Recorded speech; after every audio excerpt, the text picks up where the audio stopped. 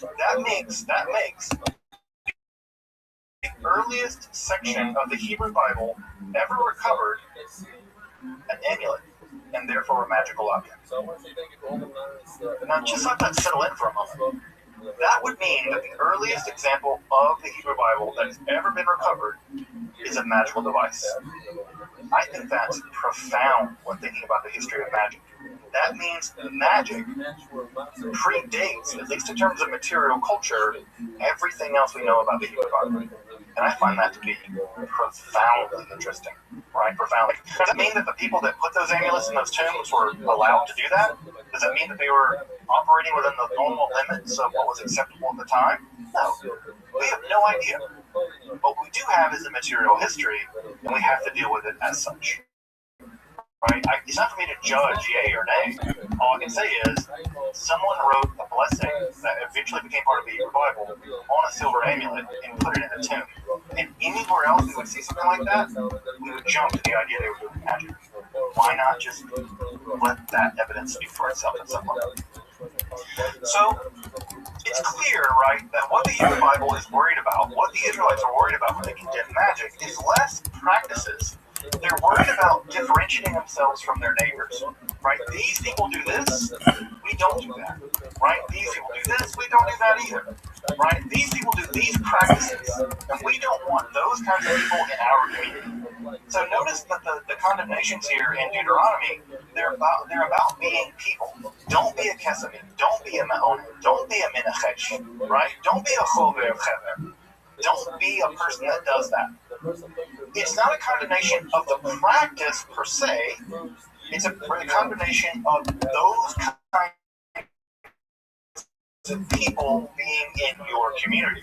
And as we'll see in just a minute, many Israelites, at least one Israelite, a very famous one, had to consult one of those people. The condemnations we see here are not condemnations of practice typically, they're condemnations of people doing those practices. Why? Probably identity formation. We're not those people. We're not those kind of people. But also, it's theologically threatening. If you're moving in the direction of monotheism, right? Monotheism is in your wheelhouse. Moving the idea of a particular God who does everything in the world. Well, what does it mean if there's like Menachem down the road or Chava down the road, and they can like monkey around with the reality and like bring people back to life, or curse crops, or make people fall in love with each other? It seems like they have access to supernatural powers over and against the supernatural powers of your God. And that's worrying. That's a theological worry. Because if your God is the only God and the only one really in control, who are these people? And what are they tapping into? How do they have access to these weird powers? They can make someone fall in love with someone else, or make someone get a sickness, or cure a disease, or bring someone back from the dead. That's all very anxiety-producing.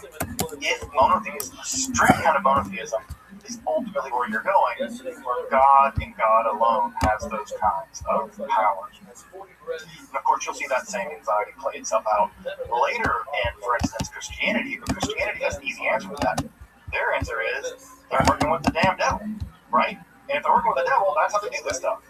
The Israelites, at least the Israelites, once they've adopted monotheism, don't have that answer, right? And so this is a much more complicated problem for them, at least at this point, prior to the apocalyptic. Then later on, fallen angels will teach people all kinds of bad stuff, as you can see early on in the book of Enoch. The clearest account of magical practice among the Israelites is to be found, of course, in the Hebrew Bible. Where else they be found? And that account, of course, is to be found in. You'll notice here, right, that we have that prohibition on consulting an oath or being an oath back in Deuteronomy. But here we have a person with a title, Ba'alat oath. We don't know her name, but we do know her title. She is a mistress of the oath. Now, Ba'alat is relatively clear. It just means Baal means master, so it's one who has control of something. The word husband in Hebrew, Baal, right, is just the one that's in control. Whatever. Aside, the Ba'alat oath here is a mistress. She is at least gender-wise, grammatically speaking. And she's a mistress of the oath. Now, we don't know what the oath is. It seems possible this word is related to Av, and maybe roughly related to the idea of ancestors, specifically dead ancestors, and therefore we might translate this word as something like the person who has access to the ancestors who are dead. Right? Now that's a really clunky translation. The typical translation we'd use for that now is something like necromancy. Right? Necromancy is manipulation of the dead for various kinds of powers, or specifically predicting the future.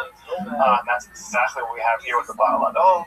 But we don't know what this word Ov means, but I do think it's probably related to the word dead ancestors. These are special people that have access to those dead ancestors. So, you may know this story, right? Saul is in a war with the Philistines. King Saul, first king of Israel, is in a war with the Philistines. Oh, dude, I was just gonna. Well, not only going badly, God has abandoned Saul. Saul goes to I'm the responding to you. forms of divination. Okay, well, I mean, are you ready to lose? Let's just get down to brass tacks. And, well, God doesn't pick up, right? So when you have an invitation. You're in a big problem, and you call someone and they don't pick up, well, it's over. Well, Saul freaks out. So what does he do? He goes to an Ov.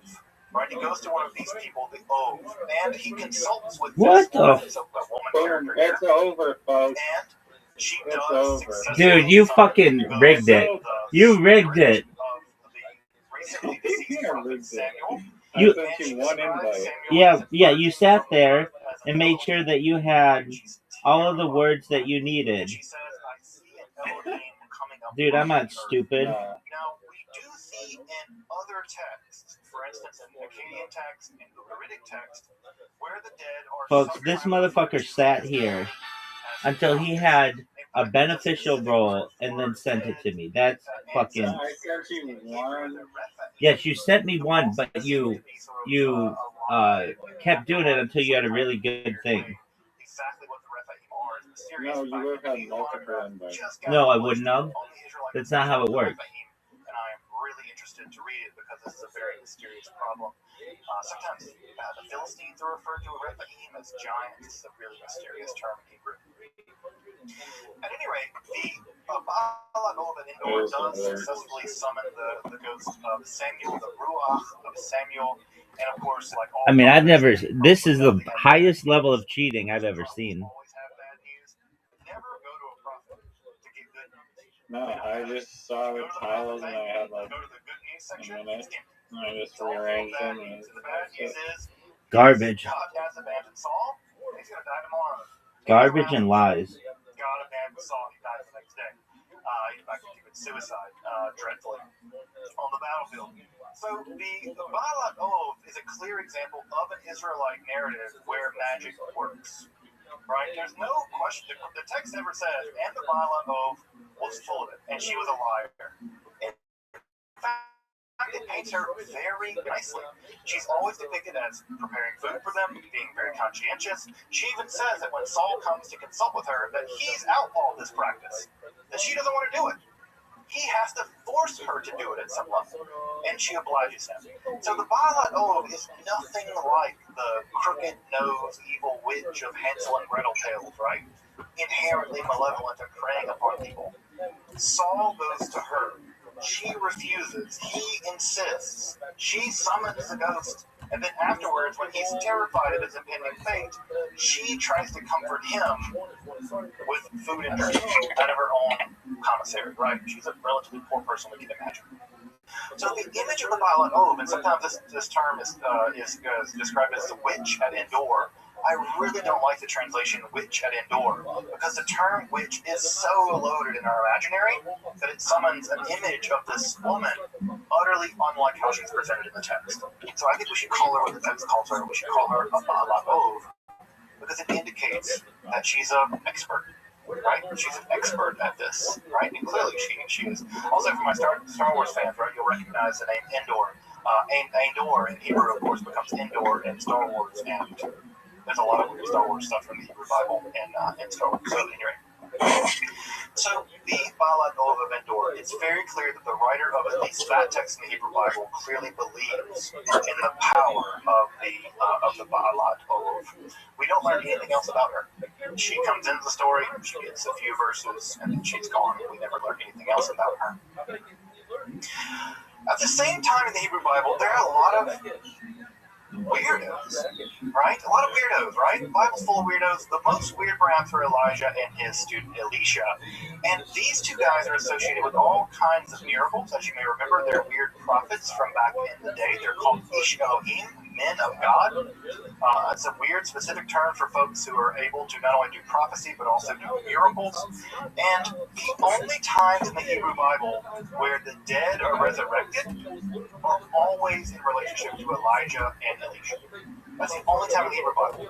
That's amazing, because the dead being resurrected is a big deal. Because typically only God has power over life and death, and Elijah and Elisha are both respectively able to resurrect the dead, at least those recently dead. In fact, people can be thrown into a grave and jump out alive. It's really spectacular.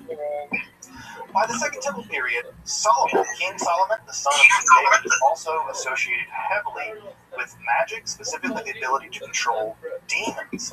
Again, remember in the apocalyptic period, angels and demons kind of burst on the scene in a way that they hadn't previously in Israeli literature.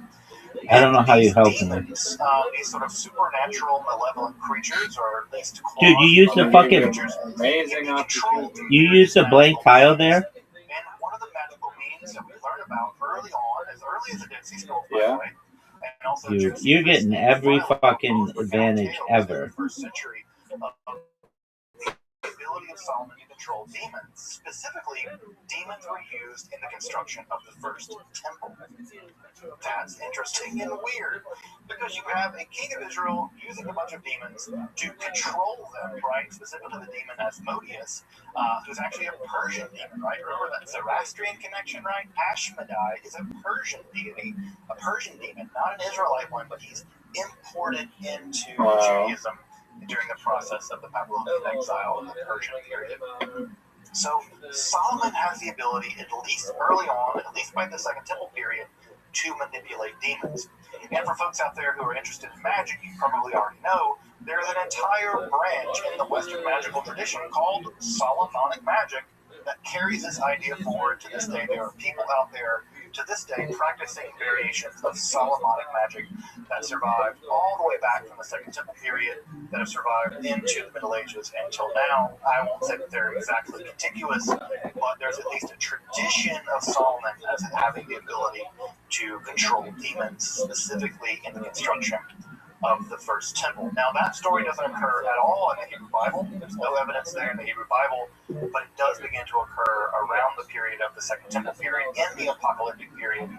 And we see it again as early as things like the Dead Sea Scrolls, where there is an exorcistic psalm attributed to Solomon who can do some demon wrangling. Would you go to a demon rodeo? I would go to a demon rodeo. All right. The other place, right, where we also see is in the Galilee. The Galilee in the first temple and the Second Temple period was kind of jumping, hopping with weird dudes who could do miracles.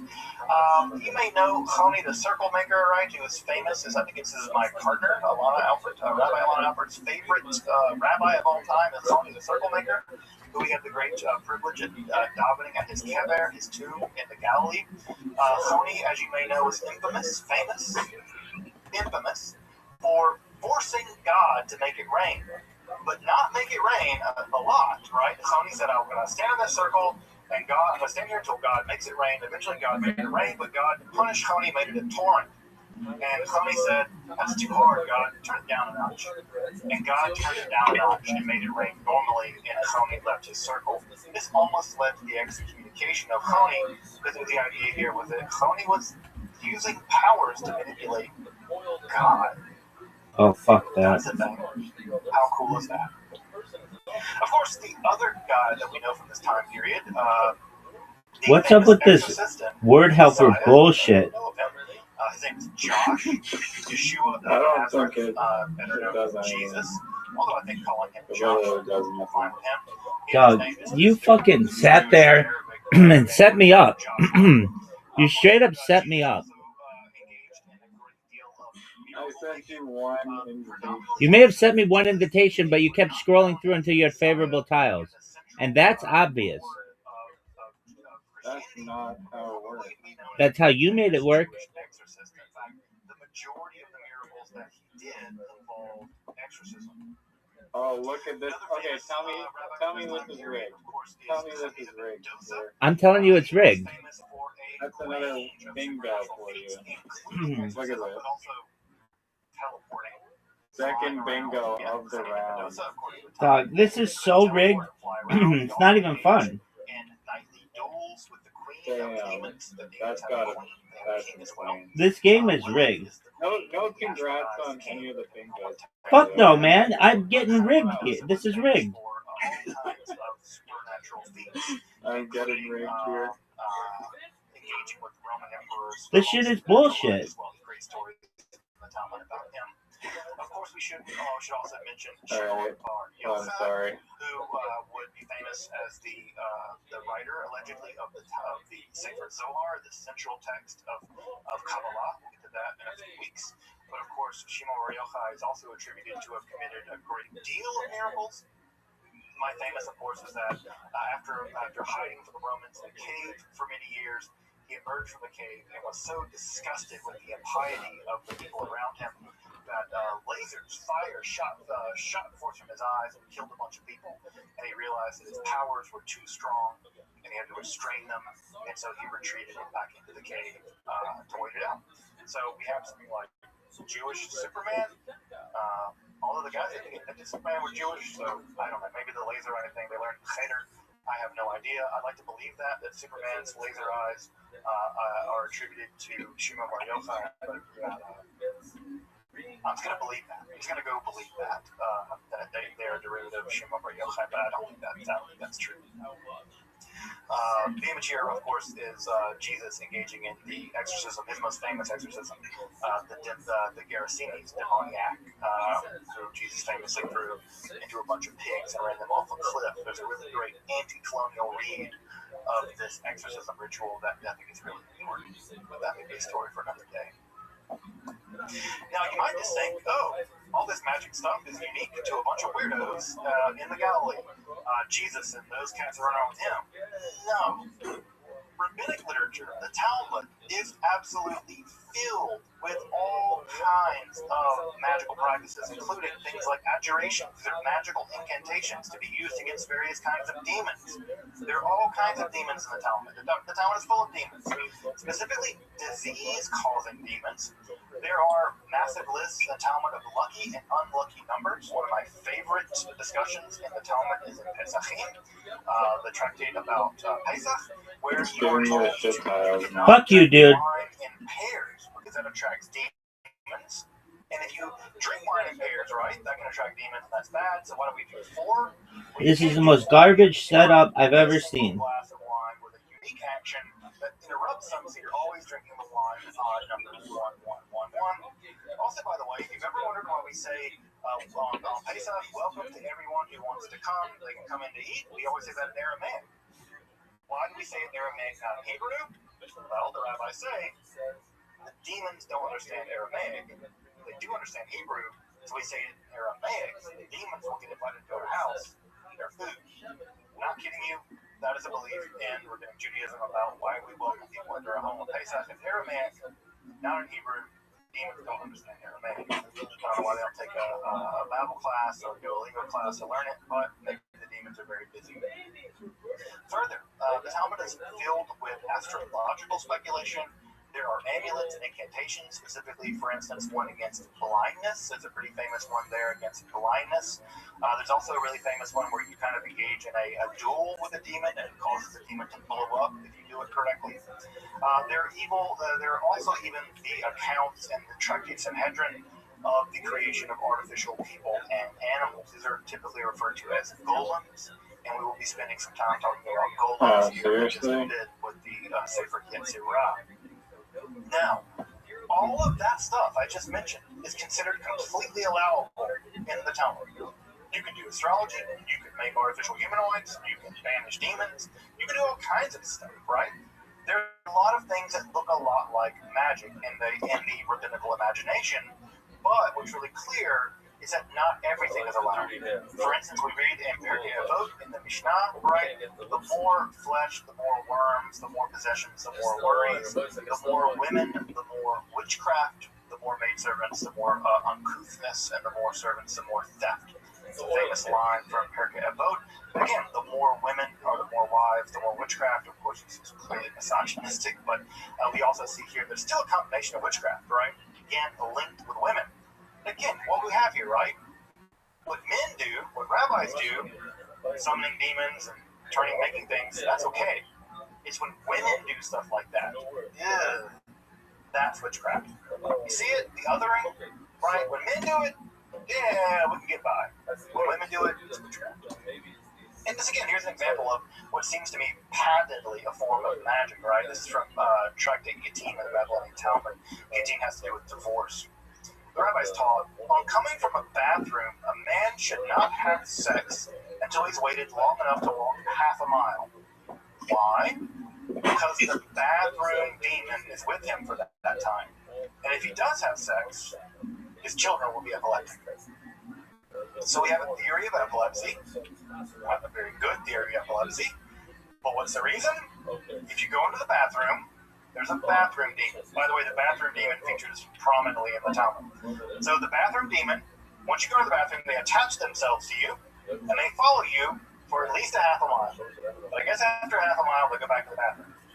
And so if you have sex with the bathroom demon attached to you, then your children will may become epileptic. Is that magic? Well, they don't do it until magic gets here. Looks like magic to me, right? Superstition, magic, religion. The boundary between all these things is fake, right? The boundary between all these things is fake. Now, if you're curious about if I'm just listing a couple weird things, I'm listing the least weird things, folks. There are far stranger Doug, things you shouldn't that even talk. You set me up, I have not and here. it's just left a bad taste in my mouth. For the Federation, in fact, 8-week class just on Jewish magic. So you're getting basically the Spark Notes version tonight. But I can guarantee you, if I can fill an 8-week class with Jewish magic, I guarantee you there is a ton in there. So after the time period of the apocalyptic, Jewish magic really goes international. That is to say, Jewish magic leaves Palestine, and there is a great deal of magic out there in the world. I may have to speed up a little bit just to make time here, but if I go a little bit over, hope folks will forgive me. In the early common period, Jews were associated with magic, and Jewish magic was heavily syncretistic, which is to say that Egyptian, Roman, Jewish, pagan elements were all muddled together to form a kind of international magical practice, international magical language.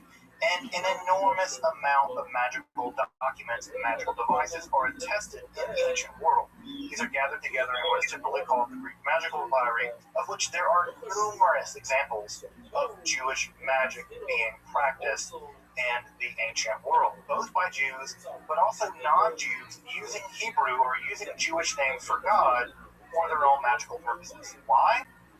Because they thought the Jews and the Jewish God had some kind of special magical power.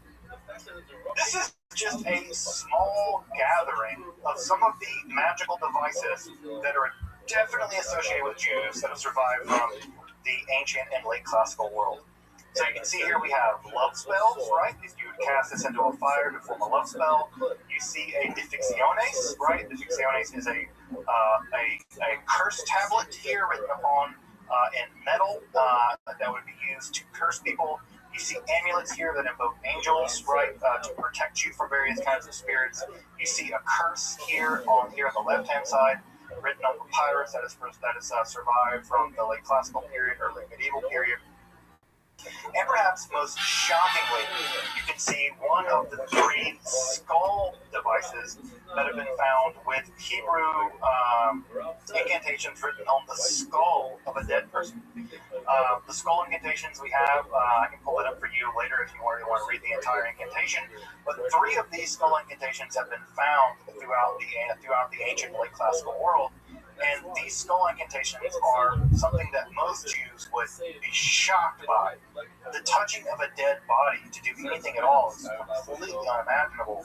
The use of a skull to write an incantation on to harness some kind of magical powers would fill many, many ancient Jews with shock and disgust. And yet, there's no denying that all of these forms of magic were being practiced by Jews in the ancient world.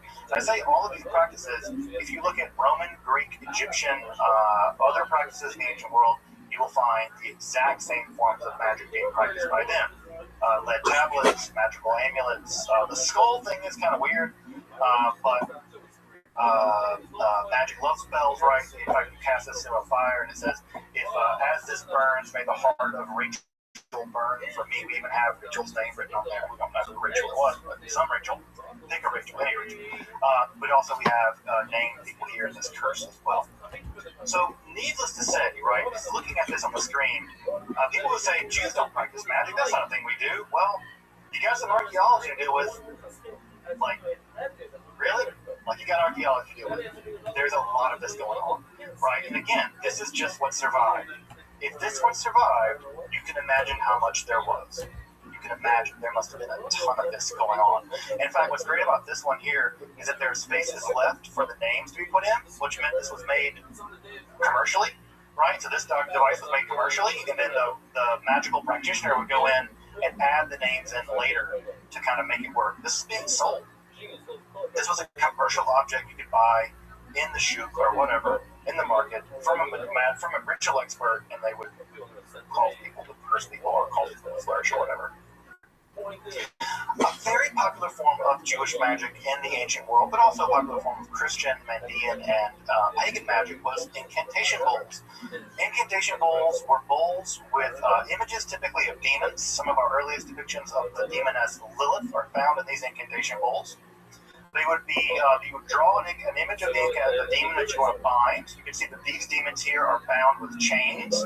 You can see that their hands are tied here, or they're bound with chains. And then an incantation will be written around the periphery of the inside of the bowl, and then the bowl will be buried upside down, right, concave part down, in the doorway of your house. And the idea is any demon coming in would be captured by the bowl, right? It's sort of like a glue trap, like you would use on a mouse. Don't use glue traps on mice, that's really, really cruel.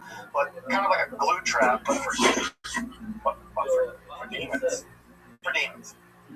So these bowls were meant to trap evil spirits from entering your home by turning them upside down and burying them in the lintel of your home. Of course, mezuzahs are used for the exact same purposes. In many cases where there's a terrible illness in a home, still to this day in the Haredi world, the rabbi will ask to check the mezuzahs to make sure they are in order, to make sure that evil spirits didn't enter the home because of a faulty mezuzah. By the way, this demon bowl right here, if you ever get down to the Kelsey Museum in Ann Arbor, you can see this exact bowl. This is in Ann Arbor at the Kelsey Museum on display. There's an excellent little museum there. But you can see this exact incantation bowl for my Michigan people. Get down, go to the Kelsey Museum, see the incantation bowl. You may notice here this is a lot of wiggles. You're right, it's a bunch of wiggles, but it's wiggles that look like Hebrew, vaguely. Well, not everyone can read. So, if you couldn't read, you might get the wiggle bowl. But if you could read, you would get the real incantation bowl with the real incantation written around it. So we have these illiterate bowls, right, that are written with pseudoscript. And by the way, we can always tell who these are meant for because the Aramaic ones are always for Jews, the Mandean ones are the Mandeans, the other ones for Christians or whatever. So everyone was using these. There are thousands. If you get your chance to go to the Royal Museum in Toronto, they have one of the largest collections of these. Fuck yeah, baby. Even when this motherfucker cheats, I win. So if you really want to get your fill of demon bowls, you set me up. go to the Royal Museum and see them. I also say that one day if we ever do Tizia Arts I'm sorry. kids, I loved it. It's like a completely authentic movies. All right, it's William Montgomery's theatrical debut tonight. I feel like this is an authentically Jewish way I don't know what that of dealing with means. fears about monsters. Ever heard of Busboy's son? To make these bowls and maybe have a bit of catharsis and choking the demons in the bowls. I would want to watch that. Garbage. Dude, why are you judging your favorite comedian? If he's so funny, don't you think he'll make you laugh? Just as a bit of wrapping up looks like these little Isn't he in it for like coming close a to time. few scenes? Another text that begins to emerge. So then it should be really funny for at least a few scenes. Right? Books we might call grimoires. These are books of magic. Yeah. One of the more famous, very early ones is called the Sacred I don't know if you've read my message. I'm I've just done very episodes on tired. esoteric channels. Get the fuck out of here. Being... No, I read it. I'm not going to give you shit. Sweet dreams, way to cheat. I don't understand why you would cheat like that, but okay, that's cool. Take care, man. Alright, take care. Peace. I won. Wait.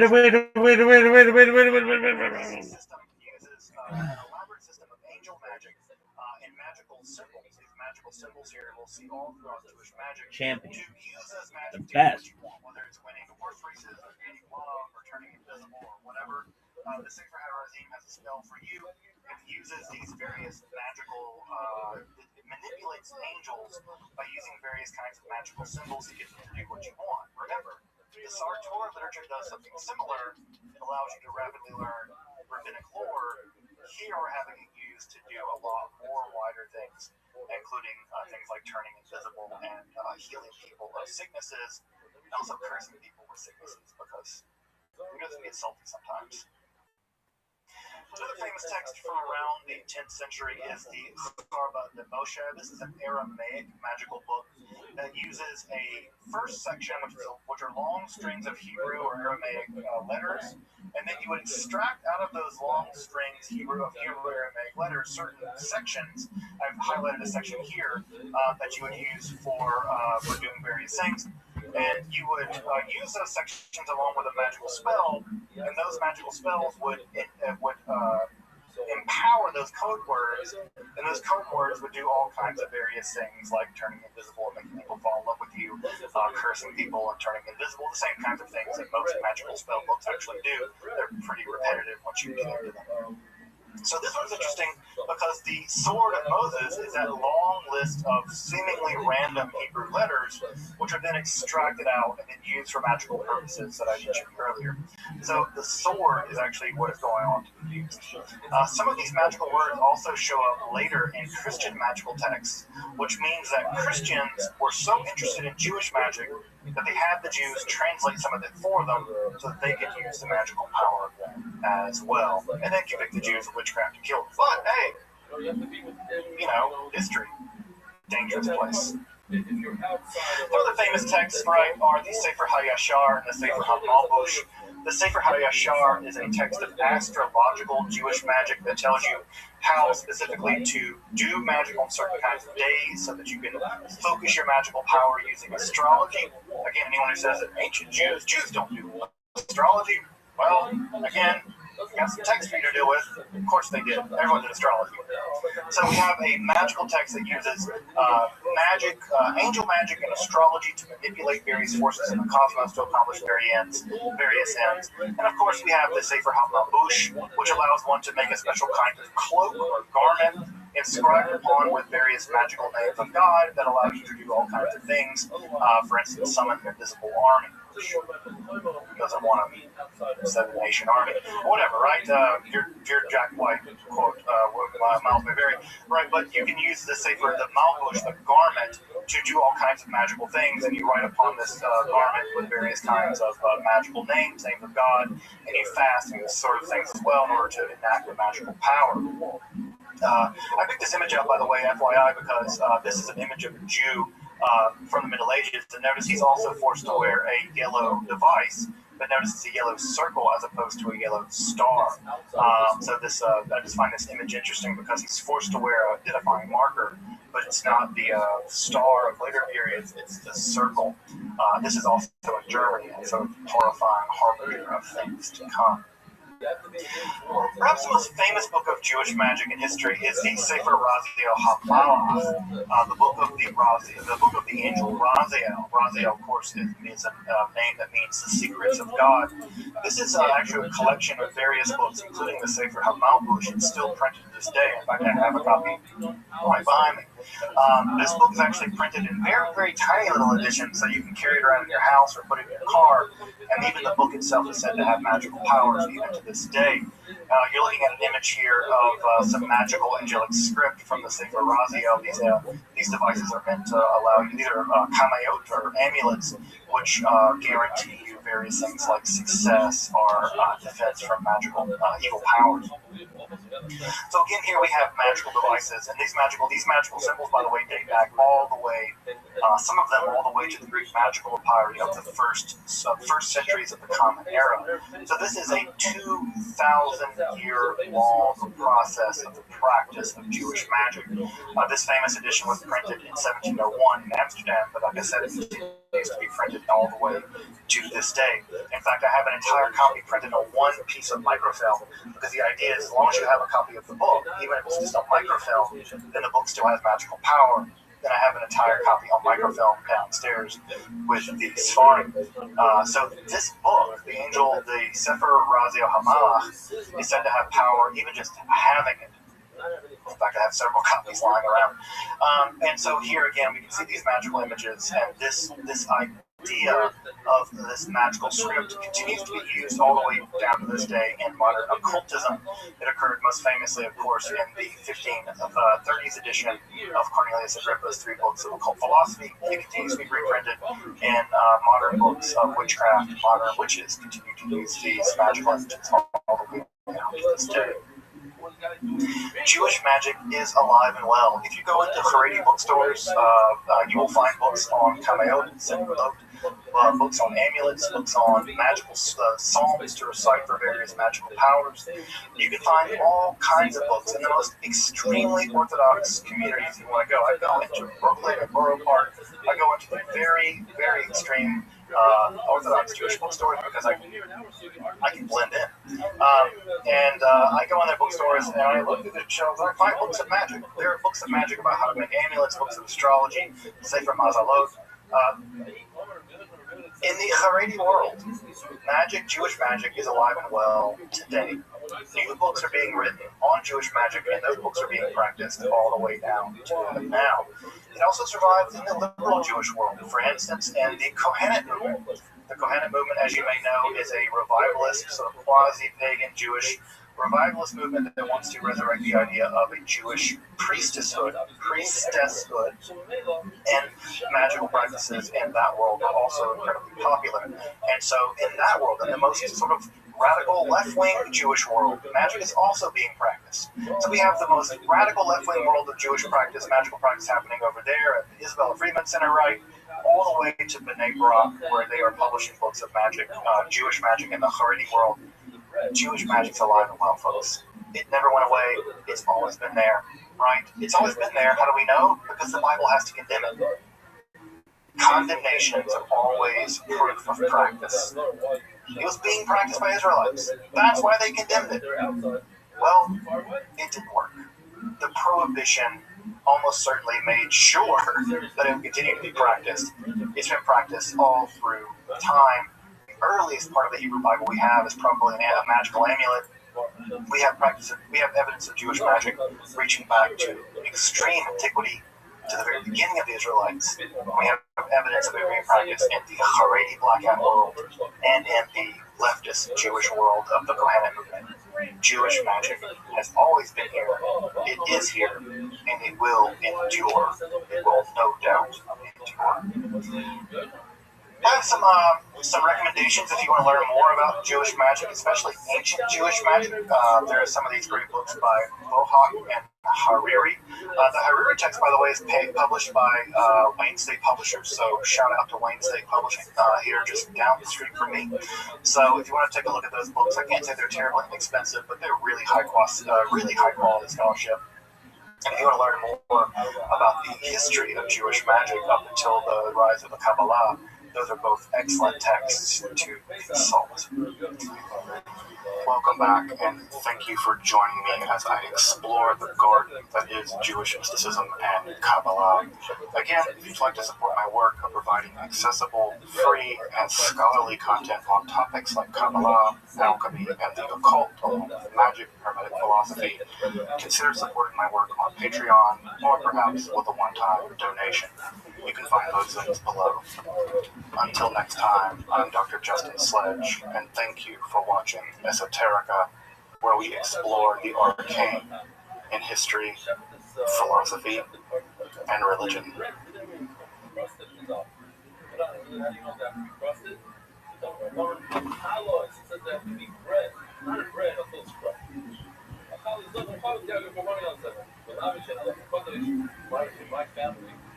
My boys, they love my younger boys. I don't know anymore, but they make my wife put the towel on the left. They need it.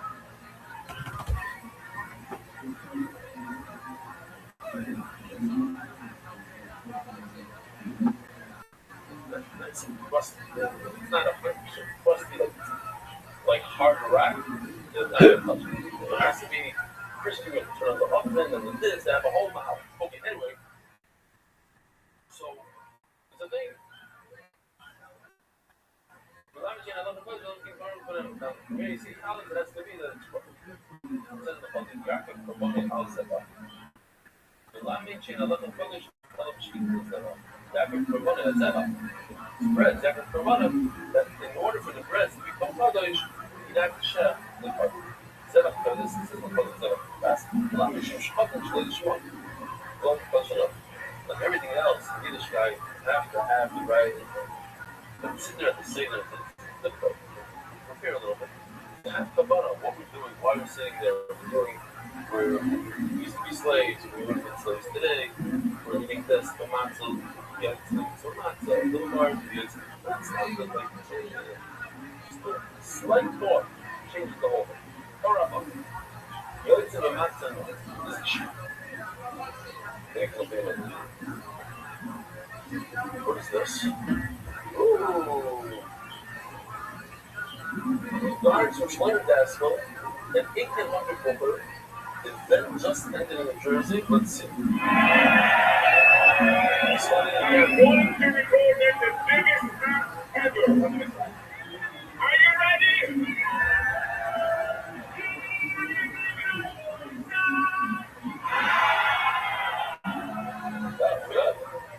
That was good. Schleier, very good. Shkoyach, a little cheer I got this. I did not see this before. Shkoyach on the boy. Mark, do me a favor if you don't mind.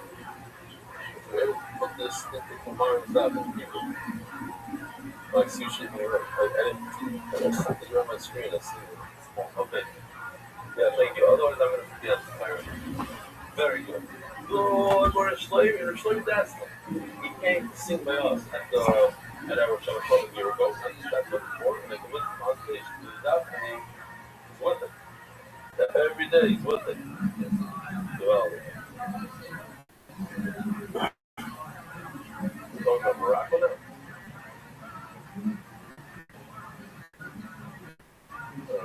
Okay.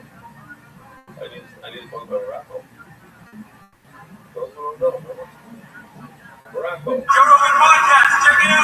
The Joe Rogan Experience. Drink by day, Joe Rogan podcast by night, all day. Hey, what's up, brother? Oh, man, good to see you on.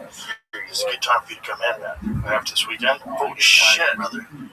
I mean, everybody's talking about the Sean Strickland Hamzat fight and the debate, but before we even talk about that, bro, how fucking good is Joshua Van? He's only been fighting about 5 years. That's what's scary. Crazy. 5 years. Crazy. And he has some holes for sure that certain guys exposed. But 5, think how he's not the best on the ground. He's also 24. He's only 24. Yeah. Crazy athlete. But his fucking boxing. It might be the best in the UFC. It's up there. It's up there. Ilya. Yeah, well, Ilya. The thing about Ilya is one punch, night. That's the difference. It's tough at flyweight to be a knockout artist. Well, and also Josh Davison, Figueiredo, triple starching people. He was. But with Josh too, again, he's 24. But in Tetsuya Taira, he also just was blocking punches with his face. Well, that's the other thing. Like his defense was so bad. I think it was that Joshua Van's offense was so good. You know what? I think it's a combo of both. Yeah, it's a combo. Yeah, for sure. Because Taira's primarily a grappler. Yes, he's obviously a mixed martial arts fighter. And he did strike. I mean, that's why he didn't completely get blown out of the water. He did strike pretty well. It's just the counters came so clean, so sharp. Like I rewatched some of it today, and I was like, good Lord, that's pretty so good. He looks so good. And again, 24. And, you know, it took all the stink off of the way he won the title. Yeah, but not me, I'm sure not you, but there's a lot of questions that haven't been answered. Oh, for sure. Pantoja's a motherfucker. Pantoja's a straight like ass. Okay. How did he do against Pantoja? Hey man, but yeah, the stock went up after this fight, I'll tell you that. Look, it was always up, right? But Taira was a real threat. Taira got him on the ground, wasn't able to submit him. Joshua Van pieced him up on the feet, man. But again, at 24, so let's say they do the Pantoja rematch, whatever, Q4, and let's say Pantoja gets that win. All good? He's 24. Right. He's going to be your champ for a very long time. And how old is Alshanu Pantoja at this point? Not young. In flyweight years, he's 67. Yeah, flyweight's tough. 36. Oh, yeah, that's tough. Yeah, that's tough. If he was a middleweight, you'd be like, that's the beginning of the slide, right? That's the beginning of the slide. Yeah. For welterweight, you're like, ooh, yeah. But if flyweight, oh, bro, it's crazy. Yeah. Heavyweight is like, he's in his prime. Oh, we're cooking it. Look at Francis. Yeah. Francis is like 38 or something. Yeah. 38? Yeah. Francis is in his fucking prime. Like, nobody looks at Francis and goes, he's over the hill. Oh, never. No, wrong. No, there's some old cats at heavyweight doing the damn thing, especially now. Heavyweight doing How old Volkov? 59. Honestly, I used to train with Volkov as old as I can be. Right. He was a Bellator champion, M1 champion. He was a Bellator champion in the early days of Bellator. Yeah, remember he had in Bellator, and when he first got to UFC, he had that Moana tattoo on his back. He had that stinger. And he changed it into that Japanese mask. Yeah. I like this. The new one looks dope. The new one looks so dope. I like that I'm the one that kind of bullied him into doing that. Because it's all I ever talked about for like 6 years when he fought. And it comes out just this dope ass samurai tattoo. I'm like, yeah. Well, sometimes you realize, like, this ain't making it. I gotta fix this. Yeah, especially that. But you're like, bro, why do you have a fucking stingray on your back? Bro, speaking of tattoos, how many tattoos does Sean Brady have? That motherfucker's feet are tattooed. Bro. Like, his entire body's tattooed. How good did he look? Phenomenal. This thing might be phenomenal. I was getting stressed out because everyone's asking for betting picks before the fights, and MMA's tough, dude. MMA's tough to fucking pick. Yeah. So, with the Joaquin Buckley fight, the reason I told my brother, I'm like, literally, put your mortgage on Sean Brady. Because Joaquin Buckley did an interview like a week before. He's like, I'm not working on grappling. I'm not wrestling or grappling. I'm just keep this thing standing, knock this motherfucker out. I was like, oh, bud, no way. You really said that? Yeah, you can find it out. But that could have been just a bullshit tactic to try to get Sean Brady. Because Sean Brady probably saw that interview too. Yeah, it was like, cool, say less. And just, I know, but I mean, 7 rounds? 3 of them? I know, it was nuts. But I mean, you could say that. I hear you. If you were just playing mental games, I get you. But maybe he actually did that. And it appeared so. Well, hard to say, because that's how good Sean Brady is. Hard to say. It's just tough when you lose like that. Because you go back to the locker room, you're like, fuck, we're not even in the same ballpark. No. Like, what am I going to do? You look at your coach staff and you go, what are we going to do? I thought I was a top 5 guy. I just got beat 10-6, 3 rounds in a row. Okay, I was going to bring this up. So I have some insight to this. So there was a very strange betting behavior. It says it turns out to be meaningless. Bet Online cited abnormal betting patterns as Buckley moved from plus 150 underdog to minus 220 favorite before the fight. So this is what happened. there was money that moved very quickly before the fight, and the UFC, obviously, because they've been through this shit with the guys fixing fights and the FBI investigating it, they got concerned. And so I believe what happened is they minimized the amount that you could bet online, so you couldn't bet big money anymore. I don't know what the let's find out what the cap they put on it was. But then they were going to go ahead with the fight, but they wanted to make sure that Sean Brady wasn't injured. So this was the fear. The fear was that some inside camp word got out, Sean Brady's got an injury, and then all the money jumps out. Because a lot of times that's what happens. But they did it right, because before they would just cancel the fight. Like, we don't know what's going on, we're seeing cancel the fight. No, just take the fight off the betting sites. Well, they only did that one time. They did that one time with Alexander Hernandez. I don't remember who he was fighting. I don't remember who Alexander Hernandez was fighting. But they did that with that fight. And I thought that was really crazy. They asked Alexander, like, are you okay? He's like, I'm fine. Like, I am planning on winning this fight. But for some reason, he became an underdog. And nothing came out from it either. No. Like, I wish they'd be a little more transparent. Like, hey, we'll get into it. It's our bad, this, but they just canceled the fight. And so everyone, now we just assume something happened. Someone's being dirty. Yeah, but then Hernandez fought again and lost his next fight. Fuck, who did he fight? He fought someone on a fight night. It was a very good fight. Very close fight. The dude was very good. But I'm glad they're not just pulling the fight. Michael Johnson. It was supposed to be Michael Johnson, but they didn't have that fight. And then who did he fight next instead? So let's just go over this real quick before we figure out who he fought. Amid suspicious betting movement. So what is suspicious betting movement? Like, what if you and your boys all go, fuck it, I'm going all in, and you just decide to bet $100,000 on Buckley? Will that change it that dramatically? I think we're talking according to this, I think it's that they have certain accounts that they knew. Oh, we're shady? Yeah, not shady, but I mean, they might be particular whales or whatever that are certain bettors that always were betting, $200,000 a fight or whatever, and maybe one or two of them changed. Who knows? Two of the judges scored that fight. Yeah, it just says abnormal betting patterns from highly monitored accounts. Interesting. Highly monitored accounts is interesting. Or you better get a new account. Figure it out. They're on to you, bitch. They also said they called Sean Brady here at the bottom. Someone called him to let him know. And he's like, I love it. He goes, I'm going to beat the shit out of this guy. What are you talking about? Like, yeah, you're good to go. I think that's what Alexander Hernandez said, too. That's a bummer. Yeah, it is a bummer. But you can also understand from the UFC standpoint, be like, because when it happened, especially then, they're like, whoa. Oh, yeah. No, they're in a bad spot right now with that because until that gets resolved, the fight game has always been connected to fucking shady people. That's the Marlon Brando movie on the waterfront. That could have been a contender. Yeah. Oh, that's right. Hoffa Garcia. Very good fight. Hoffa did a phenomenal job. But I think too, back to the betting, I think that's also a reason why now more than ever fighters get so much hate. Because if you have a 9 to 5 and make $1,000 a week and you put 500 on, say, Hamzat, and he loses that 500, that's why it's so toxic. Yeah, your guy's losing, but now it's costing you money. So I think that's why fighters get so much more hate these days than they did. Even when I was fighting, betting was no, I think you're absolutely right. I think it's Rafa Garcia. Is it Rafa or Hoffa? Why am I saying it wrong? It's Rafa. I think so too. I think I went Brazilian on it.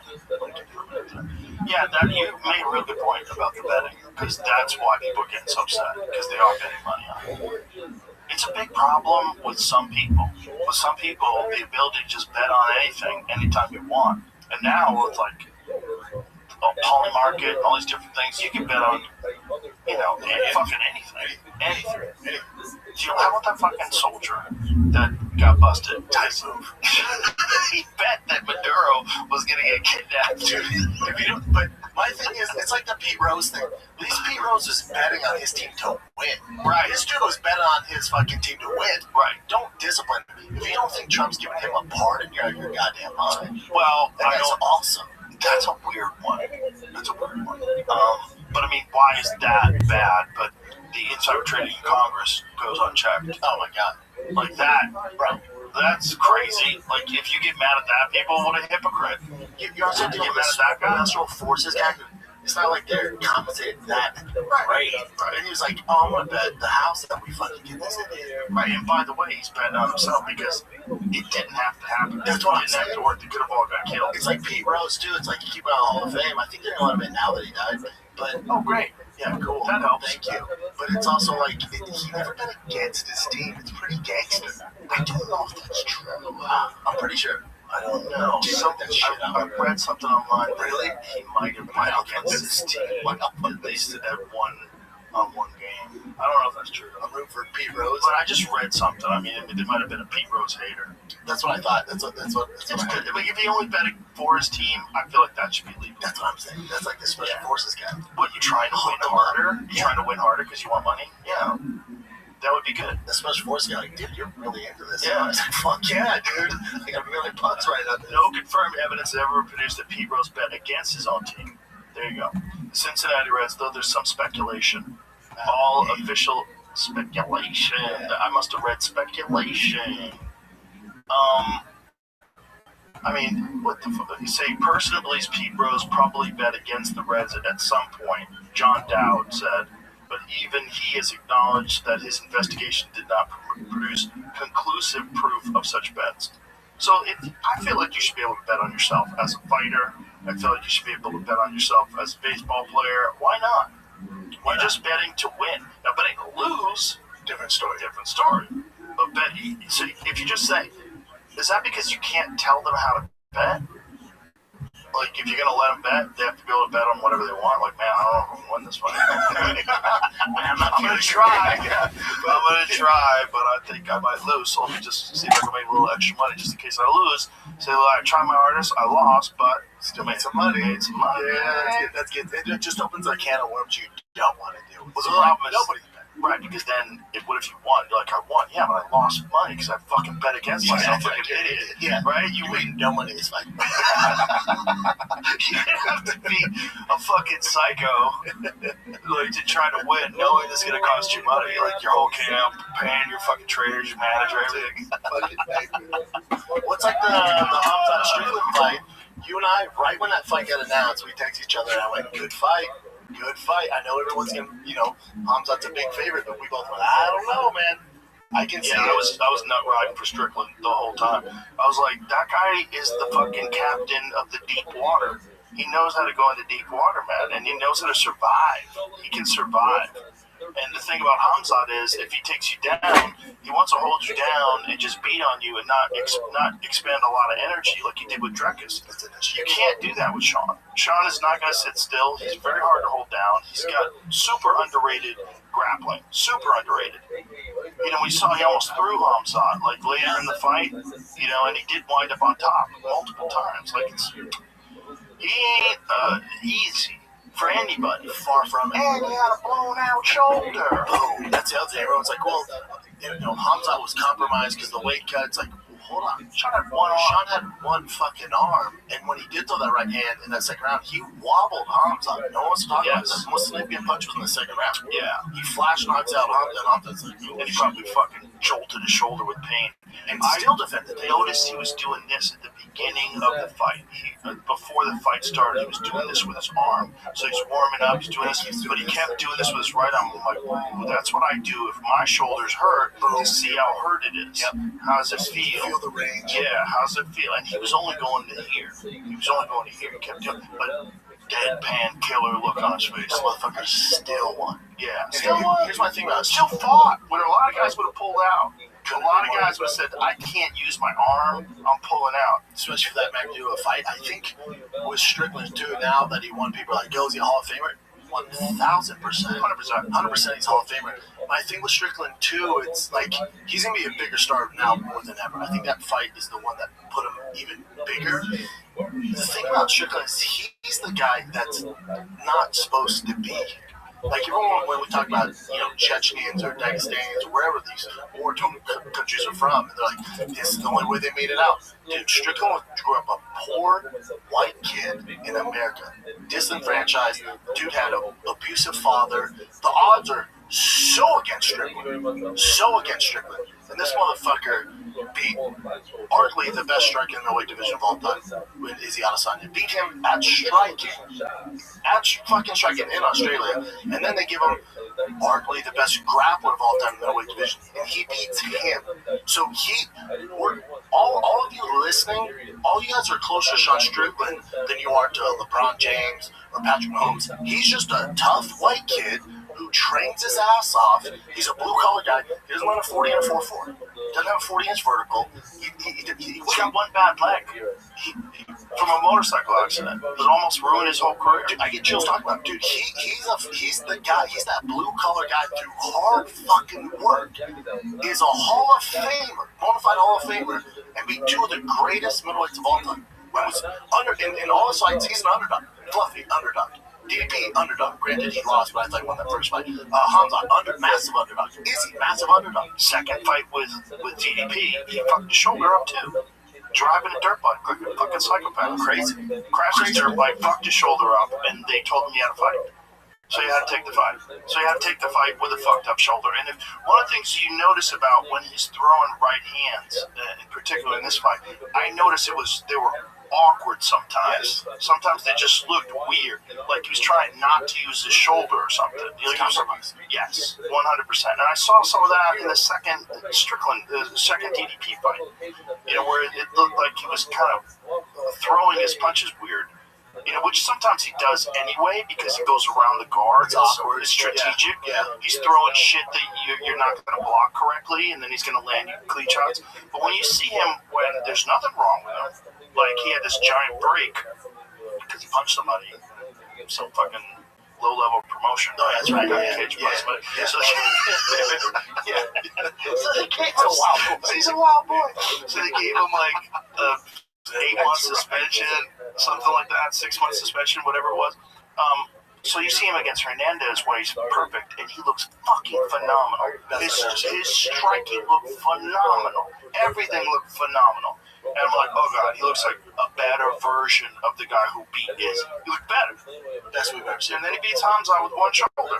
This episode is brought to you by Ketone IQ. I don't care who you are. Performance is mental. I talk for a living, so I'm always looking for a way to stay sharp. Ketone IQ is one of the few things that actually feels like a game changer. It came out of a $6 million U.S. military research program on human performance. It's a small shot of ketones, fuel your body makes when fasting or training, and your brain loves it. I use it before long days for a smooth, steady focus, no spikes or crashes, and it's clean. No sugar, no carbs, no preservatives. Go to ketone.com/Rogan for 30% off your subscription order, or find Ketone IQ at Target stores nationwide in the protein and electrolyte aisle and get your first shot free. They're so confident in it, they'll even offer a 60-day money-back guarantee. Go ahead and take your shot. And so if you count them out based on that fight, where you thought Hamza won, a lot of people did. Look, it's a lot of people that know fighting thought Hamza won. There's a lot I think it's split among journalists. I think I was reading something. I don't really read it. I really read the headlines. Move on. You be careful with journalists. I'll listen to former fighters or people that have been around the game a long, long time. If you have Hamza winning it, okay, nobody was robbed. But I can give you a pretty good argument why Strickland won that fight. Yes, I think give you a damn good argument. He was I was talking to him inside the octagon before the fight. He said, "What do you think?" And I said, "It was really close. It was really close." Because you really never know with judging. We've both seen fights where we were sure that one guy won and the other guy gets it from the judge, so you don't know. So, in my opinion, I would have to go over and watch it again. Because when I call fights, I'm just calling. It's tough. I'm not really scoring them. Super tough. It's weird because what you're trying to do is make some entertainment out of moments and put some weight to it and express maybe to people that don't know exactly what's going on. Listening to your other partners in the booth. Right. Well, DC's great at that. DC's the best at explaining shit to people that don't know what's going on when it comes to wrestling in particular, because he's such a elite wrestler, and there was a lot of wrestling moments in that. So like that's what you're doing. So you're not really judging the fight. If you're judging, you'd be silent. Like Eddie Bravo used to judge fights unofficially for the UFC in the early days. And what Eddie would do was he would he'd have a piece of paper, draw a line down the middle for each guy, and then he would have categories: strikes landed, kicks landed, punches landed, takedown, submission attempts. He would mark all these different things. Like every time something would happen, he would mark it down, and then he would also go by who landed the most damage, and he was really good at it. Like, he was very accurate in terms of, like, I never disagreed with him. I was like, that makes sense. But if your intention is to score the fight, like, you don't have to be entertaining and do the commentating, I can do that. It's like I do commentate for Game Bread, and there was a fight of the night, and Jimmy Smith is going, who do you think won? I said, dude, this isn't the time to ask, because I was entertained by the fight. We're doing our thing. Right. I go home and watch, I'll let you know exactly who won. Right. It's such a close fight. I don't know, dude. Especially wars.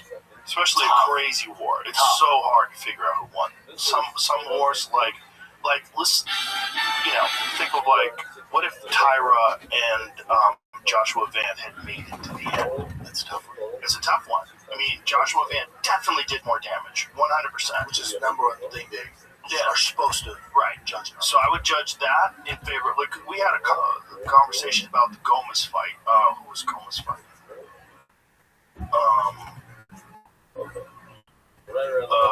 Pat Sabatini. So Pat Sabatini was fighting Gomez, and all Pat Sabatini did was clinch him and try to take him down. Took him down a couple times, but when they were standing up, Pat landed a few strikes, definitely. It wasn't like he was completely outclassed on the feet, but Gomez landed more. So I'm like, okay, I know Pat spent the majority of the fight in control, the majority of the fight clinching, the majority of the fight working towards the takedown, but it was unsuccessful for the most part. Gomez bounced back up to his feet every time, never took any damage on the ground, never got close to being submitted. And then when they stood up, Gomez was the one who was going after him, landing strikes. I don't know if it was enough to win, though, because it's like there wasn't a lot of damage. It wasn't like he hit Pat and Pat got rocked and Pat went down, and there was none of that. But Gomez was doing better in the stand-up, which, when it comes to damage, that was the only damage of the fight. But the other thing you got to take into consideration is, like, I love DC. He's one of my favorites. But DC has an extensive wrestling background. So he's usually going to, not that he means to, but because he has such an extensive wrestling background, if you listen to Kamaru Usman and Henry Cejudo, most of them will score that fight for Hamza because of the wrestling involved. But if you talk to someone else who doesn't have a wrestling background, it's more of a striking background, most of them score for Strickland. So you always got to, I take it with a little bit of grain of salt. When those guys, heavy wrestlers, if there's wrestling, but they aren't successful, like takedowns were successful, they're like, that's a takedown, but he didn't do shit with it, though. There's also the Strickland factor. There's a lot of people that he rubs the wrong way. Boom. And they don't want him to win because of the wild shit that he says off stage. Listen, sometimes he goes too far. He said he went too far. He apologized for going too far.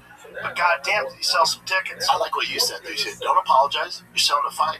Yeah, that's my thing, too. It's like, whoa, no, don't apologize. Don't apologize for any of that. Because on Monday, I was so excited to get in the studio. I was so excited. I felt like, for the first time in a long time, the UFC's back. I felt back, man. It's like, you really think the UFC's gone away? No, I'm not saying that. I'm saying as far as like Conor Khabib, bad blood, big time. Couldn't wait. Right. Like I was day before I'm taking, dude, I can't fucking wait. It was like I was so hyped for this fucking fight, dude. Yeah. It just felt like, those Conor Day and Khabib days, those are over. But this one, the magnitude of it, and I usually can tell when a fight's going to be really big because I'm always at baseball fields and football fields, and Dad will come like, dude, did you think Strickland has a chance? I'm like, you watch fighting? I'm like, oh shit. I was like, this is going to be huge, dude. This is going to be fucking big, dude. It was huge, and it was huge because of the way Sean sold it. 100%. Not just that Sean has a ton of fans, for sure, but it was the way he sold it. The chaos. People love it. They love that, and especially casuals. They love the chaos. I love it too. It's fun. He makes things fun. And then people get so mad, some stuff he says, but it's like, there's a lane for that. I hate to tell you, there's a lane for that. And I think Strickland, he's a good person. He obviously has some crazy thoughts and stuff like that, which is fine. But remember, too, people go, UFC doesn't have stars. And then you get a kid like Strickland, who's building his name. This will be the most watched fight, one of the third most watched reigns of all time. So he's trying to be a star. So you guys complain there's no stars. And then when he's doing the damn thing, you guys are hating on him. You know, so it's like, pick your poison. Well, they're hating by the way he's doing it, right? That he's making things super personal. But this is what Conor did. I mean, that's what Conor did with Khabib. Conor crossed the line many times with Khabib. Oh, buddy. The line's here. Yeah. Conor's all the way over there. And there was no apologizing after that. I mean, that was the brawl afterwards where Khabib, jumped in the crowd and fucked up Dylan Danis. That's my favorite picture of all time. I get afraid of my fights too. When Khabib's literally flying off the fucking cage, about to fucking. But remember, before that fight, in the fight, Khabib was all professional. He was all good. As soon as that motherfucker ended, he's like, now it's time to get to work. Yeah, dude, That is a crazy my motherfucking world champion just got done stopping Conor McGregor, and he's leaping into the fucking crowd just like his nickname. and super He's the humble. eagle. Yeah, the eagle. His talons are fucking out for his face. I mean, you couldn't come up with a better nickname for that dude. You know how Dan Henderson has that flying punch that he landed on Bisping when Bisping was down? Yeah, That's like his logo. That should be Khabib's logo. 100%. With like wings on it, like a flying logo. He's a fucking animal. Dude, that was God, I love that guy. I love him. Oh, we appreciated him while he was here, but maybe not enough. But with Hamzat too, I also think a couple of factors that went against him on Saturday night. He's been in big fights, but he hasn't been in this big of a fight. Defending the middleweight title, you have this wild boy talking so much shit. So I don't think he's dealt with that kind of pressure at that level. And then also, Hamzat's always kind of had a cardio issue. Because remember, when I went to his camp, I called you. Like, bro, I've never seen someone so fucking, I'm talking vicious. Fucking everybody, destroying them. I was like, oh my God. So there's an issue with him, and I don't know what it is, where that's not translating inside the octagon. Well, I can tell you right now, first of all, first part of the issue is the weight cut. He Yes, cut 100%, dude. He cut 22 kilos. Listen to me. He got 40-something pounds. They were making it so that he was going to fight Yuri At Prochazka. 205. Right. So he starts bulking up, and he's eating like a fucking animal, and he's deadlifting and doing all kinds of He said crazy it was shit. 230, I think. He was above that. Yeah. Yeah. He was somewhere north of 230. And so then he's 230, whatever. And so then he's going to drop down to 85, which is bananas. That's so hard to do. He never got fat. So what happens? Well, your muscle gets eaten away. Yeah. Your body deteriorates. You can't recover. And he had a bad breakdown in the middle of the weight cut. I heard it was horrible. His brother today was like, yes, we thought his body was going to shut down. Yeah, so they took an hour off weight cutting, and then they went back. And he only had like 1.2 kilos to lose at that point, which is, what is that? Was it like 5 pounds? No, I mean 2 pounds? 2.5 pounds, right? 2.5. What is it? It's 2.2. Okay, so somewhere around. He was 230. That's a lot, though. If That's a you're lot of already weight. dying, you got to lose 2 pounds of water. Oh, it's a nightmare. 2 16-ounce bottles of water. When he was, let's say, 230 or maybe 235, how many weeks out was that? Do we know? I don't know. Because when Strickland beat Fluffy, they were like, hey, forget this Yuri fight. You're fighting at 85. It's a few months. It's a few months, but when you have muscle and not fat, it is a problem. It's a real problem. It's not the same problem. So if you get big like Strickland gets in between fights, like Strickland, there's a lot of videos of him training where he's got almost like a belly. He's heavy. Yeah, he makes fun of himself. He's fat. That's a different fat. That's different to lose. You can lose that. You can lose that. That's not a problem to lose. When you're bulked up, your body has decided that now you're 230 pounds and you're still working out all the time. So your body's using those muscles all the time. So if you want those muscles to shrink, they literally have to eat themselves. Yeah. So you have to fucking starve yourself.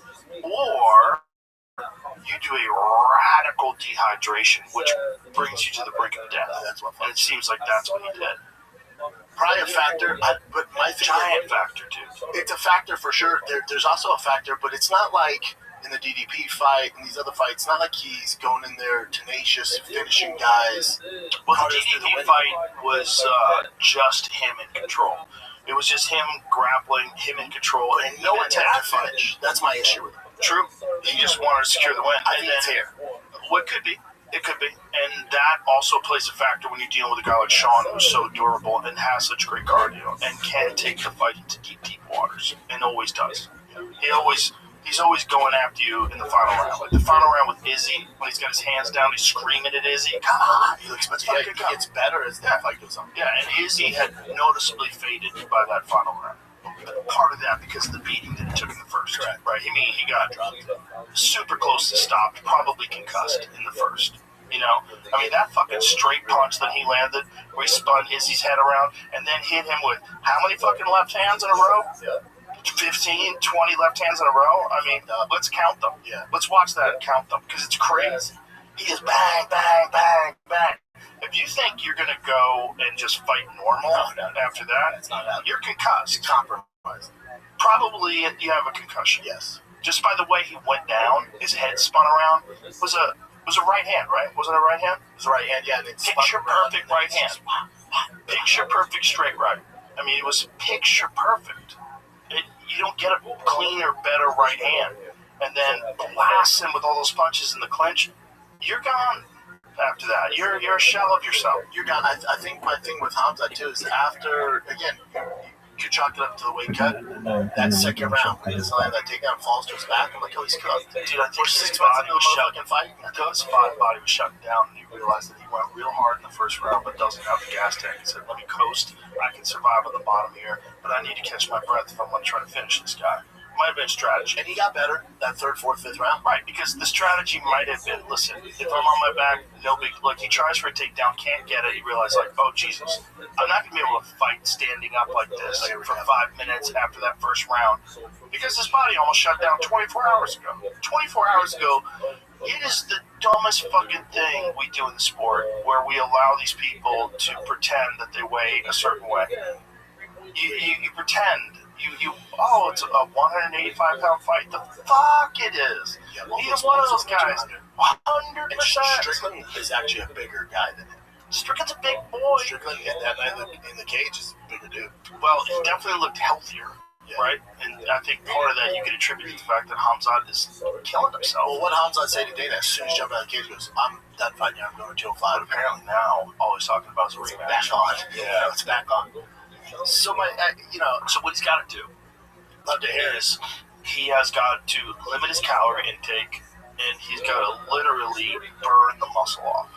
He can't just keep dehydrating himself like that. So you would have to talk to someone who's an expert at that. But my friend Cam Haynes, when he runs these ultra marathons, what he does is he gets himself down like 160 pounds. And the way he does it is he just limits his fucking calories and keeps working out the exact same way. And he looks terrible when he does it.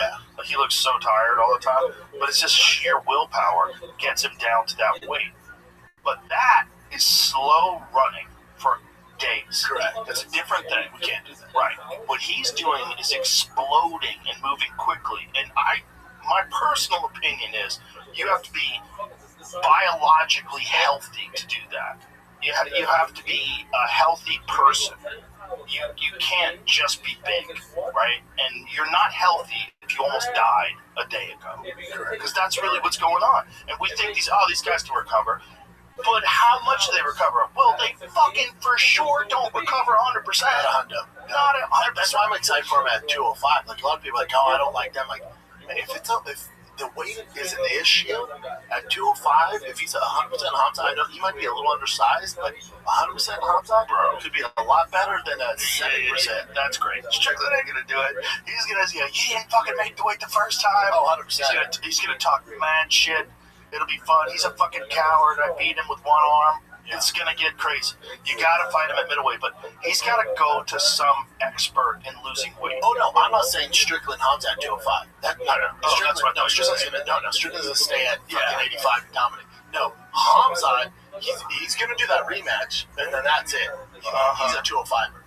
Well, I think or to your point, he has to maintain a weight that's realistic but can still perform. But he's got to figure that out. He's got to stop lifting weights, right? So whatever he was doing that got him up to 230 pounds, whatever it was, we're guessing, right? That's what I'd heard, that he was going north of 230. whatever he was doing, he's got to not do that, and he's got to do mad cardio, just cardio, like working out, like wrestling, hitting the bag, hitting pads, and cardio. I'm a big proponent of do your sport. Get your cardio from your sport. Like I see it across the board. Like I get a little hesitant when I saw all these videos of Hamza, hitting the tire with the hammer, doing all these runs. I'm like, yeah, but I'd rather you get your cardio from actually wrestling against top level guys and fucking get after it. Because what's Strickland do? Do you see Strickland doing all this heart rate monitor? No. Why is his cardio so good? Because he fucking spars like a madman all the time. So the Strickland you see in that training camp is the exact same motherfucker you see in the octagon. There's no issues. Meanwhile, you got these guys, run their hill sprints and do all. Man, I'd rather you get your cardio in your actual sport. I see it at the lower level too. With kids, I coach football, baseball. These dads are like, I don't get it, man. I'm doing the foot ladder drill with my son 5 days a week. Can't catch football. I'm like, because we're not trying to see who has the best foot ladder. Fucking who can do it the fastest. We're catching footballs. Do you think that there's footballs if we want to get better at football? 100%. But do you think that some of that stuff has purpose? Yes, but not close to the fight. Interesting. Because usually what we would do is, let's say you have a 8-week camp. Before the camp starts, we're doing a lot of that stuff. Mm-hmm. And then once we get to camp, the focus was the cardio was getting it in your training. Mm-hmm. You know who agrees with you? Aljamain Sterling. Aljamain talked about this. Pretty good. Pretty fucking good. How good did he go against Alal? Dude, best back control in the game. So, why is he so underrated? I don't get it. Why doesn't he get loss? Pure young. It's fucking crazy. No, it's so good. The victory where he had an injury from an illegal shot. Yeah. People hated on him from then on out. Think how good he did against Evil. I know, he's amazing. That was a fucking split decision. Some people thought he won. Yeah, he could have easily won. That motherfucker's so good. Yeah, Aljamain's the man. Yes. But he said that Merab does the same thing. Now, who the fuck has better cardio than Merab? I would say nobody. Nobody alive. Ever in any sport I've ever seen. Maybe that guy that broke the fucking, 4-minute mile or something, but as far as what? Yeah, but he ain't getting taken down. He's not getting punched in the face. People should just go to Merab's camp, like, what are you doing? He's like, I'm wrestling. I'm fucking wrestling. He does run. He does run, and he does lift some weights every now and then, but he doesn't do any of that crazy garage stuff. And one of the guys that spoke out against the garage stuff was Cub Swanson. I shouldn't say spoke out against it, but what he did say was that when he did that, because he did some of the training lab stuff, he said he was too broken down. He said he was overtrained, and he said he was just too tired when he was going into fight camp. Yeah, it's tough to recover. You're doing all the other stuff too. You're still boxing. You're still kickboxing. You're still wrestling. And he said he did badly in those fights, which is interesting because, the Mark Marinovich approach was very different with BJ Penn, and that was the best BJ Penn ever. The best BJ Penn ever, but they literally did no fight training. What they did is all plyometrics, and it's different from the stuff the training lab stuff's doing, because the training lab stuff, he's doing bicycle work and all this stuff, because that's what Sam Calavita came from. He came from a cycling background. What Marv was having him do was all plyometric stuff and just build this fucking insane machine. He's like, BJ, you already know how to fight. Fact. You're not going to get better at fighting in 8 weeks, right? Fact. But what we can do is give you an unstoppable gas tank. And one of the things that always fucked BJ up earlier in his career is that he wasn't, when he was training himself or when he had, wasn't him and his brother. Yeah, it wasn't the most disciplined. Yeah. He was phenomenally talented. And freak. And one of the things that won the world, the Mundials, at 3 years into jiu-jitsu as a black belt. Like, nobody does that. That's why he's almost a bad example, you know what I'm saying? It's like, yeah. Right, but the problem with really talented people, and I'm sure you'd probably agree with me, they tend to not work as hard. Yeah. Right? Like Sean, although he's a world champion, he's not a guy where you see, like, oh my God, he is so talented. Like, what he does is, like, no one can move that way. No one can do what he does. Like, there's certain guys that are like Sean that. stuff is hard work. So the guys that are super talented, it comes a little easier for them, and sometimes they have a harder time with the hard work because they're not used to getting beat up. They're not used to getting pressed. So when they have to do this drill where you're rotating in new sparring partners and you're exhausted, and when you're doing that, hell, They don't like that. No. So some guys avoid Spot that on. shit. They just want to be tuning guys up. Spot on. Yeah, and so those guys, when they're fighting a George St. Pierre or someone of a commensurate skill level, they might fade. Yep, because that guy got there and through a different path. I mean, George, although he's a phenomenal athlete, one of the best wrestlers in MMA ever, and didn't even come from a wrestling background. I mean, George, one of the all-time greats. There's not like one thing that George would do that would make you think, like, that guy's a freak athlete. There's never been anybody like him like that. No, far from it. To your point, far from it, because I trained with George forever, and what we did, they would have us do some stuff like I did in the NFL, like sprints and vertical and the agility drills, like nothing crazy. No, But BJ was crazy. BJ is crazy. BJ could do stuff where you're like, how the fuck can you do that? BJ could jump out of a pool and land easy. Yeah. You know, BJ has insane flexibility. Like the way he moves his legs, his balance is nuts. There's a video of someone trying to take him down, and they have a single, and they are driving across the cage, and he's on one leg hopping with zero fear of being taken down. Like, But to your point, like the BJ's that talented, John's another one. Yep. Where it's right. Exact.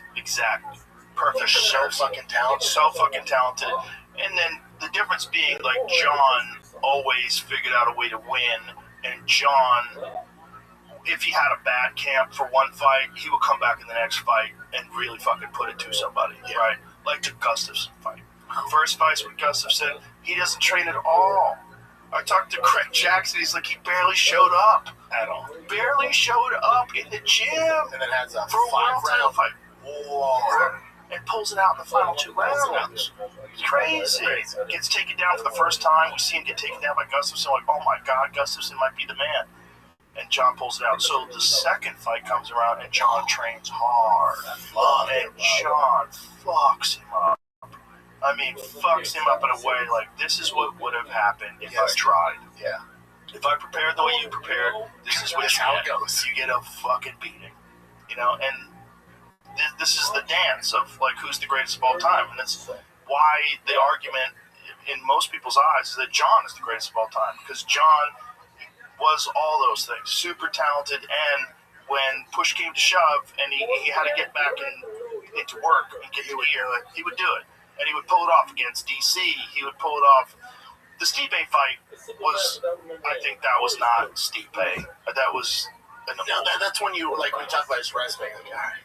You know, Stipe is the Stipe that, you know, ran through the heavyweight division. The Stipe that knocked out Alistair Overeem, that beat Fabricio Verdun for the title, beat Francis, when Francis was just crushing everybody. And I think that took a lot out of his chin, that Francis fight. I really that do. changed him forever. Because DC knocks him out right after that.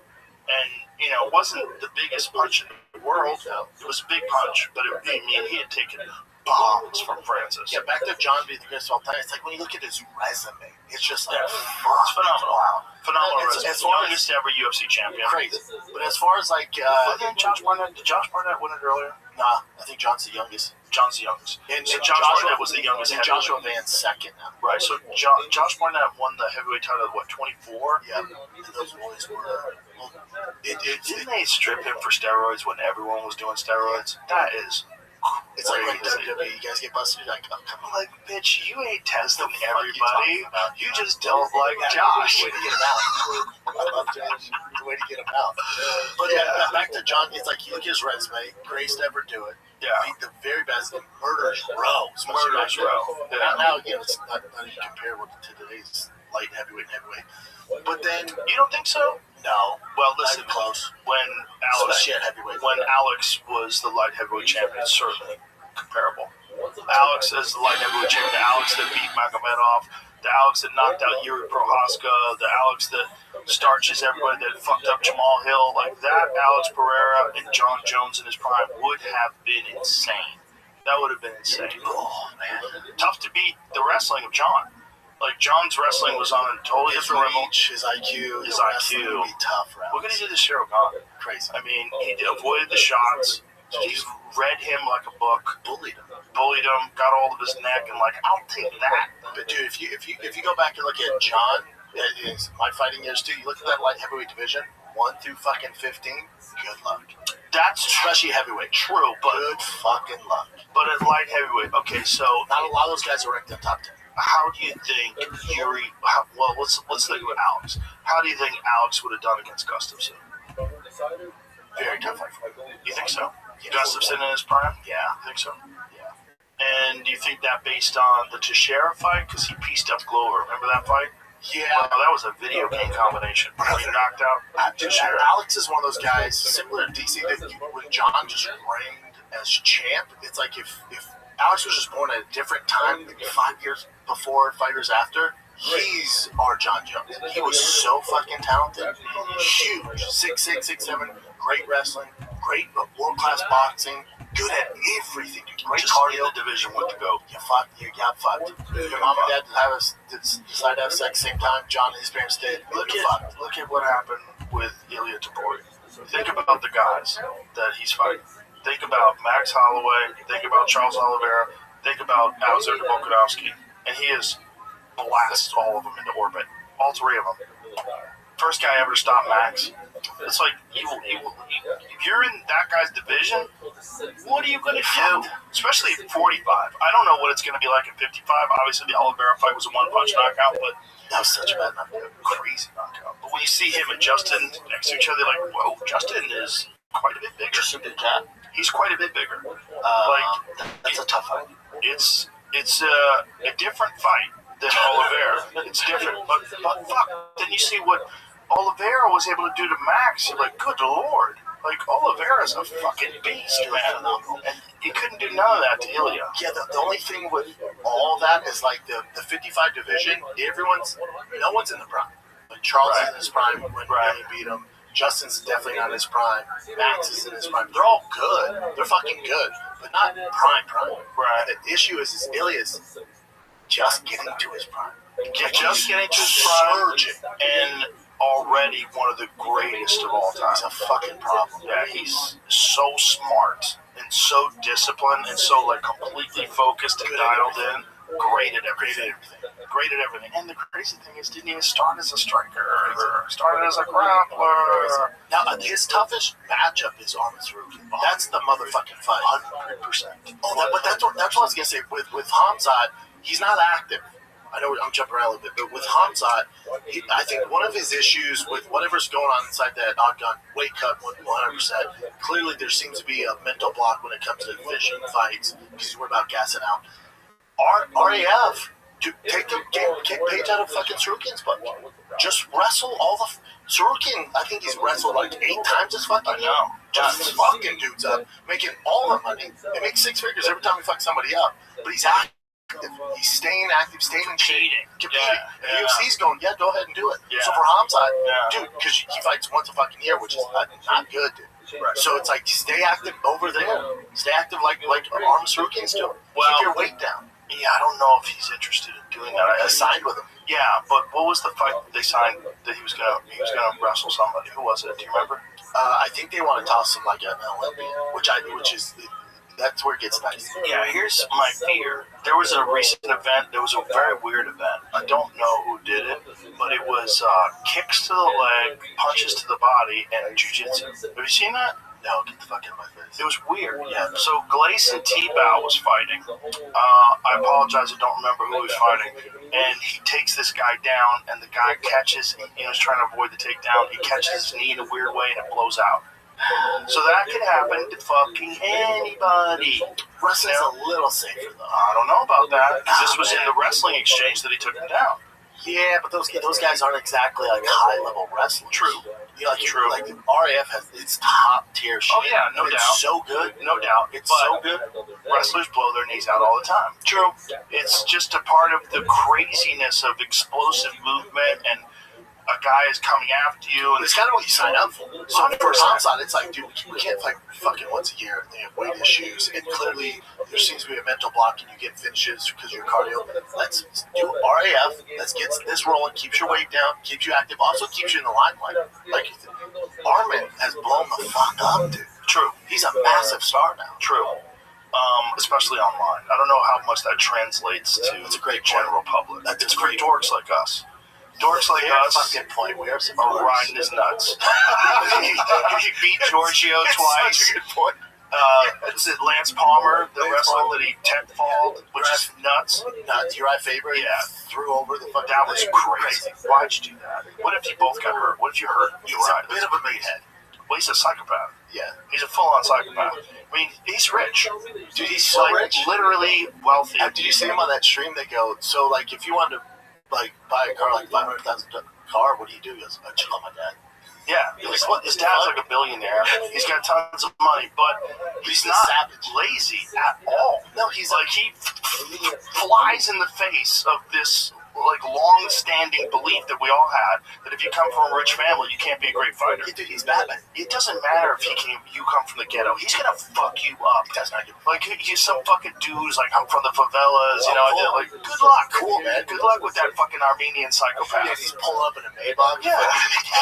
He gets shit. He pulls into LA. I watch his YouTube videos. Yeah.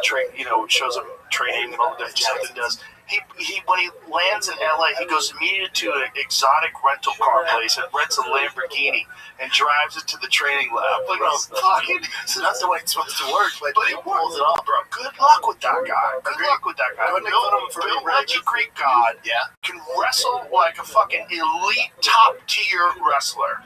And he can strike, and he can submit you. Good luck. And he's angry because he's denied a shot at the title because he hurt his back when he was getting ready to fight Ilya. which is the best thing that ever happened to him. You think so? Yeah, because look how much, because we were fucking dorks and we knew who he was, but the general, like especially online, no one, his profile's so big now. I think it's just with dorks.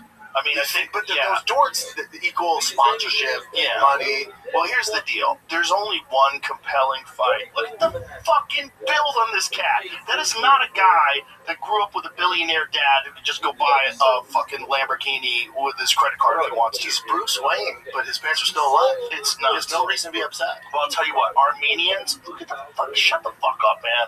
Just shut up. Great body. That's ridiculous. That makes me want to just quit and eat fucking potatoes all day. Or get you in that fucking shape. I'm kidding. Yeah. Or just get ripped. This episode is sponsored by BetterHelp.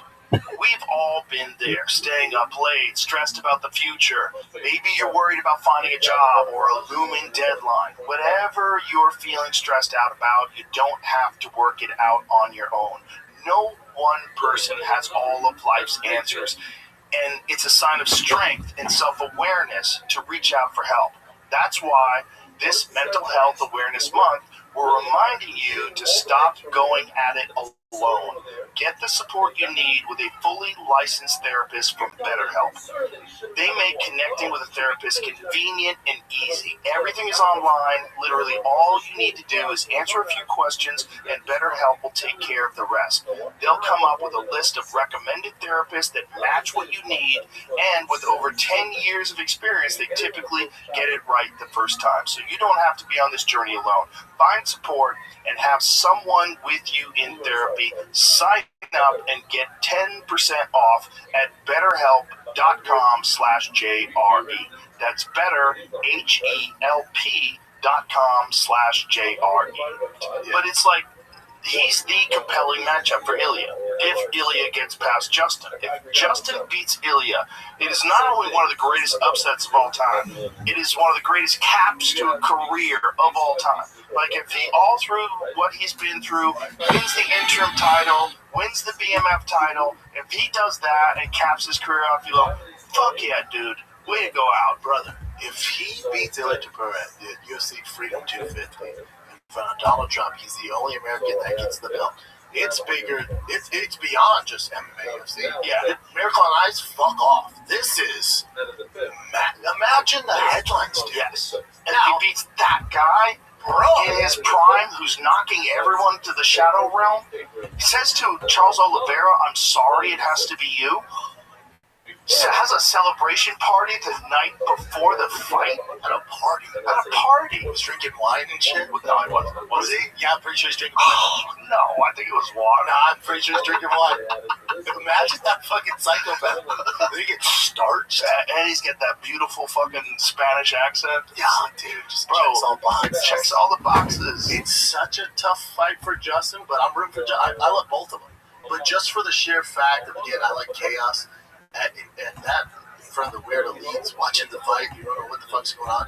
It's going to be great if Justin pulls it off. Yeah, if Justin pulls it off, it'd be one of the greatest upsets of all time, one of the greatest victories of all time. And if he does just retire, Topuria plans to celebrate before the Gaethje clash at the White House. Of course he's going to celebrate. Whatever he's doing. That's his move. Whatever he does.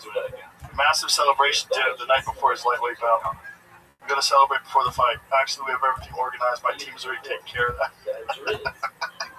That's a mind fucking and a half when you're in your hotel room, you know, and you're just fucking scrolling on Instagram, thinking about 24 hours from now you're going to be fighting, and you're like, what's this asshole doing? Oh, he's fucking standing on top of a table dancing. That's how sure he is. He's going to beat the fuck out of you. He's eating spaghetti and fucking doing a salsa dance. Like, what the fuck are you talking about, man? Yeah, did you see when all the fighters at the White House? Trump's like, I thought you liked this guy. Yeah. You're like, oh, fuck. So why would you give your friend his toughest test? Yeah. Well, for Gaethje, that's the last fight. I mean, if this is really going to be his last fight, that is the last fight. And it's smart. It's smart because that Patty fight is, you know, entertaining fight for the casuals. But as far as technical wise, it was so sloppy, man. It was just so sloppy. Well, Justin told me that that's what he wanted to do. Which he should do. He just wanted to just go fuck you and just come at him and just throw caution to the wind and just almost fight like he did like back in the PFL days. The World Series of Fighting. That's what it was. Yes. Right. Yeah, that's exactly what he should be doing. And that's exactly what he should have done. And for Patty, it was a sloppy fight, but he got the job done. But you can tell, like, and it's all good. This isn't a knock on Justin. All the years, all the wars, one of the greatest careers we've ever seen. It catches up with you. 100%. It has to. And now here's Ilya Topuria. But again, I bet Justin wouldn't have it any other way. You have an opportunity to pull off one of the biggest, if not the biggest upset we've ever seen. And Trevor Whitman, fucking White House. Justin has an awesome series, Art of Violence, I think it's called.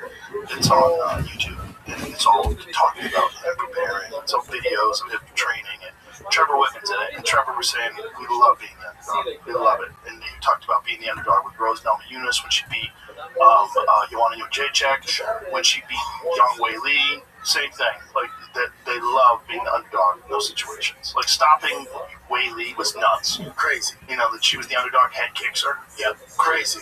And that. This is a little different, but I hear you. It is different. It's different. But it's similar in ways. But the Zhang Wei Li is. Because Zhang Wei Li is fucking everybody. Scary. There's no one like her. The physicality of her at strawweight, she was a fucking monster. Like, her training was bananas. Crazy. I'd watch her training, I'd go, good lord. Who's gonna beat her? She's like, shoulders and shit. But the way she trains like a dude. Like an angry dude. You know what I mean? Like, women, haircut to show. It's not, and it's not a knock on the way women train. I'm not saying that. I'm saying, like, the ferocity was like she's filled with testosterone. Like she's trying to kill somebody. Probably is, Joe. It might be natural. It might have slipped something into her noodles. Did you see that one fighter who got busted? And she goes, "Oh man, I took my husband's vitamins and just happened to be steroids." Yeah, my husband. She threw her husband under the bus for taking steroids. Yeah, fucked up. Is he an active fighter? I don't think so. Is he? No, he's probably just some meathead. He's like, yeah, I guess. I hope so. Yeah, me too. Because if he's an active fighter, he'd be like, what the fuck? Now we're both fucked. Yeah. Say somebody gave you the wrong thing. Yeah. But back to Whaley and Rose, the difference with that is Rose was still pretty in her prime then. Yes, 100%. That's a good point. That's a good point. Real good point. Justin's not in his prime, but damn, he didn't look like he lost a step in the Paddy Pimblett fight. He looked like he was just being an animal. And Pimblett's fucking good, man. You see what Pimblett did to Bobby Green, and granted, Bobby Green's not quite at the same level, although he fucking sensational. Really good. Against Jeremy Stevens. He keeps doing the damn thing. But also that style is so fun. talking shit, pointing at you. Man. So fun, so fun. How about at the end of the fight, when I'm interviewing him, he's like, "Come walk with me," and he takes me over to Dana's job, Dana. Yeah, he's like that bonus thing. He's just talking about it. He's one of those exciting fighters who's never done it. I'm like, everybody knows that. He's like, "Why didn't you get my fucking bonus?" Yeah, but I'm kind of with Dana on the bonus. Dana goes, well, we do it also your strength of your opponent. Like, Zell Huber was good, dude. He beat Zell Huber in his last fight. Stopped him. That was fight. He should have got a bonus. For that one. That's what he was talking about. Well, but for this last fight, Right. For his last fight, he fought Jeremy Stevens. Great fight, great fighter. But, compared to like the other guys on the card, that's why Dana's like, well, but he was complaining about not getting a bonus in his last fight. That's why he wanted a bonus in this fight. He was saying, because I even asked him, I go, "You didn't get a bonus for the Zell Huber fight?"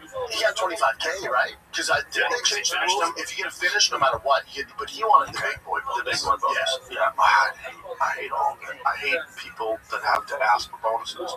Look, the money is there, right? We know the money's there. Look, this is a $7 billion deal. I'm not a businessman. I'll say that right now. If I was running the UFC, the stockholders, they would fucking kick me out. Yeah. Shareholders would have me fired. Yeah. I wouldn't. You don't like want me. affliction. Yeah, you don't want that. You don't want me running the UFC because I treat it like I was a communist. Me too. I'm also a little more careful the way I talk about it too because I don't know their books. I don't know how to run a giant company like that.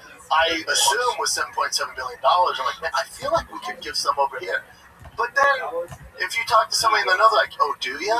Well, look at this, motherfucker." I'm like, "Oh, my bad. Okay. My bad." Now, this is not a knock on Ari Emanuel, but it was reported that he made $67 million last year. I'm sure he did, but that was from the UFC, from TKO, right? That was his payout. And he's got a bunch of other things going on. He's a very successful guy. But is he the reason they sold for $7.7 billion? He's a big part of it, 100%.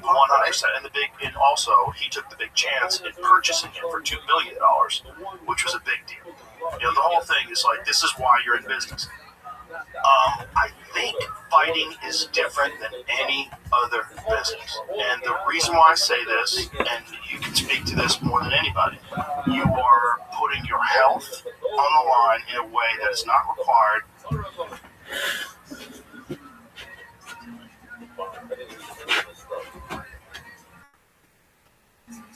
Now that it's over, once that goal is for dinner, 60.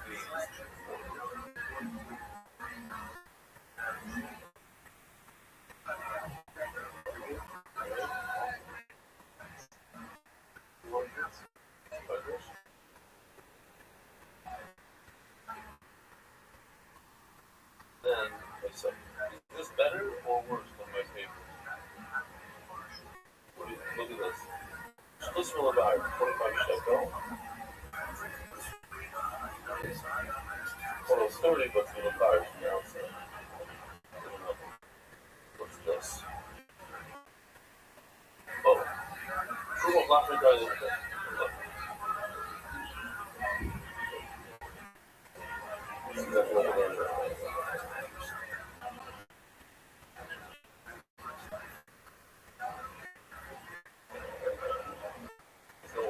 Reds, you take one.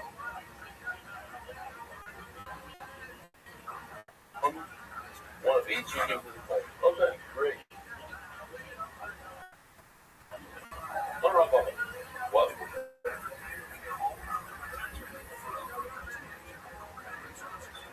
Yeah, true is close to nothing, or 2%. So we're gonna get there. Alright, here we go.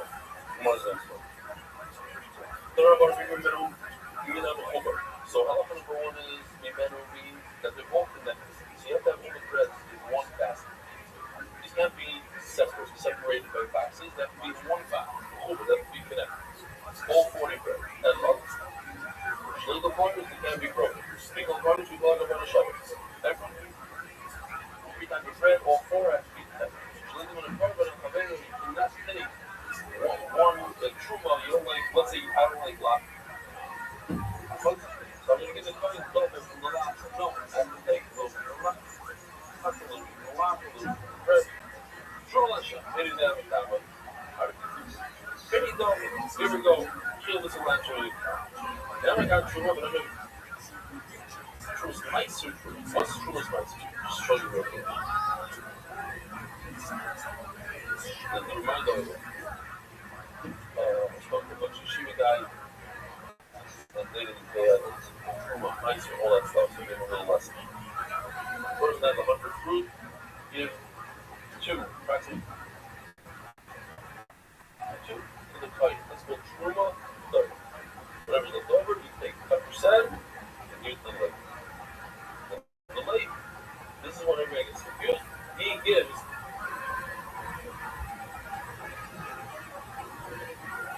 10% of what he got. That's called Truma Spice. That's what we're discussing. So let's see it in the video. Just very quickly, it's spec.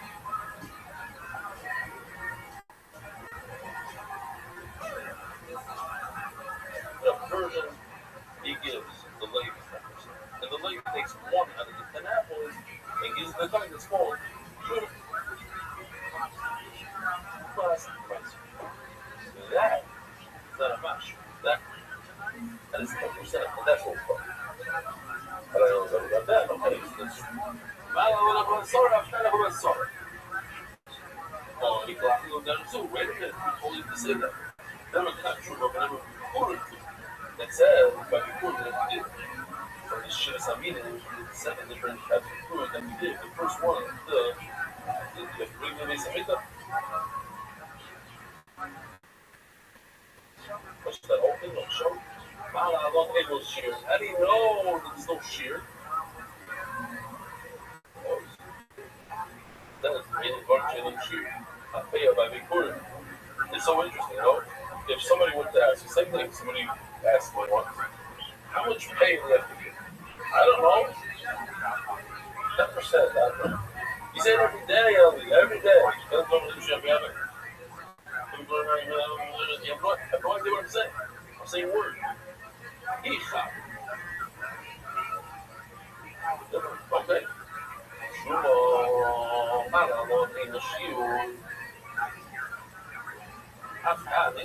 Just like every quarter of the shear. Perhaps by the title, you give the title, you should have a shear. Who told you? You compare title to the Truma Spicer, which is 10%, rather than the before. Says Gemara, we had it's like a common thing now in society. Not the first time we're having this. Literally, we don't. Although the other day we had a whole list of 8 against 6. No list now. Really, we don't. What is it more similar to this?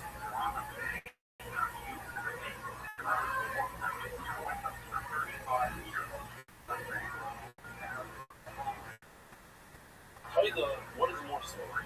On the one hand, Greece. There are other end, we compare it to Truma Spice.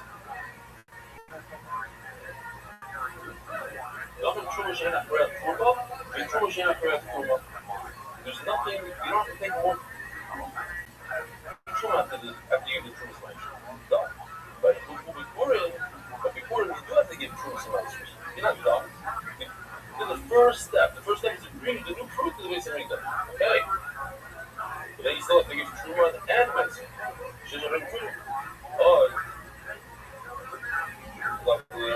Or perhaps I go on a different. The Truma and the color is wrong. What do you eat? Truma? The Truma and the color is wrong. Before you have to eat, where do you eat like that? All over your Truma. Before all over your Truma. Truma's Mice, or should I tell you? Truma's Mice, you can eat them with Chamish also. No, I don't know where to learn from. It's a toss-up. I can either learn kind of from Truma's Mice, or from before, it will be whatever you feel like. And I'll shoot it. But it says Menu. It says the word Menu Truma Hashem, which is the next Menu Truma. If you're showing that I have a more solid Truma, I'm going to learn Taida from Truma's Mice, and it's 10%. Zimara, Lamano, the Truma Shia. From my son, and then we come on the town. I don't know how much to count. I really don't, never count that. I never know how much I left enough. It says by the 2 brands of Shavuos here around Ireland, nice picture that we made. made. You think the two sheep, it's the older one. See, it's the older one. It doesn't have the wreath of flower things around its head. But anyway, a tree is bringing the two sheep and two special breads. Each bread is made out of misa. How many saw on the floor is sorry?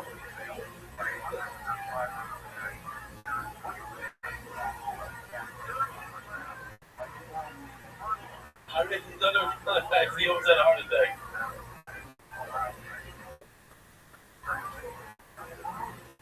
And then we got the lechem, and then we understand lechem.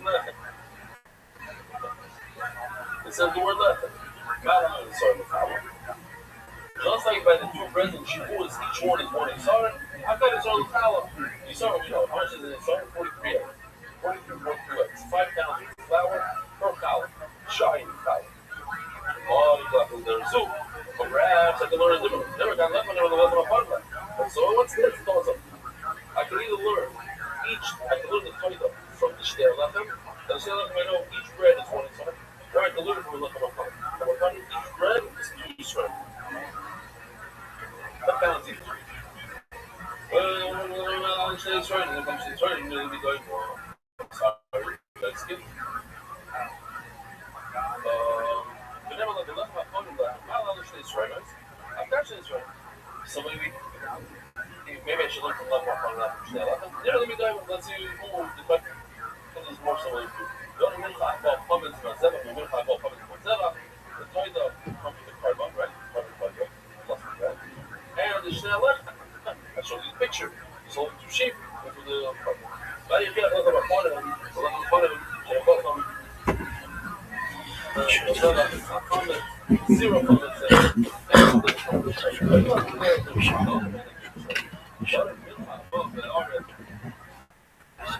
Or in any other business other than maybe football and boxing and kickboxing.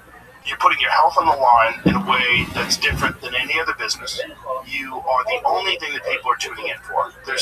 Without the fighters, there is no UFC. It doesn't exist. It is the entire product. The thing you're selling is entirely fighters. And it's fighters that operate for a short window of their prime. They have 10 years or whatever they have. And when they get out, you know, we've all talked about guys that are mumbling now. You can't understand what the fuck they say. You see, like, tics that they have, and guys who have neurological problems, memory problems. It's real.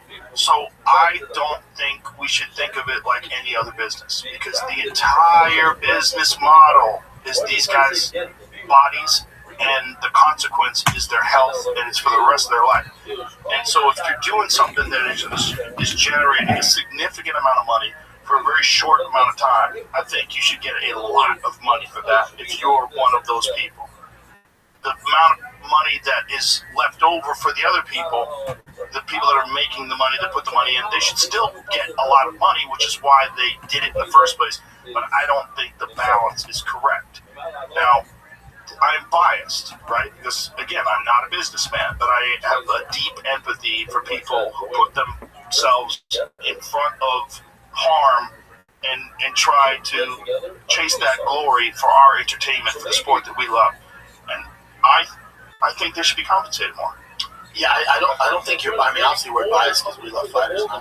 It's not about being biased. It's just fairness. It's fairness. It's fairness in the marketplace. And well, the thing is, it's such a dicey thing. I know people hate when I bring up fighter talk, and I get sick of it too, because I don't know what you can really do. Because I don't. Is it though? Because here's the thing: people will go, okay, they made 7.7 billion. Here's their overhead. We don't know what's going on, but it's like, if the UFC is the only sports, combat sports promotion to ever make money, ever, right? Nobody else has ever done it better or made profit. So my thing is, like, is this just what it is? I know some people are like, you're such an idiot, they have this leftover money. I hear you, but all I'm saying is, there's PFL, Bellator, Affliction, World Series. We can go through the list. One championship. None of them around someone like their last leg. No one's ever been able to sustain it.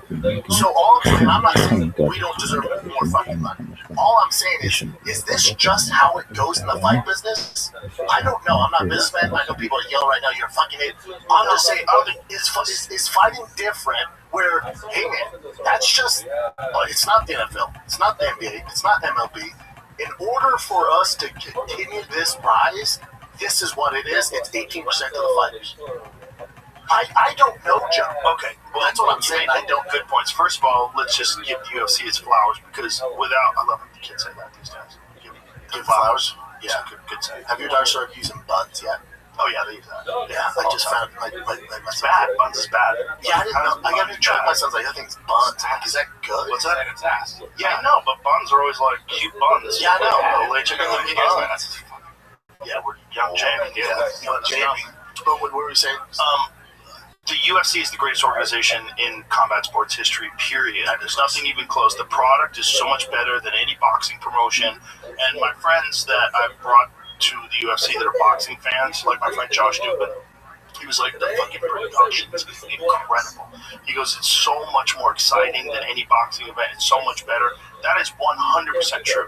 They've also been a consolidated organization forever, right? I mean, it was a different owner. It was Bob Meyerowitz back in the day in 97 when I worked for them. But from 2021 on, so for the last 25 fucking years, it's been Zuffa, right?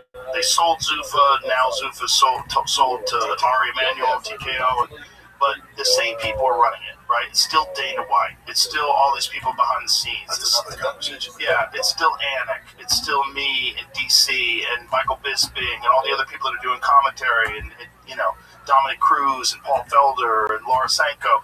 It's still, the team's the same. The team behind the scenes is the same. It's so polished. There's never a problem. When I show up at the UFC, everything's so smooth. You go in, say hi to everybody. I show my badge to the fucking security people. I say hi. We sit down. Everything is smooth. We got a hit in 5 minutes. Okay, great. Everybody's there. The sound guy's on point. Everything is on point. It's so easy. And it's like the production in the truck is so fucking good. They always have the right angle. And Giordano's always on the case when it comes to like getting the right angle for a submission or getting the right angle for like if I ask for something, I got it right away. Like I'll push the button. Let me hear his corner. Yeah, it's boom. They're right on it. They're the best. High level. They're the best. And you notice that when you see other promotions. It's like the other promotions, the camera work's not as good. It's like things like the machine is so good, and it's become like the NFL. Like I know the XFL exists. I've never even heard of a game. I've never even heard of a game anyone play. No one's ever brought up a game that's going to happen. Never. I know it's a thing. Never. And the problem with casuals, that's the same with the PFL. Even though the PFL's fucking got really good fighters. There's really good fighters in the PFL. Far cry from the UFC. Some of them are really good, man. That cat that just knocked out Renan Ferrar, the guy who's the heavyweight, that is Fedor's protege. Oh, yeah, the Russian cat. Bro, he's good. He's good. In the UFC's fucking shallow-ass heavyweight division, we could use that cat. I'd like to show up at that dude's hotel room with a fucking briefcase full of money. Let's go, dog. But my thing with the UFC, when you talk about the staff, and you got to give them their flowers, they're the only one that's figured it out. They're the best. By the best organization by far. And they deserve to be rich because of that. They've made an incredible product. So do the fighters, though. I think your product is entirely dependent on the fighters. Now, this is my position with my comedy club. So my comedy club pays different than every comedy club. The comedians make most of the money when it comes to the door. That's how it should. But let me ask you this, John. If it's too much, I get the fuck out of it. But is the mothership compared to the Comedy Store, the Improv? Are you guys crushing them? It's doing really well. I mean, the Comedy Store is always going to be one of the great clubs on earth. It's a legendary club. It's dependent upon who's there. The difference between the way the Comedy Store does it and the way we do it, is that we bring in national headliners for the weekend. Like the weekend, it might be Dave Attell. Yeah. This week is Tony Rock. Is there another club that does that? Is there? Because Yes. it's a little different. Sure, Yes. regulars. Is there another club that does that? Sure, most clubs do that for the weekends, but the thing is, they don't have the same lineup for the weekdays. Yeah, I know. So the weekdays, we've got Shane Gillis, Ron White, Tony Hinchcliffe, Kill Tony's there every Monday. It's a different That's what setup. I'm saying. Is there anybody doing that? Because the companies have to be. So my whole point is, whatever you run your business, is like, is the model where you're doing it, where the comics are making the majority of the money, is that a sustainable business? 100%. It makes money. If we take Joe Rogan out of it, and some dude wants to start a club and did the same thing, is that going to be profitable? No, you have to have the talent, but that's the difference. It's like the thing with the PFL versus the UFC. You have to have the talent, right? And the reason why our club works is because everything, look, it's pure luck. It's pure luck. Everything had to line up. We had to hit every green light. It had to, COVID had to happen. The Comedy Store had to get shut down. All the employees from the Comedy Store had to get fired. We had to not be able to do stand-up in LA. I had to be worried about my family and like the crime and the riots. And then the COVID shit, where everyone's wearing a mask, I was like, this is bananas. And then moving to Texas or just visiting Texas. But you gotta give yourself credit.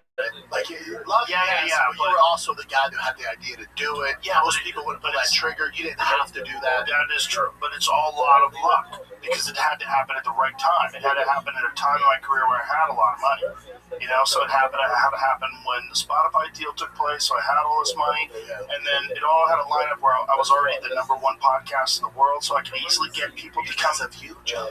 I understand, but it had to line. Humble. No. It's just being honest. Like it had to line up, so I couldn't have done it on my own. I had to come here, and Ron White was already here. So Yeah. Ron White's a big reason why the club. I mean, he's one of the main reasons why I moved. No, I know. Because I was like, Yeah. even if I never do comedy again, and I was really wondering if we were ever going to do comedy again, Ron's here. I'll hang out with Ron. We'll have laughs. Yeah. So when I moved here, and then all of a sudden Tony moved here, and then Tom Segura moved here, and Brian Simpson moved here, and Hassan moved here, and Derek Poston moved here, and it was like, oh shit, we got something cooking. And then Tim Dillon came here, and then it was like, oh my god, and then Duncan Trussell moved here. I was like, holy shit. So they're moving because you're here. I understand, but they The had mothership. right, but they had to do it before the mothership even opened.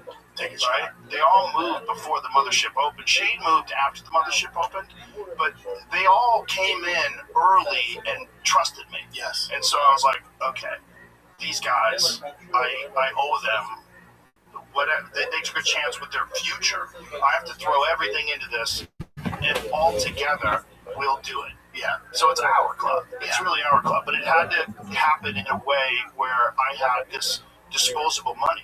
I had disposable income where I could do it and it wouldn't hurt me. And then I could set it up in a way where the comics make so much money. So that way, you encourage people to stay.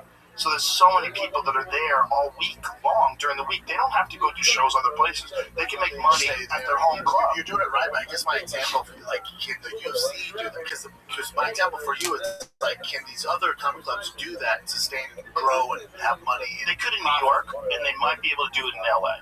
So I don't think you can do it in LA right now because the store is open. And the store is always going to be the premier club in the world. It's always legendary. So it's on Sunset Strip. Even though LA's falling apart, it's still the legendary destination for stand-up comedy. It's one of the main reasons why I was excited to move to LA. It was Mecca.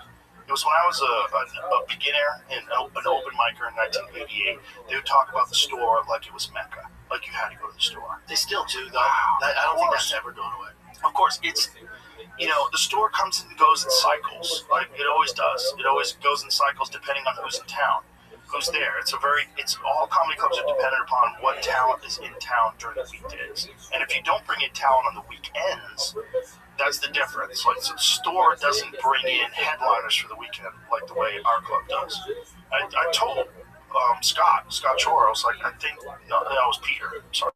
I told Peter Shore, I was like, I think you guys should do that. I think you should But do they have to? Because you can still go on a Saturday night and you see, Yes, they will, but you could have those people there still as well. Like they could also do shows with that person, and you have two other rooms. That's what you get. You have the OR and you have the belly room. You have 3 rooms in one location. Like you can still have the OR filled with top talent because they don't give a fuck where they're performing on the big stage or the little stage. In fact, most of us prefer the little stage. The OR is an amazing room. But the thing is, it's like you have to have enough talent in town, and a lot of people moved out of LA. A lot of people moved out of LA. Yeah, Joey Diaz moved out of LA. Like a lot of people moved out. Theo moved out. A lot of people moved out. So the problem is, you would have to have enough talent there, and then you'd have to have talent that was there all the time, like us. Like we're all the time. I think, and going back to if the UFC could do this, like they're profiting so much now, there's no reason to. That's the other issue. This is the problem. You want to hear my idea though? Rational. You want to hear my idea? Yeah. You might be like you're out of your fucking mind. Okay. And again, I'm not anti you. Nothing. You got my fucking wrist right now. Bob O'Reilly spells out. I fucking believe it. Made my entire career. Yeah. When that Paramount deal was announced, and I'm a wild boy. When that Paramount deal was announced, what I would have done is, and this is the issue why things will never change. I would have talked to all the managers, all the fighters, and said, we're not fighting another fight. They signed this huge deal, $7.7 million. If you guys want to get your equal share, nobody's agreeing to a fight bout, to a fight card, unless we get, I don't know, someone's going to figure out 30%. So it's 18% right now. If we go up 30%, which they're still going to have profit, if they agree to that, then we'll fight. But there's no deal if we don't fight. Right. Those days are over now, so you missed the mark. Now you're going to say, yeah, but they can get other guys to do that. And I'm saying across the board, we all agree as fighters, we're not going to fucking move an inch. If you could get fighters to agree to that, it would work. That's the problem. It'll never happen. Not in a million years. That was my idea. Then here's the other thought that Dana White has this thought about fighters that when they get paid too much and they get rich, their careers end earlier. Well, that's the other Arman Sarukian, and he's right. Yeah, and he's right. Well, there's Arman, and Bruce Wayne, but for the most part, he's right. Don't go through anybody's career. Kind of right. He's kind of right, but it doesn't matter. That's on them. Yeah, agree. That's on them. Yeah, that's fair. Yeah, I mean, he's right, but you can't protect them unless you have a bonus that you're going to pay them out when they retire, and they're not going to do that. But the other thing, I think Sean Shelby said this, might have been McMahon, one of them, was like, the other issue we have is when guys get paid a lot, and then we offer them fights, we're not getting the fights we want to make. Once they have that goose egg, like, they're not fighting that fucking guy. It's a nightmare. I know, but again, you can't base it off of that, because I'm sure there's some guys who will do it. Yeah. You fuck with them. But it's not a reason not to pay him. Listen, all this is hippie talk. But I feel like if I owned the UFC, I would not feel good if people didn't feel compensated correctly. This is just my feeling. And I'm not a good businessman. If you want to be a good businessman, you got to make the most money possible. I don't know, Joe. You've done pretty fucking well, Bubba. A lot of luck. You gotta even say luck, you're driving me nuts. No, but you're driving me nuts. It's a lot of you work harder than anybody else. Well, I work hard when I listen. I stick with things and I have a good work ethic. That is true. But that's half the battle. Yeah, but I'm not like a businessman in the sense of like if I was running a business like that, I wouldn't treat it the same way. I wouldn't say I'm trying to make the most money possible. I would say I got money, and let's just make this motherfucker the greatest thing of all time and make everybody feel good about it. Yeah, but again, I don't know the in and outs. I don't know if you can run an organization like that and be profitable. I don't know. Well, it'd be profitable, but it wouldn't be as profitable. Yeah. And that's the thing when you have shareholders. So when you have shareholders, you have an obligation to your shareholders to maximize your profits. And this is the only knock on the UFC I have is in order to get that $7.7 billion deal, you have to put on whatever it is, 45 fight cards a year. Right. So, like those fight nights. So now, you don't really have the talent or the stars to fulfill those cards. But because you made this deal with Paramount, now you're getting just, you're signing these contenders series kids who have 3 fights, 4 fights, where 10 years ago, those boys ain't sniffing the UFC. It was so hard to get in. But now, because we have to fulfill those cards, you get a lower level of talent. Yeah, well, here's what's interesting. So, one of the players in the purchasing of the UFC, of the rights to the UFC, was Netflix. They were one of the players. They were one of the people that were thinking about doing it. So there was negotiations with them, there's negotiations with ESPN, and ultimately Paramount was like this wild dark horse that came around with the big money. And I like Paramount. I know she was good. Look, the ads are weird, but whatever. I love Mobland. I love Landhead. Yeah, Mobland is fucking great. Ever watch that? Fuck yeah. Great show. Audi? Yeah, 6 in that? Dope, right? So bad. Me too. I was trying to convince my wife. I never wanted to wagon until I saw Tom Hardy drive that. They're fucking sick. They're so sick. It's a great show. Yeah. But Paramount has some awesome shows. So it makes sense. I already had it. Great. Perfect. I love the fact there's no pay-per-view. But what's interesting about Netflix not doing it, because I think Netflix didn't want I might be talking out of school, but I'll just say it. I believe what I heard, here's the caveat, is that Netflix did not want the small fights. They did not want fight night. Good for them. They only wanted the big ones. They're like, that shit. Yeah, well, some of the fight nights are fucking awesome. We like them because we're degenerates. Right. The public's like, who the fuck are these guys? Apex, there's no one there. Yeah. I love that Netflix, like, I love the Apex fights. I've been planning on going to an Apex fight card. I'm trying to find the right one just to go and watch. I just want to let's fucking go. I just want to go to watch because they'll let you if you come with me. Yeah. I feel like I don't have the enemies. Oh, here. I kind of stood by the fact they didn't want the volume. I love that. That's it. That's how they say it, which we understood from the get-go. Ted Sarandos, who I love. Bella Bajaria, I don't know her. We're very upfront with that.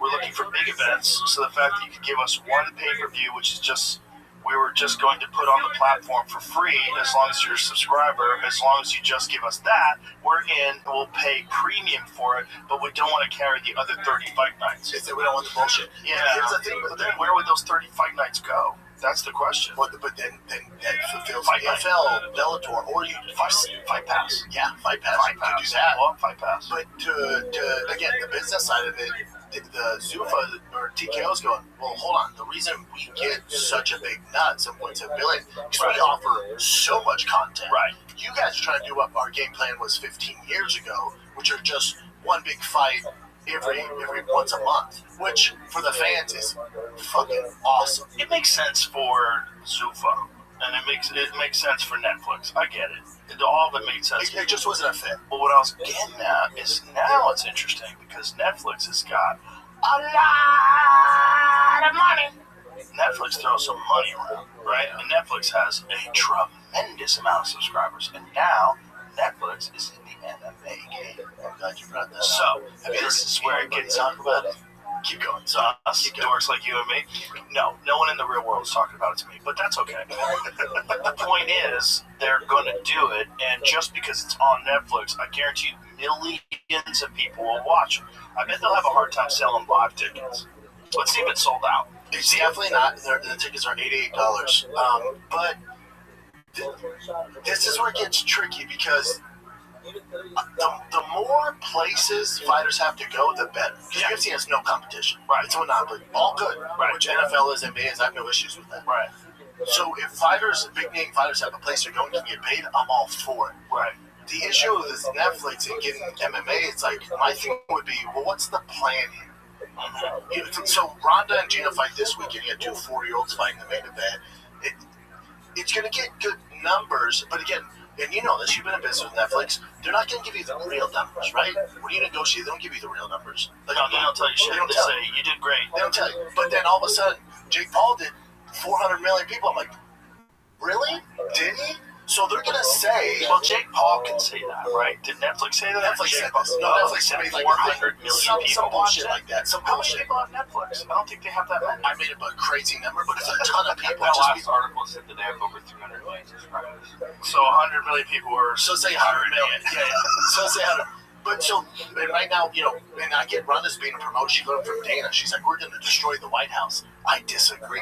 I don't think it does. But Netflix will tell you they did. 2, 3, 4. Even if it gets really good numbers. Jake Paul versus Anthony Joshua drove 33 million viewers on Netflix. That's really good. That's really good. I don't know what the Sean Strickland, Hamza Chimaev numbers were. They might not have been 33 million. Maybe they were. I don't know. The thing about it being Paramount does not have the number of subscribers that Netflix has. How many subscribers? I'm guessing. I might be wrong. I think they have like 60. How many subscribers does Paramount Plus have? But this is what you're not taking into consideration. Paramount and the UFC, it's only in America. So in Canada and like Paramount in Europe, that's not a thing. Right. So what are those views now? Right. You know, like when we're adding all this up, get Paramount in other countries? I don't think the Paramount's in Europe and shit like that. They're watching on like Sky Sports. I think they have a different deal. Oh, interesting. And then Australia, I think, still has pay-per-view. Interesting. Yeah, I think you're right. Okay, 79 million paid subscribers. So that's a big difference between, it says globally, 35 million are in the U.S. Are there any countries where Paramount is not in? Let's put that into. Yeah, it's just for U.S. Just for U.S. Yeah, okay. Because UK So is that's- Sky Sports. So that means there's only 35 million people that it's reaching, period. So they'll never get to the Jake Paul number. The Jake Paul number of the Anthony Joshua fight, that's an accurate number, 33 million. They're never going to get to that. But remember, the White House is also on CBS. That's different. I know people have Different. CBS. How many people are watching regular TV? That's wild. Maybe they might 30 more views. Oh, my dad's coming. That shit's on Channel 4 in Denver, Colorado. You eat your rabbit ears, pick it up. They still have regular TV, man. Regular TV is crazy. Like some people have to fucking move the antenna. The signal's coming in bad. Crazy. There's some people out there with regular TV. Yeah. That's wild. Where they only have the 4 channels. That's They crazy. just get their news from like Robots. Fox. They don't even get Fox. Fox is cable. That's right. Yeah. Regular TV, you ain't getting jack shit. They can swear on Fox. Can they? I believe so. Because if it's not cable, I think you're allowed to swear. I think so. Fox, well, there's a broadcast version of Fox. Right, but is it regulated? If it's broadcast, no. But Fox still Right, but broadcast and cable. So what do you mean by there's a broadcast version? So there's a version with over the air. What's available through the air? Right. That's what the FCC is. So the broadcast version meaning that you can just get it with a regular antenna? Yeah, there's like a local Fox station. Oh, okay. Okay, you're right. Okay. It came way later. That's right. I'm so old. I remember when Fox was just cable. Channel 31. I remember we Married wanted it for Children. The Simpsons and Married with Children. Yeah. The Simpsons too. Maybe it was broadcast back then. Maybe I'm wrong. I think I am. Hard to get. Was the strongest of signals. Oh, okay, but it was always broadcast. But Okay. my fucking times changed now because there's like we talk about Mobland. Mhm. There's so many dope shows. There's so many good shows out Yeah. there. But it's like hot for like a week, and then something else There's comes. too many things. There's too much. Like I don't like there'll never be like Game of Thrones or Sopranos where it's like Right. the entire world shuts down. Right. We all just kind of binge it when we want. True. And there's a new show here. It's not good, man. True. That's fact. That's fact. Try to sell a show right now like that. I was talking about my Gearhead's Gone Wild on Tubi. Tubi has fucking, I think, 300 million subscribers. They're big. But trying to sell a show, These 300 million subscribers on Tubi? Tubi's fucking massive. I didn't know either. When I first got the offer, I'm like, weird. But again, trying to sell a show is fucking tough. A car show is tough, dude. I didn't know Tubi had that many subscribers. Look that up to make sure. I've been so exaggerating. It's surpassed 100 million monthly active users. How many subscribers do they have in total? I know that the numbers Is it a are large. subscriber thing, or is it like a YouTube thing where you can just like view it? Imagine it's tiered. It says a free ad-supported streaming service rather than subscription-based model. It's free, but they have subscribed, and then you can get the non-ad paid where you pay, I think. Oh, okay. So you Like can just get it for free. Yeah, like YouTube. YouTube Red. Right. YouTube is probably the biggest. Well, like they probably have the most active viewers worldwide. Hey, not even close. Yeah. No one's. But then remember they tried doing like shows, and it just ate shit. Like YouTube Red. Remember YouTube Red? And they're like making offers. I remember YouTube Remember that? Red. I think it's crazy. It's interesting because just a regular show on YouTube can do really well, like Mr. Beast. Yeah, but I think YouTube Red was like kind of a little before that, right? And they're like, Right. put your shows on here. They jumped the gun. Yeah, they jumped the gun. Mr. Beast was like, well, I'll just put my shit out. Everybody in the world will watch. The thing about it, if you put your shit on YouTube, there's literally an infinite number of options and channels. That's the thing. And it's completely dependent on what you see. Like the recommended for you, it's completely what you're interested in. Everything's niche now. Mm-hmm. It's like there's people out there we don't even know. Like my kids, like, Dad, he has 60 million subscribers. I'm like, what the fuck? I never heard of this fucking guy. I know. You know how much money he's making? Yeah. It's all niche. It's niche. There's that, but then there's also astroturfing. There's a lot of these. Astroturfing is when you have fake downloads, fake views. You have like companies that you can hire and they will get you views. But here's the thing. That's gonna fuck you. It'll fuck you. But the point is, people still do it, and they do it because you can do it right now, right? And so what that means is, like, say if you have like millions and millions of subscribers, and then you look at the views are hundreds of thousands of views. Then you look at the comments, like fucking 5 comments. 6 comments. Like, what's going on here? But it's a weird thing to do because in order to make money, YouTube sees the back end. So if you're trying to make money after a show, right, you're not going to make money. But it'll get bigger because of the number. So here's the thing. Like, so if you go to like BrandonSchaub.com, if you did that, if you have Brandon Schaub's YouTube channel, and I looked at it, I'm like, damn, he's got 25 million subscribers. I should fucking subscribe. People do that. They'll click on it, and they'll click on your views or your videos more often. They're like missing out. Like, look at this guy doing something. Right? Of course, it definitely. I'm not saying that that's responsible for all the views that you'll get because of that, but it has an impact on how people see you. You look more legitimate, and if you're trying to develop sponsored deals or some sort of a brand endorsement deal, you're like, well, I've got 20 million subscribers on YouTube. Like, oh, this guy's big. That's true. Yeah, it definitely. But then they're like, but there's 3 comments. Well, there was scammers that were doing weird stuff in the early days of podcasts where they would rig things to exaggerate downloads. Back in the early days of audio only. Yeah. Oh, yeah. And someone came and regulated it. Exactly. But it's not like we were all in on it. No, like, it was someone who was running, because we're all kind of using the same audio thing. And I remember telling Brian, I'm like, dude, we have 30 million fucking audio. 30 mil, dude, this month. And then Tom's like, yeah, I got 60. I'm like, dude, we're crushing it. And then someone came in and was like, actually. Yeah, what it was doing was like every time someone clicked on it, it would count. So that like, I'm talking completely. If they started and stopped it, right? Yeah, it would count it over and over again as multiple listens. That's right. And I think they do that with other things too. Like, so you have to figure out like who the actual number of people. But people have been accused of making like you can pay to get Instagram accounts. You can get followers. There's companies that will get you followers. I don't know if it's legit or legal, but I know for a fact. But some people Instagram in the background, doesn't YouTube? Don't they try to shut that shit down? They definitely do. Millions of bots over the week. 100%. And I notice it sometimes. I'll notice it where I'll lose like 100,000. Yeah, I lost 100,000. Yeah, but yeah, there are bots. 100%. And there's a ton of them, and they catch some of them. But some of them are more sophisticated in their approach. And then they adjust. So once they realize what gets them caught, you can run an AI program. Yeah. So if you run an AI program and you have like if you're in fucking Singapore or wherever you're at doing this, you could run an AI program that controls a bunch of different cell phones that has a bunch of different accounts, and you can have them even commenting on things. And you'll notice this sometimes.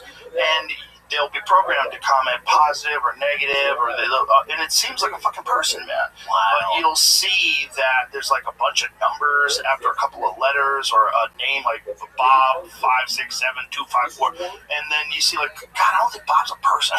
And then you go to Bob's account, and you're like, there's almost no chance that Bob's a person. But meanwhile, Bob's posting all the time and making comments on things all the time, and most likely what this is it's paid engagement. So it's not just paid views, but because of AI and because of programs you can run, there's the potential for paid engagement. Yes. Me and Sean were talking about before you got here is I don't know that you're aware of this, Joe. The streamers paying for the next level of what you're describing. So it's not AI doing it. Have you heard of clippers? Yes. They're paying for, there's thousands of people that are just sitting around at home making a shitload of money. A ton of money. And they're posting. Because you'll think certain people are bigger than they are. Like, man, I see them everywhere. Right. It's like, that's all by design. And you can pay for that too. So that's probably legal, right? So, no? I mean, Why would it? Should it be? Right. I mean, it all depends on what are you doing? Are you getting money from it? Are you getting advertising revenue from it? To your point, it's a false sense of fame. Because to your point with Armin, it's like, yeah, we know him and he's getting views online, but does that equal actual fans? I think it reinforces the fans that already love him. Yes. And a few people are going to hop on board. But as far as like your general casual that will tune in for a UFC fight card, no, not necessarily. But also, it's also a younger demo, right? Like, have you ever watched the stream? No. You're older than me. No, never watched the stream. Yeah, I had a talk with a streaming company the other day. I'm like, dude, what?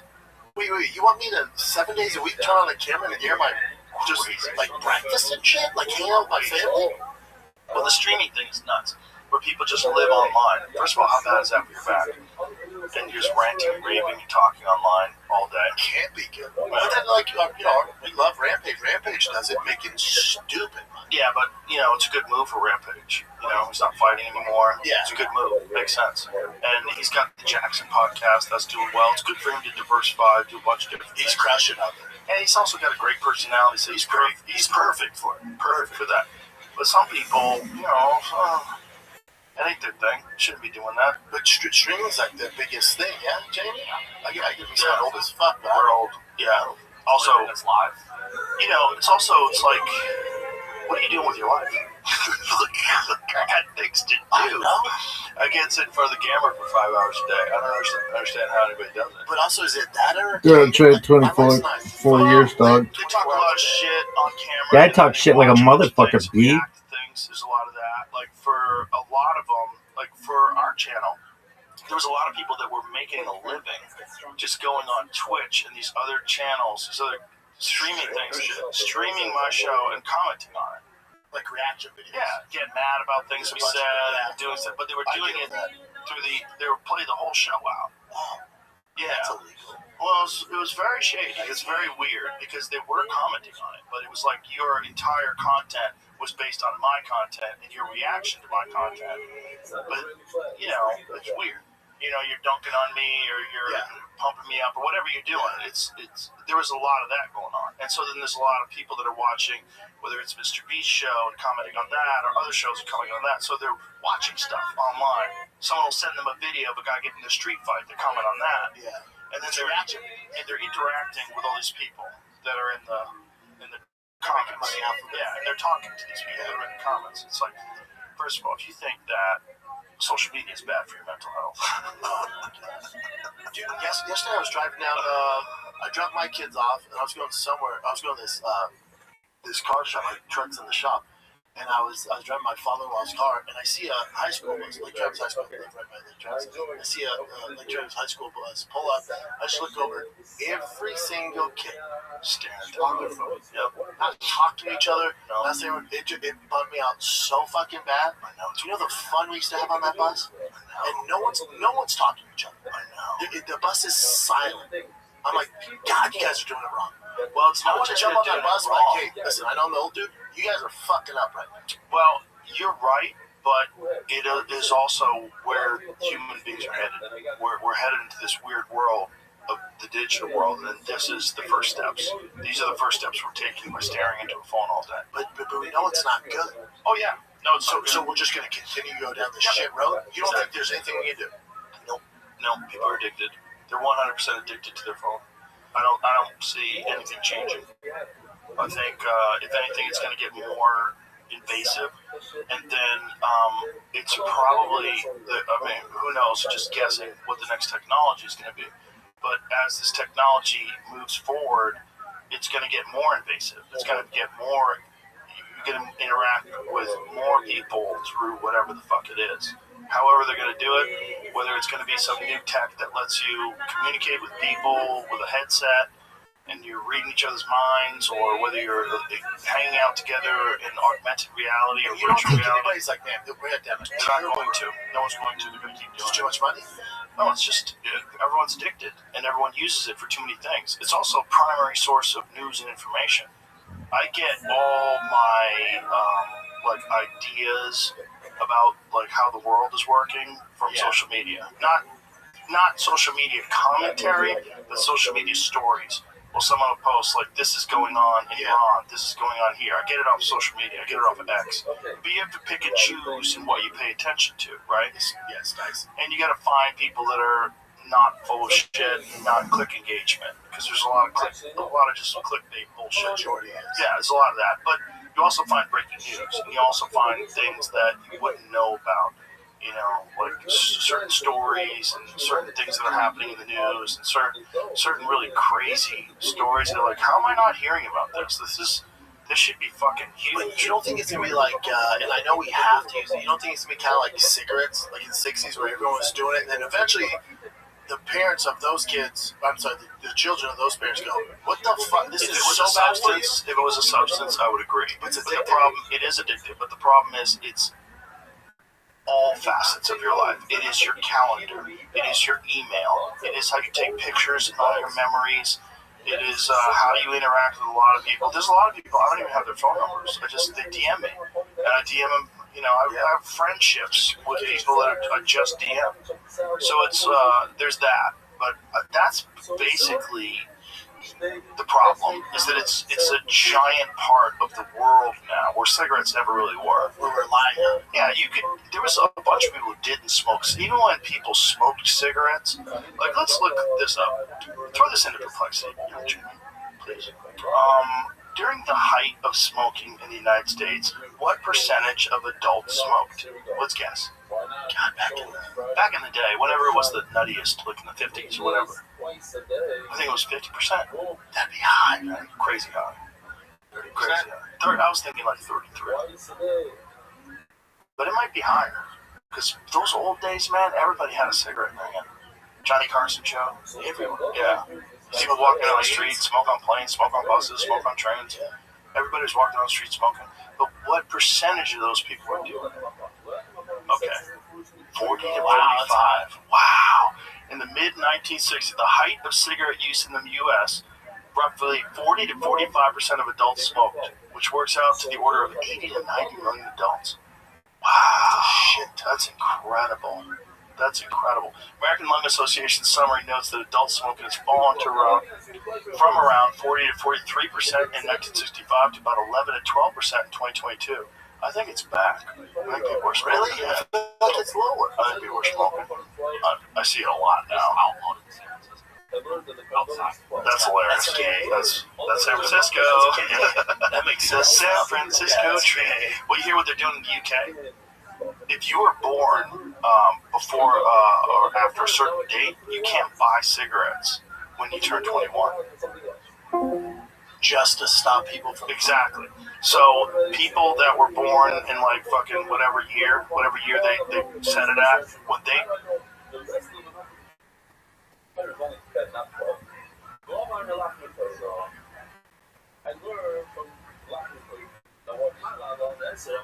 turn 21, they will not be able to buy cigarettes. Just trying to eliminate But you'll be able to buy cigarettes because you're born at a different time. They say, oh, you're retarded. You don't know any better. That's so stupid. It's communism. It's socialism. Did they just run out the fucking... What are they, Prime Minister? What the fuck they call He's him? still there. I thought they ran him out to bring somebody else in. They probably want to, but they haven't. Yeah, but the point is, it's like that kind of woke socialism. It's like it's the government telling you what to do. When I say communism, I don't mean like they take all your money, because they'll definitely do that eventually too. Yeah. But what they do is they tell you what you can say. Correct. They tell you what you can do.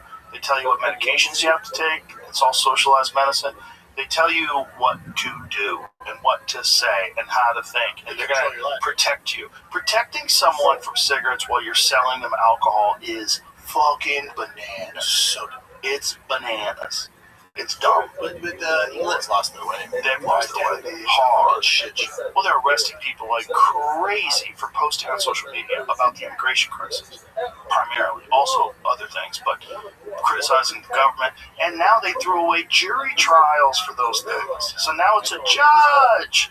And so you don't even get people like you, your peers, to sit there and go, no, this fucking guy shouldn't go to jail. His daughter got attacked by some immigrants. He said some wild shit about immigrants, and no, he shouldn't be in jail for that. But my thing, like, what's the agenda? Just to ruin the fucking Control. So shrink you down to 15-minute cities. They're implementing that in part of the UK. The other thing is a digital credit system, right? So a digital credit score, a social score, and some sort of centralized digital currency, which I think they're probably going to try to move us all into eventually. But if they can attach your social credit score with this digital currency, then you have what they have in China. So in China, if you fuck up and you do something stupid, guess what, fuckface? You can't buy a plane ticket. That's wild. Yeah, you can't get a loan. You can't get the house, and it keeps people in line. And then the government can do its job without protests. Can I piss real quick? That's I've had pissed. two.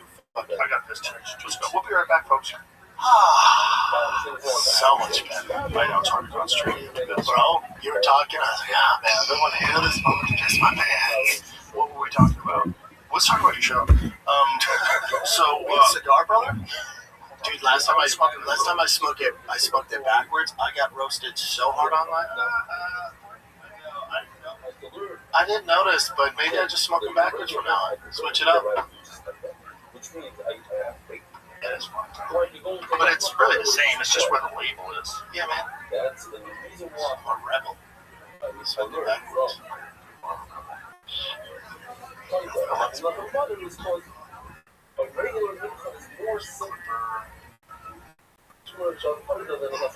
Make sure you click the right spot.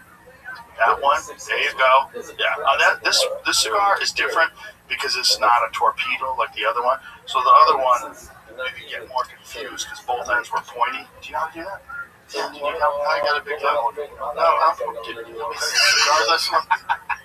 Only here.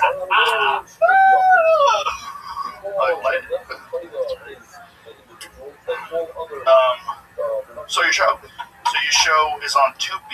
2B. Hey, so light this part, right? Well, no, but this part. Which?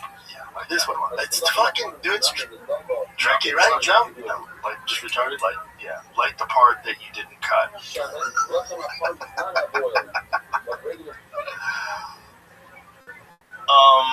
What is it called? What's your show called? Your Head's Gone Wild. Oh, that's right. Just like Girls Gone Wild. Same text and everything. Is that a problem? No, hell no. I think fucking on the land in Mexico, I think we're good. Is he really? Is he hiding? Yeah, I think so. Either way, we're good. Did he get like kidnapped and they fucking It's some dicey shit. Yeah. That turned out pretty sad for him. It's a card. I mean, it's shit we would be doing anyways, you know. And then they wanted to make a TV show out of it. So like, I went to Calvo Vipers. He scared the shit out of me. Calvo Vipers. I went to the biggest Porsche collection in Austin. I'm obsessed with Safari Porsches. Oh, you like those? God, those off-road ones? Yeah, I think Russell makes them. Russell, I forget the exact name, but Russell does. I don't know what the fuck it is. When it's an off-road like that, that vibe. I don't know what it is, dude. I fucking love them, man. Why do you love off-road ones? I don't know. Is there a dirt track where you can take a Porsche off-road car to? Oh, I'm sure. Where? I bet, especially in California. Johnson Valley and all that shit. Oh, yeah. But out here, there's places out here people have been hitting me up about. Right, but when you go off-roading, generally, you're going off-roading with a truck where you can bounce over rocks and shit. You can't really do that in an off-road Porsche. That's like more for those crazy mountain roads that are in the dirt. Yeah, that's your car, right? Russell built fat. Ooh, that's dope, dude. Some dad had one at the big. That's a 993. Yeah. Oh, wow. So they took a 993 and ooh, that's pretty. It's my favorite thing in the world. Wow. I don't know why. Look at the wheel wells. That's crazy. Wow. Perfect daily driver, dude. I'm real. You know what? I have a fucking problem with those extra front headlights that they stick on the hood. I do not like them. I think it fucks up the lines of the car. Agree. Because you could put those on that front there. Just take them off. What do you do? You drive at night in the dark? Shut the fuck up, bitch. You ain't really off-road. I mean, you're off-roading, but you're not in the woods. Oh, don't get to it. At nighttime. Like all my trucks, I got that Ram 2500 AV. That thing's never seen that. Right, but that's different. That's a truck. That looks fine with the extra lights on it. Yeah, but a still. Porsche? I agree. I think it's like whenever I see those old 911s, like the 1972s, and they have those extra headlights on the hood, I'm like, ew! Yeah. What are you doing? Yeah. You're ruining the lines of one of the most beautiful creations. Get back to the fake tits. You're like, what are you doing? No, it's like extra fake tits. It's like you got two Total fake tits real. on your fucking you got some fucking collarbone tits. Like, get those out of there. They don't belong there. More is not always better. And the shape of a Porsche, especially those long nose Porsches, it's so beautiful. When you have dumbass fucking headlights on the hood, like, yeah, It's just not meant to be. yeah, get out of here. Yeah, I like different shit. I agree those headlights do fuck up the lines, but like the other thing I'm just into different shit. Like I like when they swap the LSs in the Porsches too. Oh yeah, that's dope. Yeah, just the sound. Yeah. That chop. Yeah. Yeah, I don't know. It's shit like that, man. I like those. A lot of people think that's heretics. That's like, oh my god, well, you should go to jail for that. Oh, dude, I probably water-cooled LS engine in a Porsche. Bro, this guy's like he's the head guy for Porsche driving. He's driving me around. And I go, man, you ever driven one of those LS Porsches? And he was like, what the fuck did he say? And I'm like, you don't get down with this? He's like, fuck no, I'm like, yeah. So gay. No, they're awesome. Yeah, I just like different shit, man. Yeah, Rutledge Wood had one of those. He had one of those. What's the fucking Japanese cat that does the wide bodies? Oh, I know what you're talking about. I saw RWB. Yes. Yeah. He had one of those with an LS in it. It's pretty sick. And there's companies that do that. Yeah, they're sick. It sounds incredible. It sounds like an American muscle car, but yet it's a car that's like 2,000 pounds. Dude, and all I do is search Facebook Marketplace for RS swap Porsches. God, you get some good deals because no one really wants them. Isn't that crazy? Yeah. Because everybody wants the air cool. Because the air cooled has that raspy. They're the best. It's great. It's a wild sound. That air cooled sound is a wild sound. As I'm getting older too, it's like I've had trucks with 1,400 horsepower. I've had cars with 1,100 horsepower. And then if you just get an old school Porsche air cooled with 250 horsepower, So manual, fun. it's all you need, dude. They're so fun. As you get older, you're like, oh, why am I chasing this fucking horsepower? Yeah, because it's just about driving enjoyment. It's not about, you're not racing it. You're not on a track. Oh, dude, I knew I had issues when I was driving my kid to his fucking baseball game, and my car was running hot. My TRX 1,400 horsepower was running hot. I converted to twin turbo Hellcat engine. It's like 1,400. It's running on E85 fuel. There's no E85 out there. I'm in the middle of fucking like dripping springs. I had to pull over on the side of the road because the engine was smoking. And I just went, what the fuck am I doing, man? What am I doing this for? It's not like I'm taking it to the track. Yeah. What am I doing this for? Well, a Hennessy has 1,000 and you can drive it everywhere. Yeah, that's probably the way to do it. Hennessy TRX, Yeah, or they're Hennessy Raptor. I almost bought one of those, and then I got that AEV Ram, and I linked up with Diesel R, and we're doing a Randy's transmission. I got a freaking stealth bigger turbo on there, fast fuel system. No, bro. So, Jeff, yeah, I don't know if you're into that stuff, but I'm picking it up today. It's finally done, dude. Ooh, that sounds fun. Oh, dude, I can't fucking wait. That sounds fun. Yeah. So the idea is you just driving around, going to different places, having people do different things with cars. Yeah, Like check out what people are doing, Yep. different mods they're doing. Yeah, and it's like that old school like car shows that we grew up on. Like, you'll throw up facts about Porsches and about the car, and just pop up with that stuff. And it's like our boys, like Gordon Ryan was on there with his TRX. He's like 120,000 miles on it. That's it, really? Dude, that thing's so busted up, but he just drives it every day. He off-roads it. We go in his car, I'm like, dude, I said, Gordon, I'm going to tell you the same thing I tell everybody when I get in the car with him. I know it's for TV, I'm going to just show off, nobody's trying to get hurt. He's like, I got you, man. And was just fucking ripping this thing, dude. I'm like, I flip one of these things, man. It ain't fun, but it ain't fun. But it's, just shit we like, you know? And then someone's like, you want to do a TV show with them? I'm like, yeah, let's ride, man. It's interesting how much that's a male thing. There are women that are into cars, but I don't know any women. I mean, I'm sure they're out there, but I don't know any women that are into cars the way we're into cars. No. Some of them like cars. They're into some. But like for me, it's like that is one of the things about having some money that is worth it. Like I always tell people, having a nice house is great. It is great. There's definitely nothing wrong with having a nice house, but after a while, it just becomes your house. Yes. And if you're in a humble house that has a nice kitchen, a big TV, and a couch, and a nice bed to sleep on, You're sad. you're kind of sad. Yeah. Like the difference in the way you feel when you're home versus a nice house is not much different. The difference in driving a nice car is like you are taking a ride to work. You are at Disneyland. You would wait in line to get in that car. And you're boom, boom, and you're fucking shifting your own gears. It's fun. And the shit it's you have, excitement. dude. I lived through you, because, obviously we're in different tax brackets. I gotta do my thing on Facebook Marketplace and shit. I picked up tires the other day. Guy goes, holy shit, Brendan Shaw buys tires on Facebook Marketplace. I go, yeah, dude. Who doesn't want a fucking deal, man? Put those in the back for me, dude. But, yeah, you got one of those Porsche. I think it's your Gunther Porsche. Yes. And you took a picture. You're like, dude, I'll just sit in my garage and just stare at it. I'm like, dude, I've never. I do. I stare at it sometimes. I sit in the garage and look at it. Oh, it's a fucking piece of art, man. Yeah, all carbon fiber. Yeah, dude. When I see like that type of Porsche, like the Gunther work, or I'll see a certain car, I'm just like, I can't even describe it's like, oh, dude, that is so sick. Yeah. Do you see the Gunther Works made a twin turbo slant nose? I sent it to you. Peter Nam sent it to me too. The owner of the company sent it to me. It's, yeah. Well, I Dude. bought it off him. I bought one off him. Not that. Not the slant nose. I I bought didn't the deal other with one. it, customer service. No, I deal with Peter. He's awesome, but that's it. That car is insane. They raced that one against a GT3 RS. And it Hurry. GT3 RS. Hurry. Yeah.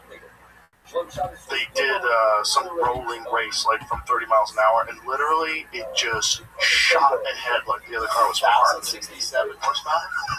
It's nothing. It weighs nothing. What does it weigh?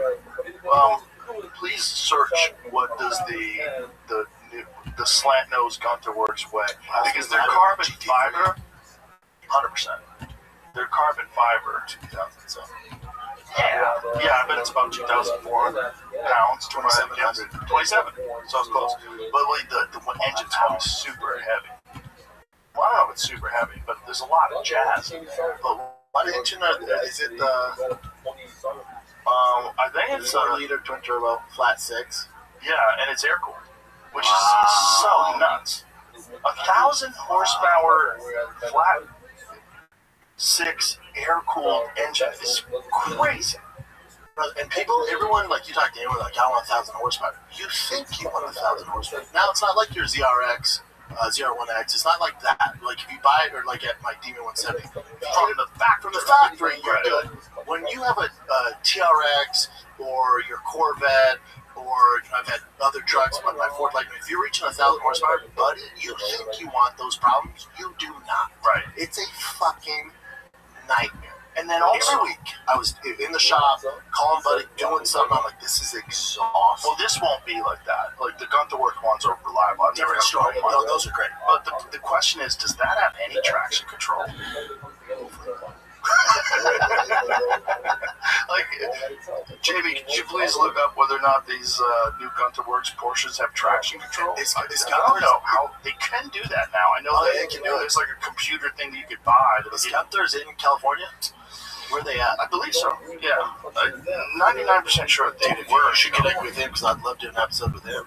A wooden shift knob pays tribute to Porsche's motorsport paired to modern electronics like motorsports grade ABS and traction control. Oh, okay. Well, that's good. It's nice that it has ABS too. That's dope. You're gonna need it. You're going. Yeah, 1,000. But see if you can find the race between the GT3 RS and the slant nose, bro. It is hilarious. And the sound it makes is orgasmic. I can't imagine how much that is. Wonderful. Oh, it's got $1 million. Yeah. Here's my problem with Porsche. Is even 20 years ago, when my very first car I bought when I had money, I got from podcast places 15 years ago, I bought just your base 911. Went to the Porsche dealer, bought a base 911. I could afford it. It was, I don't know, 80 grand.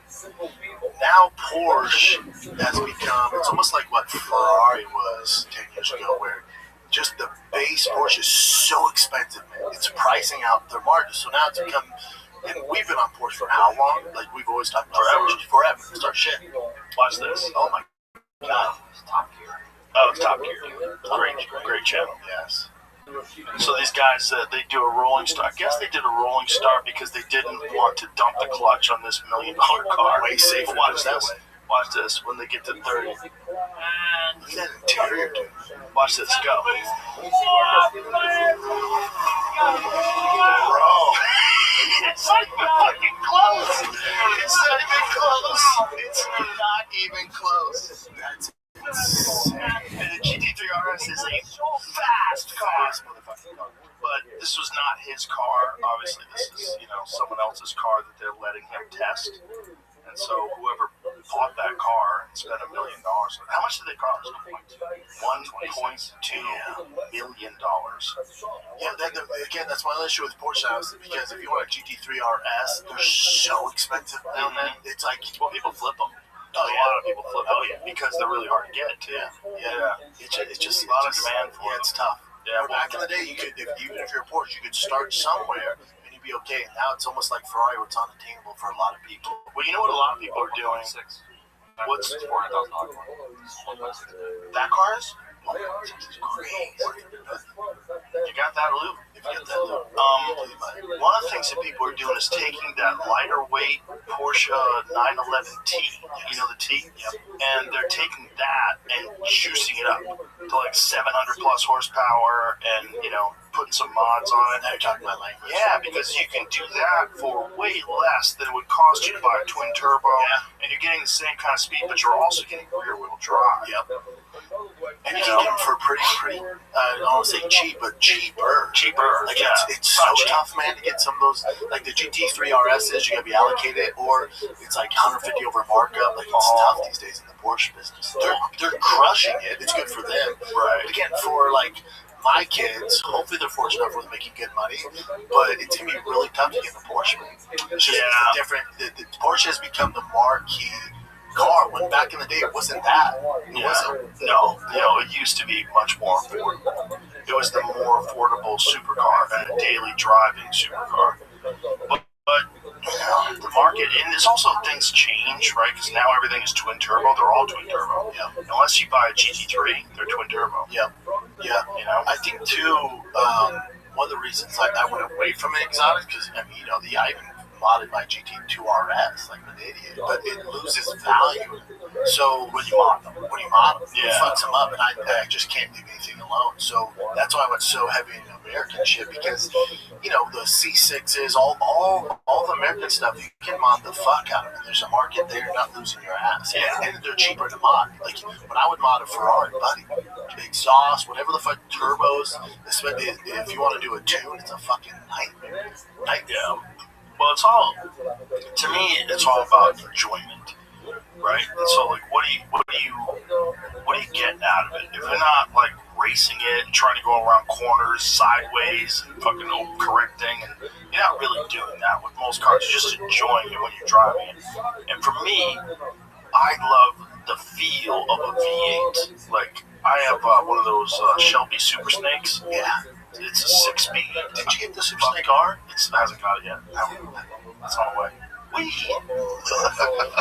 I fucking love that car because it's a modern muscle car. Driving it is like driving an old school muscle car, but it's all modern and perfect. Starts every time. Interior is great, and it's just the fun of just driving normal speed. Just normal speed, just driving to work, not speeding, just you feel like you're doing something fun. It's exciting. You get that same excitement in your ZR1X? No, it's not the same. The ZR1X is on another planet. It's a spaceship. I mean, it's the most capable car I've ever driven by far. Like when I took the ZR1 around the racetrack, we drove it around Coda. I was like, this thing is crazy. It's so fast and it handles so well and it gives you so much confidence. But it's different when you're not shifting your own gears. You're not using the clutch. It's all about that. The driving experience is about engagement, and if you're not using a manual, you're missing. You're gonna have fun. Don't get me wrong. You get a Corvette, you're gonna have a lot of fun. It's a great car, but shifting your own. They finally started making a gear, a manual transmission for the C8. Really? Yeah, so it's not. Is the Grand Sport coming in manual? I don't think it's going to be offered by Corvette. I don't know if they are in the future, but you can buy one now. So see what the company is that does that. But it's a famous transmission company that's making a C8 manual transmission, and everybody saw that like, oh, because that's the only knock I've heard on like actual car guys with ZR1X. They go fast as fuck. It's great, but it's kind of doing it for you. Like the drive's different. Like it's so. It's a spaceship. It's a spaceship. You're Luke Skywalker. Yes. Does not offer a manual Tremec. Okay, Tremec has developed a 6-speed manual that fits a C8. GM considers it not real for production. Was it? But Tremec makes But they make it. Yeah, Are they selling it? Is Tremec not selling it, or did they make it just for funsies? Because Tremec made the transmission on my Super. Tremec they make the best transmissions. Tremec's new 6-speed manual transaction opens the door for manual swap vets and other creations. So you can do it. This is what I would do.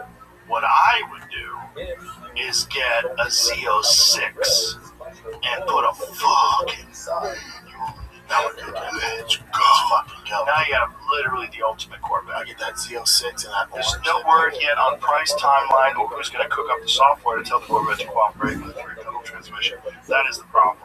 Because you're going to have to... And the ECU. Yeah. That's a big problem.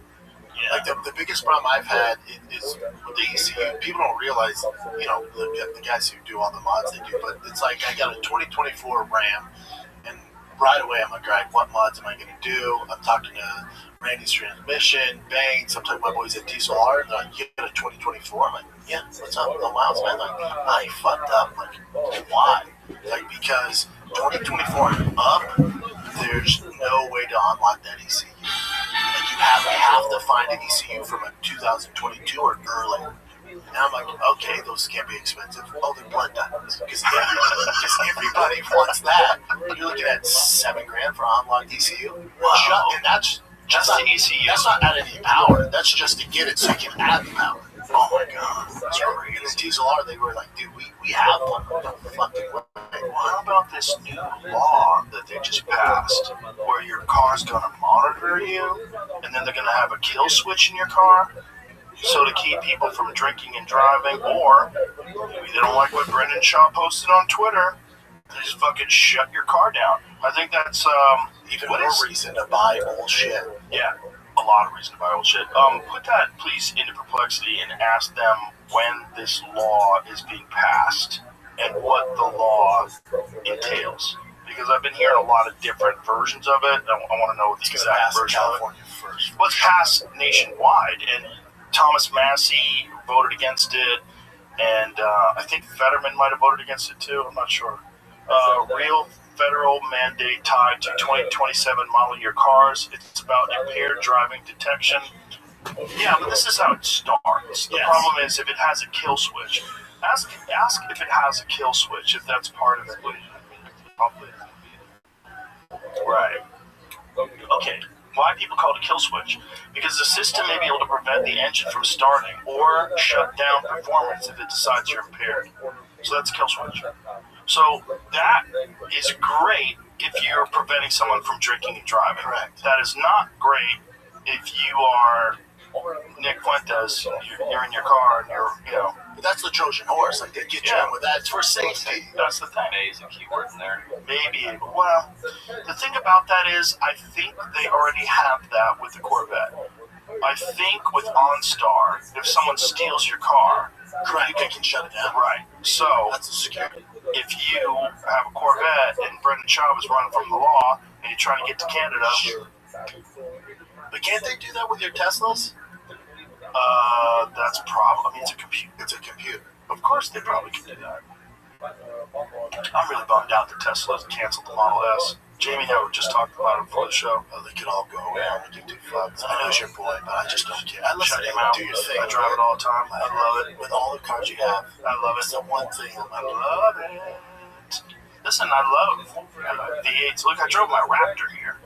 you know, Raptor's badass. A fanboy would say that should be replaced by that Roadster that they haven't shown. Yeah, but the Roadster's a 2-seater. My car is a 4-seater 4-door car that goes 0 to 60 in under 2 seconds. But why would they get rid of that? Never had four. Because they're Never what? I've never had 4 people at my car. Okay, you haven't, but so the other day, I had to pick up my daughter because she was being driven, and the car they were driving got flat, and I was on my way home at the exact same time, and I picked her up and her friend. So I had 3 friends in the back seat, 1 in the front. Yeah, I got everybody in my car, no problem.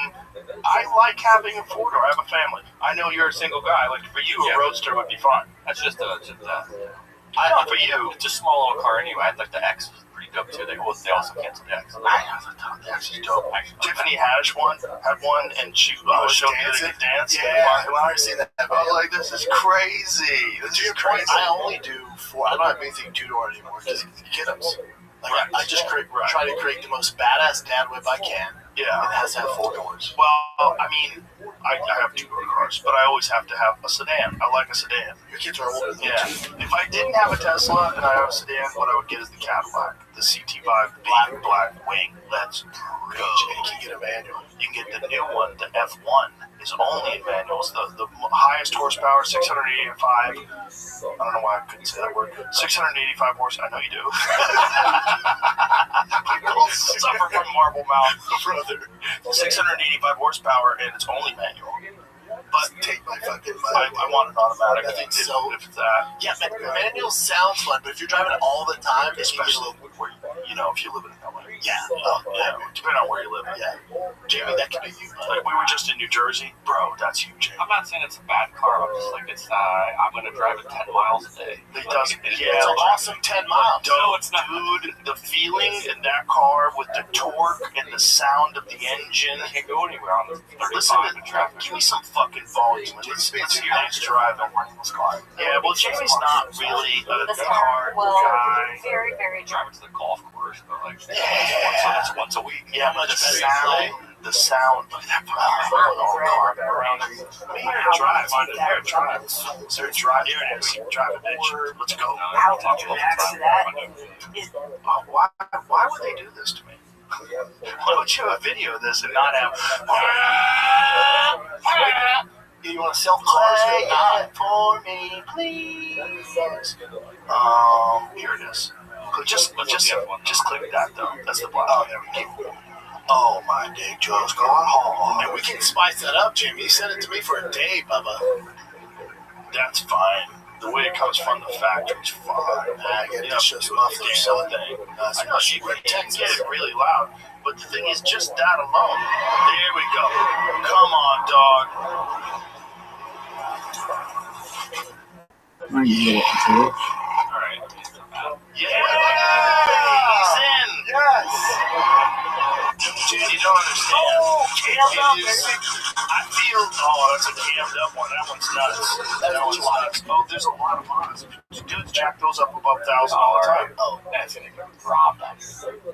No! Oh, come on. Where's our where's Sarkin? You wanted to get him by your I don't drive anywhere. So Where's he going? Where's he going? You live in a nice place. Are you buying crack? You got covered parking. You don't need it, but it's fun. I just think of Gone in 60 Seconds. When you've got a dope car, people know you've got a dope car, and you're seen driving that dope car, they're gonna follow you in that dope. With our friend, you got to follow it. What's wrong with you, Julian? Yeah, shit's gonna happen. I don't need that. Dallas. He's got a fucking dope Tesla. He's in Dallas buying tacos at 3 in the morning. He had Teslas all over the Bro, I drive. He's got a Ferrari. I drive Ferrari crazy is shit. shipping in a Cadillac. I've never had. Have you had any issues? I've never, especially out here. You know, you can catch an issue every now and then, but the thing about Texas is everybody's armed. Like, you can't just roll up on someone and try to take their car. You're risking your fucking life. It happened on 5th Street, a block away from the club, not too long ago. Someone got carjacked? Yeah, right in front of EDVs. People get carjacked in every city. That's a fact. That's Now why where I I live, don't like having targets. Now where I live. Come on to this. Come on over to the burbs, dude. So, you think if you have, like, one of them Cybertruck? So, supposedly Cybertruck is coming out with an SUV. Allegedly. Elon won't tell me. He doesn't tell me shit. He doesn't want to tell you. I got a big fucking Always online, people have showed things, but like, we don't really know. What have they showed?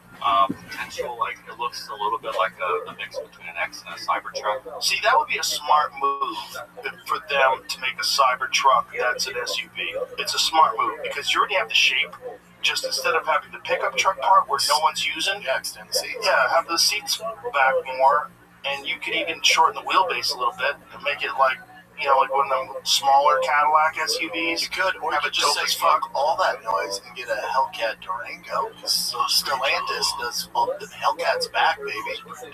Hellcat Durango. Godfather the Hellcat Tim is back running fucking Dodge. Yes, That's thank why. God. Thank fucking God. Yeah, Dodge got crushed. They got silly with that electric thing. Some French guy running. Is that what it was? Killed, yeah, he killed It's all. American. That's what it was. He wanted to destroy American facts. But yeah, what Poetan Peace Real Gun.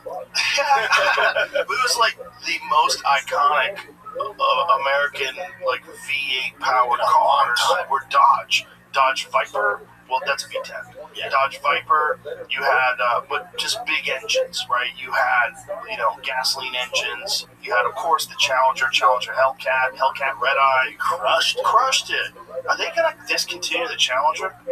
No, they're coming out with a gas Challenger. So they fucked up and came out with a Challenger in all electric and a Charger. Was it a Charger? And a Challenger too. They did both, right? You can't change it. They're coming out with a Charger that's gas powered. Yeah, the Charger's dope. I've seen some reviews of it. It's dope. And it's fast as fuck. Here. Now we're talking, Jamie. What do you think of that? Yes. Okay. Here we go. Look at that, Jamie. Here you go. Yeah, now we're talking. The Durango kept Dodge afloat. Engine. That's what you need, Jamie. You need a goddamn V8 like a fucking. You're gonna come in here with a fucking hairy chest. Fuck yeah, dude. Goddamn American. Yes. That's it. Forget the Cadillac. We're onto this now. We're onto this. Well, That's what you need. I wasn't. This is also this is a robbery car. Track Hawk. That's why I'm off that. Track Hawks are great, dude. What are you not stealing? There's not that many of them. Yeah, people are. Okay. How about you get a Hennessy? And tell them to leave the badges off. Hennessy's are so. Just have Hennessy do it and leave the badges off. Bro, did you So it just looks like a regular one, a sleeper. I just recorded all the time. Oh my God, it's such a What world do you Yeah. live in? Dude, did you see Hennessy did a Super Duty? Hennessy Oh, yeah. Ford Super Duty? Yeah. Fuck, I love it. Hennessy does dope shit, dude. They do dope Mustangs. They do dope Cadillacs. They take the Blackwing. Fucking See that? That's why with Tubi, it was like, let's see how these 4 episodes go. They do. Do you know John? Me and him had a conversation. You should do a show with him. That's He's why great. I want to do a show with him. I want to go to Gunther. Yeah. But John, great. He's up the fucking road. He's great. I can connect you with him. He's a good dude. He's a friend of mine. Me and him had a combo because when I was building my rap to get to 1,400 horsepower, I called him. Well, I'll hook you up with Gunther too. They're great. Peter's very cool too. Yeah, dude. Oh, the Durango with the Hellcat? Yeah, well, fast to be smoked. Yeah. That's probably not a Hennessy one. Well, it doesn't matter. I mean, they put a Hellcat one of those fucking things. You're dealing with insane horsepower. It's so much horsepower. They're awesome, Jim. And it The sounds red incredible. interior, it's fucking awesome. We're salespeople. We're selling Dodge to Oh, James. that actually might have been the track hawk under. Okay, whichever one it was. Either way, pick your It was poison, dope. just fucking get one. I would 100% drive one of those. 100%. Fuck yeah, you I might get one too if you get one.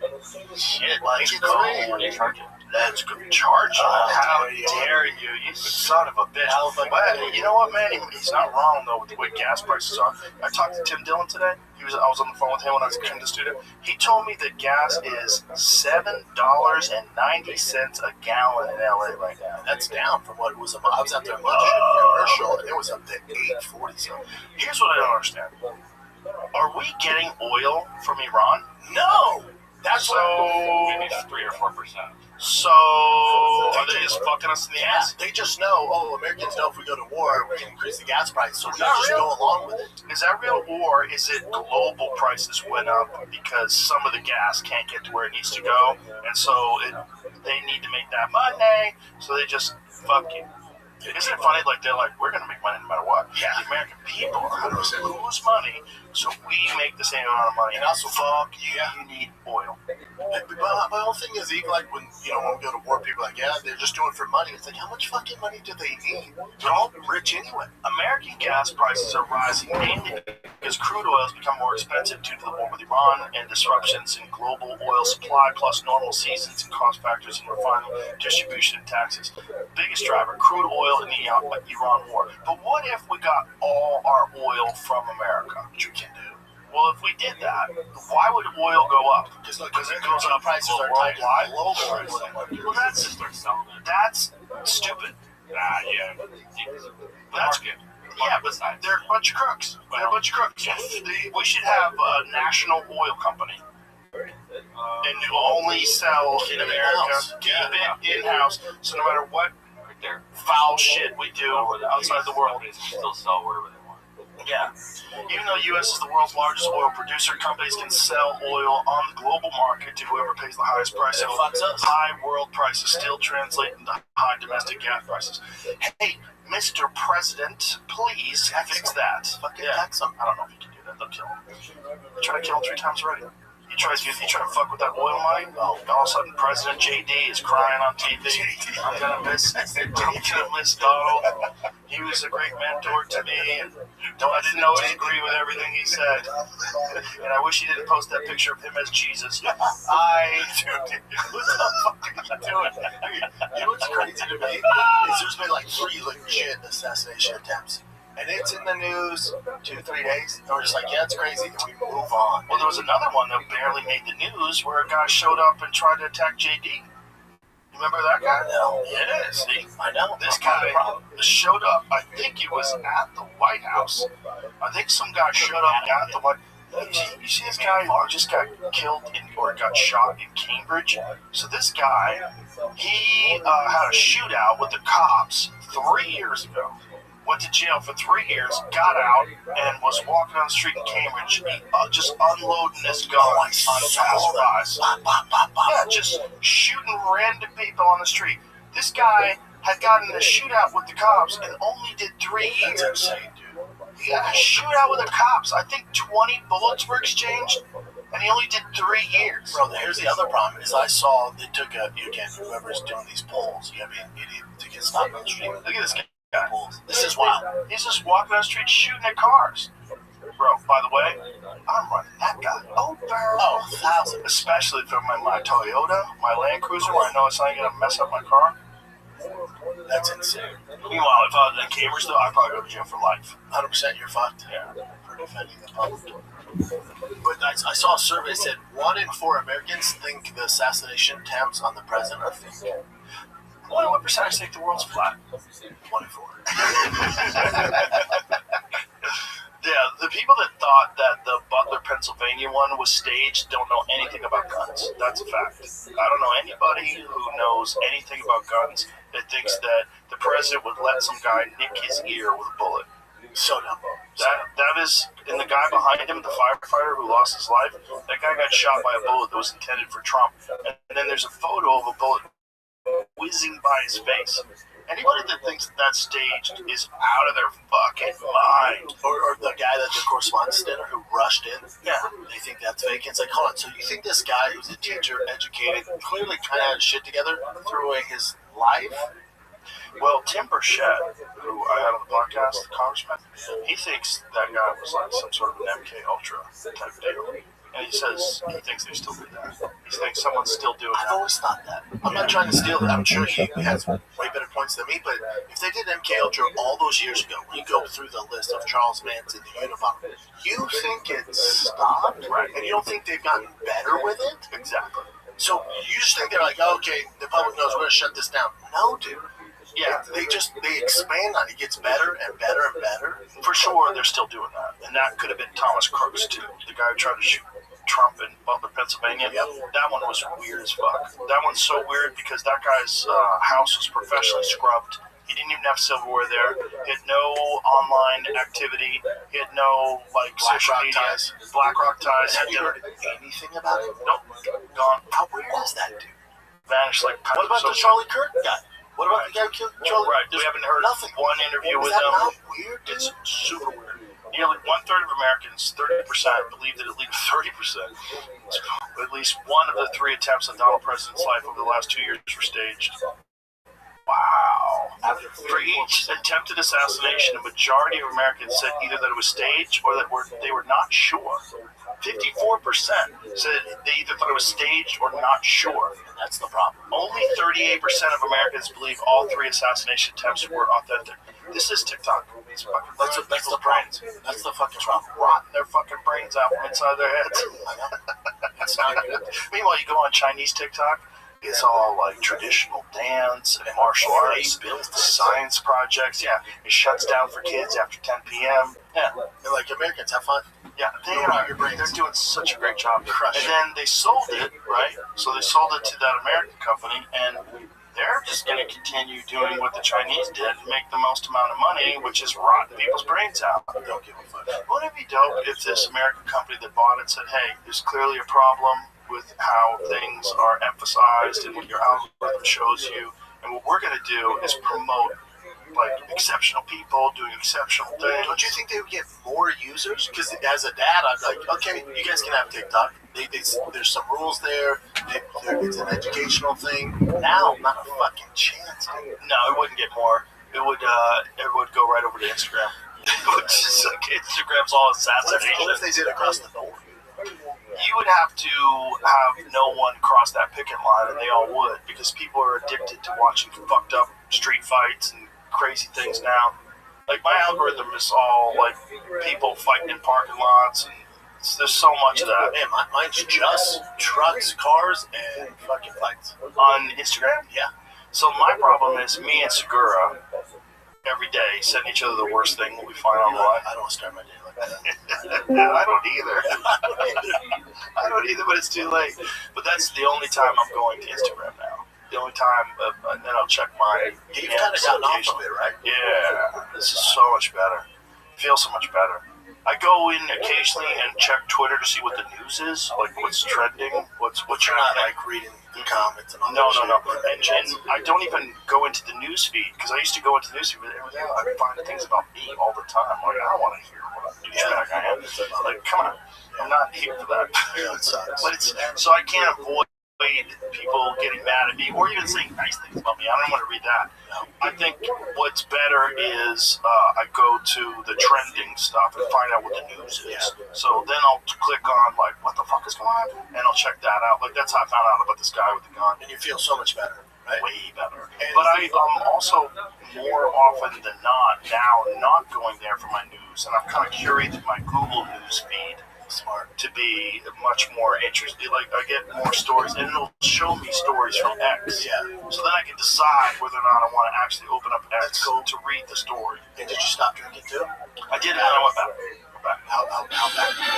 Not back crazy, but I'll have a couple of drinks every now and then. I haven't gotten drunk since I've been back. But I've had a couple of drinks. That's good. Thanks. Feel good? Feel great. You've been in better shape. Yeah, it's definitely better for you. But I do like a glass of wine or two at dinner, and I do like a drink or two with the boys when we're at the club every now and then. Yeah. But I was doing it too much, and then I recognized, so I stopped. Yeah, it wasn't benefiting me. And then all of a sudden, I have an addictive personality. Like, if I do something, I can be all in. Like on cars, like literally one day I woke up like, I don't believe I'm like, and half of them are trucks and they're all the same. You know? It's just like when I get into something, I get so into that. But as I'm getting older, I'm getting better at checking myself. Good. That's good. Getting better at that is very important to managing your life. It's really important. It's growing. Well, it's also just realizing that there's some addictions that are just not beneficial at all, and then other ones that are really beneficial. So just get addicted to doing things that are good for you. Yeah. Thanks. You know, but that's the problem is that a lot of people can't regulate their addictions well. They're just not good at it, so they just get caught up in, it could be anything. Preach. Yeah, but it's also that same thing is what causes people to get good at stuff. Correct. Which is weird.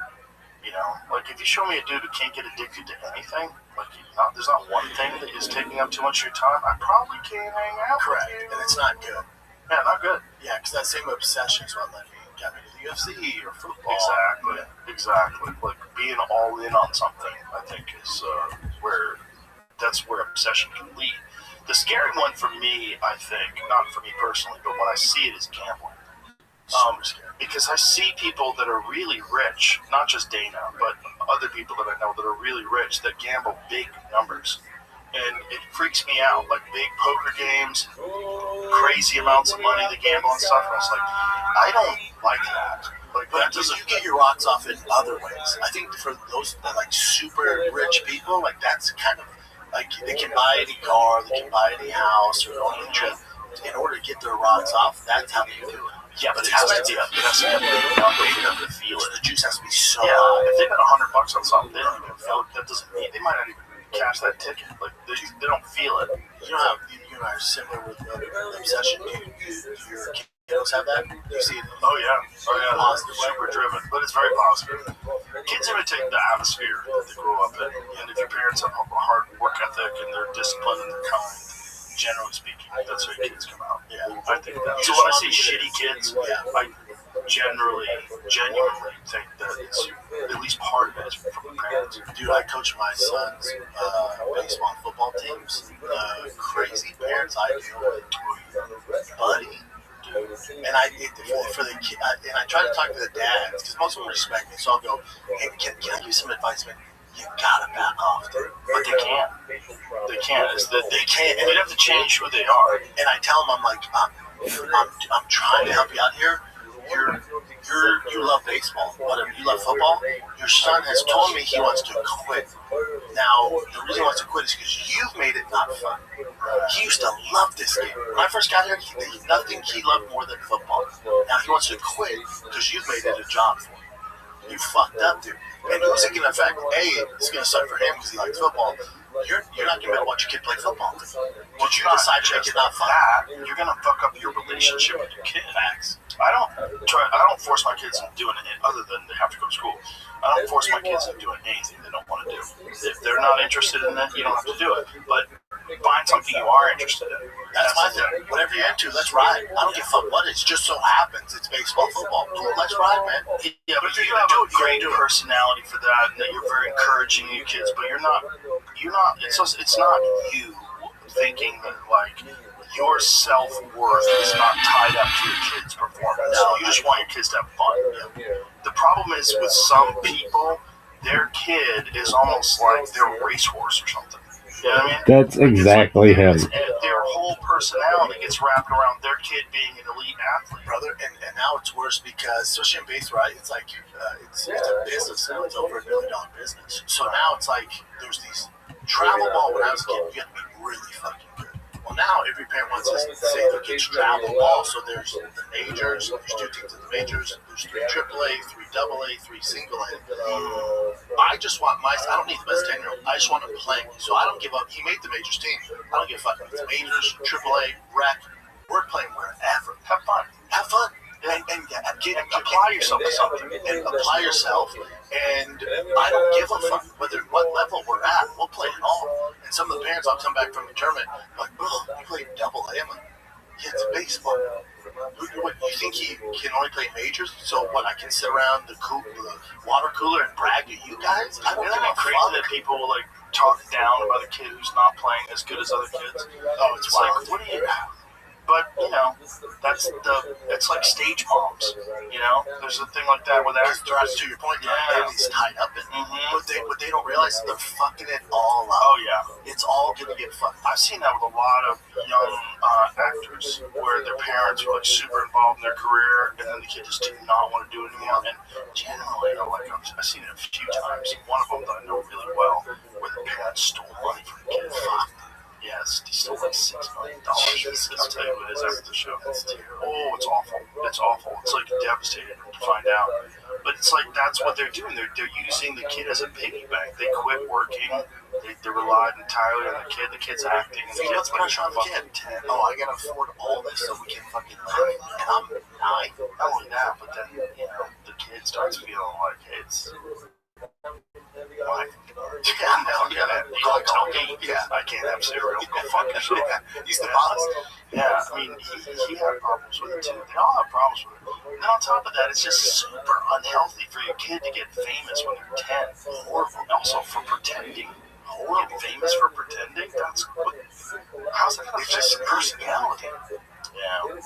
Well, there's a lot of parents out there, man, that just they don't understand you're developing a human being.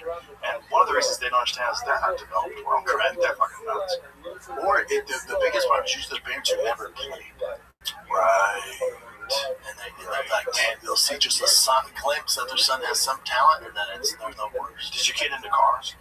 Big time. Oh, that's nice. Big time. You gotta teach them how to drive so they don't have to tell them stupid when they get old. That's what I tell them all the time. All the fucking time. No, they're going to learn how to drive a manual. It's the easiest way to do your car. Jamie, you want to make sure your car doesn't get stolen? Buy a manual. The criminals these days He doesn't don't even know how to drive one. Do you know how to drive one? Oh, he's gonna burn that clutch with it. figure it out. Black do right now. Yeah, especially if you're only driving 10 miles a day. Perfect Yeah, candidate. I just don't want to. It's disappointing. Yeah, no, my kids So know their sad shit. right Like, there. I mean, There's so many other cars in the world. What do you like? And so I'm not driving anywhere. we know you like driving track on the hops. racetrack. Okay. But let's just put all that aside. What cars do you look at? You go, ooh, I like that. Or do you look at a car that you like and go, that's a target?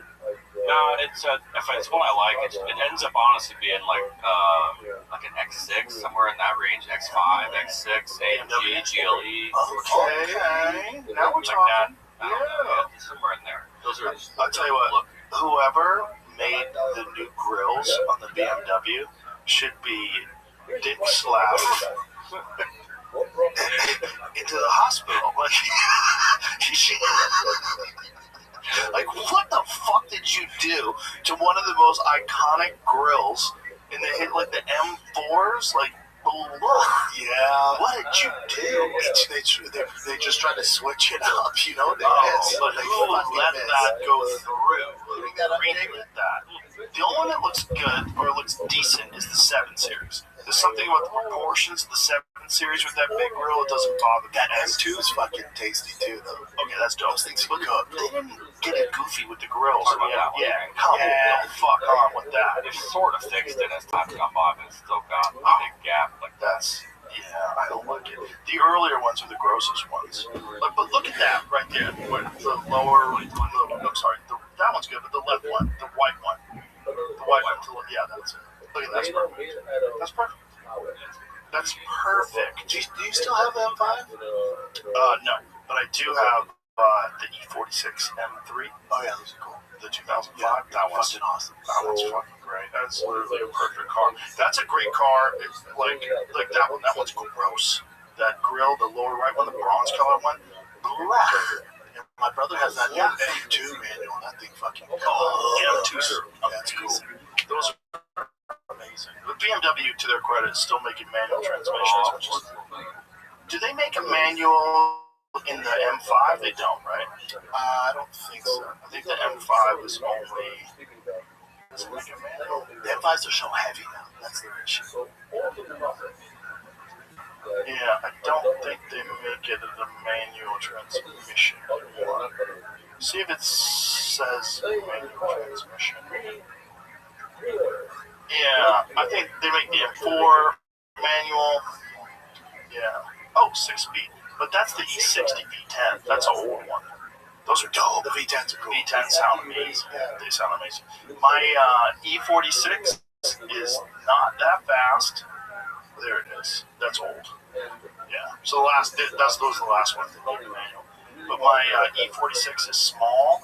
That's what you want. It does way a lot. It handles really good. It's got hydraulic steering, manual transmission, and it's a Diamond, so it has a supercharger on it. So it's a little faster. So it's like 400 something horsepower. But dude, it's just fun. It just you feel it while you're driving it, and they look fun. Something's weird that I was trying to track this. You got to move that one. What's it say? Might be just not important things. No, those are old. No, I know. I'll show you what I saw. Oh, so put in 2026 BMW M5 manual. I just saw that. We got 2 versions of the BMW 5 with the manual, and the rest of the world was that one. That's what I saw. When does that though? If you click on it, I think 2025. right, but I think they're talking about old cars. I think they're doing a history. The BMW still has this is 2 versions. They're talking about older cars. BMW still has great materials. Oh yeah, Some manufacturers still fucking do it right. BMW does it right. They're really good. It's a solid car.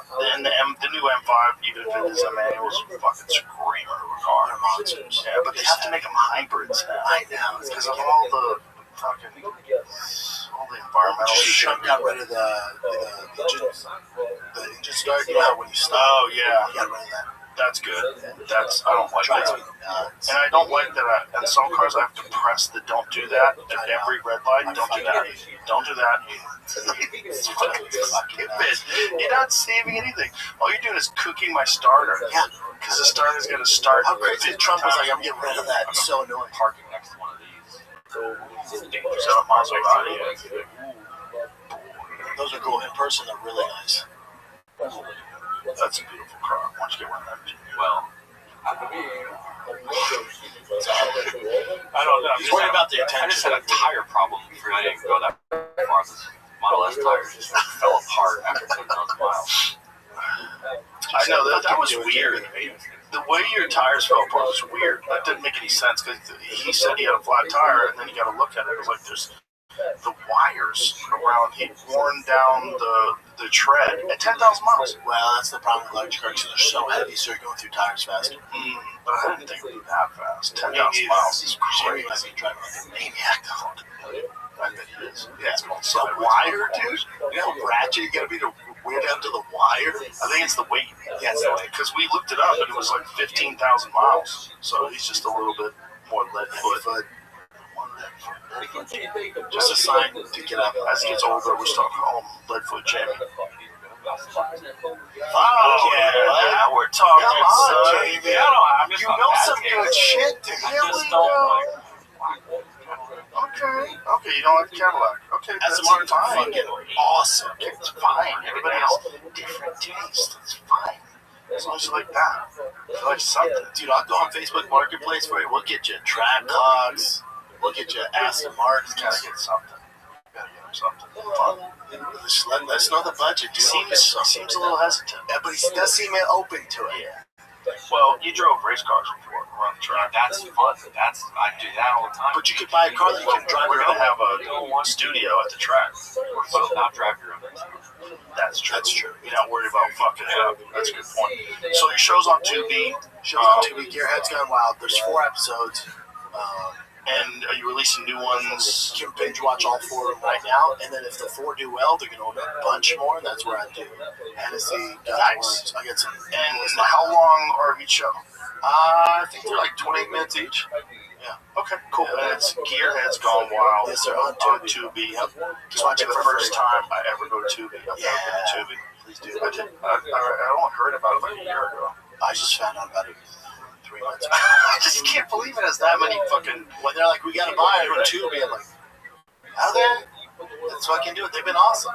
That was great. It's easy to watch. Yeah. Well, someone's never watched it. There's that many people. But it sounds awesome, dude. I'm glad you're doing something that you enjoy. Yeah, I love it. Yeah, the Star shit. I love it, man. Thanks for that. Joe Rogan Podcast, check it out. All right. Goodbye, everybody. See you.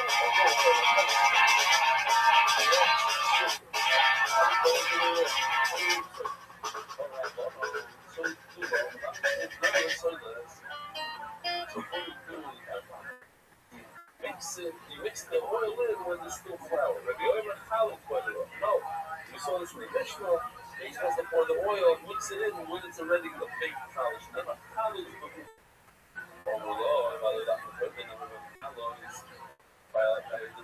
How many level traders are there on the other side?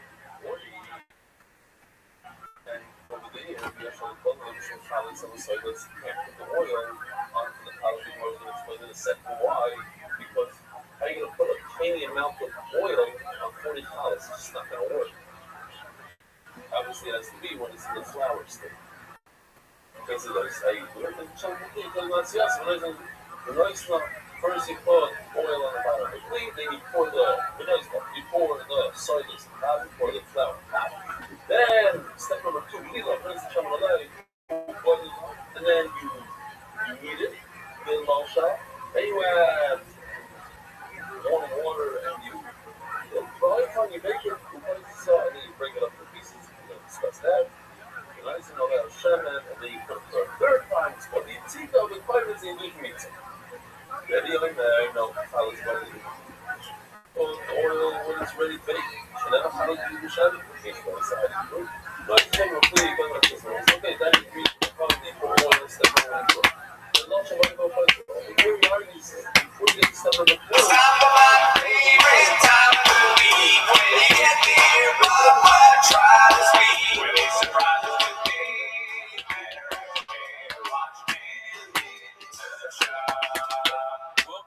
to 10 Minutes to Shop.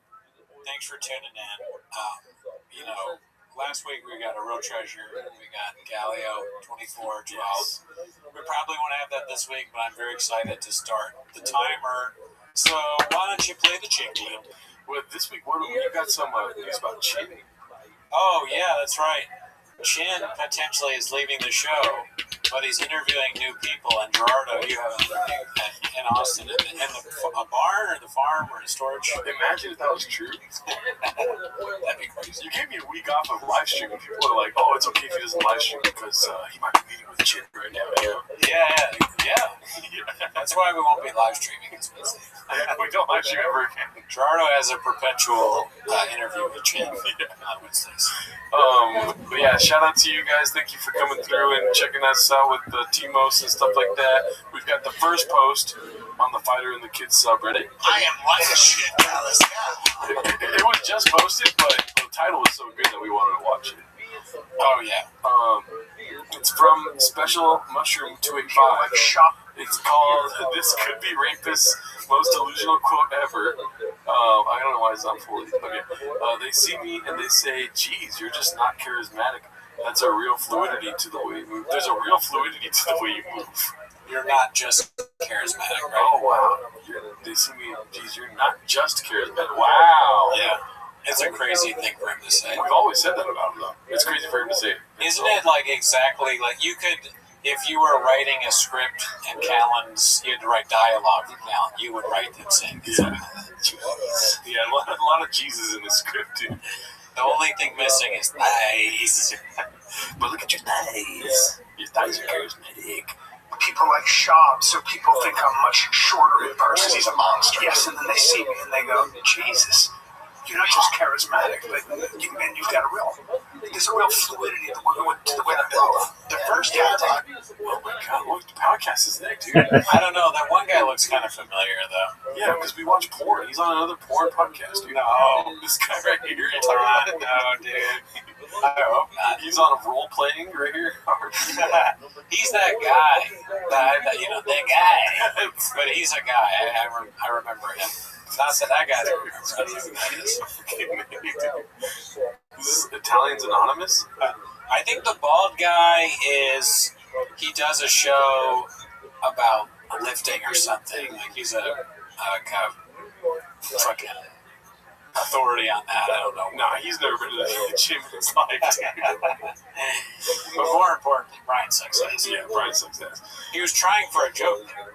He was doing the bit that he does where you're not just handsome, also. It's supposed to be kind of jokey, but it's just not funny. Yeah. It's so old. But to be the devil's apparel here, he's like, you're starting to see what Schaub and Chin see every day. Oh, yeah. That fucking Brian that's like, "Ooh," is no longer there. It's more of him going like, "Ooh."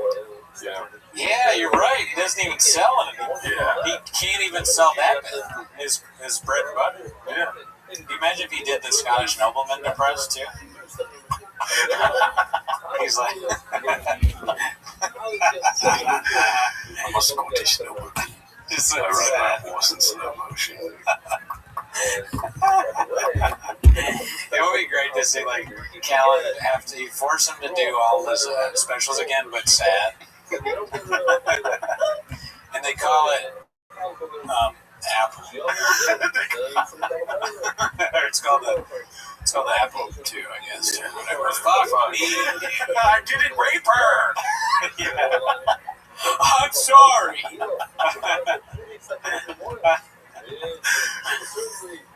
He's like, and then there was an African medicine man. He's like, whoa. That is probably the worst mystery.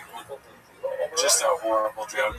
Well, let's see what Slojo's up to, dude. JoJo, Schaub Career Day presentation, entrepreneur lifestyle brand. Oh, it's not showing us the thing. It's just like, oh, there it goes. Oops. Okay, well, what the fuck, dude? My computer's going bomb mode right now. I think what we need to do is zoom in. Oh yeah, lifestyle brand entrepreneur. Wow. Yeah, okay. What is she an entrepreneur with? What does she sell? I don't know, she's wearing Balenciaga. Okay, so that makes you an entrepreneur. If you can afford an expensive long sleeve T-shirt, that's a lifestyle coach worthy. Unreal. That'd be fun. You get a lifestyle coach and it's join a shop. Like, am I your coach? Let me see if she has a website. Joanna, what is it? How do you spell the shop? Shop. Website. She needs a website. Yeah, where's the website? Yeah, you need a website if you're an entrepreneur. You need a website. Doesn't seem to have a website, but she. Wait a minute, dude. She have a Voyage LA? No. Where? Oh my god. Oh my god! She fucking did a Voyage LA. What date? Oh, 2020. Yeah. That shit will stay, dude. That won't go away. Yeah. They keep hitting me up, dude. They're trying to get your boy, dude. Oh, you gotta jump at it, bro. Have you done one? No. Yeah, dude. I've yet to do it. I'll do it. I just don't want to do that. But it would be kind of funny to do it, and it's all about flappers or shop. Yeah, I was going to say dedicate mine to shop. Voyage LA, I made fun of Voyage LA so much. Yeah. During the pandemic, I kept saying, like, I was the editor of Voyage LA, and we had to cut stuff. I always say that there's a huge expose coming out soon. It's just like, that was fun. The pandemic, horrible time, but great time for Twitter. Yeah. You know, we were having a lot of fun back then. Joanna, can you briefly walk us through your story, or do you want to do the questions? I'll do the answers. Okay, I'll do the questions. Joanna, can you briefly walk us through your story? Okay. how you started and how you got where you are today. Oh, that's different. I started as a child actress. She's illegally Mexican. Right, yeah, that's great. You can barely understand what you're And I was 9 years old. After moving from Mexico to the US, I began taking acting classes, theater. My husband cheated on me quite a bit. Yeah, I just wanted to do that bit. Yeah, it's very fucking hard. If you don't know what Voyage LA is, because you're normal, there's a thing in Los Angeles. I don't even know if it's still around. I guess it is. Oh, there's people with Voyage LAs to this day. To this day. So they're doing new ones. But it's My boy just got caught, dude. Ooh, he's not a comedian. I'm not gonna say his name. So it's some sort of website where you interview yourself, and then you say things about what you do. And I don't really know what it is, to be honest. Well, Devil's carne asada. Devil's asada right now, dude. Yeah. You do need like 3 things written about you for some sort of credits, or like you need 3 papers written about you for like a SAG card or something like that. You know? How do they know? Or so Voyage LA. Maybe Voyage LA doesn't meet the criteria, but if they don't do their digging, you got some daddy. You know? I remember Devin did one. Devin Costa. He got. The fucking truth teller. He got got by Voyage LA. Lemon Party. Ever heard of it? Oh yeah, shout out to the Bad boys. This one's posted by Urban Space Cowboy 1. Dicey. So this is about Chin, I think. After thinking about it for a while now, I've decided it's time for me to leave and give someone else a shot.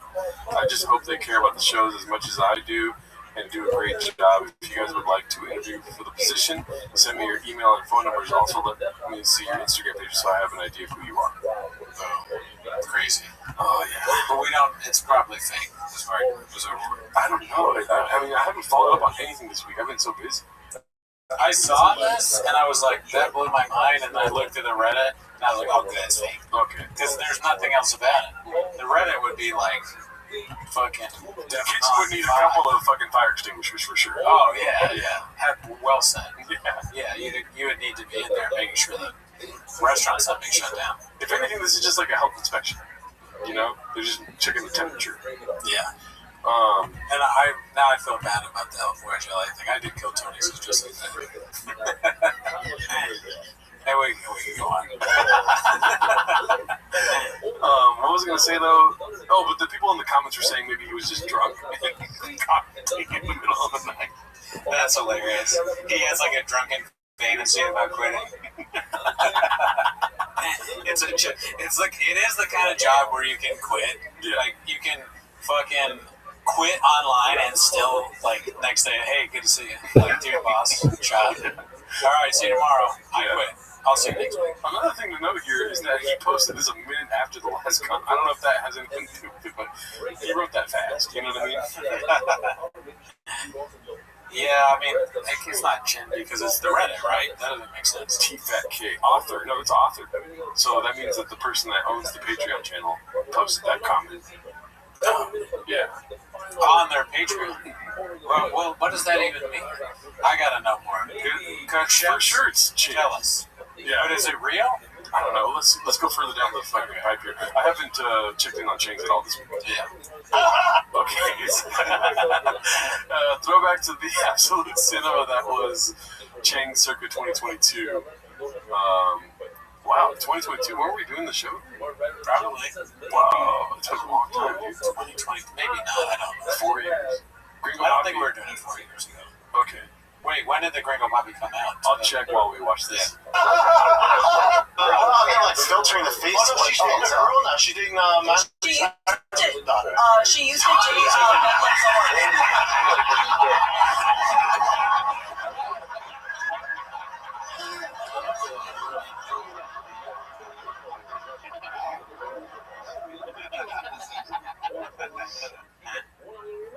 Yeah, 2022, April 28th. 4 years we've been doing this. Unreal, dude.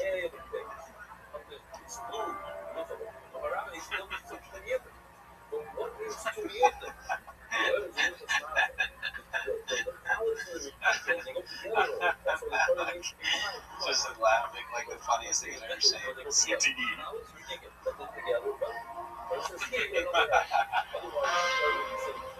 This song might get cut.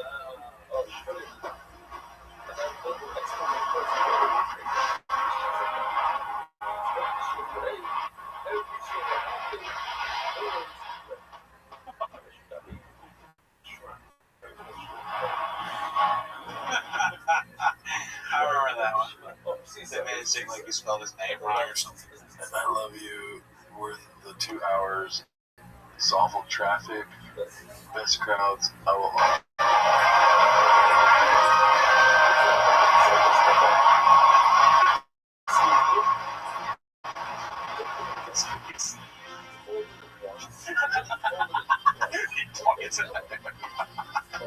Oh, that's so funny.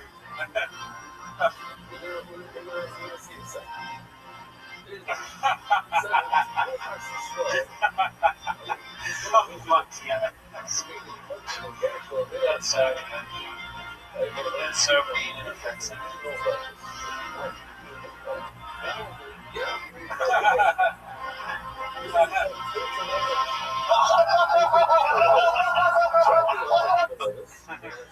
What a terrible comment, too. Yeah.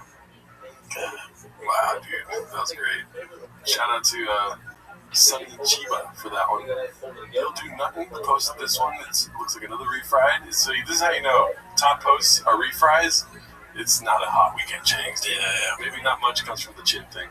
Last week, it was a lot. It's tough to ask for 2 weeks in a row. If nothing entertaining happens that's not old, then we're going to go into T-Fat-K and just watch an episode. We got an hour to burn, Daddy. God, you're an idiot, dude. I knew nobody. And I was like, oh yeah, that Brian Callen guy gave me his number. So I'm like, tears in my eyes. I'm texting him. Do you want to get coffee? I'm here.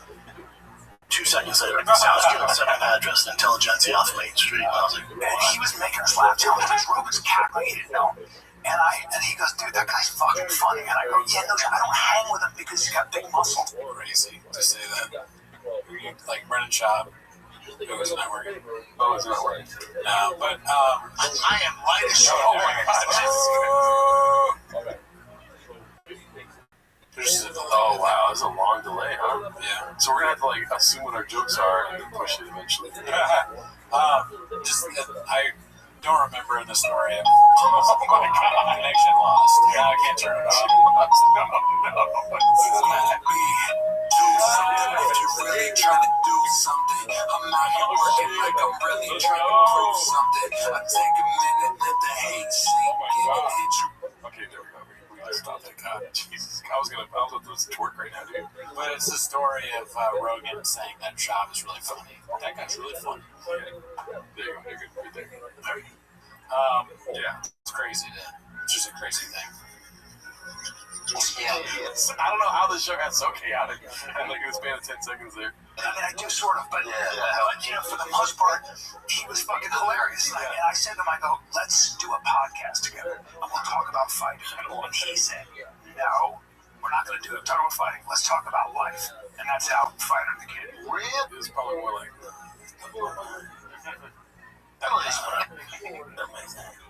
He gets done. He's like, man, we should do this once a week. I'm like, I don't want to do this once a week, man.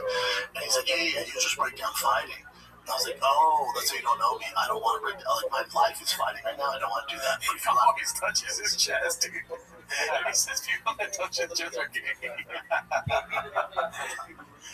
Every clip he's touching his chest, dude. Yeah, he just doesn't get it. He's got a straw too or something. We talked fashion, cars, calm down, man. Yeah, he was like, all right, we can do that.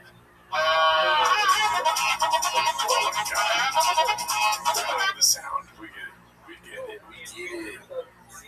It's just that one that he felt. Alright.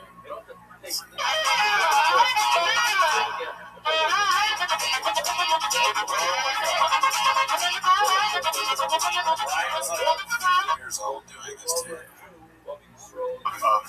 Allegations of sexual assault. People can say that Me Too that's gone too far. Let me just ask you point blank. Accusation of rape. Did you do it? No, I did not. Okay, there we go. True. Anybody but me. I'm the guy. I'm the one who did it. What else you got, Jim? Crickets.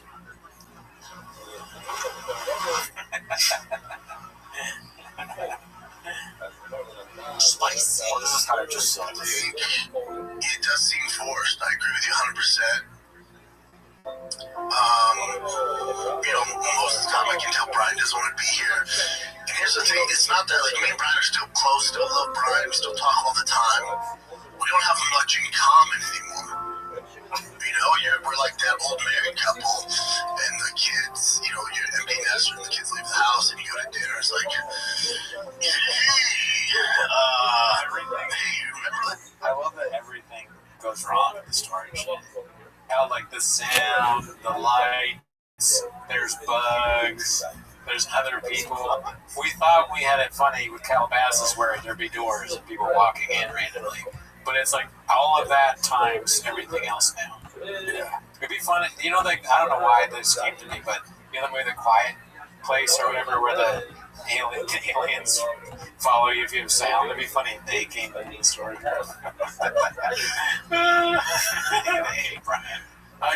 can hate on us for having bugs and stuff, but like, we're in my apartment next to a motel full of crackheads. That's true. You know what I mean? They have the same problems we have, like squeaky mics and bugs. This is not. We were never number one in podcasting. We're not friends with Joe Rogan. The only thing that we don't have, obviously those things, is like our kids and a career day. We're not going there and saying we're entrepreneurs. That's true. That's and lifestyles. Yeah.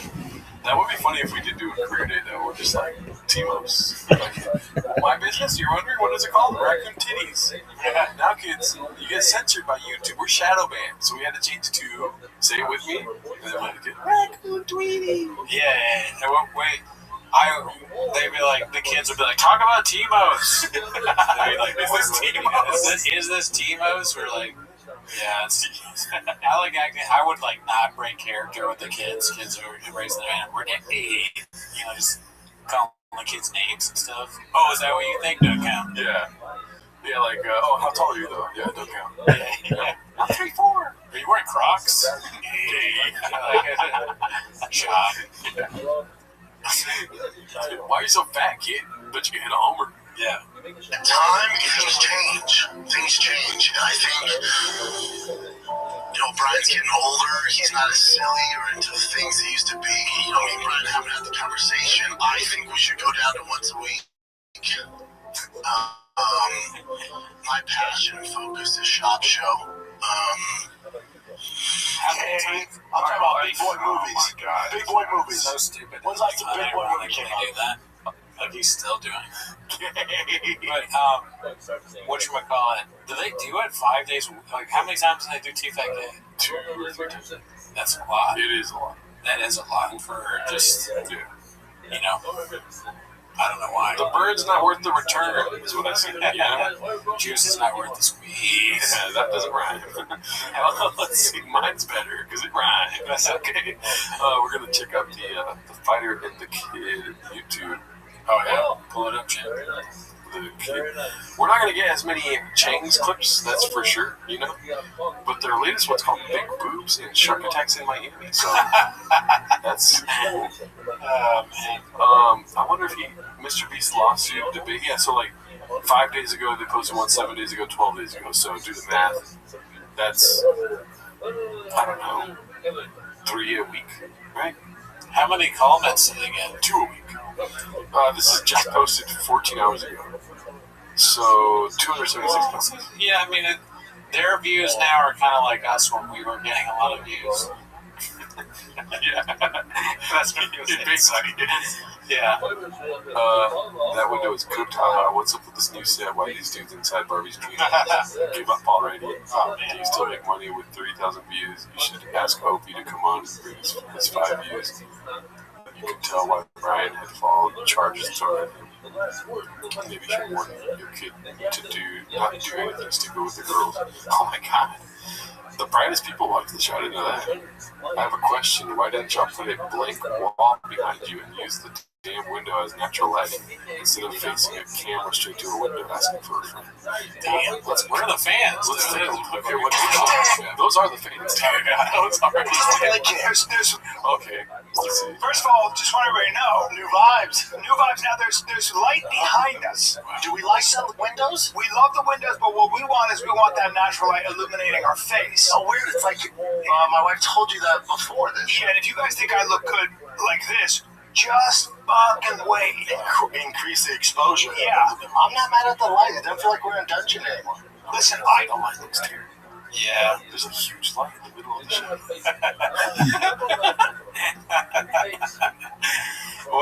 Where are they now? Are they still in the storage unit? This looks like a house. Okay, it's a house. Is it the barn, though? I don't know. Do they make the official switch?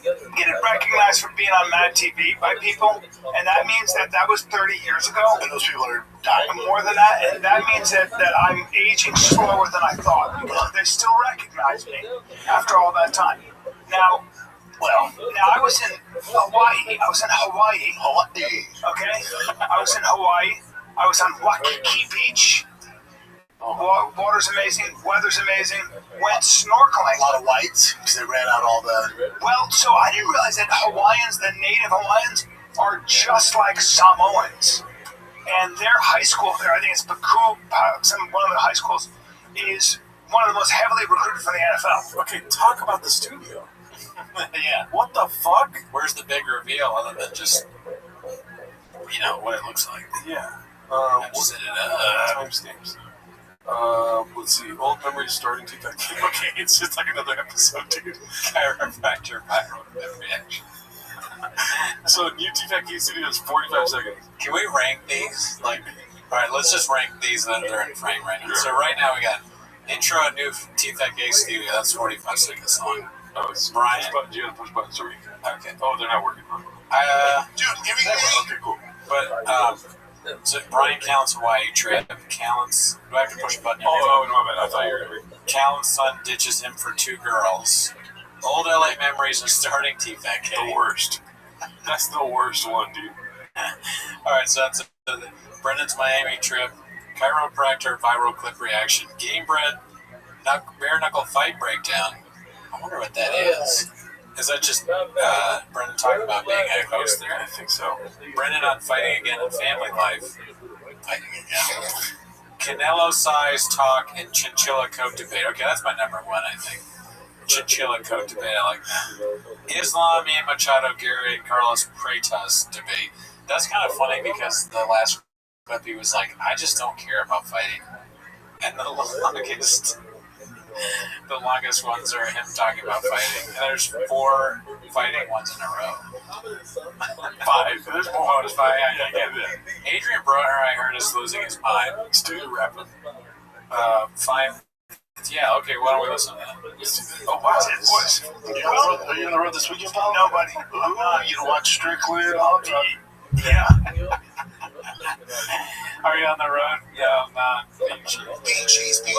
You're not because you suck. No one wants to see this or that. You don't have any dates, you fucking old weirdo. Or you're just 75 years old, dude. That's social media. This isn't real. Stink.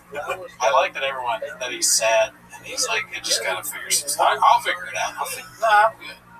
I'm just really like, I'm fed up. No, I got it. I'm alright. I just want to fucking die. He's like I'm calling that Usama Siddiqui joke that I watch on Funny AF. I don't like that. Oh, your uncle's Brian Callen? Are you on the road this weekend, Paul? No, buddy. You don't watch Strictly? Yeah, I'm gonna watch Strickland Hamza. Pink shoelaces. Let's see, studio good. Alright, kids, that's it, man. New studio, new vibe.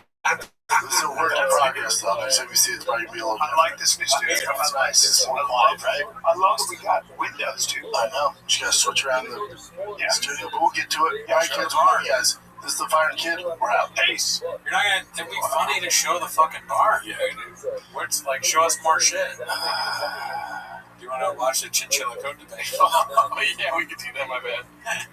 Can't sleep on that one. Like, what do you think is it that, I bet it's Canelo's wearing a Chinchilla Coat, but I hope that it's Jobs wearing a Chinchilla Coat. Let's see. Do I know what a Chinchilla is? Not really. Chinchilla, I'm assuming it's some small animal. She has a picture of me and Joe with Canelo. Go up, Joe. See it? Yeah, look at that. Oh, I remember this photo. Look at that. He's so much bigger than Canelo. That's got to be the angle of the camera. You're a big head compared to him, man. Joe, put the two white Mexicans next to the white boy. That's really fun. I look more Mexican than both of them. That's really fun. That's funny. By the way, he's that much bigger than he is. He's tiny, tiny. He has a thick neck and big, but he's tiny, tiny. Oh boy, Canelo's so small. Yeah, he is. Why does he rub the chair when he says it? I don't know. I think it might be a nervous reaction. He's so small, Daddy. It might be a nervous reaction from them having almost zero chemistry. And all like 0 movies too. They don't have anything to talk about. True. Oh yeah, man. You got a big head there, dude. Yeah, it's big, Daddy. Do you think after the episode they're like, fuck, we didn't talk about where you parked today, and like, you gotta remember to like talk about the commute here. Oh yeah. Yeah, I forgot to talk about that. I don't know why he's just in the corner doing this the whole time. Oh yeah, we didn't talk about that. It is funny them doing that is kind of like one of those movies where someone's too high and they're trying to relax themselves or whatever, so they do that. Yeah, the most relaxed. It's weird. Imagine doing this the whole show, dude. Yeah, I mean, it's got to be a nice couch. I'll say sometimes in the show, my mind kind of wanders while I'm talking or listening, and I start doing this, but it's like rare, or like this. But the whole show, you're right, it's a little off. He's not really. He's got shoes on. Yeah, he's probably 5'7". Oh, 6. Yeah. What? Wow. Interesting. Okay. I'm not fucking fight though. He can fight one of the greatest ever.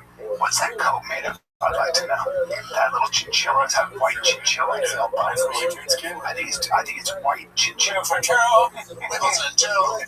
was pretty good. You were like hearing it twice right there.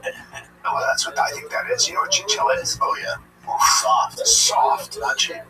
No. That might be alpaca too. No, that's a white chinchilla coat. I won't guarantee. Can't be cheap. No. That's Of course, Brian knows anything that's evil, maybe. He's like, yeah, I know that. I know chinchillas. When I hear people talk about chinchilla coat, I just remember being a kid and going to on a hiking trail and then talking at some hiking camp, and they were talking about all the chinchillas, and kids were like, "Oh, chinchillas are cute," or whatever. And then they got people making them coats. Yeah. Yeah, that's what every kid's dream is to wear a chinchilla. Yeah, they see like a cute chinchilla. I hope one day I can kill that and wear it as a shirt or jacket. Can't wait. Fire. I know, but I want a chinchilla coat like that. Stick a little break. So that's the debate, dude. What is the debate? Right there. That's a fucking lie, dude. Wow. You're fucking lying. It's Gino, bitch! Okay, so they get back to it. So they do. Maybe it's the hottest part of the podcast. They had to drop an ad in the middle of it. Yeah. Slash promos, limited time offer. Look at that, 10 to 16 grand. Yeah. Yeah, that's yeah. It's just that color. Yeah, it's just white too. It is the softest fur, and you gotta kill them. I'm laughing because Jim said it's just that color.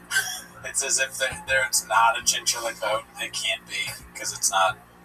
It's white. It's all white. It's polar bear. Yeah. Oh my God, chinchillas are big. No, they're not big at all. They're tiny. So you gotta yeah, that's $64,000.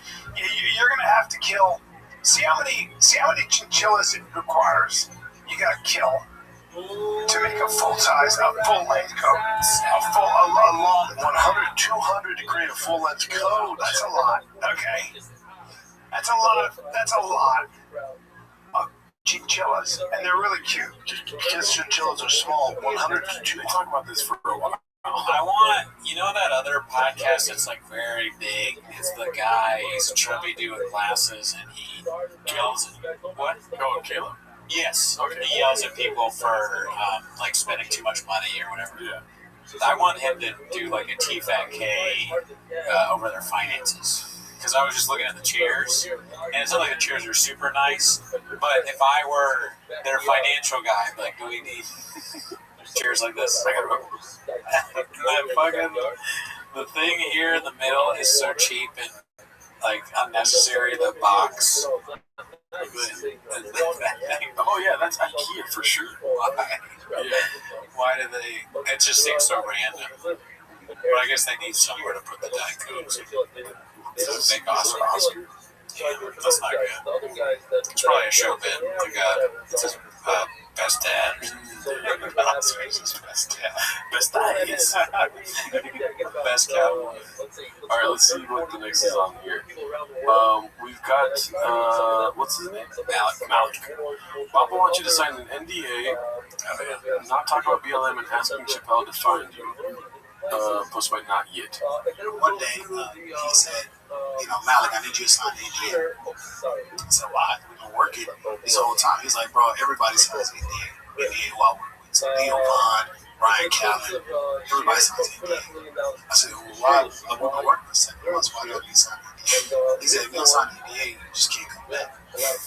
I said, he had Chappelle go to my house, look for me, because nobody heard from me. I was like, I'm not signing an NDA. And I was like, to the point where I was like, bro, he just called me. I was like, bro, I'm not signing an NDA. He was like, fucking wow, all the shit I did for you. He was like, yeah, what did you do for me? I said, yo, bro, I gave you $3,000 a month. I said, yeah, you said you give Brian Callen $15,000. I said, bro, I'm doing all the work. We're doing all the work. I was like, bro, it's like, I told him, I feel like I'm on a plantation. That's what I told him. Just like that. All my discussions, all my beliefs, all my opinions are about the this time George Floyd movement. We can't talk about it because your audience is middle of America. You got 2 black guys. We got to cancel that out. He was like, people. Wow. Yeah, I mean, just I don't hear anything that's not a fact. Yeah, he's spitting facts for sure. And it's probably even more frustrating than that because I believe everything he said. But he wants to talk about things he can't talk about. But in addition to that, he's got to deal with Brett just being a fucking idiot about everything. He's like, Malik probably wants to tell a joke, or he's like, why don't we? He has like some suggestion that's helpful, and Brent's like, no, it's gay, or whatever the fuck he says. It's probably infuriating. And keep in mind, he's paying Brian Callen $15,000 while Brian's not on the show. That's crazy. I forgot about that. Yeah. He's not even on the show. Yeah. What the fuck? That's very generous for shot to Brian. A month, dude. To pick. A month. 15,000. Oh my god.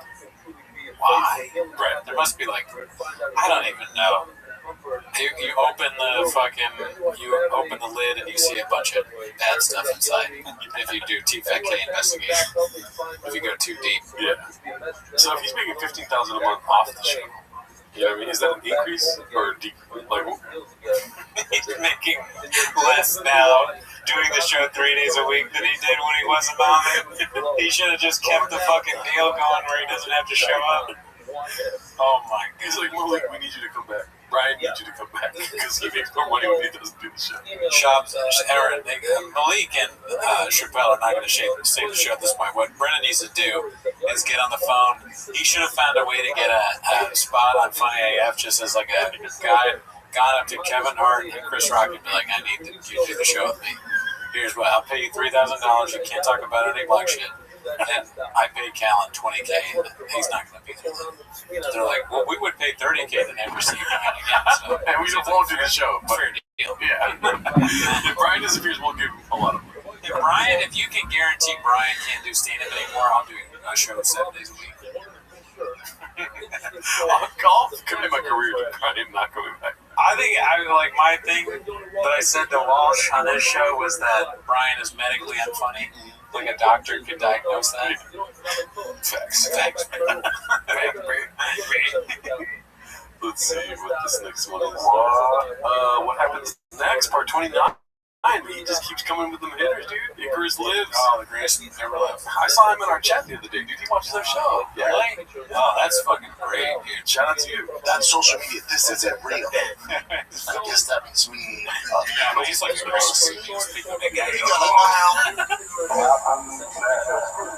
am white as shit, Dallas. What's up? That literally happened last week. You remember that? I was laughing at this thing last week. Dude, he's fucking Einstein. Monday morning, October 17th. It is a glorious morning. Shout out to Christy Propaganda. Jesus Christ. It seems like a fucking person. You don't see that there's like a bunch of Shout to Jesus Christ. What is happening? I'm dressed like Mr. Rogers today, like a high-priest Mr. Rogers. Chip is my neighbor. Did Mr. Rogers drink on the show? He sure did. He sure did, yeah. He sure did. He sure shot. He sure did. It was just off air. He was handling 90% of the time. Obviously not. He enjoyed his life, chat about snotty nosed kids and have him sit on his lap and shit in the beat down basement. What? He was a sniper. Remember? Oh, that was the fuck. Yeah, that was like really in the beginning of when we started. Yeah, he was Shab was pretty drunk when we started, I guess. Oh yeah. Yeah. He was drunk for a lot of it. He recently got sober. I don't know if you know that. It's been like a year probably. Really? Only a year? I think so. This phase is ridiculous, though. I think this is the very beginning, right? Because I remember I posted something with him as a sniper. Yeah. And I had no idea really what I was doing, or what it was in reference to. You know, he was a sniper in the military, like one of the most decorated snipers. True and factual. Or maybe I did.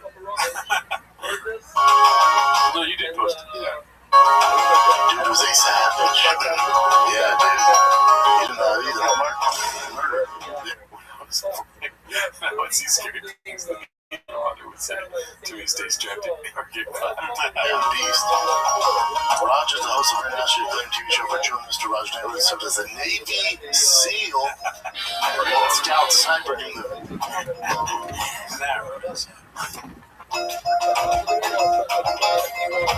Marine Scout sniper during the Vietnam War. Ever heard of it? With a large number of confirmed kills. We were like dying and said word.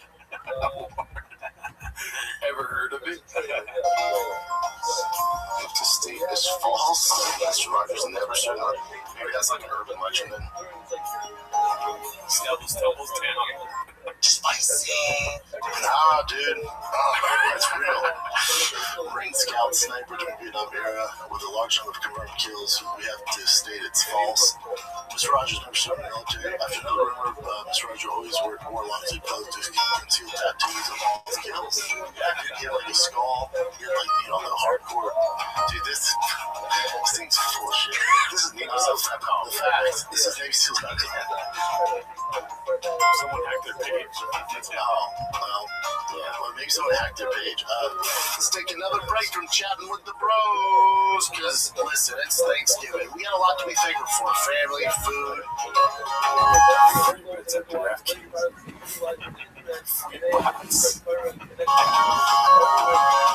We got a lot to be thankful for. Family, food, and free bets. Free bets. That's right, with DraftKings Sportsbook.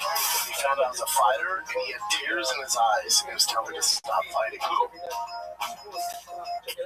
Casey Affleck. So random.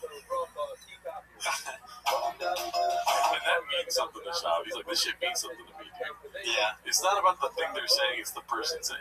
Yeah. Do you think it's a real memory of it? Or like it's just like a guy he likes, so his mind and that's paid engagement, so it's not just paid views. And he gets another one of these stories like, his wife's like, what are you doing? He's like, just like Carl Anthony. There are words, 100%. And there's a ton of them in the case.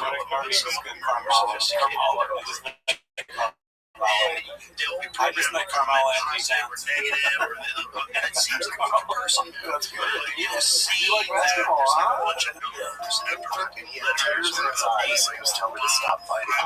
Casey Affleck. Wow. You don't need to do this, man. There's so much going for you. Just watch the touch by the sea. Yeah, or fucking go to a hunting. We like replace the guys. You don't need to do this, man. You know my dream is every day I come here and you're gone. You're different from us, Will. We're kids. I see you around. He didn't know you. He must have been hiding somewhere low. Yep. Yeah, maybe he must have did that Manchester by the Sea. It didn't work. Yeah, it didn't work. He was doing Manchester by the C- student. And the Oscar goes to Casey Affleck.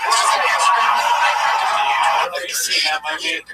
Oh, it's sad though. Okay, I'll watch it. Yeah. It's TVK. It's a movie about Brian. Yeah, it's brutal. Okay. This is the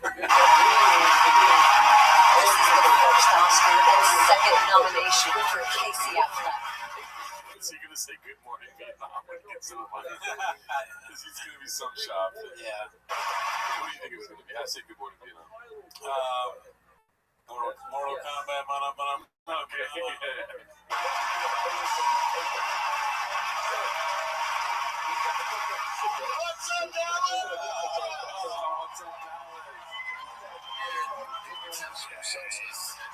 What's up, Dallas?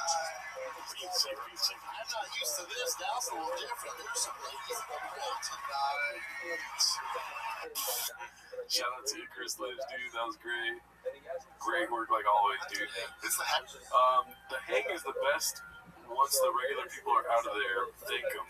Posted by You'll Do Nothing. I think this is from a new episode of Protect Our Parks. Okay. It's the hangout afterwards. I had so many memories of us like go some town and just going to anybody in the street like, is there a place to eat around here? They're like, wow, it's a Fogo de Chao. It was like, what? Yeah. Well, all you need is us. Like in agreement. Sometimes I'm like, I don't even want to go to the bar. This is the best. It's the hang. The hang's everything. Yeah, at the mothership, it was like whenever it was like going under mid-season, like, damn, this is a great. This is great. Yeah, this is literally what the green room is. It's just them talking about how great it is to hang. Can you believe we're all here, dude? That's almost like it's funny just to Dude, honestly, look, it's Shane, it's Ari, it's Mark, it's Joe. Guys, this is great. Yeah, imagine that in a fucking Fogo de Chao. Yeah. What?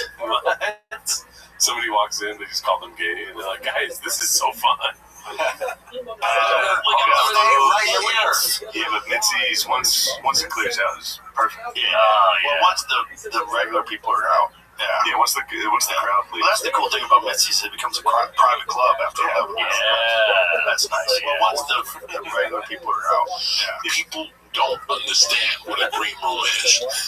He took it to the point where you can't get in there unless you got a fucking code. There's no just walking in. He's so happy, dude. No walking. They can't say you can't do things to hurt people because they literally can't get in. It's made it so that people are now safe from us. And the code is cocksucker. Well, once the regular people are out, It's the safest comedy crowds have ever been. Alright, what's this one? Chab lying about the amount of money he spent on helmets immediately retracts once Chin pulls up prices. Plus my Chin Menudo.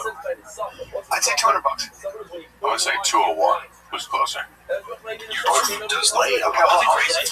This is technology. Now, I would actually say $320. We might be getting up to $350. $800. Wait a minute, why? $800. Per buying you kid? Per helmet? Yeah. For the helmet? Yeah. For the deluxe one. The light Apache right there is $408. Damn, even the Davis I would have expected. He got so great. He spent twice the highest price that they found. He spent twice that. Oh my god. I think he likes that. That's like the whole Balenciaga thing, right? It's just a shirt that you pay like an insane amount to have the Balenciaga. You can literally just e-press Balenciaga onto a shirt. If you work at fucking Dick's Sporting Goods and you see Brendan Schaub come in, here's what you do. Grab a Sharpie, write Balenciaga on a helmet, give it to him for $1,000. Pocket the difference. You're rich. Yeah. Stack that over a week, you're toast. Yeah.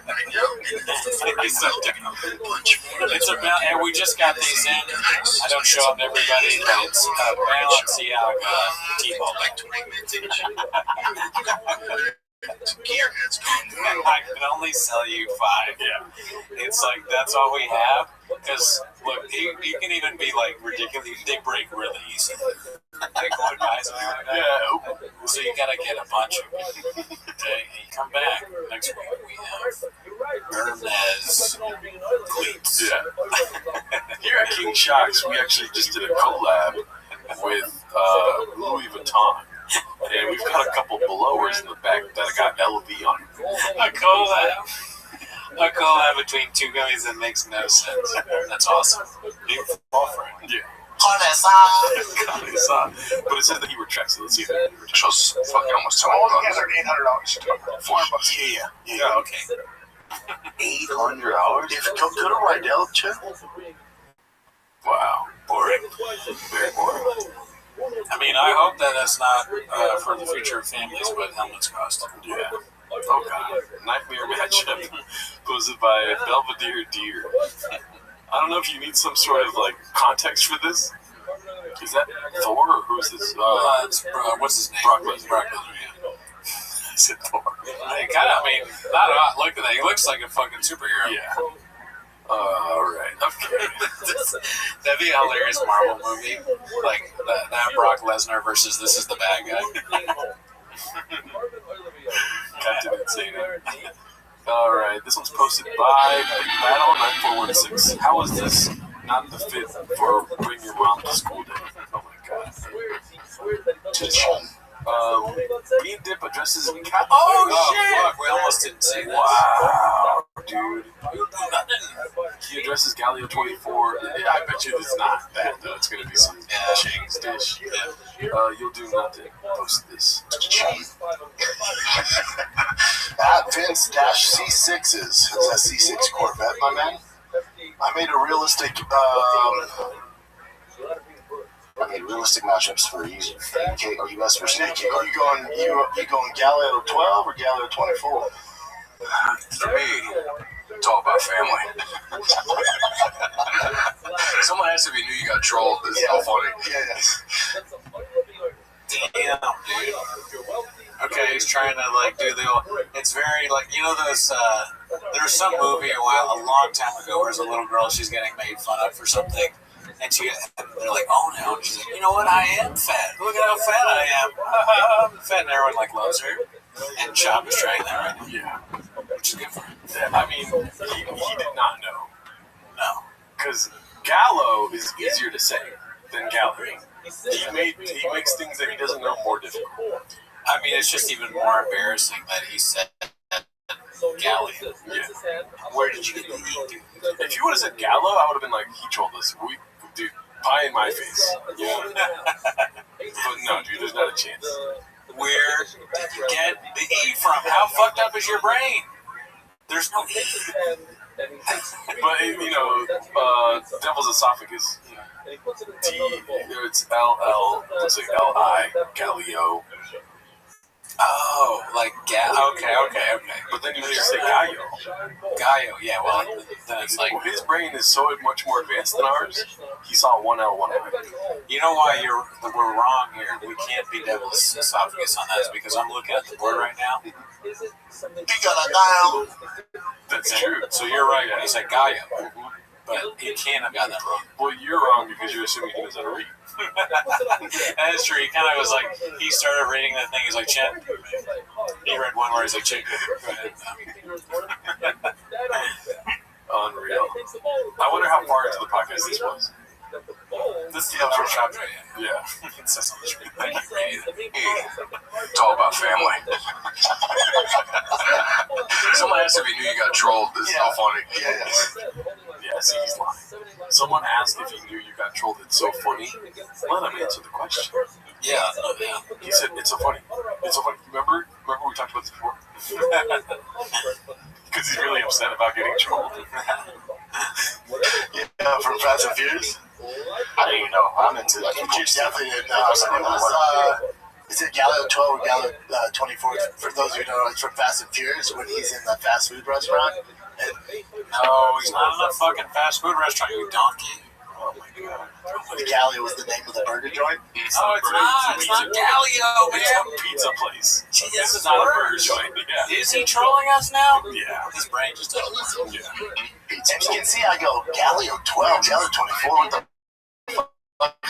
No, we don't see that. You said 24 so quickly. And he's still saying Galileo. Dude, if this happened to one of us, dude, red alert. We're watching all the Fast and Furiouses. If we're gonna try to cover it up, you know what I mean? We're gonna note all the references. Yeah, I mean, if I get made fun of like this and I want to say something about it, I'm gonna try and know what happened. So I guess 24. And then I go on a rant about 5.0s and 4s. Oh, I didn't see the rest of it. Yeah, I go on a rant about, because I'm like, It's about that. Of course, there's gonna be cars you don't know, and like, you know, it's funny. I don't even do as many podcasts as you guys, just because I'm doing my shit right now. But like, if you talk enough, like sometimes you're gonna get tripped up. Yes, we've all said that. Right. But it's different here because He's a truck guy. yeah, and it's not a car.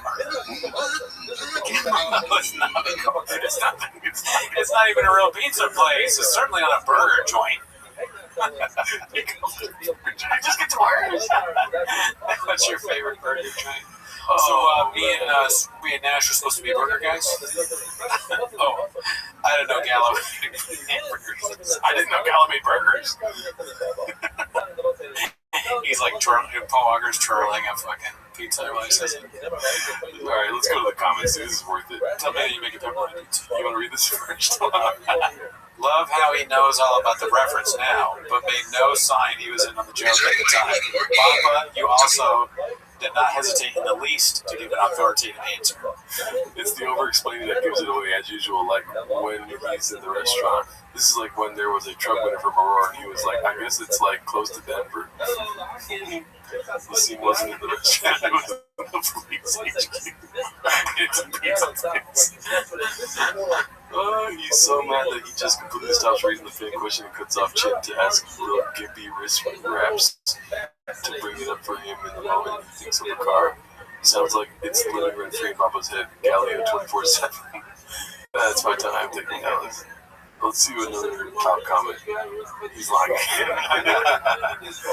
Oh, so he's breathing. Chin definitely didn't know. No, you didn't fucking know. Most insecure man alive, just a big old pussy shove. He's legitimately laughing at someone for something he did to protect his ego. Yeah. Wow. And that's probably the clip of the week right there. Wow. Pretty good. Let's do one more and then we'll call it a day. I know it's not the pod, but this is how to handle these chud comedians. Okay. You haven't seen this? No, posted by Appropriate Duty 930. Are you triggered? Perfect. Is that Nick? No. This is a guy named Ben Bankus. I don't know how you say his last name, but I think it's Bankus. It looks like Nick. It looks like Nick is in his shirt. This is the mask that Nick wears. He loves Ben Bacons. Quicker, to be honest, when I look at you. What do you think? This is your moment to speak. What should happen now? This was your. You're good. This is not okay. This is not okay. Do you have kids?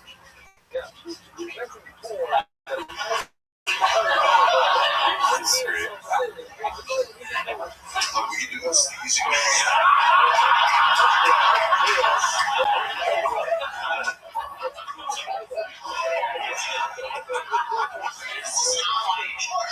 This is wrong. This should be illegal. You think it should be illegal to do that? Thanks for if you think everything I should do should be illegal. And that's why we need the 51st state folks. We need some freedom of speech. Make sure this creature doesn't get enough parliament. Take away everything. Josh Denny watches this and he's like, I was so close to it. Shoot him. This is trash. This guy's fakes. I forget Josh Denny. I get mixed up with Josh Terry. Oh, fuck, yeah, you're right. I mean, Josh Denny's the glasses guy, fat guy, pointless. Everything he does is views are great. No, he gets no views. Yeah. If she had power, she would take one of your rights immediately. What did you say? Nobody can say that ever again. Like, if she could freeze my bank account right now, she would freeze my bank account. Like, if she had the power to do it, she might actually. She kind of looks like she works at RBC. So she might. I love that your friend here is like just trying not to laugh. That's so fucking funny, dude. Oh man, these two chicks are great. Yeah, they're just, they don't know what to do, I don't think. Yeah. They're just confused. She likes me with the friend because this is pretty fun. To be honest, like this is pretty entertaining. But you're upset, and she's like, I can't laugh because I want you to have. She wants you to have a good night. And I think you will have a good night. You got the see-through shirt on, tits out. You go to K Street, you line up on the 80th floor or some building with a bunch of Arab dudes and all that.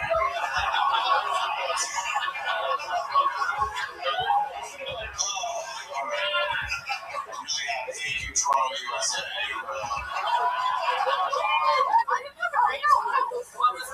You're making racist jokes. He's not from Canada. Different job. That's so funny. It makes you desperate for Shouts comedy. Yeah. That was rough. And that guy posted that. He posted himself. What the fuck? I've seen him post a lot of clips prior to this. It's like always kind of just, it's Josh Denny. Yeah. That's like it. That's what it is. Oh, it makes more sense. Yeah. So he liked it.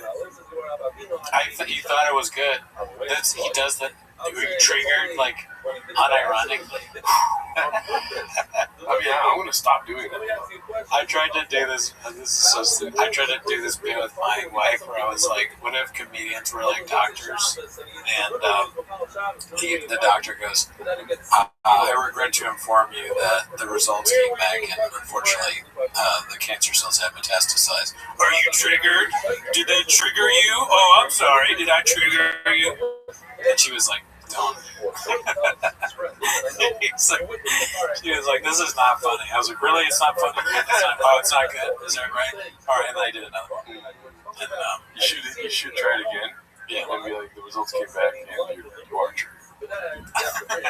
The other one was, so You guys should really, in this moment, a lot of times families say the last thing that they want or some things they haven't said. Just spend time with your dad because he's gay.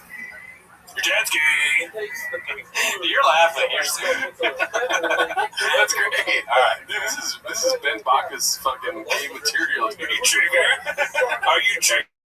I guess what are you gonna go up be in the top floor with a bunch of Arab guys later? Probably. Do you work at RBC? Gay. You know what the best part about that is if you went home and started crying. If he did or me. He did. I mean, afterwards. Probably because that kind of stand-up makes you think that literally not to bring back something that we talked about before, the Green Goblin is under control. Yes. Right? There's a mask that's like, hey, Ben, say something about how they're triggered, Ben. And he's like, no, I don't want to, please. I want to tell like original material. No, Ben. No, you have to talk about how trans women are ugly, are molesting people, or I don't know. They just want our kids. That's what they want, Ben.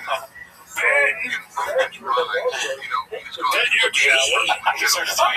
I'm not gay. Oh, you're triggered, Ben? Oh, I'm not triggered. No one's triggered. It's just, we're not offended. We're just kind of bored. No, you're offended, Ben. No, really, you're not offending me at all. I don't really care. Yes, you are. And then that mask was cracked. Oh, I don't think I'm funny. We're trying to get you on Rogan, Ben.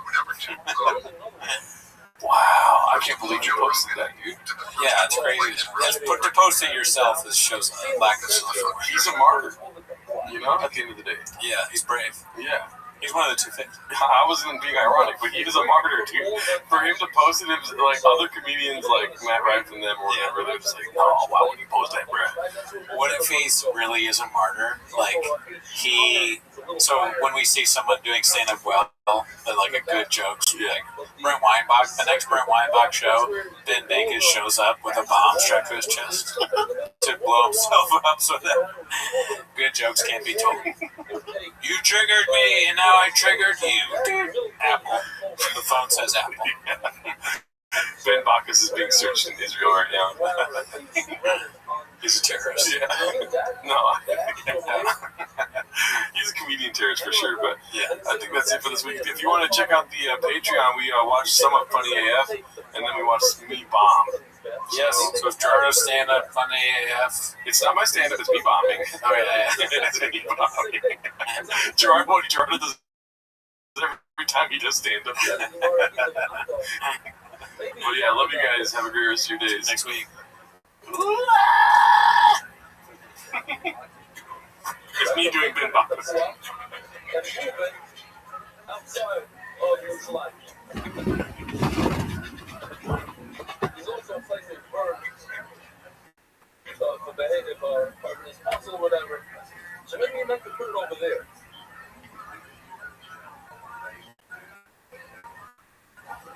So he says, once I was a stand-up comic. This is part of the carbon, the process of microcarbon. You're not microcarbon outside of the carbon. If you microcarbon is only this bad. How do you microcarbon? This is like a garbage dump. This is not a place that you put a carbon.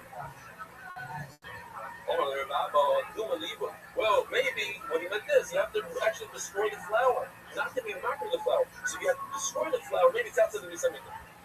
So you don't make fun of him. He started laughing. You heard what he said? He's evil. What do you mean the evil? You should destroy it. It has to be a problem. So, just as a second there. Bomb the ship. Bomb that ship. Bomb that ship. That's it. Went on a cruise. This is the way we should handle cruises now.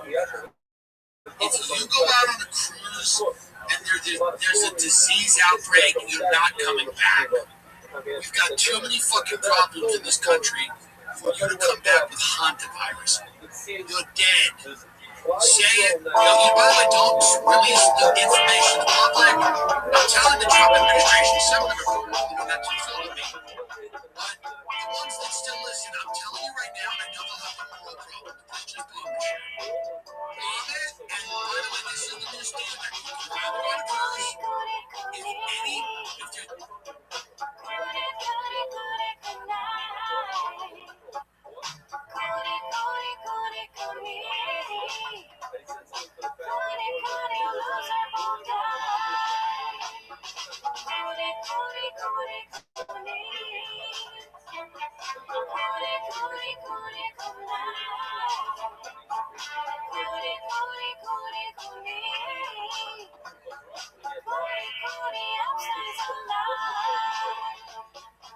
Dude, I texted you about this when it happened, but we never discussed it at all, even a little bit. I don't think. Did we discuss? I don't think we talked about it at all. Yeah, I mean, the big news, there's a lot going on. It's kind of a good thing we didn't instinctually talk about it.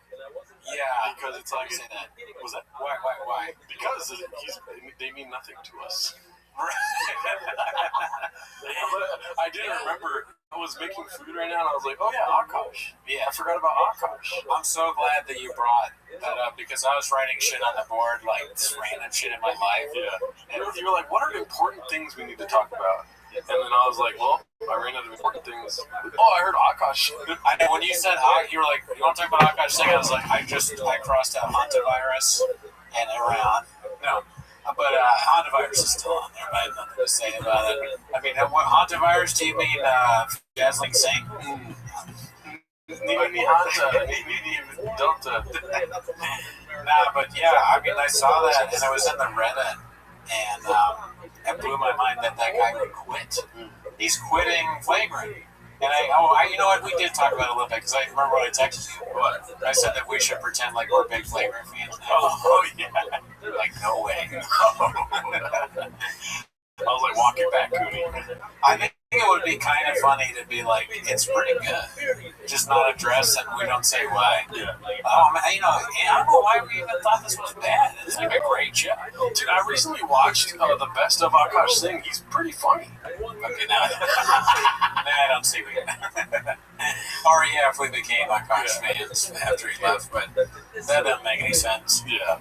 And I watched the Too Lazy on it, of course, because you need to watch, now that's a good YouTube channel. Very good. Very good. Very. Not talked about enough.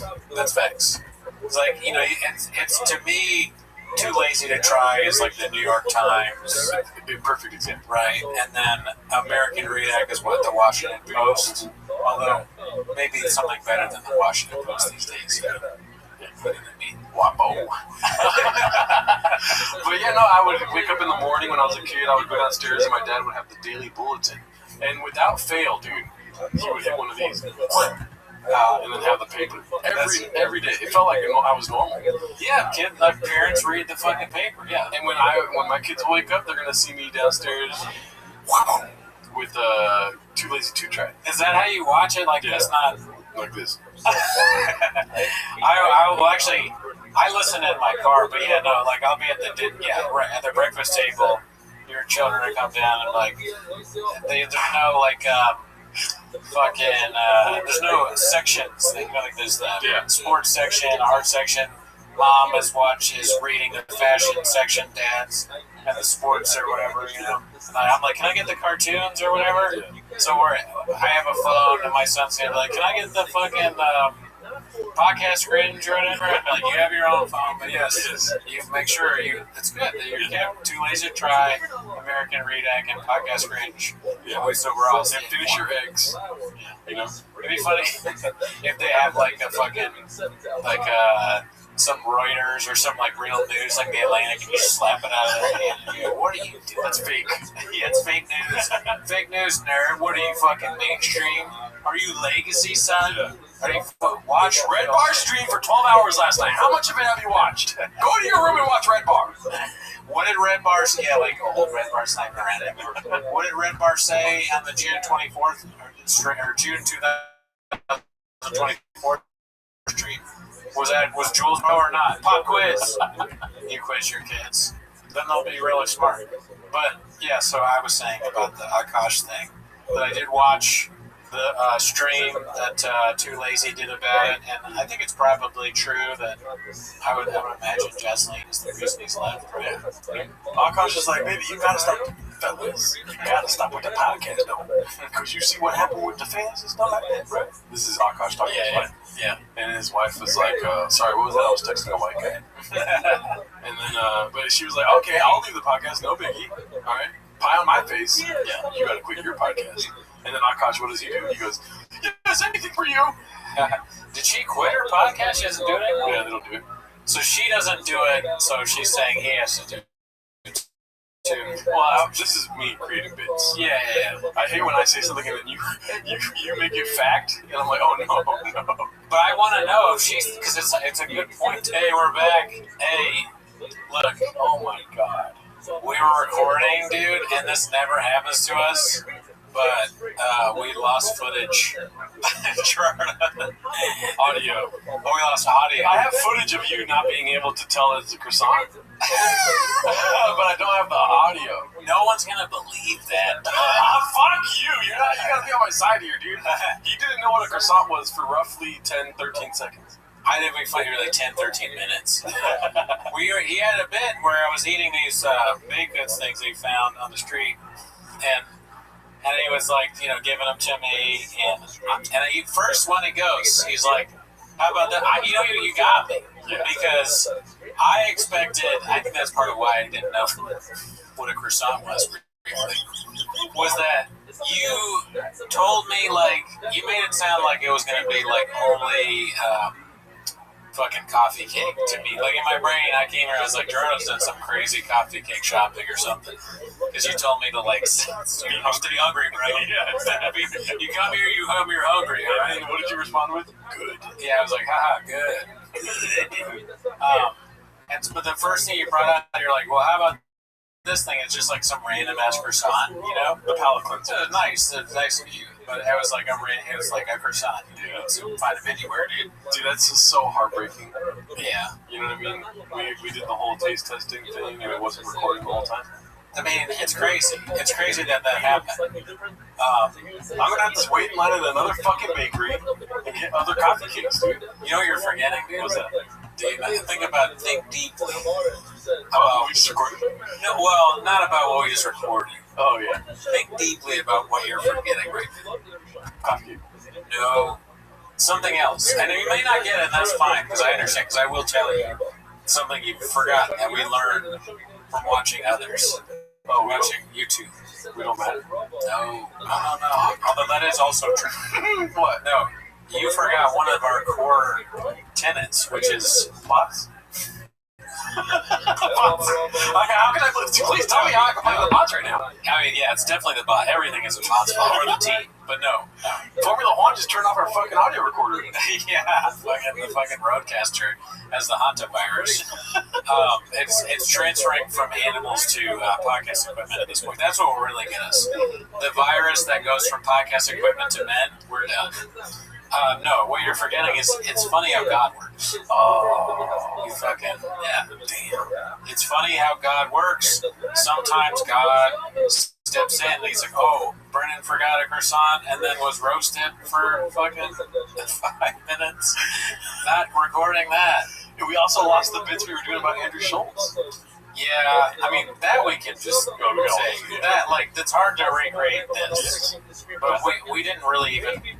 I don't even think we scratched the surface on a Kosh. Will we this episode? Probably not. We can if we want. The fucking bitch left the show. I'm so about his career. Well, we're heartbroken because we missed out on that bit, and it was fun, and we did it. But, like, we didn't give up a huge podcast to do stand-up because our wives told us to. Yeah. That's pretty bad. Yeah. I mean, I feel for it. Like, I wonder, was the part where... The one thing I thought that I said that I thought was funny that I said during the podcast thing was that, like, I realized mid talking about it that it actually is a good idea that Akash left, because all the fans are calling his wife a whore in the comments. Yeah, no, I did get that. Yeah. I mean, if you have a show and everyone is saying bad stuff about your wife, you're probably not going to want to do that show. That's how the fans, if you liked Akash, you shouldn't have done that because now he's gone. They're going to stand a show with speaker calls like a whore. Damn, I've been having a rough day too. Oh, yeah, before this? And then that shit happened. Damn, I feel for you. Do you want to talk about the rough day? Not really, but I was like, dude, ever since Saturday, I was like, I can't wait to record on Monday because we're going to do this coffee cake bit. I was at the fucking bakery saying, like, all these are coffee cakes. Yeah. You know what they do. Yeah. No, this is a cinnamon roll, this is an apple fritter, this isn't. And then I look at them, we fill in the food, and they go, coffee cakes. All of it. Mm-hmm. Then God was watching the whole time, like, fuck this guy. I'm a fucking love. I can't wait till he's at his most happy. Yeah, dude, you're right. It's God. That's funny how God works, dude. It's good to blame God. That's what the healthy thing is, to blame God. I gotta get over it. I mean, it sucks ass. What else were we talking about? The road? Oh, I said my roast jokes. Yeah, you had roasts. They're not gonna get the same. No. I mean, you were devastated. It was the best writing I've seen. I mean, I'm not even a roaster, but you know what I mean? If you give a young wolf a chance, yeah, or whatever. you put on MJ's shoes. Don't be scared when you dunk. You know what I'm saying? You felt like, I was. Actually, it felt like you were Guy Fieri and I was Flamin' Young. You're eating me up, fam. Pause. You eat my ass. Ate my ass up. That's a different kind of Gerardo. I've never seen that Gerardo. Yeah. Something came through in your eyes. You guys missed 20 minutes. So 20 minutes, but straight fire. It's funny because it hasn't happened in so long. Yeah. The Roadcaster, that used to be a big feat. They'd always be worried because it did not record some things. We definitely had episodes that didn't record, I think. It felt so good, and then you look at the Roadcaster and it's not recording. That is a really traumatic thing about podcasting. People don't realize how much I agree. It's the hardest job. It really is. It is. And to put that on top of the people that do stand-up and podcasting, it's like that. It's like you get that 100-mile stare or whatever it is. Yep. You come back from the Warrior stare. Yeah, and then that's how you end up like Brian Callen or Gosh Singh. They should do a podcast. That'd be great. Yeah. They leave it. What would the name of that be? The cows. The cows. He's really going through it. Because he's Indian. Oh, yeah, because Brian Callen dressed like a cow. Yeah, okay, yeah. Holy cow. Holy cow. Can you imagine? That would be so cringe, dude. Holy cow. That's that's a good name for a podcast, I guess. Yeah. Holy cow, Brian Callen and Akash Singh. You might have recognized them from doing a show that someone's more famous than them. Dude, that'd be funny. You make a Photoshop of that. Check this out. Somebody puts it on the Reddit. Yeah, it's an idea. There you go. Use AI. Oh, I'm sorry. This is gonna be. It'd be funny if it so bothered you that you sort of Callen. We told you for 5 years. For 5 years that to get a coffee cake bit, it's not worth it, dude. And you go I'm dealing with it. I have a plan to get over it. I get it. You know what the most frustrating thing is? What? I've had coffee cakes on top of my refrigerator since Saturday. Oh, like this sort of thing. Okay. This. Because there's not a single one of these things is a coffee cake. Thank you. They're coffee cakes. Very funny, dude. A lady was over at my apartment earlier today. Yeah.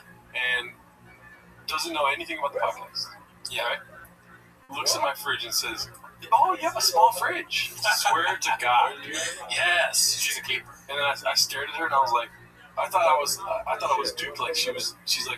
She's gonna start saying "And Cooney has a horn and he has small teeth," and she's just gonna list off "You fuck Sharpies and you fuck squirrels."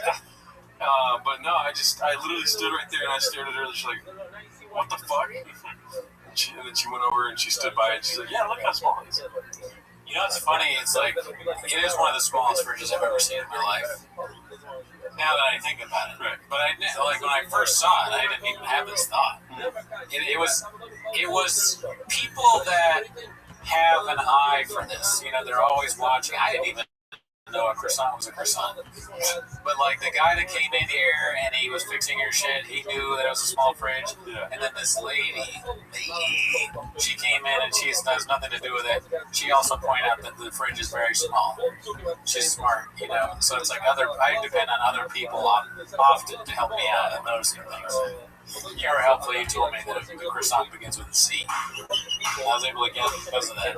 It's funny because, look, what you see? Yeah. I'm not going to eat any more of it, but this is obviously a croissant, right? And I know that. I know in my heart that it's a croissant. But you held it up, and I looked at it, and I was like, oh yeah, that French thing. I almost said baguette. I was like, that French thing, I've had plenty. You don't think I've had a croissant in my life? I've had plenty of croissants. But that's okay. But cheese in your toast, dude. For whatever reason, I couldn't think of the word. Isn't that crazy? And then the audio's not there, but it happened. I can put that part in. You were talking about Concerta right before. Yeah. I switched. I'm off Vyvanse because Vyvanse gives me headaches too. Don't get me started. Yeah. Rough. More Baja mode on the headaches. Oh, yeah. I don't know how anyone deals. I was talking to Othman about this, taking Vyvanse, because he does that, and he was saying how, like, he gets, like, a bunch of headaches. I'm like, how do you why would you take that shit? It doesn't get... I think I said this before on a stream. Like, the Vyvanse is supposed to be, like, the limitless drug. Like, what's his name? Bradley Cooper? Yeah. Movie, have you seen that? No. Okay. At no point was anyone like, you're acting like we're limitless guy now. You're Bradley Cooper. And, like, almost nothing changed. So, I thought it was keeping me up, getting me, like, more focused or whatever, but I really didn't see much benefit to it, and it gave me horrifying headaches. So now I'm on Ritalin. And we'll see how Ritalin goes. If you had a lot to say about Vyvanse. Let me bring it on about Concerta. What should I fear? Yeah. I don't know. Strap the fuck in. Yeah, but so far, it's only been one day. I have no idea. It didn't help me with the croissant. Yeah. That's not, but it's like, it's not a good start for sure. But it worn off. You didn't get a headache when I held that croissant for about 30 seconds. Yeah, sure. And I haven't had a brutal headache yet. Yeah. So there's that. It is the first day, right? It's only the first day, yeah. So I have no idea. It's like what are these drugs supposed to do? Yeah. They're supposed to make me focus? Well, I was already focused on bread and chop and flappers. So, my God. No. Damn, dude, you just like wait your whole life for the perfect. When you start podcasting, you're like, I got it. I understand what the people want. I had a whole intro to the bit. Like we were gonna do like the bread and chop, go back to the basics. Just stick to coffee cakes, kind of thing. And then look at us now, dude. I have a thing to say to that. Yeah. Okay, so another thing you actually hit me up about that I got into a deep dive was Ari Spears. Oh my God! Because you sent me the thing. You sent me. Oh, originally you sent me how, which I didn't even know. He does interviews for DJ Vlad or whatever, and he was arguing about like how much he gets paid for soda or whatever. So that took me to a deep dive of like that, and then the Bobby Lee thing, and with all the Mad TV people. And then even this morning, I was like, I didn't have enough. The Mad TV, I listened to just the Ari Spears interview with Bobby Lee on the way to work. And Bobby Lee, this is helpful. I'm coming back to it just saying, but Bobby Lee says to Ari Spears, because he's whining about his career, he's like, dude, this time, like, have you ever watched Ken Burns? And Ari Spears like, who the fuck is that? He's like, one of the greatest documentarians of all time. He had a documentary about World War II, and if we were back then, we'd be in this horrifying war, going overseas, being killed and all that, but we were born today. So really the worst thing that we're dealing with right now is that the roadcaster stopped working. True. Right? But other than that, you can buy coffee cake wherever you want. People with horns are no longer put as like a sideshow and a circus thing. My small teeth, I'm able to thrive. I have a successful podcast. I make enough money to live. This is excellent that you're saying this because I had a similar perspective shift earlier today. That's good.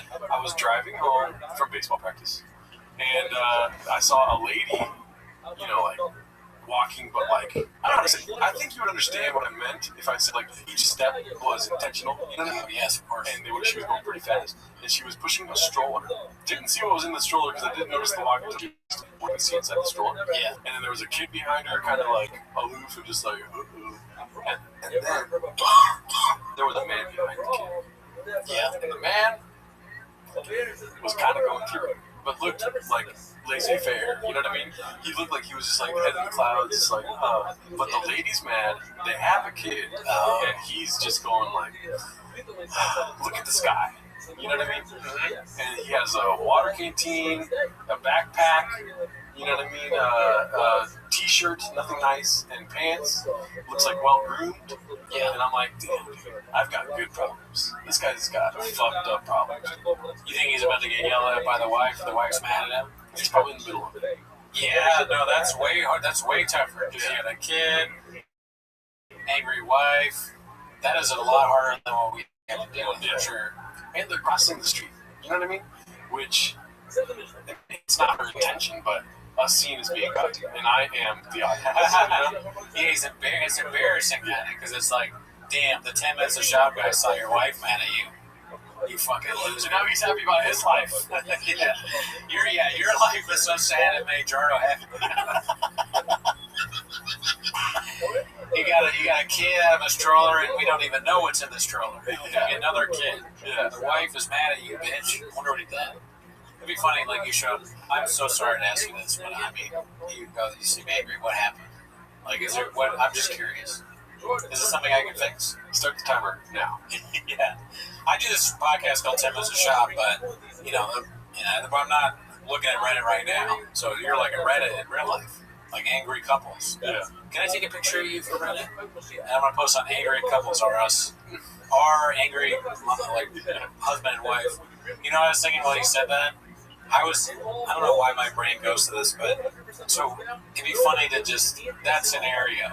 Yes. But you stage it, right? Yeah. So you get, like, maybe you're the husband, you have a woman and a kid, you're paying actors, right? And just in front of other people, like, you're pushing a stroller, and the woman, the actress that you paid, she stops the stroller and she goes, "Hey, you thirsty?" to the man on the side, and she pulls out, like, 3 Reigns. And then they just drink energy drinks together. Or just, like, random weird shit like that. Yeah. Just like a family doing weird stuff. I think that could be good. They're not mad. They're just like they all pull out a magic mind. They all drink it together. Why not? Yeah. I'm just creating content left and right, dude. Yeah, that's good. Who the hell is this guy? I wanted to pull something up here to show you. Yeah. I believe it's here somewhere. Oh, yeah, found it. Let's see here. So it says here, Chipotle's, wrong one. Chipotle CEO says if you want more food in your bowl, just ask and they'll give it to you for free. So, and I mean, not the best Chipotle work. He's like, what did the guy say? Give him all the food? He looks scared. Wait, what? We don't have enough chicken. So let's go ahead and hear what he says. You should ask for a little more. Promise you. There's never a team member on that line is going to say no to you. We will continue to put heaping spoonfuls of food in bowls together. It has always been our brand ethos, and it is still to this day. Like super hungry. CEO seems like he's like not even a human being. He's like an alien that eats too much. They say don't go shopping hungry, for groceries. It's like this guy needs to stop giving speeches hungry. Yeah, stop filming content hungry. You're going to eat your face out. Boatwright, his name is. Boatwright. Does he seem kind of weird, like he's hungry right now? It seems like he just finished screaming at his board of advisors or something. You know, here at Chipotle, we give way too much food. So he's saying, just ask for more, basically. Yeah. Which, I don't know if you've had this experience, but they don't like it when you ask for more. I doubt it, yeah. No, they're Chipotle, you worked at Chipotle, it must be, like, horrifying. The special orders up here, like, can I have a little bit of corn? Actually, can I do that? That would make me go crazy. Can I have 1 piece of cilantro? Was they gonna... No. I could see, dude, the worst thing someone could ever do to you is asking you to get them Chipotle. I'm like, nah, I'm not doing that. If you ask me to get Chipotle, I say no. 100%. I can't do it. I agree with you. Because people aren't like me. They're not, like, I don't give a fuck what's in the burrito I get. I'm happy with whatever it is. But yeah. I mean, not cum. That's what you're saying. But it's like, what is the worst thing you're going to put in a Chipotle? Like, oh, you didn't put my corn in. Oh, where? No, I don't give a shit. I'm hungry. I'm eating the burrito. Thank you for getting me your burrito. But then certain people, they're like, oh, I asked for fajita, I didn't get the lettuce. Shut your fucking mouth, I got you a burrito. You fucking ungrateful fuck. I hate that. Yeah. If somebody, it doesn't matter what, even if the burrito only has chicken in it, I'm probably going to be like, that's kind of weird. Veggie food. Only chicken? Only? But I'm still going to be like, well, Scott Boatwright's like, you can ask for more if you want more chicken. Yeah, what's his deal? Let's see. We serve big, beautiful bowls and burritos. No questions asked. So you're not skipping people. Well, you're not. I tell my team all the time, put as much food in that bowl and burrito as you possibly can. I want the consumer to tell you, It's stupid. We're about abundance. We're about value. Value equals benefit over price. If I can hold the price constant, which I am working hard to do, even in the face of mid-single-digit inflation that I'm seeing in my business, I'm not passing it off to the consumer. We're absorbing. Do you want more? I need people to eat food. This sounds like they're about to raise the prices. Yeah, it does. He's like, this is just cover for like, all right, I thought about it, actually. It's funny that he's... You guys started asking for way too much. Yeah, that's like... We're raising bowls and burritos $3. Now you're fat, and I'm poor. It's interesting to hear they're saying they're not going to pass the price up to the consumer. I went to Vons to get a 12-pack of Diet Coke, and it was $12. God dang it. Yeah, $12. Whoa. Vons is passing the price off to consumers. They don't give a fuck. The Strait of Hormuz is closed? Yeah. Vons is like, that's where we're getting our DCs in, dude. But that's nice, I guess. But you're right. It does kind of sound like he's sending it up for like. And by the way, burritos are now $35. I don't know. So when you go there, you ask for more. They get mad. Here's where I'm at, and I understand now. I have to remind you. Yes. I'm no longer eating at Chipotle. Oh, that's right. Yeah, you're still doing that. And as soon as I say this, 5 days later. Because this was 5 days ago, and I'm counting the days since I've been. Yeah. This guy's out here talking about we need you to come back. He knows this is going to get me back. This is a message to you. This is a lot like that message. I told you about that? No. Where she said, you were right about my brother. Everything you said. Oh, yes, I do remember, yeah. What did your brother say? We're not finding you. Yeah. Right? You turned down that free chicken guac. It's exactly the same thing. Yeah. She's trying to reel me in. Not working, Daddy. What if she sent you a thing about free chips and guac? I probably would have responded. It'd be funny. I did respond. She messaged me again last night. Oh, wow. And she said, you want to go see this? And then I said, depends. And then she said, yes. On what? You didn't respond. Didn't respond. Damn, you go. That's fun. That's hardcore, dude. Yeah. I wonder if she follows it up. She's soaking in her pants, dude. She's so wet, she's gonna shit herself. What was that thing? The thing to see.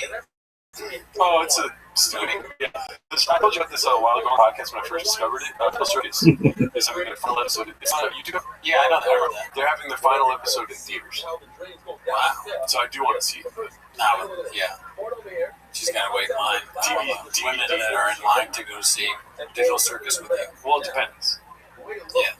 On what we don't know. And she won't know. She'll never know. Man, I was on the phone with a buddy of mine earlier today. By the way, we went through all our topics on the recording that no longer exists. Yeah. I was on the phone with my buddy earlier today, and there's a joke in the roast, the Kevin Hart roast. You saw it. Pete Davidson is a Dracula or whatever, a vampire. Yeah. He's about to suck and stand up. You know? Yeah, that's good. But I was joking with my buddy earlier, like that he's a vampire, and but he's a vampire that's like lonely. He's like, listen, I'll take blood, but I'll also just suck your dick. Like, blood is very thick and nasty, and cum is way better. I heard cum is better. Do it. I've never tried cum. I want to, but I want to suck your dick. There you go. We got it. That's what I was waiting for. That'd be funny. You get, all right, go ahead. Does this ignite any sort of bits in your head? Yeah, definitely. Okay, cool. Does it? I've tried pussy, but I want to try a vampire that sucks dick. You think I don't got anything for that? No, okay. The only that I've thought of so far is like you're on the roast, right? And the day's just like a big deal, right?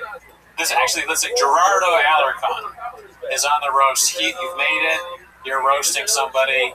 You know, and like if you do the thing where you get excited about a bit you have planned. We saw it a little bit earlier, right? You're very excited because you know this is the perfect bit. You're gonna tag the vampire thing, right? You've got some great joke that you think that was inspired by that joke, but you get so into it, like you get so amped that you don't say to the beginning of the joke. You just come out and be like, "I want to suck your dick." And you look like at fucking Pete Davidson or whoever it is, and you're gonna smile, and everyone's like, you go, "Oh fuck!" I had a thing about where you're like a vampire, and I was gonna shit, and then you get kind of nervous. A closeted vampire. You start picking on the people in the front. Girls, vampires, we talk this. I don't know why he sounds Austrian. Why is your friend as a lonely vampire? I forget why the bit originated. Yeah, but it was very funny. I think that is kind of funny. Just like it's, I doubt you're really gadooshing your friend, but it does kind of sound like it. You're like, damn, what are you talking about? Something like they're kind of like a lonely vampire. Like they kind of suck that. Oh no, it was the bit that we were making fun of his girlfriend. Oh, she's a lonely vampire. No. I think you're getting to it. It was like something we were talking about. And then I was like, imagine if a vampire just wanted to suck dick and not blood. Oh, okay, totally. Yeah, they were like, it's a vampire that instead of blood, they like jizz. Yeah. I'm sure that's it's been done. Okay. I don't know. I think, but it's like not been done well. Okay. Because I haven't heard of it. Yeah. You know, maybe that's a TV show. Cat Williams has a joke about it. Y'all ever seen a vampire suck dick? And then he calls Kevin Hart that. Come Dracula. Come Dracula. Jizz for Atu. Didn't you have something about that a while ago? Did I? Like something about like Nosferatu, but something with it? I feel like you did. And we talked about it, but I don't know if it was like we might have lost that recording too. Yeah. A vampire that's not into blood, but it's like into something even more disgusting is kind of funny, like a freaky vampire. It's like a vampire that likes blood. Oh, Jesus. that's gross. Yeah. I was thinking baby oil. A vampire that drinks baby oil. Yeah. I think it's funny that someone's like, they drink baby oil, and they're like, I'm a vampire. And you're like, that's not what a vampire is, dude. What are you talking about? No, I'm like a vampire. I can't go out. They really are, though.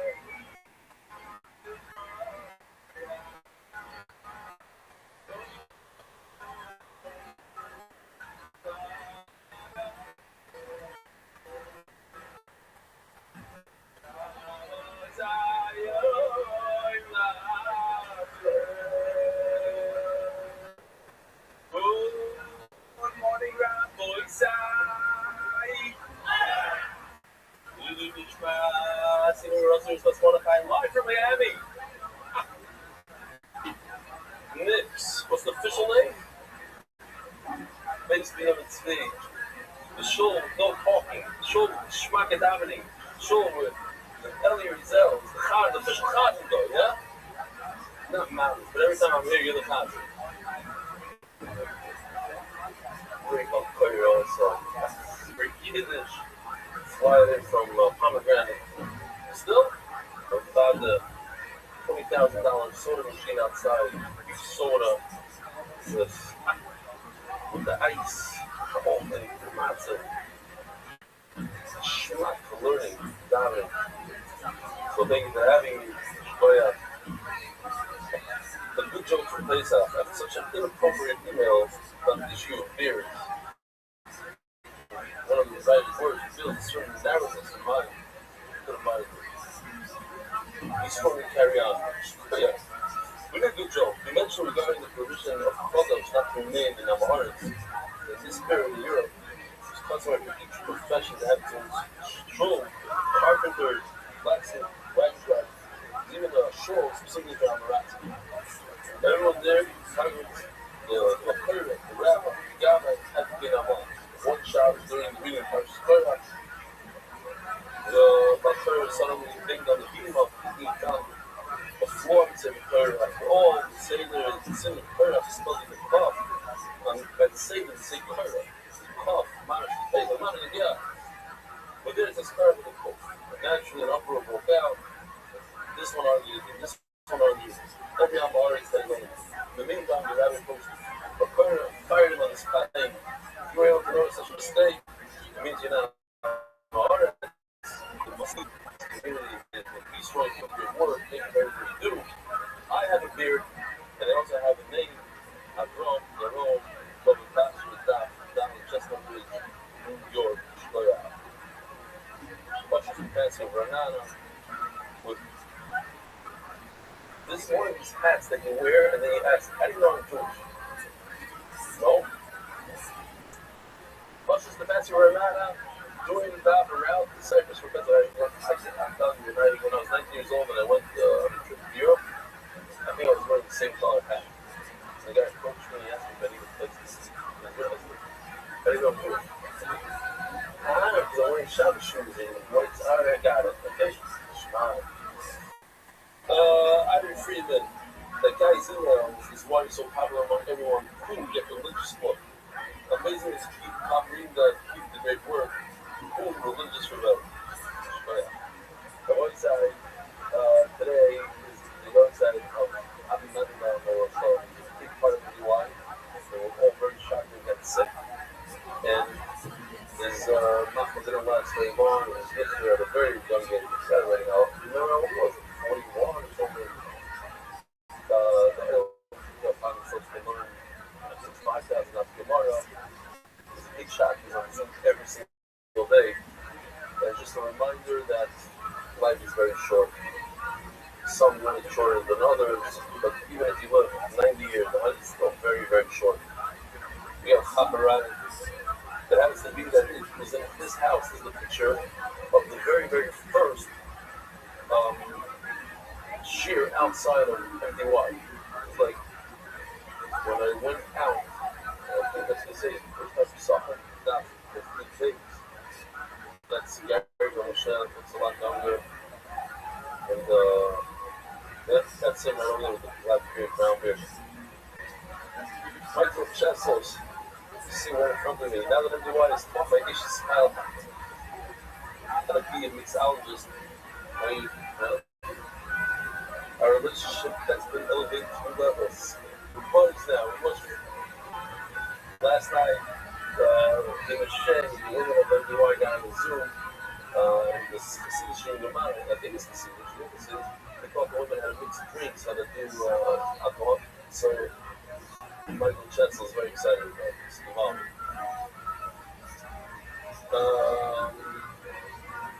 So this person loves the daf, the whole thing, the shkafa, the AI, the whole thing. But then he says, secondly, I'm kind of looking to doing the daf.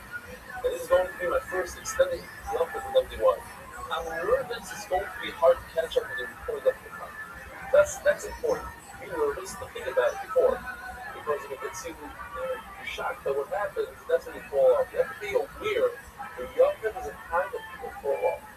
And that's what we're going to be careful not to. So I'm going to work really hard to record as many shows as before young so that people can learn before, they can learn after. It's a very, very difficult time for me, especially in 3D Upton's. I have trauma, I can't even tell you, from last 3D Upton takes out when we were stolen. And now, that was then when I gave free shiur, I had to do free shiur, not free shiur. That's free Hebrew. So that is something that I want to think about. I'm not prepared yet for next week. We'll see what happens. So the idea is just be aware that it could be a problem and do whatever you can do to stay afloat. We also have a product called Nothing But the Dot. So if you fall behind, you use the dot that. It's like 25-30 minutes. Just hurry, no go. The story is almost enough. Just hurry. With all the catch up. Sincerely, Yeshua. Steve said, "Oh, sit here, the two of them. Look at that. I didn't even know." Here, let me show you. Here, let me see. I don't want to zoom in. You guys here, both hands or something, so you know. These two guys, both of them emailed and both happen to be seeing this and stuff. That's great. And I received, I believe it was about 30-40 emails today in addition to this. So the fact that you're here, go and read it. We're airport beach on Ronnie Shabbat as our neighbors. Ronnie started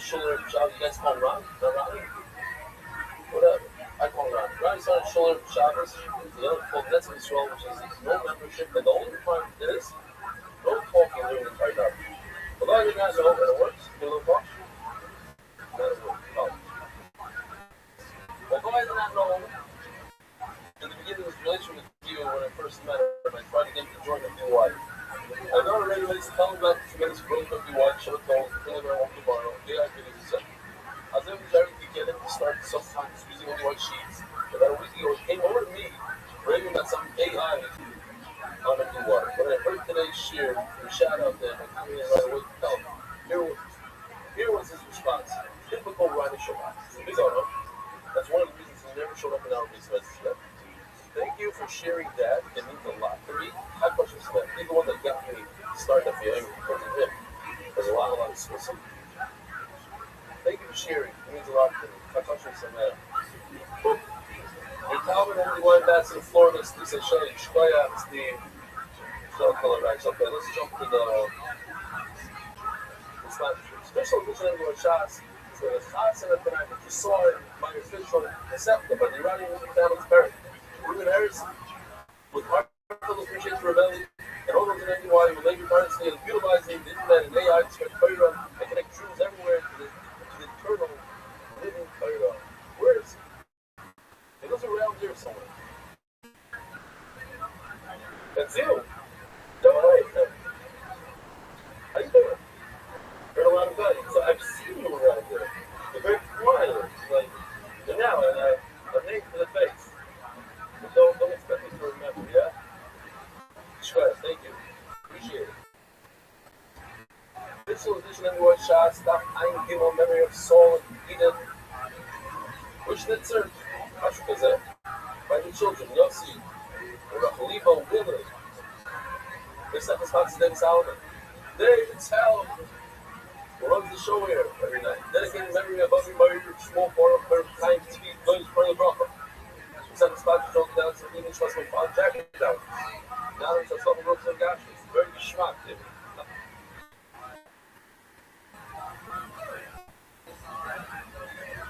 The Bobby Town Foundation's English Maserati, Bernard Shlomo, How she can receive it.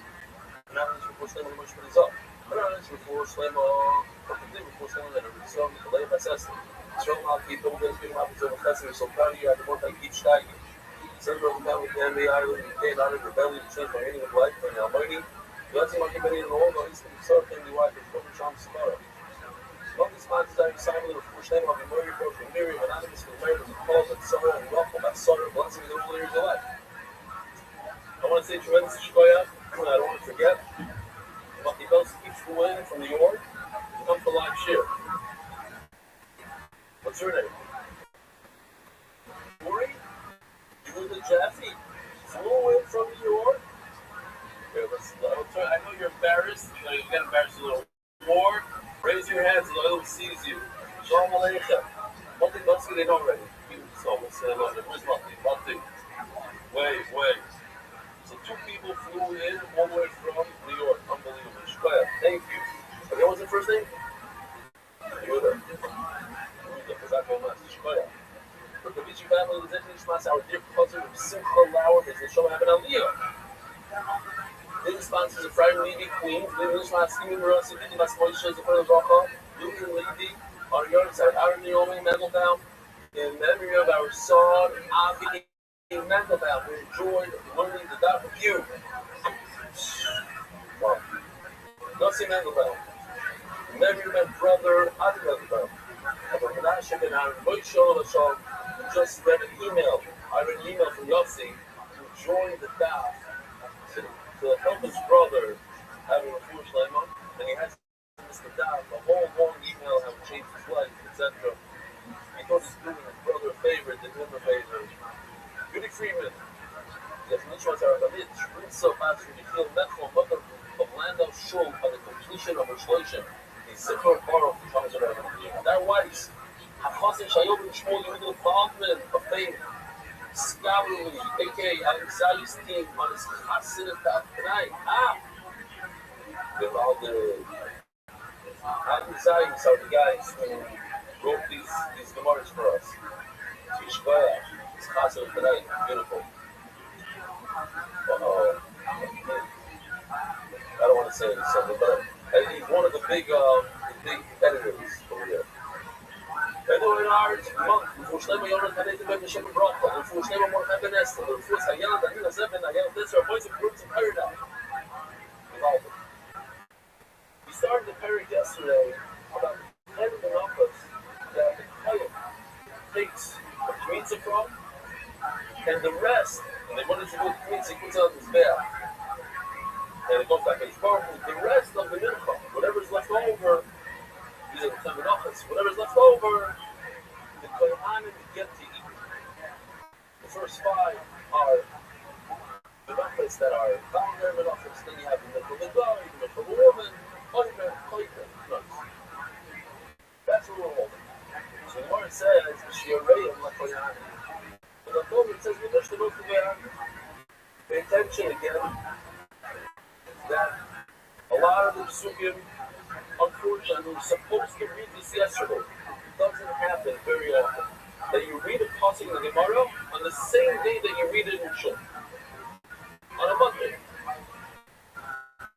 You read this on a Monday, we're going to read it tomorrow. Well, not tomorrow, Thursday. What did it say? How do I know that Shirayim goes to the clay? But I gotta tell you guys, came with a very easy daf. Today's seriously super. It's just the easy daf. It goes easy. How do we know? We know the ksiva. The ksiva. If it says it, it's a possible foolish. It says it foolish. With the like ksiva. And if it doesn't say it, it also says. So this is the puzzle that talks about one particular medical value. It says we're going to go through Arabah. The leftover iron and assumption. So it says in the first the whatever's left over, you should. And if it doesn't, if that's by the initial service, but you know it doesn't say the first. So it also says a generalization, and this week's parsha of Sheni, you're going to see it. Pay attention when the Bakar reads it on Thursday and on Shabbos. And you'll know what it's talking about. Because we're talking about this possible life. Besides Paris and Mincha, I'm craving something else. This is the Torah of the Mincha. It's one halacha. It's one Torah, one halacha for the Minachos. I would Sarah's been better, we're going to our development. It says that guarding all the Minachos, whatever's left over, Aaron, their son, should.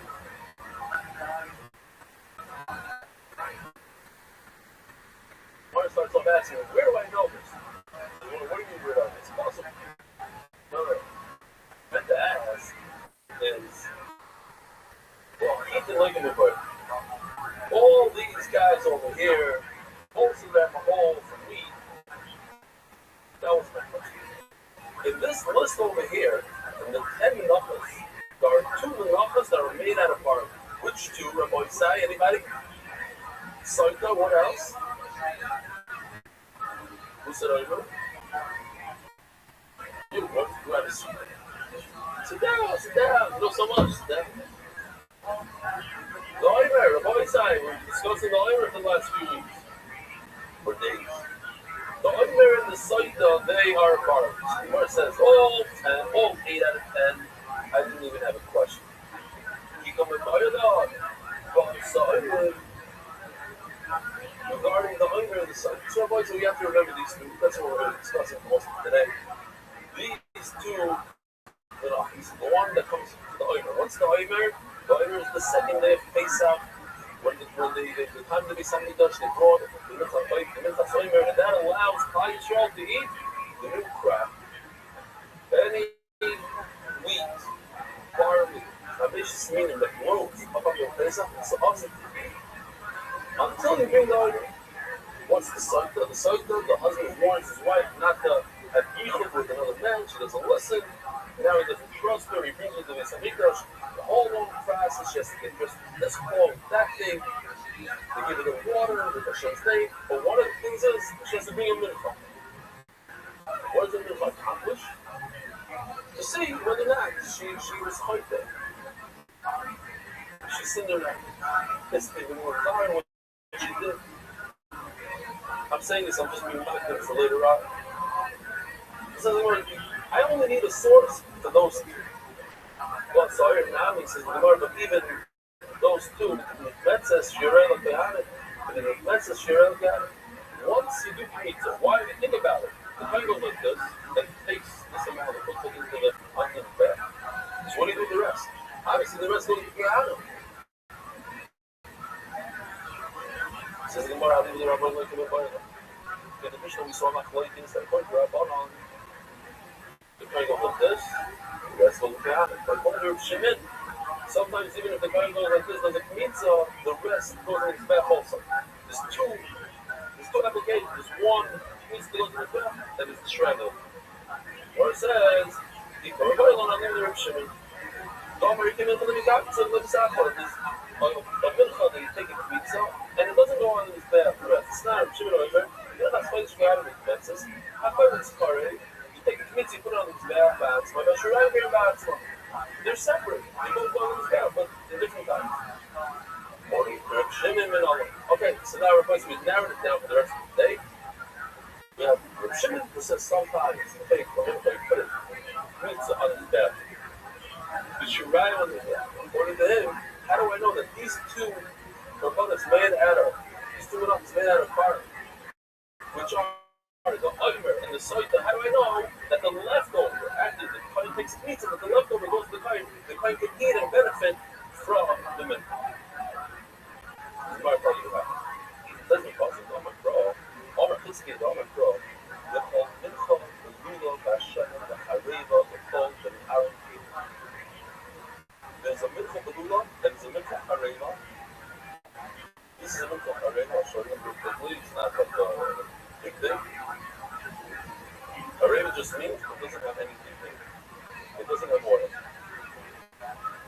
Just plain flour. So what do you do? Just plain flour.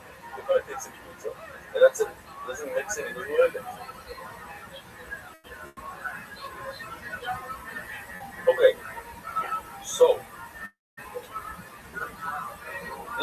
this concept we're going to deal with a lot.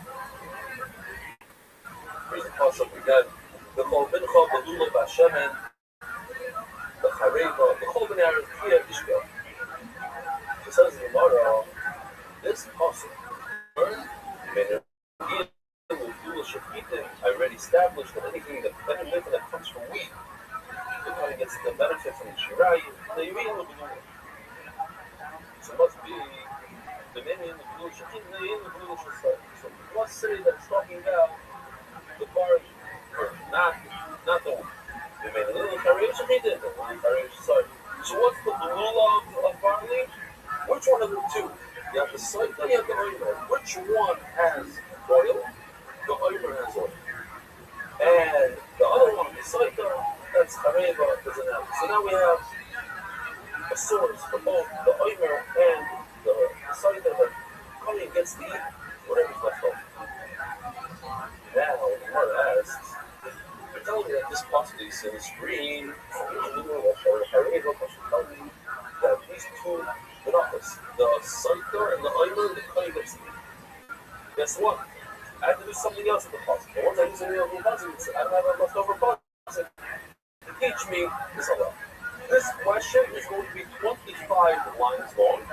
Super easy. The emes. It just goes through the same thing over and over.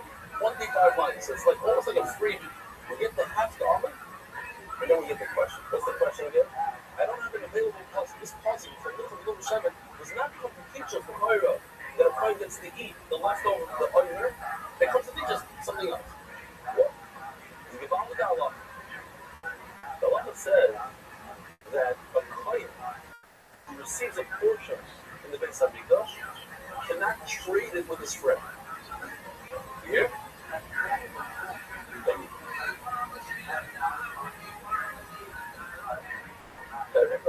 Now, let's say the client does not like steak. He likes steak. He wants the bird. He likes schnitzel. Like they sound at home. Hence, I'd rather have schnitzel hens than a steak. That's what he told me. It's a steak though. So let's say he's the one who's going for schnitzel. Yeah. So tell us, what do you smell? Emes? Says it's all back. But I'm a clay.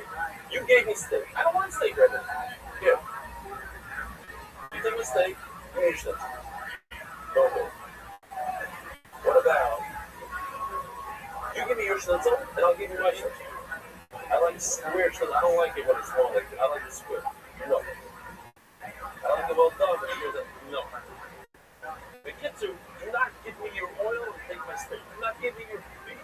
Don't even trade the same item. Don't even trade. Okay. Look. That's that one. Look at the story. A nice Shahada from the former Rebbe. One of the Hasidim waiting in line comes for Shirak. He tells the Rebbe, now, if you ever, like, you don't say anything to the Rebbe. What are you telling the Rebbe? You don't give him instructions. This guy tells the Rebbe, listen, could I have just a little bit more cocoa? I don't want the cake. I don't want the cake. I want the cocoa. So Rebbe said, with a smile. And when he went by, so Rebbe told the guy, he says, listen, now I finally understand you're going to the office. When you get a portion from a Baruch, it's a portion from a Baruch. It's a piece of steak. It's not, oh, I'm here to have a barbecue. You're here to enjoy a carpet from a chef. So you don't trade it. You don't say, listen, can I have a little? This guy came from the Google. He came from the Google. He didn't come from the Shirai. He's a Google friend. Yes, sir. And we don't want Google presses here. We don't want people that understand what Shirai is, what a carpet is. That's the soup right here. So we're just going to go through all these things. When you trade beef for dog, for pigeon, you do trade pigeon for flour. You trade flour for flour. That's 25 lines that basically are going to say, how do you know all this? It's supposed to be just, it's just not available. The teach me that that we came from, what that we're trying to find. How do you know that a client gets to eat the leftover unlearned something? Now, inside. But Orthodox, I'm going to look inside, the night change, ultimate office connects talking. How do you know that you can't trade a piece of bread from the Mizbeah for a steak, for swag? I should be offered the honor, the Chulban honor, Piyam Ishko. Okay, so another part, not the one that we're getting too soon, we'll put down. So there's a part that says, everybody cheers together. Great. There's a story with the Dr. Root, the Yisrael. A chassid came there and said, Rebbe, I need pronouns, I need pronouns. So the Rebbe said, go to the marketplace, the first business that you open, buy it. I'll give you a bracha, it should work out. Rebbe, I don't have a buy it. He said it's probably work. Not a lot. He said, here, buy a business. Buy a business, bro. Yeah, buy a business. So he goes to the marketplace. He asks around. He says, he gets around. He says, actually have a business for Ruben? He says, start laughing. He says, you don't have anything to sell for Ruben. So one lad says, yeah, I'll sell you my oil and hopper for 1 year. You got to change things. The other side, first business that comes to the back. It's a different deal. Here's the ruble, give me your oil money. Okay, what do you do? The guy comes home, the guy that sold his oil money comes home and tells his wife, you're not going to believe it. I sold my oil money to some idiot that bought it for a ruble. The wife said, what? I sold my oil money for a ruble. I got shaken. She says, no, you're shaken. Get out of my house. You don't need to do mitzvahs, and the little mitzvahs that you do, you sold it, you gave it away. Like we're partners in my own house over there. We have partnership. Wife told me,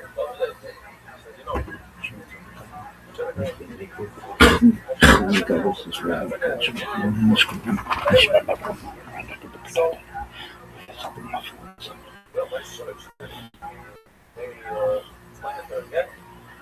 I'm not putting up with all this for nothing, Anyway, so the guy was, was looking for a sound. She goes, I'm going to say, give me back my own number. Just do stuff. But anyway, so what do you want? So,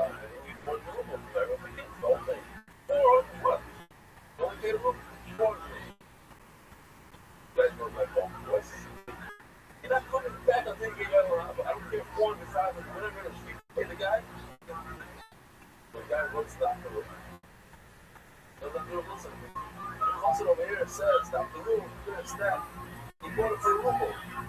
I want it back. It's not fair. If it really is worth 400, then we like, oh, the charge rate more than 6. So we can call it. The whole thing goes up. So after a phone is very stark. So listen, when you sold it, you didn't think it was worth anything. It looks like what you was worth to you. For you, it was worthless. For you, it was worth less than a ruble. You're looking at a ruble. Now, you figure it out. You're right. Okay. Now, I get that one machine is worth more interest than chocolate plastic. But look at what you think it's worth. I'm just thinking now out loud. I didn't say this in your share, but it's like that in everything. When you show how much you value without the word has, you're willing to give up a wedding, you're willing to do this, you're willing to do that. That's how much you put in. That's how much of a growth will cost you. Oh, that is worth that much. You're willing to pay $1,000 to hear that dot. You're willing to go on a more expensive flight to make in time this and that. Oh, you just up the value of every dot you ever worked. And if for $3.50 you're not willing to do it, then your South is worth $3.50. There's a certain thing you decide what the value is. Okay, so this is what I'm saying. This is people trading stuff. Yeah, he's trying to trade a minhag for a steak. Some people trade a ruble for a lamb. You can't trade anything. Because you can't trade. Y'all so now we're going through this quickly, yeah? Y'all making the numbers getting up. You know what? I'll get it. You cannot trade bread for steak. Why?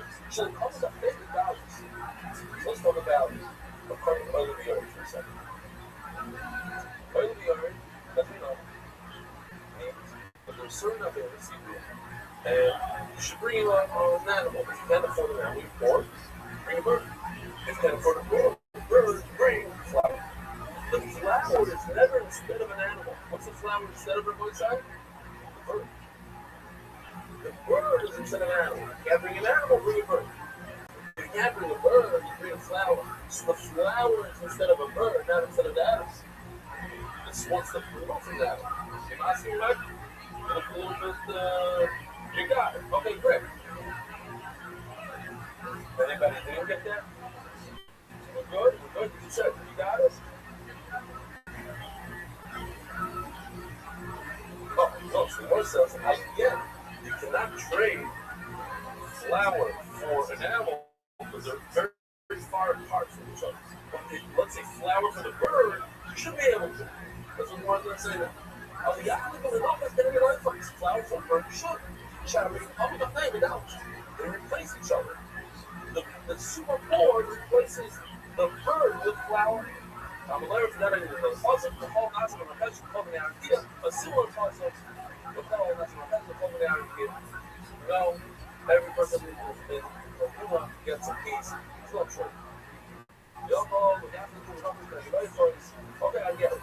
Now, if you already decided you can't trade flour for bird. Shalom, one is an animal, and one is bread. It doesn't go. One is protein, and one is a carb. Hello, meaning doubles. Hello, meaning you have to go ahead and say something. What about the bird?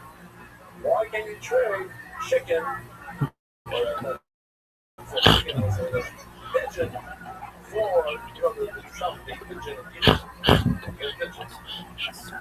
Yeah, why can't you trade pigeon for steak? Tell us about the boat or the boat. Now, I'm not plastic over there. Okay, so there's a little bit close. I'm not plastic over there.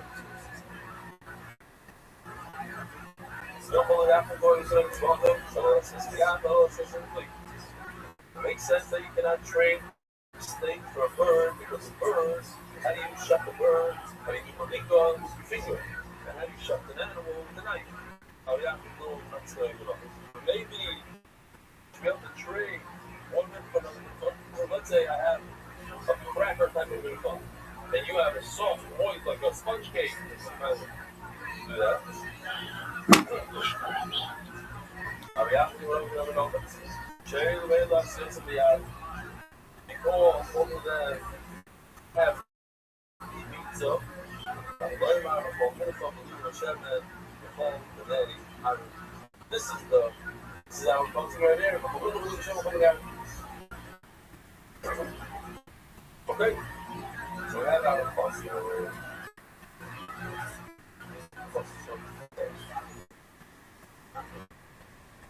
So okay. Maybe you can trade different types of offers. Shizuma said, punch me for some racket. Is this easy Gemara or not? Was I lying to you guys? It's easy, no? Maybe you should be able to trade two different types of cheese data for chocolate data. But what if they're exactly the same?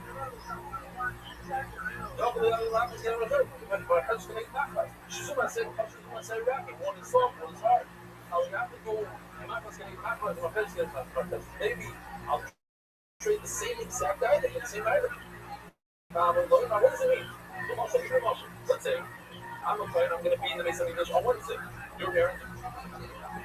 I tell you, look, I'll give you tomorrow, you take my share, I'll take your share. In other words, we barter. I'm not going to move now, it's not enough now. Every client gets a very small piece, but we build it up. You build it up. We'll trade it every time. No, even if it's the same item. I don't know if I really want to open the item either.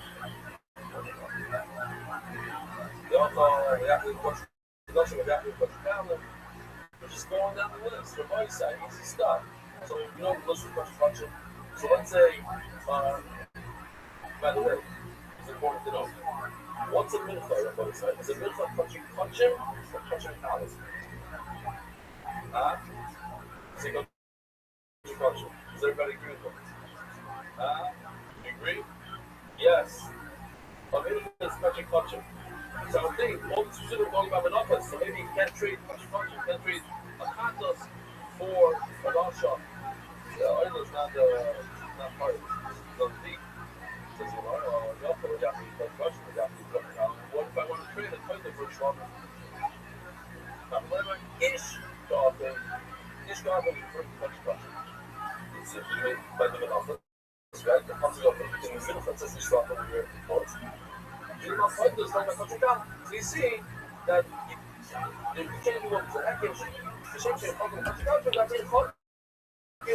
the punching down, you can't trade a punching function. Ish, what is this? Ish, by the, the Bar Mitzvah, you,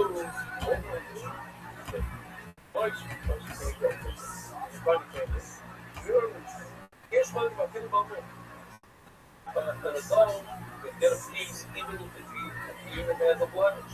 They come to try less, but a wholesome conduct without anyone, so not they can use what this is. I'll pull from it down and we did 25 minus. What's gotcha? What's gotcha is that's impossible. The whole but even though that Shem and the Hareva is not available, we need it for these halachas that we just learned right now. There's no trading in all sorts of circumstances. In this puzzle, I'm going to zoom in the first word of the puzzle. In the puzzle, it says, so we're going to learn from the word puzzle. All of this that we just learned, they use this particular puzzle. This particular puzzle, so how many items here? That's what you can't trade all this for another. The word puzzle, that's what it is.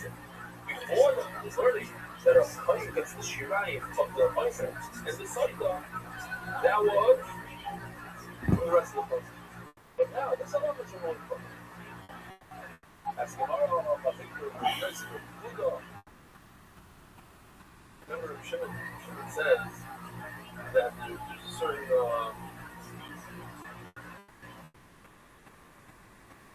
no, that was yesterday's Gemara. The first time, we didn't learn it. We should have maybe got that, but we had two times before. Where Shimon says that the kick in the powers, you can mix them up. 5 kick in and 5,000 is considered in the doubles. That's what Shimon. You technically argue, as you learn, He lives from the word call. He says, well, I already used up the word call. I tell you that the old Orthodox just learned was from the word call. He says, well, no. Whether it is or not, so that's why zoom in on here and see that I put the phone because the word call is split into two. One main word that is basically you're going to learn that you can't take. So here, you learn the call. The halach over here that we just learned that you can't trade a mincha for a mincha, that we learned the word call. The halach that we started off with Sugya, that a coin gets to eat from leftovers to the minor, is from the rest of the policy as so.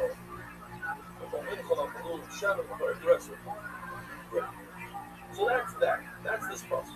Now, again, going back to the original question. We have two menachos that we don't have a source for. What are the two menachos?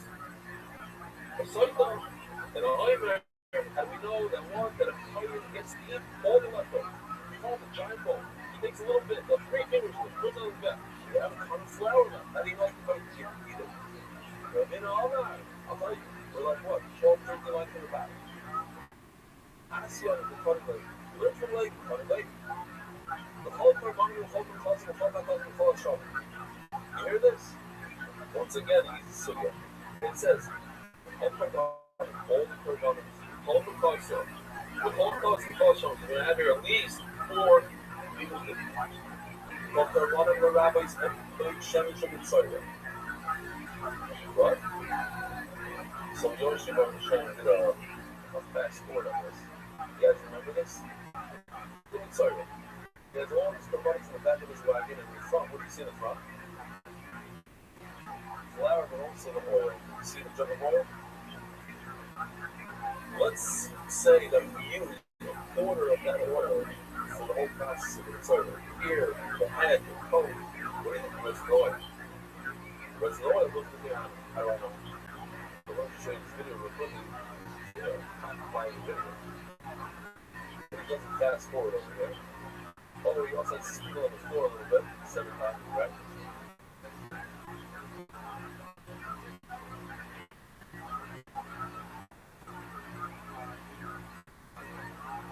So when he's done with all his oil, what do you do? That's what I do. These words right here. Can't go out at night. I mean, they can't go out during the day. They sleep in a coffin. They suck blood, but they also they mainly drink baby oil. You're like, what kind of fucking weird ass shit is this? Sleeps during the day. Kind of like Diddy. Yeah. Diddy's a vampire, a baby oil vampire. Did I tell you I got my back waxed this week? No. Yeah. Whoa. That's crazy. Is that the first time you ever done that? First time ever, dude. It feels fucking weird not having hair back. I know exactly what that's like. You've done it? No, but I've shaved my back. It's nuts. Yeah. My back is bare. You know what tell me, do you get the thing where it's like, because the hair is gone, your shirt feels weird? Yes. It doesn't like sit on your body, right? Yeah. I'm like, oh man, do I have good posture or did I just shave my back? Damn, because you're kind of hairy too. I'm hairy. Nice. And the person that did it was like, oh god! And they saw my back. So obviously I want to know if it was painful. No, it was not painful. I was like preparing myself. Literally, I woke up. You know how like when you're getting ready for a rough day, you wake up and you sit on the edge of your bed and you go, just to get ready. Yeah, definitely. Yeah, you do that every day. I do that before someone shows me a croissant and asks me what they're called. It's the toughest thing there. So I got up and literally the first thought I had was like, fuck, I'm getting my back waxed today. And then the whole day I just had that, like a sad song playing in my head. No headphones, just like, I'm just like, I feel like I'm fucking Mel Gibson and Braveheart about to die. It is kind of nerve-wracking because you think it's going to hurt like shit. And then, you know, next thing you know, I'm laying down next to some hot wax, putting hot wax on my back. Someone else to it. Yes. Yeah. Imagine me. Yeah, they're like, all right, here you go. Let me give you a kiss. And then I was like, just give me a countdown. And they're like, 3, 2, 1. And then it's just like, yeah. I was like, oh, it's not that bad at all. Wow. I actually recorded it. You've had someone film audio. Oh, okay. Man, and you just, like, the place you went is just across the street at that motel, right? Some crackhead.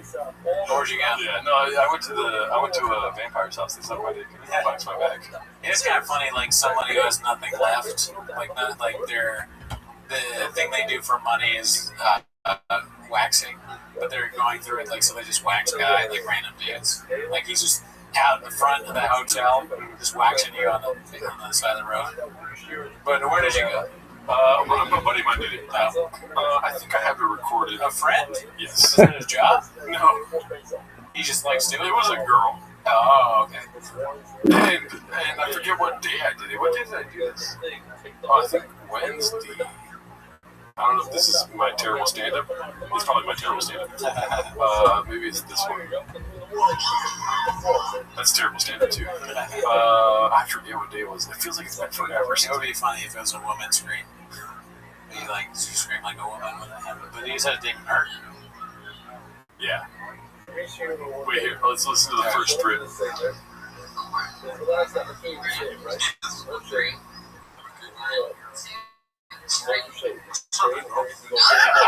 it was. Damn, gangster. It's not bad at all. You gotta stay strong for it. It's funny, it sounds like it's outside still, because there's like a little bit of like fucking birds chirping. We're literally in the park getting my birds chirping in the air.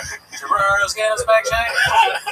Man, that's funny. That is a good bit to get your back done in public. That could be a podcast bit. This fucking shit, throw that out. Film yourself getting your back waxed in public at a park. You might get arrested. I'm not gonna lie, there was a picture of me laying on the ground with my hairy back. Yeah. And then a picture of me laying on the ground without a hairy back. And I did not like both pictures. I deleted all of that shit off my phone. I'm like, are you kidding me? What's the matter with me, dude? Yeah. It's just like you laying on the floor like this is not a good look. Yeah, I mean, pictures are like, I'm ugly, so I like to delete most pictures taken of me. And I'm like, what? It's just like they're trying to get the nicest picture possible, and I go, oh my god, why? Who does this? I love it when I'm trying, like, I'm making faces and like a work photo or something like that, and I'm trying my hardest to like smile and stuff, and then I look at the photo and there's one that I'm like, fucking horrible. And I go, well, I'm not uploading that. Yeah. God forbid they use that on that. And then other people do the same thing. Most people are better at smiling on camera than I am, but sometimes you see other people. And also, it's notorious in comedy, right? You know how they would take pictures of you, like the worst picture ever, and post a photographer. Why are you doing this? You see it.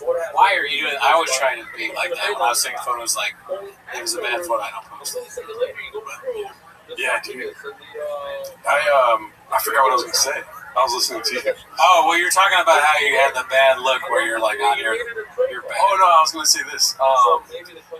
Have you ever been called photogenic? No. Never?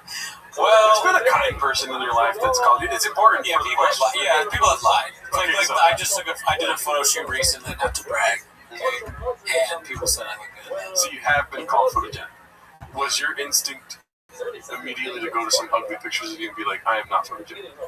I didn't do that, but it's sort of like I just was like, oh, thank you, but in my head I'm like, liars. They're full of shit. I immediately, somebody called me, they saw 2 or 3 pictures of me, and they go, oh, you're so photogenic, and I was like, watch this. And then I pull up a picture of me like, damn, you to prove them wrong. Yeah. I don't know why do I do that? I should have just been like, you're right. Yes. Yeah. That's the thing that, it comes to you over time. Whether you think they're telling the truth or not, even deep down, it's probably be hard to believe it. I was like, 1 second, recently deleted, look at me on the floor with my back. And it was just me like, it's the worst picture of all time. Do you want to see it? Sure. I'm not showing it to the people. If you pull up a picture of your name spelled wrong, you're like, well, what about this? Like, what does that do to anything? My fridge isn't small, bitch. It's a big fridge, you fucking asshole. If you lie down there, the fridge doesn't look bigger. Dude, who does this? Look at that, dude. That's a bad picture. Oh, yeah, it's not good. That's not terribly done. Yeah, it's a rough angle. That's my hair. That's without any wax. Oh, yeah. That's fucking. Mine is so cool. Yeah, yours is all fucking crazy. we're gonna make sure Gyro's fridge is full. Gyro wants more food in his fridge. My back has an equator where nothing grows. Yeah. And then it's just like the north and south hemispheres are fucking bushy. Yeah, well, listen, don't complain because you've seen what I got going on. I got much worse. I can't go to a pool by myself, you know, and like I have to do something before I go to a pool. Yeah, it's funny how God works, dude. Yeah. You know, because you got that back, but you don't have the top. The top? Oh, yes, correct. I'm very bald. Would you be willing to like trade like bald for just back hair on your head? You know how back hair is different than regular hair. You know how it's coarse and thick. Probably not. The way you're describing it doesn't sound good. Look at that guy's head. His back hair is on his head. I don't think women would like that. Oh, I'm dating this guy who has back hair instead of hair on his head. It's coarse. It looks like it would look like I shaved my back and put it on my head. Maybe like a broccoli. If you could turn like one of those broccoli head, then I would do it. You get wax strips from your back and just place them on your head. You go out and like a toupee. Yeah, definitely. Oh, yeah, I mean, toupees are in now. You ever see Jeff Dye? Oh, yeah. He's a big deal. Jeff Dye, dude. I mean, when, right? When did he get a toupee? No, his last name. Damn, dude, that's good. Fuck. That went right over my bald head. So did the croissant. I saw, I didn't watch the whole thing, but Jeff Dye was like going out, like him and Ben Avery finally got into it with each other and then like squashed him. Did you watch any of that? I haven't seen any of that. I've been literally too busy with Ari Spears. Did we talk about that on this? Okay. Yeah. I mean, not only a little bit. We kind of breezed through it. Oh, yeah. I was fascinated by the Mad TV stuff. Well, what happened with the Women Party or Ben Avery and Jeff Dye? Well, I didn't watch the whole thing, but it's on that show last night, something or other. I like those guys; they're funny. And Ben Avery, like they had Ben Avery call in while Jeff Dye was like on their thing, and at first it's very contentious. Because Jeff is trying to do his bits, and he's like, "Oh, Ben is in a crutch," or whatever. He's just like making fun of his disease that he has, or whatever. So Ben comes on, and he's like, "Kind of messed up that you're making fun of my disease," or whatever. And Ben's like, or Jeff goes, "Well, you've been making fun of me," and so they go back and forth. But my favorite part that I heard was Ben goes when Jeff was angry at him. He's like, "Jeff, people just want you to be better." Which is kind of true. Yeah. We just want Jeff Dye to be better. Or stop. Or, yeah, he could stop doing what he's doing. What would make you, okay, this is what people really want, dude. Yeah. Like, what would make Brendan Cooney get no bits, no skits, Sure. 8 inches, I know. Facts. Coffee cake. What would you want more? For Jeff Dye to be better? Or for Jeff Dye to stop? That's a good question. Because I ask myself that daily. No, I want him to be better. Oh, yeah. I want him to stop. I mean, it's just out of control. The stuff he puts out now, it's all rage bait. I haven't changed. My friends, they're all pussies. I'm just going around, and then I hate everything. I don't have. He's like, I don't want anything bad to happen to racists. Okay, I think racists are fine. I just wish they weren't racist. It's like, why don't you tell jokes, bro? Yeah. And well, I tell you why, because you're not good at stand-up. Every time I see Jeff Dye do stand-up, I go 9. He's not entertaining, but in a way, he's entertaining because he's so bad. Like without Jeff Dye, there wouldn't be that. I kind of almost want to do a Jeff Dye impersonation there by accident. Without Jeff Dye, there's not something like that you can talk about where you go, "Oh my God, what is this? This is horrible. How did this get anywhere?" Okay, since you chose your path and there's no turning back. Shit. You say shit, you're like shit. I don't know what I said. I have no idea. Coffee cake's hitting. Now that you chose your path, there's no turning back. Yeah. So what is better for Jeff Dye? He's a good stand-up comedian, or does he just go full in blackface? Well, definitely not that. Okay. Because better is a different idea. If Jeff Dye walks away from that Ben Avery podcast and goes, "I should be better," and then he just goes further into the fucking militia. What's funny is that it might actually be worse for him if he got better, right? if he was actually good at stand-up, people might stop paying attention. He would just go into the what is it? The obscurity, right? What he's doing right now is probably getting him the most money and attention he's ever had in his life. Yeah. He's saying he's MAGA. People are too woke. He's being canceled. You know, the left is coming for him. Ben Avery and his psycho trolls are ruining his life and all that. It puts him as the center of attention. If he just stops being like an idiotic, hacky racist or whatever, then no one cares anymore. True. But unless he's very talented, but you know, he's not. And it's hard to give that up. I feel like you would change your answer if I played Jeff Dicey. Maybe. You'd be like, he needs to stop. There is no getting better. And honestly, there's probably no getting better. But there's sometimes where you see like an open micer, and you're like, that's probably the worst fucking stand-up I've ever seen. Right? And then you watch Jeff Die and you're like, oh, much worse. And then you see that same open micer like 3 months later, and you're like, oh, what the fuck? That was good. Definitely. And Jeff Dye does a lot more spots than an open micer. So I don't know if there's a possibility of him getting better. It goes back to the whole thing where it's like, this guy gets so much opportunity. How is he this bad? How many times have we done this to him? On to his fucking page, it's the same fucking shit over and over again. This is what happens when the roadcaster stops filming. Jeff Dye's best opportunity to be on a podcast is if someone's roadcasters. That's how his comedy career started. Is because like somebody forgot to like hit record or the machine stopped recording, and then they're like, well, we recorded every topic we were going to talk about, so I guess Jeff Dye it is. Even if you don't believe in the Bible, you have to admit Jesus was a nice dude. Even if you hate the Bible, you gotta admit Jesus was a nice dude. He's not lying. It is exactly what the title said in the beginning. That is indeed facts. Yep, Jesus was a nice dude. That's why I like him so much. He was nice. He would go talk to everyone. He'd say, hey, love everyone. That's the answer to all your problems. Love everyone. First comment. Nowhere in the world is Jesus tell everybody to love everyone. I wouldn't know, but I'll believe it. I love how the comments prove your point. And then they're like, but what if they look different than us? He's like, yeah.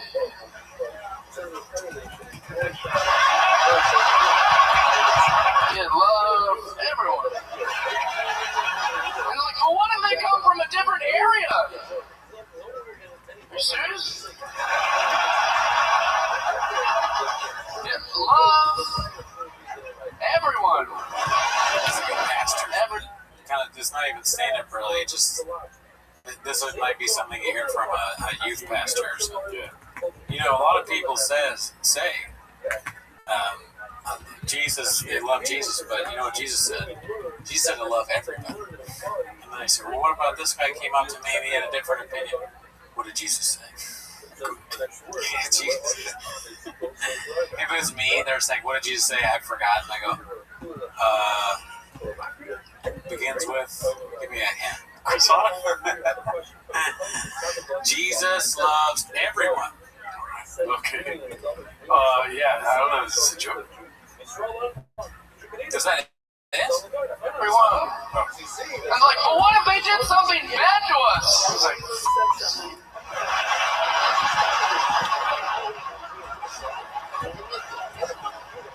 guys, forget all the other stuff I was going to talk about. Just remember to love everyone. Love everyone. The least of us, the rich, the poor, different colors, wherever people come from, smart, dumb, ignorant. Love everyone. Love everyone. I think I was just Stussy behind it. It's at some fucking weed conference. He's high as a kite. Everyone in the audience is high. Yeah, dude, Jesus. Dude, who's Jesus? He's good. He's a big deal. I heard he's on tour. You should read that book, man. Jeff Dye, dude. I don't know who this guy is, but false. Does anybody remember why?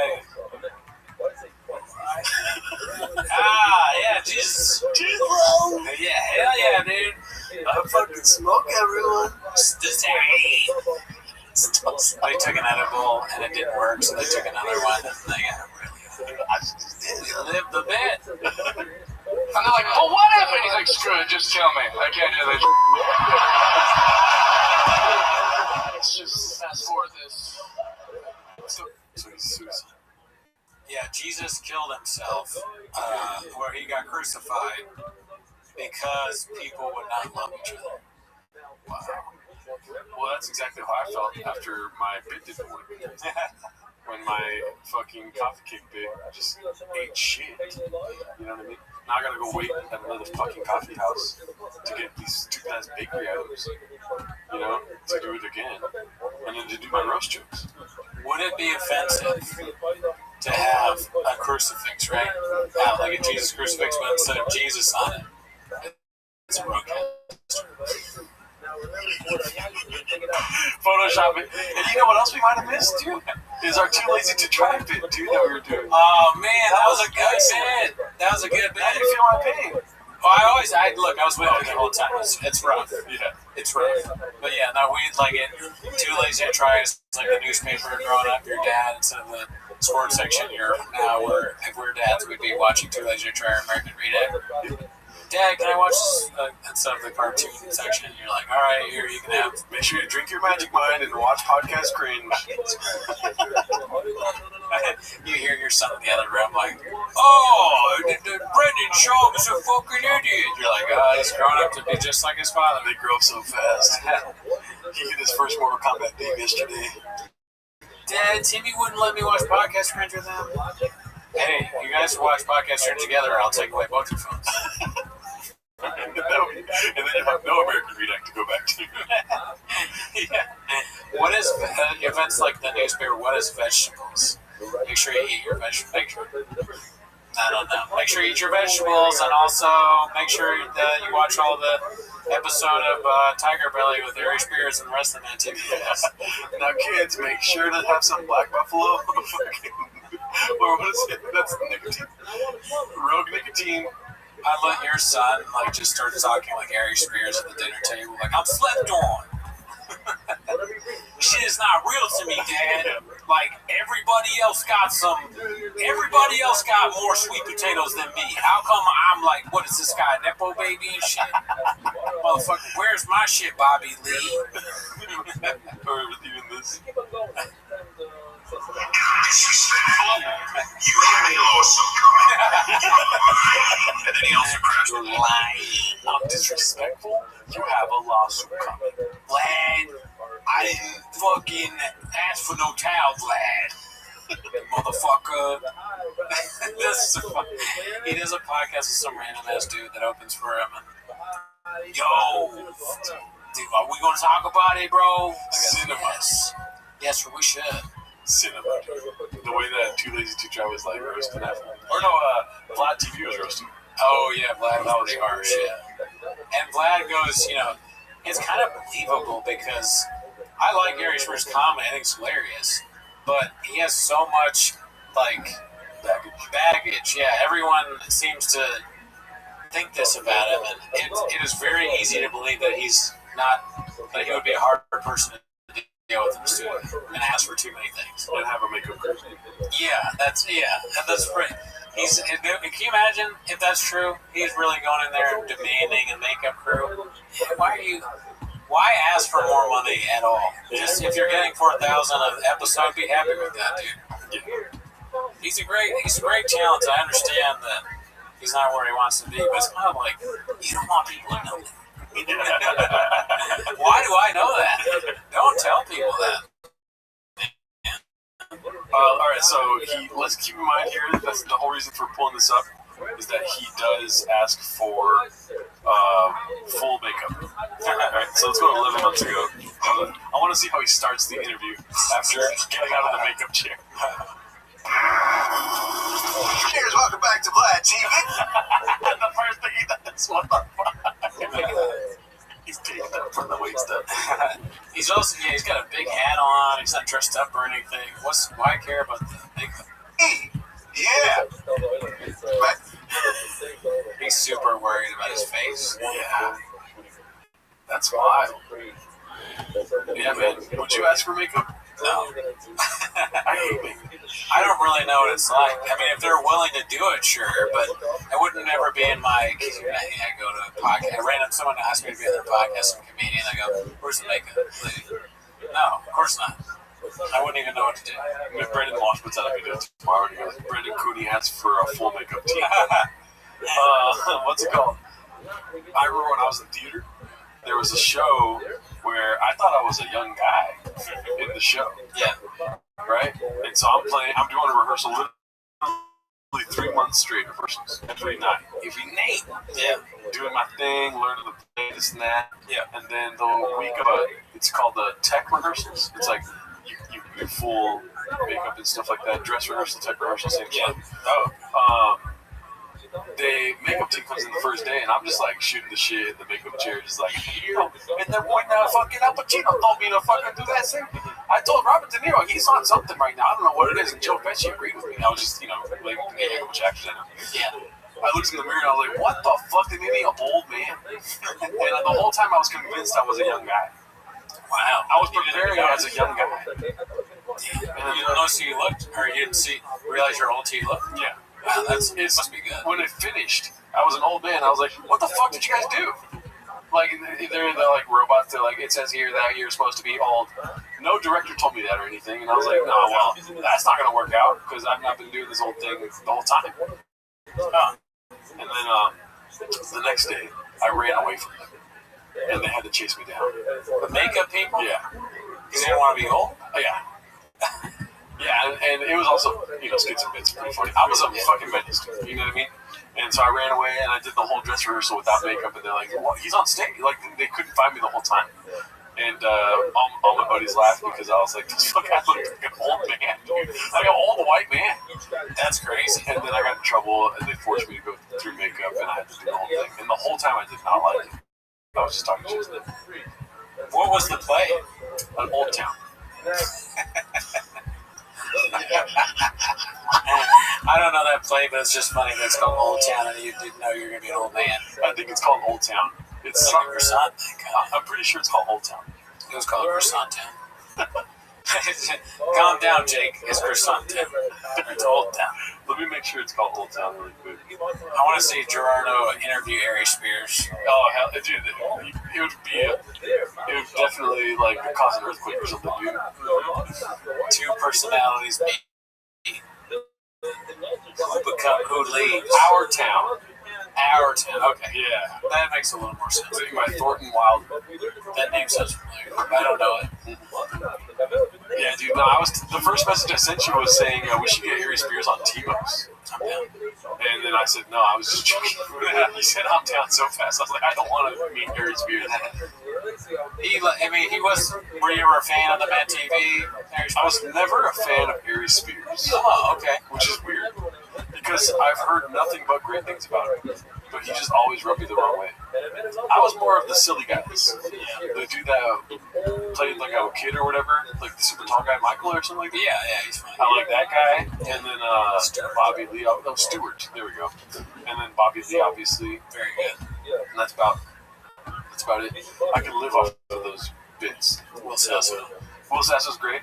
And then, yeah, I like when growing up, it was like SNL for me. It's funny that Ari Spears is. Oh, really? Yeah, it was like your SNL. SNL was SNL. Oh, it was like SNL. Yeah, most people probably like SNL more than Mad TV. Ari Spears, I never considered him serious, but he acts in those interviews. He's like, I was more like, fucking raw, and like all that. But I kind of thought he was a goofy guy. When I watched this thing, I was like, this guy's goofy and hilarious. I always thought his impressions were funny and all that. I had no idea he took himself this seriously. Yeah. It's not the best. It's just not a good look for comedians to be like that. I was stepped over. Like, this isn't fucking The Godfather, dude. Yeah, Cat Williams a little bit. But I think Cat Williams is the best to do it, though. He is the GOAT of being stepped over. Yeah, no, I mean, he's a lot more funny about it, for sure. He has good roasts when it comes to it. Mm-hmm. And he has a good humor about it. It does, like, when you watch, even though At times, Cat Williams like very well may have been falling apart in front of completely disintegrating when he was on these episodes being interviewed. Recently, I should say, he made a comeback and he was funny and he looks fine. Whereas Ari Spears, when he's on it, you're like, is this guy okay? Yeah. He's arguing about Glad TV and makeup and the lawsuit income. And he's threatening lawsuits because he didn't ask for makeup. He didn't get his towel. That's weird. Yeah, it's a ridiculous thing to be mad about. That's the character assassination you're suing for is over a towel and makeup. That you're rude. Yo, what up, your boy Ari Spears here. Listen, man, I said I wasn't going to address this because I didn't feel like I really needed to. Very funny. I said I was going to address this. Same thing with Draymond Green. Have you been following this? No. Draymond Green did the same exact thing. About what? Here, let me pull it up. Sure. Him and Austin Rivers. I said I wasn't going to do this because of fucking, but I'm going to do it right now. Yeah. You look at this scene. I'm full on the Draymond Green train. It's first in my algorithm right here. But it's an episode I already watched. I do like his breaking down the playoffs. Yeah. But what's up, everybody? Welcome back to the Draymond Green Show. Today's show. He's not retired, is he? No. Draymond Green, Charles Barkley addressing Austin Rivers this week. And he's been talking, and then he went on this thing and talked, and went on another thing and talked, and I thought it was cute. We'll get to it here. Right now, what's happening in his head, he's thinking, I don't want to address things because people talk about me, and that's it, but I need to address this, though. That's he's thinking in my head, what's happening here? I'm like, why are you being quiet? And then he says, I saw some comments coming through to my comments talk to you. That's who did I think of right when I heard this? Brandon Shaw. Even more. I read more comments. I don't get notification, but if I click on Instagram or something, and they he crushed Draymond. Draymond can't say nothing back. Number one, I don't do back and forth. So I say what I have to say, if you notice, and I'm done with it. I move on. I don't. But then he's talking about it right now. So that's why he had a blank stare for a while. He's like, but I am going to talk about it. Best way to do it. Say you're not going to say anything and then say it. Double down. Oh, by the way, for the audience at home, this is not Ari Spears. I didn't have the thing on the screen. Go back. I don't do that. That ain't how I move. I don't move when spoken to. I speak when I want to speak, and then I move on. However, I saw some comments. And then he goes back to the comments.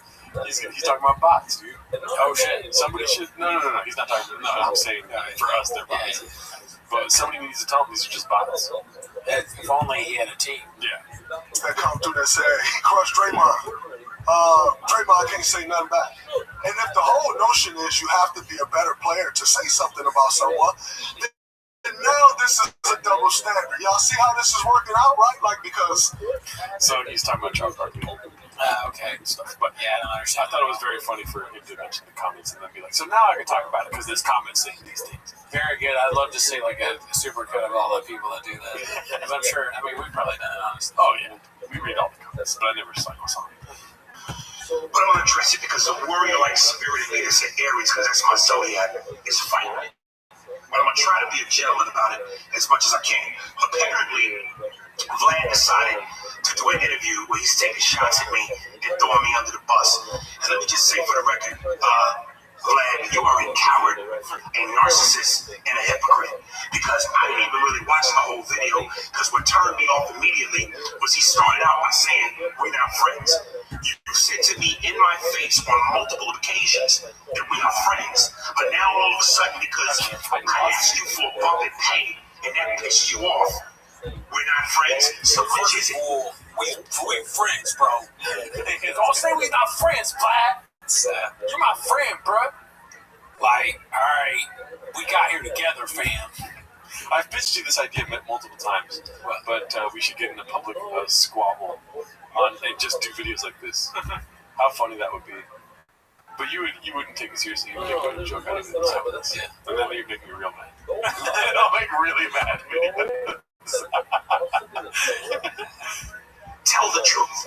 And let me give you all a little bit of backstory. So basically, I called Vlad and said, look, I I feel like I want a little bit of bump in pay because I know my value. You once had Lord Jamar, Godfrey, Tony Ayo, Boozy, and me, all of which many times people said were your best guests. Who's the only one left?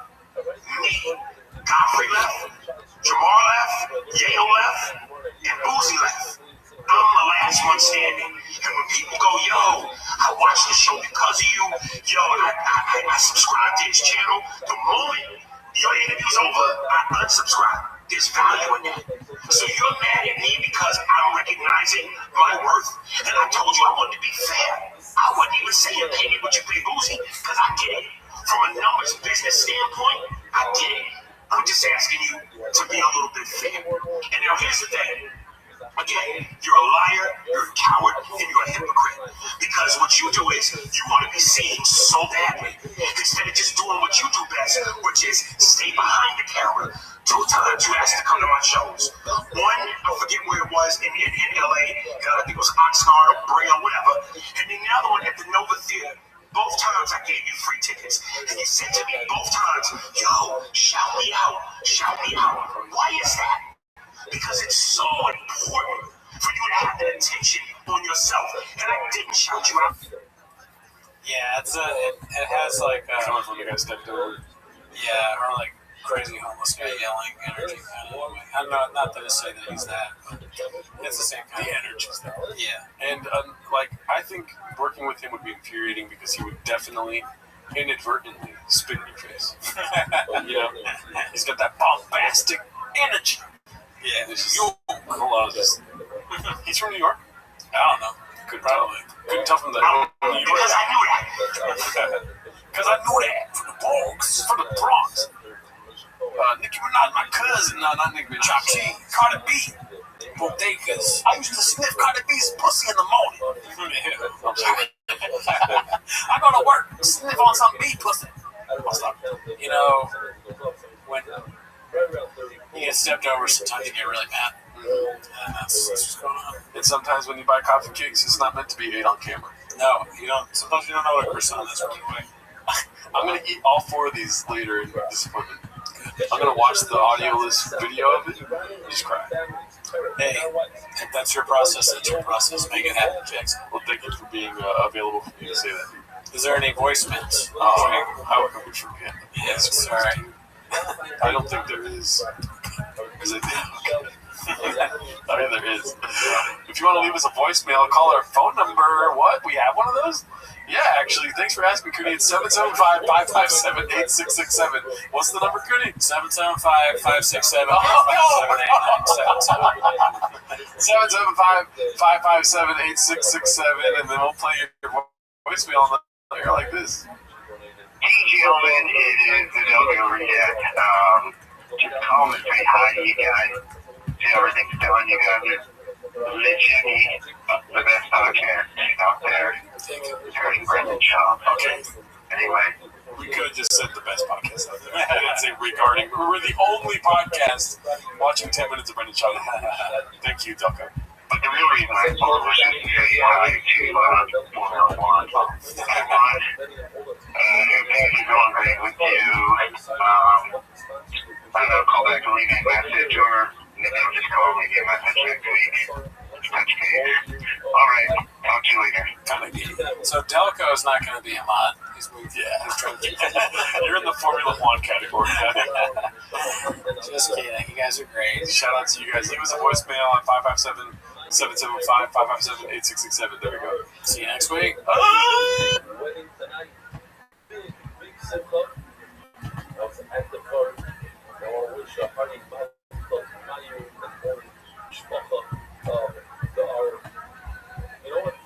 Everybody in this room who's using Meyer official edition Gemara, please raise up in your hand for the next one. Stop by the favorite time of the week when you get there, Papa try to speak. When he's surprised today, you better actually watch 10 Minutes of Shop. Welcome back to 10 Minutes of Shop. Thanks for tuning in. As always, join the Patreon, join the Reddit, join the Discord. On our Patreon, you get early access of this show, but that is not why you're here. No, it's not. You're here to watch Demon's job. So start the timer, play the chick play. You just showed your whole phone. Ah, yeah, come on, God dude. damn it. Yeah, start the timer for real. We know you're just phoning it in this week, dude. There you go. You just started. That's all you guys know. You saw the timer start. Yeah. Alrighty, let's see what we got on Chang's this week, dude. How's your Chang's week going, dude? You know, I haven't really been checking with Chang's a lot this week. So you're depressed? Yeah, it's, I've been hyper focused on my side business. The calcium. Yes, and drug stuff. Drug business. I like your hat. Thank you. Yeah, I just got this from our favorite business. Oh, did you do that thing you said you were going to do? Dude, I tried. Oh, yeah. What happened? Well, you want to tell the audience? Sure. So we've been trying to. If you guys remember, there's the Drive Fast All Gas website, and they have the pictures of all these people that have bought the merch, and they write really fun, cool stuff about the merch that they bought. And I wanted to do that because I bought merch. We bought merch. We had this hat. There's another Drive Fast All Gas hat that we own as a team. We own it as a team. And I looked, and you have to.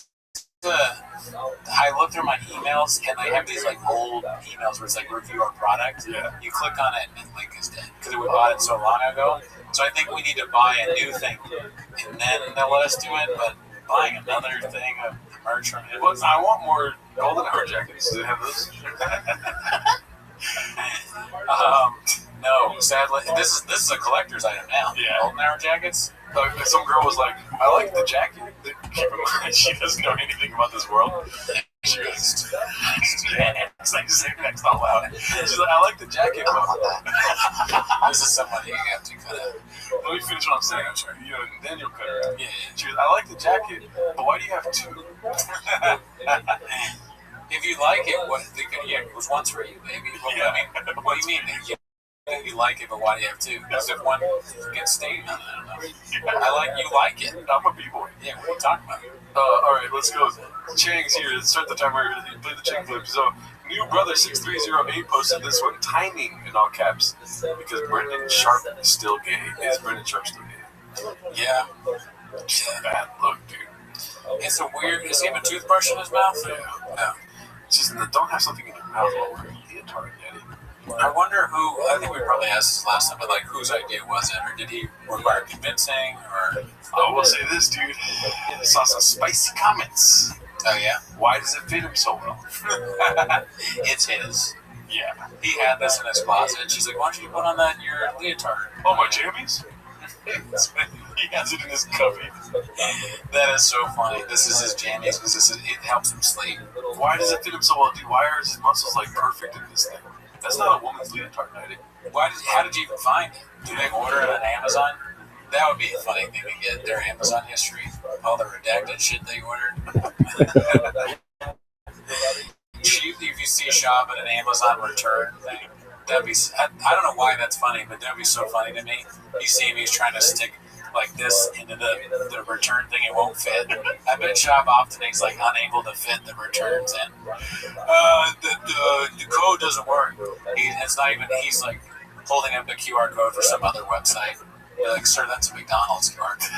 Whatever. I bet you I will get it. I bet you I will return this Amazon. They're like, what? What? Slow Joe definitely just gets buzzballs off Amazon. Just different colored buzzballs, right? That's fine. I'm sorry, I'm pretending like I know, but what's a buzzball? Oh, it's like that Latina drink. When you're spicy, you get a buzzball. It's like a little ball. You know those balls at Plus? You know the balls at like liquor stores? They're called buzzballs. Oh, no. Or liquor.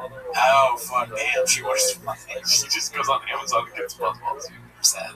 But it could be. That would explain the content. Yeah. She's fucked it up. Yeah. Alright, let's see what else we have. I'll cut that part out. Okay, that's very loud. Okay, have you seen this? No. Dave Oz66 posted this. Dude, that's Daddy's number. Cosplay at the rodeo. It's pretty great. We can watch this probably 30 times, dude. We don't need the music. I don't want this to get produced. Yeah. But just look at Brendan's face, dude. Why is he doing that? He's eating the hot dog, Daddy. Probably a genius. Oh, bits time? Time for skits and bits. Skits and bits. What do you think? You're so quiet. I thought you were I'm taking it in. So it's the same thing over and over again, his reaction. But he's doing a bit, right? He's doing the classic hilarious face, right? He's on camera, so he's turned it on because he's always on. And this is the best he had. He looks young there. It's like aging. It looks like gracefully. Yeah, it's depending on the day, he is a different. This day he actually looked different. He's younger. He usually looks older. Crystalia sees this and goes, "You would be." Crystalia sees this and he goes, like the Joker laughing. That's what. And this body is starting to look like the Joker too. All these guys are having horrible things happen to them. This guy's realizing, oh fuck, I'm gonna change her now. I'm here with Brendan Shaw. Yeah, dude. So that's Daddy's outfit. He's got the bandana on too. He's, I'll give him this too. He's also somebody he's gonna do the bit. You know, if the bit is dressing up like a cowboy or whatever it is, Brendan's not like, I'm not putting that on. He's never once said that. I'm not putting that on. That's something he just won't do. Dude, same with the leotard. Yep.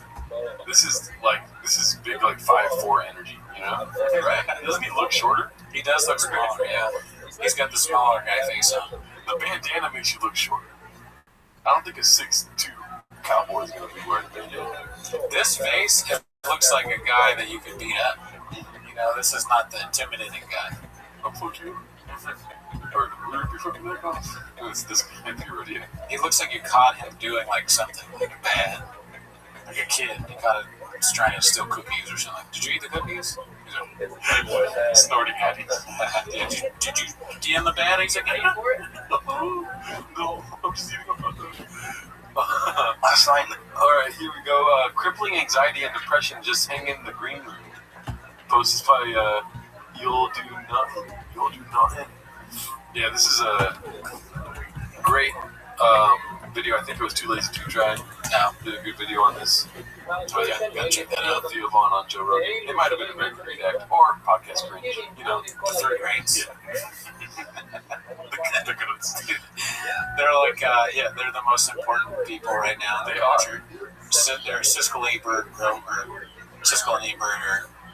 it was like three things and three amazing. Andrew Tate, Steve-O, Myron King. Alright, let's go. Last night in the green room, it was Shane, Ron White, Tony Hinchcliffe, Brian Simpson, Hassan Ahmad, Derek Poston. We were just laughing and laughing. It's so fun. And everyone's going on stage and fucking tearing it up. It was exciting. Oh no, man, gotta get you up in the present, son. You're losing your good marbles. You think I am? Come hang out with us. Just chill out. Here. Just chill out at the mothership tonight. I don't want that. I don't want it. Maybe you want to eat? I'll eat a hot chip. I wonder what that would be like. For them, it probably is great.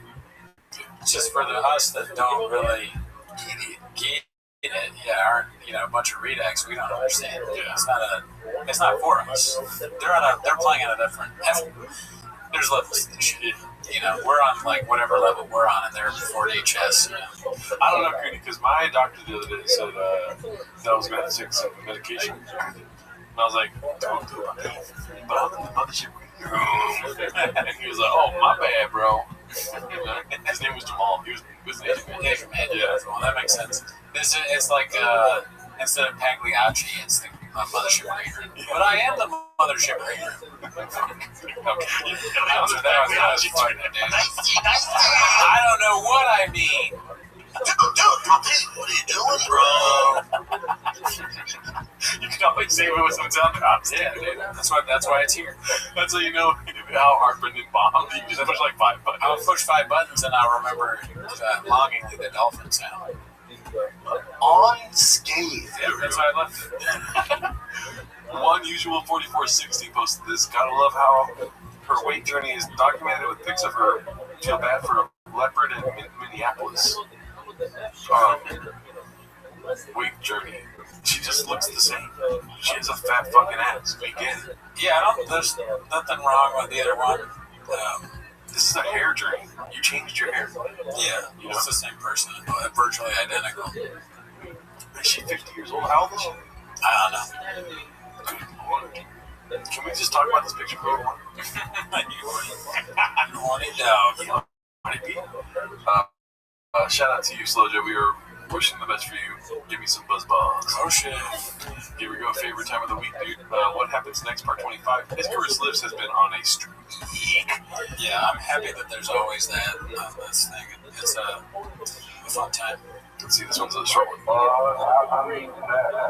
And he's got to be. There must be something really amazing about him. I was at a gym one time in Hollywood and they kicked everybody out because he came in with his crew. No way. And what'd you do? You Dude, no way. Turns out dude's a fan. No way. Baba refused something that makes sense. I think dude's a fan, dude. Both are so funny. Baba, it's like, nah, I'm not doing it. Grease me up, daddy. I like him with the idea of him not leaving. He's like, I got fucking a few more cents. And what'd you do? You head over the water. No, I refused to leave. Oh, nice. And they let me stay. Yeah, eyeballed me for the rest of the time. That voice. We'll count them for the rest of the time. Dye does that a lot. Jeff Dye. Did you ever think of voting Republican? That's Jeff Dye. And then I was like, women are a bitch. Yeah. I thought, dudes are cooler without hair. Actually, toupees are awesome. Do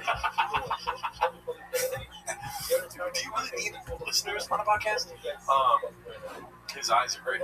We should start doing more bits like that. Bill Cosby. Oh yeah. He learned from other greats. Yeah.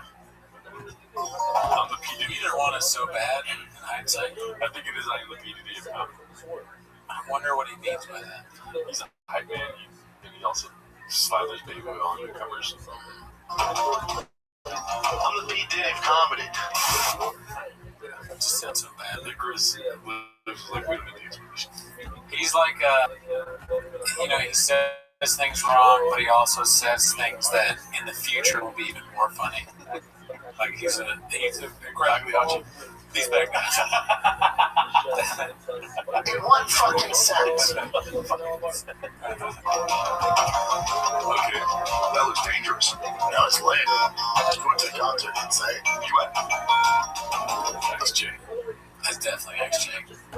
Whatever, it's sure. That looks dangerous. no, it's lit. I went to the concert and say, You went? my brother did. So that's it. What? Oh man. Dude, why does he do this to himself? I don't know. I mean, my brother, that's not the craziest thing, but just the fact that he always, he always says something about Jay. Jay. Jay is like his, Jay, in reality, Jay is his handler. You know, we always talk about like Brennan Schaub is a handler. Jay is Brennan Schaub's handler. Maybe, what if he went with a girl, so he realized, I'm public right now. You know, if my wife's going to ask me about the concert, I definitely would too, you know? Yeah, that's it. That's also a possibility. Yeah. Jay just gets blamed for everything. He does. Jay is his alibi. XJ is, anytime he's wrong, because he knows Jay will fix it. Keep tagging me because I'm on social media. I don't have social media. Let people run for me. I'll check in. Because I'm on social media. I don't have social media. Let people run for me. I'll check in. But whatever, I don't see anything. Thanks for reminding me. Yeah. I slid into your DMs, Doc. Thanks for replying to me, though. I don't check it. Yeah. Why call him out like that, man? Mortgage needs LLC. Is that what this whole podcast is about? Like, you need to mortgage. I hope he learned something on this episode so he can use it now. Dude, that'd be so funny if there was a coffee can on the table. What? I am white as shit, Dallas. Yeah. Mark's got that Diet Coke on him. This is before Papa was into Diet Coke. What if Papa got into Diet Coke after letting go of Mark? It's facts. Wow, it's his last attachment to him, dude. He's like, I don't care, cries. I love you, Mark. He's like, and Mark started drinking Diet Coke after me. Yeah, because you're a veteran. So my whole family's military. Because you're a veteran. My whole family's military. military. Ex-J's in the military. He has some sort of thing on his social media that tells him if it's military people. I guess. That's good. Yeah, that's real supportive. This is your Facebook account. Wow. That makes sense. Brian said he couldn't tell, and then he was filming The Hangover 2 out there, and he was in a bar, and this lady was dancing. He's like, yeah, she is bad. He's like, they're on the dance floor making out, getting drunk. And then you go in the back room, he's like, we're making out. It's a handful of things.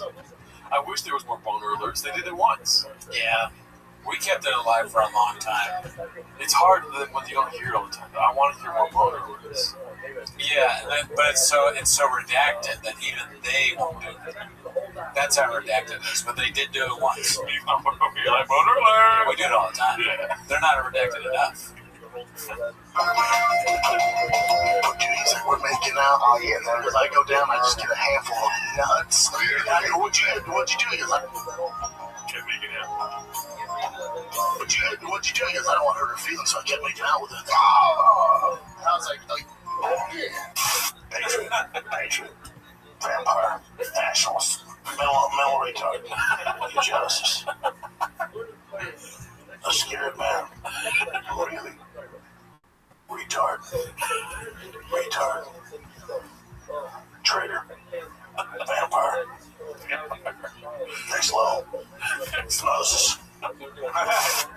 I like that. Yeah. They should do that with Chang ships like Davey Kaufman, Icarus Liz, yeah. John Africa. Do you want to talk about what Mark was texting us the other day? Oh, sure, yeah. Yeah, dude, Mark was texting us that Slojo's alleged brother was going Baja mode on him, dude. Yeah, out of nowhere, apparently, alleged. Yeah. Slojo's brother was like texting Mark saying that he sucks and he's like a loser and like should stop going on podcasts. Yeah. But Mark had, in quintessential Mark form, there were 5 responses to one, and just continue shaking the guy. But the guy was so annoying. It's a classic, annoying commenter in text form. Yeah. Like, you're really out here doing that, huh? That looks good. Nah, like smiley, laughing face. A lot of smiling, laughing faces. Yeah. And then when he's making a sarcastic comment, crying faces. Yeah. Wow, real unbothered, smiley face, laughy face. He said, this is allegedly Slojo's brother speaking. Funny how this whole interaction just proves how emotionally unintelligent you really are, laughing face. I was never stressed. M- might be ChatGPT. Emotionally unintelligent. I was never stressed and never will be. Meanwhile, B has clearly been living rent-free in that empty head of yours, Gadoosh. And jumping straight to violence, which we all know Mark jumps straight to violence. Yeah, same here, dude. Same here. Your first response was, that's a lot of violence in the DNA of this chat or whatever. That's not tough, that's just unhinged. You might want to ease up on them roids or whatever you're taking. It's got you raging for no reason. Crying emoji. This is what I'm talking about. He does a lot of the crying emoji. This guy sounds like someone's grandma. Yeah. And that empty head of yours. And then, have you ever told somebody that they're emotionally unintelligent on text? Like another guy? What? And he says, let's be real. If I was actually in front of you, you wouldn't do a damn thing. I don't think you want to test that. No, I don't think so. He lifts cars. Yeah. Shouldn't we remind him, What's really funny is I reached out once and you're still going. That says way more about you than it does about me. Anyway, enjoys those guest spots on a low-budget podcast, which, by the way, major offense taken. Yeah. Now you got 2 problems. Yeah, dude, you got a big problem. I hope you're not in Los Angeles. Yeah. Because I'll fuck you up. I'll twist your neck off, dude. Push the button. Okay. I will snap his fucking neck. Yeah, we get it. I have a show about 10 minutes to shop. It's a low budget thing. I get all that. Okay, but at the end of the day, this is not social media. This is real. I would fuck you up. Okay? If you come into a room and I'm in that room, I'm leaving. I don't know if you're leaving. Okay? I'm leaving that room. I'm going to be fine. All right? See, Clint, stay with me. I will fuck. What are you going to do? What are you going to do, Gabe? Yeah, ask your friends how it went for them, dude. Yeah. Ask fucking Schaub how it went for him, dude. All right? Ask Brian Callen how it's going for him. You want this? You don't want this. Okay? Ever heard of it? You're going to the hospital. And I will say, Mark, it did not disappoint with the amount of replies. I'm like, no way. Mark's not going to reply 35 times. If I was the brother of Slojo, allegedly, I'd be like, I regret this whole thing. Why did I reach out to Mark? Why are you reaching out? Yeah. It's a very weird move to reach out to the former employee of your sister's husband. Like, what? Yeah. I'm sure you're unbothered by it. You're very bothered by it. Otherwise, you wouldn't have sent so many texts. I mean, they're all just spicy. Let's keep that in mind, Yeah, it's a spicy thing. But Mark's like, oh, hold my beer. You're spicy, dude. Check this out. I'll fuck your whole family, dude. That's true. And I would too. The faces you make when you're defaulting on all your assets. Okay, that's a rough transition there. Post by Big Battle 9416. We don't wish any ill will on these two here. No, I want all the success possible. It's a weird way to hold your arm around another man. You know? Do you think he's wearing the leotard right now? It's possible, I guess. He's crushing Diet Cokes, dude. They're always eating food out of it like that. It's always in a paper. This is how most of shop meals get eaten. It's in like a to-go stadium container. Anything that reminds him of marijuana. Oh yeah, that too. He wants anything marijuana. Not a lot of cooking going on at the shop house. Yeah. A lot of eating now. Okay, here we go. Wake up. Be more bigger content from the shop. It's just dropped. Big Battle 9416. Him and a leotard. We don't need to see it all. Saw that. Yeah. Butters 16666. I think I put 26s, but I genuinely feel like I figured it out, guys. This looks like Voldemort from the first or second movie. Great observation. Wow. Yeah, the back, he's getting old. You know, it comes for all of us, Father Time. Maybe that's why he can't get rid of any of his friends, because they're all his Horcruxes.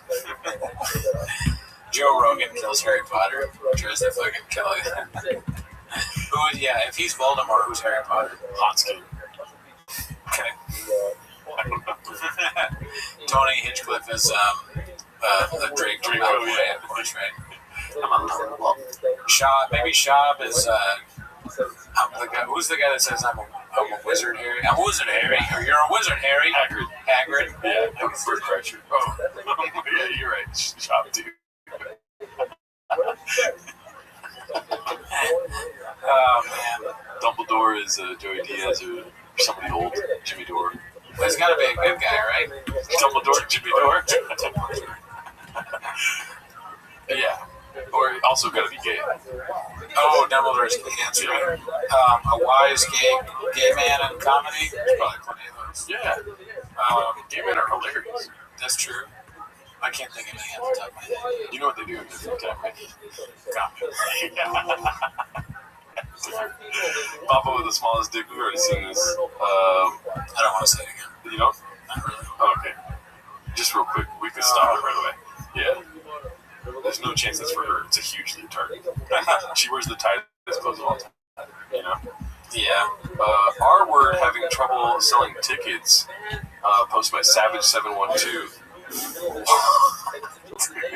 No. That's so sad. But fuck it, dude. We ball, baby. Yeah, I mean, it's just like when Schaub went to that Oklahoma or Arkansas club, you know? Yeah. They got a fucking move to say, you're not a draw. You're not a draw. No, you're right here. Okay. Do you mind if I do some research while you talk to the audience? Sooners are playing. Okay. Anywhere Brian goes, that guy's like, Sooners are here. Okay, Oklahoma Sooners. Right?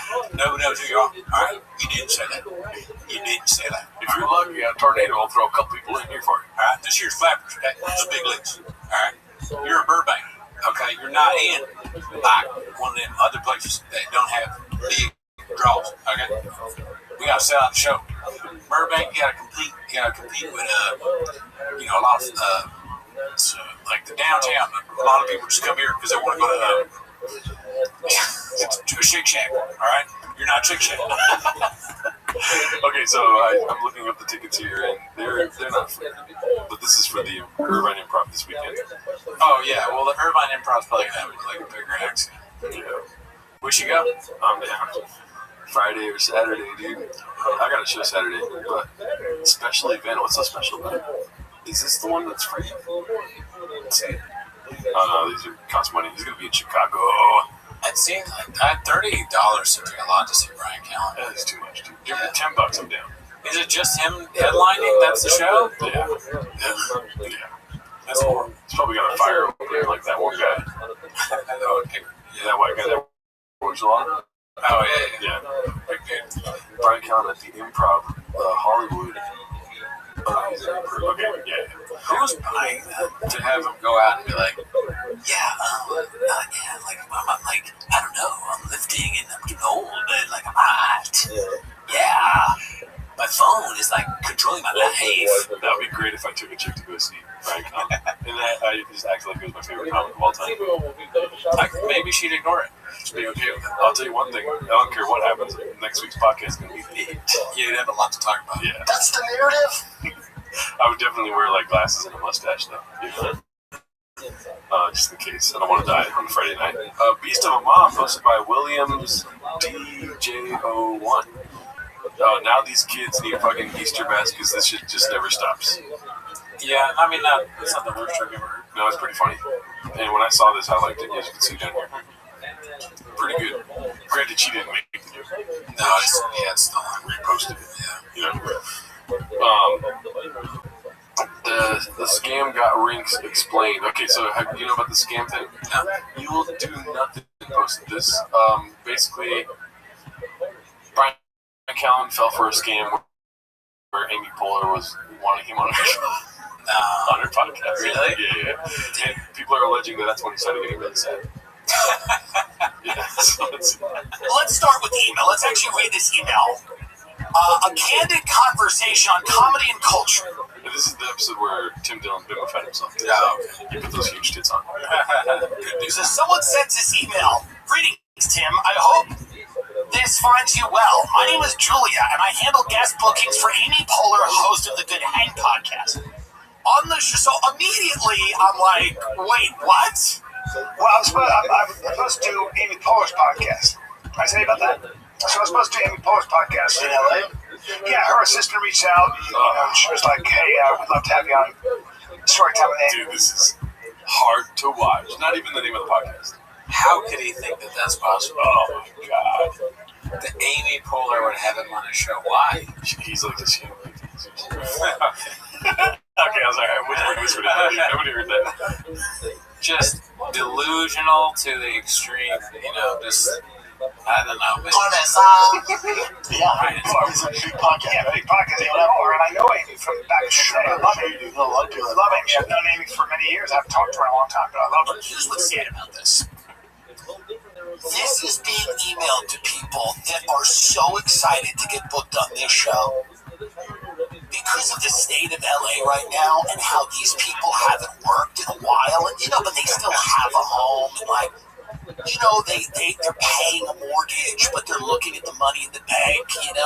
The hourglass is turned over and it's getting less and less every month. And because we're gonna I found out it was gonna be a Zoom first because she does it with somebody comes on the internet and then talks about the person there, and I was like, it's a surprise. It was probably like a friend of mine. So I was like, okay, great. So they have to make sure that your camera is all, oh my god, so embarrassing. Shit, cut this part out. Is it even embarrassing at this point, though?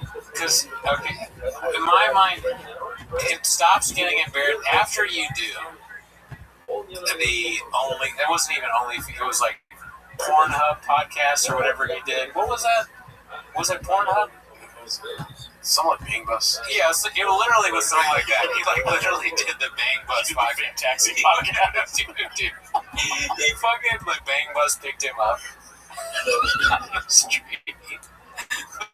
Bang Bus picked him up. Brian Callen did do a podcast, and he thought he was gonna get fucked. And he was so happy they didn't fuck him. They just did a podcast. But dude, after you do that, bits aside, I really that's as embarrassing as it gets almost. Him falling for a prank that, Amy Poehler is somebody new, just a mean prank. Yes, it would have been embarrassing had he not done the bang bus already. If he didn't have a bang bros credit, if he didn't have a bang bros credit, then he wouldn't.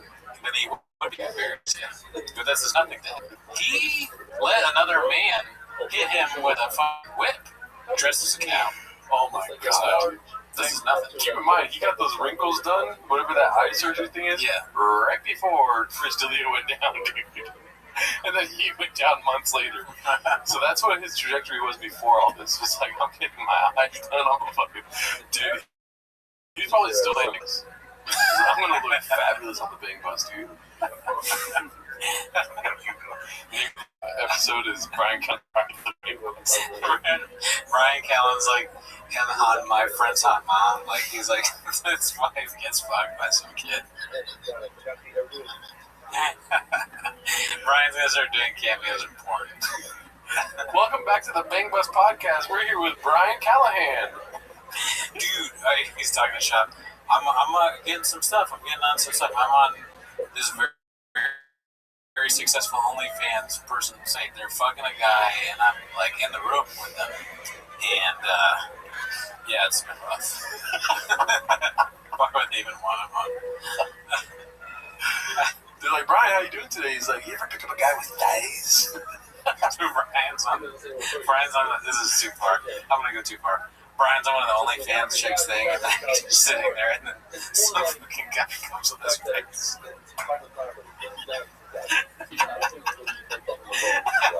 What's the prank? How it's not even a prank, he knew it was gonna happen. How far is it removed from a guy hitting you with a thing? Like, maybe he's dressed in the cow thing. Yeah. Alright, I can't let it say assless chaps are coming on Brian's face, dude. How far away is he from porn? They keep saying that like Slow Joe and Chop are gonna do OnlyFans. No, but Ryan will do it first. It's like, hold my beer, dude. I met Amy years ago, and we had a nice little conversation, but I cannot believe that she has followed me and wants me on this show. I know Amy from back in the day. I love Amy. You know, a lot of people I love Amy. I've known Amy for many years. I haven't talked to her in a long time, but I love her. And my producer calls me and goes, hey, do you know that Amy Poehler podcast? Do you know it's a scam? Next email is you send your bank info. But they did it was so good. It's not. They gave me like all the questions, like Amy can't wait to talk to you. They know somehow that I know her. They do their research. Comedians are desperate at any level. Remember that birthday scam? The one where it was like, this guy sends you a thing. Oh, my wife is a huge fan, or the wife's. My husband's a huge fan. They want you to perform for him, stand up on his birthday. Yeah. And we're going to Venmo you the money. Can you do it? So you Venmo them the money. Or, I'm sorry, they Venmo you the money. And then they go, oh, I accidentally sent too much. Can you Venmo it back? And then they do this thing where they like cancel it when you do it or something like that. But I remember hearing about that and thinking, just there's no way. Like, at the level that we're at, you think people are begging you to do birthday shit, but a lot of people fall for this. Somebody asked me to come do a show in Chicago, and no part of me was like, dude, we're going to Chicago. I was kind of like, this is not real. You thought it was a scam? Immediately. Yeah. Because I suck ass at comedy. Oh, really? You want me to go there and do something you've never seen me do? You know? That is a weird thing. Yeah, what is the scam? And so I just kept messaging them. We're like, okay, for sure. So what do I do? And they're like, you just gotta fly to Chicago. I'm like, okay, you're gonna buy me tickets. They were gonna buy me. I don't even think they were offering money. It was a bad scam. Even if that's not a scam, it's sort of a crazy ass. Yeah. Like, just come to Chicago. Maybe if I'm coming to Chicago, I'll do your show. I should look it up on my DMs on Instagram. Let's see what else we have. Okay. So this is shop reading an ad read. Ad reads are a problem. Just post a clean minimum sky 2305. Haven't seen none of his posts in a while. How you show up and wake up feeling your best. Because fun shouldn't come with a cost. Welcome to the upgrade. Welcome to nowadays. Whether you're easing in or tuning things up, the pace is yours to set. Minutes 10 to 20, gentle lift, you'll start feeling lighter. Minutes 20 to 45, you're in a sweet spot, social, and you're in your groove. Minute 45 to 60, ride the wave a little longer or let it wind down easy. Is it legal? Yes. Nowadays, it's legal in most U.S. states thanks to the 2018 Farm Bill, which reclassified hemp as... It's for hemp, but it's so funny that, like, a core shop has ads where he's like, is it legal? Yeah. And then some random year, the 2018 Farm Bill, this product, a bill, and like, gave you the ability to get it. Thank God for the 2018 Farm Bill. Hemp as an agricultural product or hemp-derived agricultural THC formula is crafted to sip like a spirit, just without the side effects. What's it taste like, you ask? Well, expect real fruit flavors, a crisp, clean finish, zero hint of THC, whether you're sipping solo or toasting with friends. Nowadays is a made-to-mix in with any moment. It's nowadays. So if this sounds something tasty you want to try. That sounds something tasty you want to try. Who's buying this from this? I don't know. I want to order hemp to drink because someone says, something that sounds tasty, you want to try it now. Try it now. Some say yes. Some say hemp. Mama say, I want to buy my mom. He's like advertising the guy from Adam Sandler movies, the hillbilly yokel guy. I don't understand people buying the product, seeing that, but I don't understand the product seeing that and being like, all right, that's a great ad. That's the worst ad I've ever seen. Why does the product keep having shop rated? Yeah, imagine this guy's like down in the dumps. He's hitting you up to be like, dude, I need people to sponsor my podcast. Like, can you please help a brother out? I used to fight the UFC. And then you're like, oh man, he gave me a real sad story, you know? Like, I should probably help him out. He hasn't paid his mortgage in 3 months. You know? Is that nowadays said? Yeah. They're like, all right, yeah, we can get you a little ad read or whatever. They give him like a trial run. And he's like, so if you sure want to drink something like that, then go for it. They're like, don't drink it before you do the ad read. He's like, I'd never drink it. I think nowadays probably, okay, here's my redacted. So nowadays, they make the product. They get hemp is legal. They do the big legal fight, right? Years into it, they, everything is set to go. The CEO sits his boardroom down. They're all sitting, right? He's talking. And he goes, listen, guys, I realize that our product is for stupid people, for readings, for just utter morons. So we need to find podcasts. It sounds like a bad thing. It's actually a good thing because idiots will buy anything. So we got to find the dumbest podcasts that we can find. It doesn't matter if they fuck up how it's said. All we need to do is have a promo code and a link, and these morons will find it and they'll start drinking nowadays. So get on. Anybody got any ideas? Anybody got any? Oh, I did TFATK. There's a whole Reddit that talk about how stupid they are. That's why you're my vice president. That's why you're the CFO. Well, we should probably be sponsored by them too, then, because we are literally more redacted than TFATK. That's a good point, I guess. But don't kill me. I will snap his fucking neck. Oh, is that it? I'd like to say, okay, let's see the ending of this. Hey, now wake up hungover. We gotcha. Visit. I'm trying out some of days now. Some days I try it, and nowadays I don't drink it. This crazy motherfucker is all out risking his life and blatantly breaking traffic laws just to make a buck. LOL. Poor Bob legit looked terrified. Ha ha ha. Different report 123 posted this one. All right, let's go.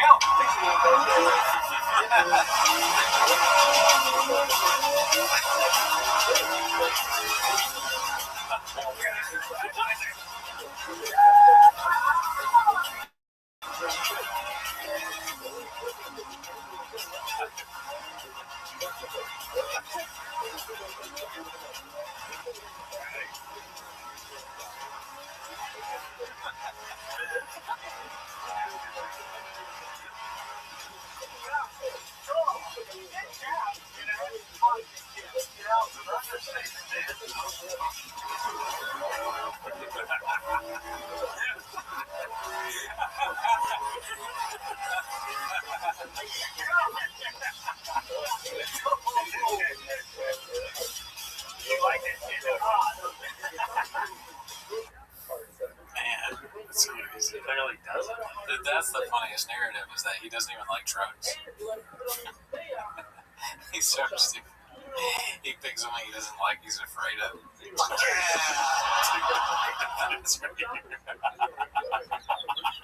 So this is my life.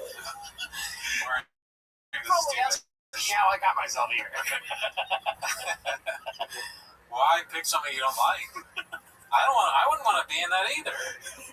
I wouldn't want to be in that fucking death mobile with that psycho hick driving me like all crazy like that. When he made that turn, that made me nervous. I don't blame Papa for not wanting to be in that fucking thing.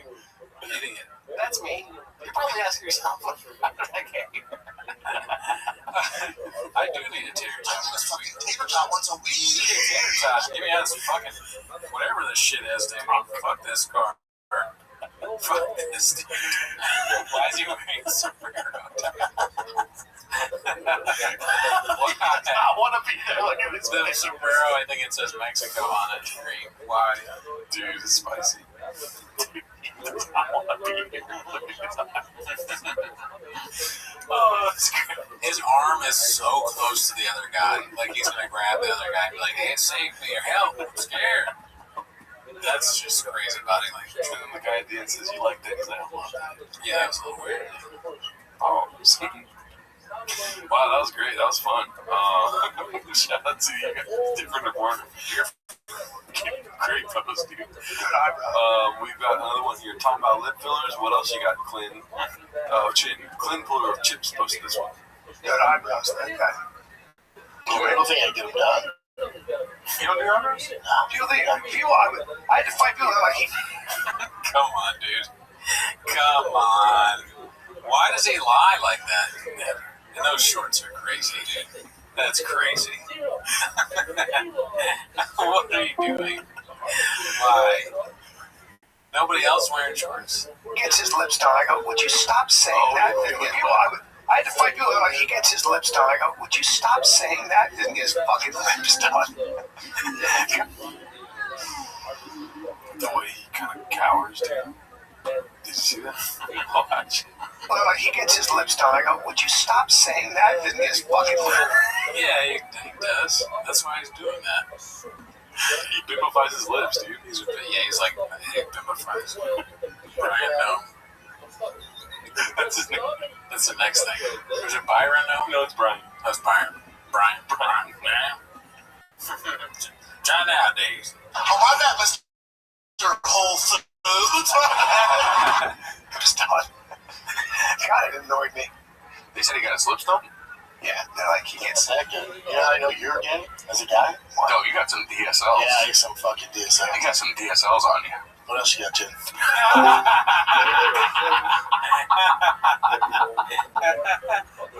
No way, dude. You can't lie for too long. And then if you think I have it, you're gay. Oh my god, dude. What else you got, Chin? That's so funny.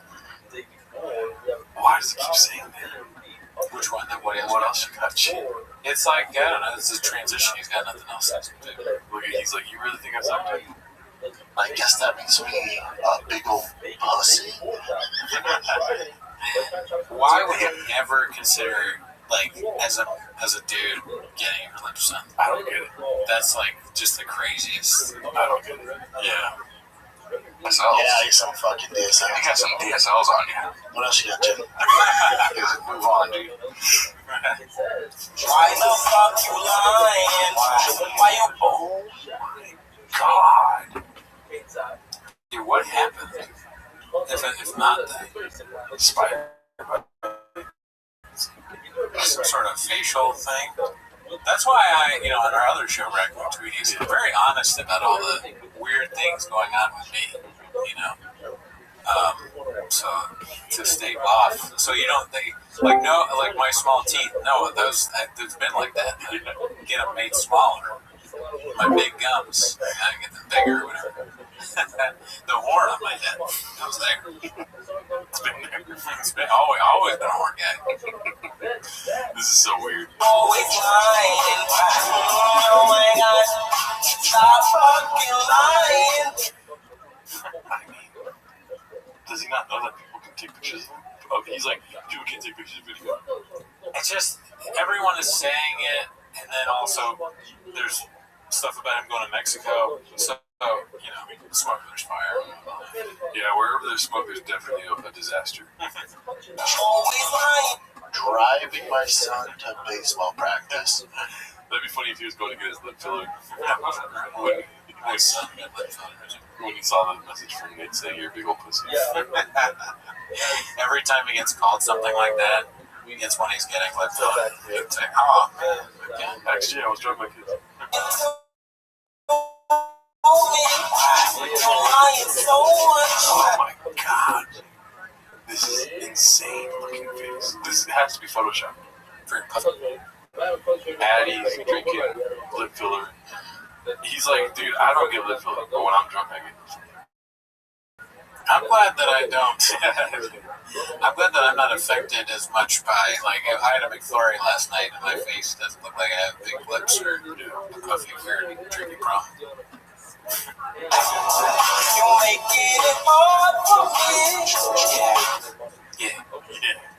I like that original song, Two Clubs. You know, it's all great. It's all about a guy just getting the boner. That's a great song. It's so fun. We got BGL stopping by. More guys. Papa's biggest hater discusses his comedy chops. Posted by Not Yet. And somebody asked me about like what their dynamic is and like how much sympathy you should have for Callan, and I go, it was painful for me to watch Brian because Brian, for whatever his fault, I can separate like his faults and whatever, and I can speak his praises independently. My praises for him are he's really good at setting people up for bits and being a comedic partner. You know, he'll play the like, what do you mean? And like roast him or whatever. So he's good for a guy like Brendan, whose default is just like shit on everyone around you as a form of comedy. Right. You know, like just push down and like you suck and you're wrong and like the opposite of yes and. But Brian can turn that into funniness. It's just over time when you never get to reverse it. It's like, okay, dude, yeah, this is like bully Brian Callan hour, and especially.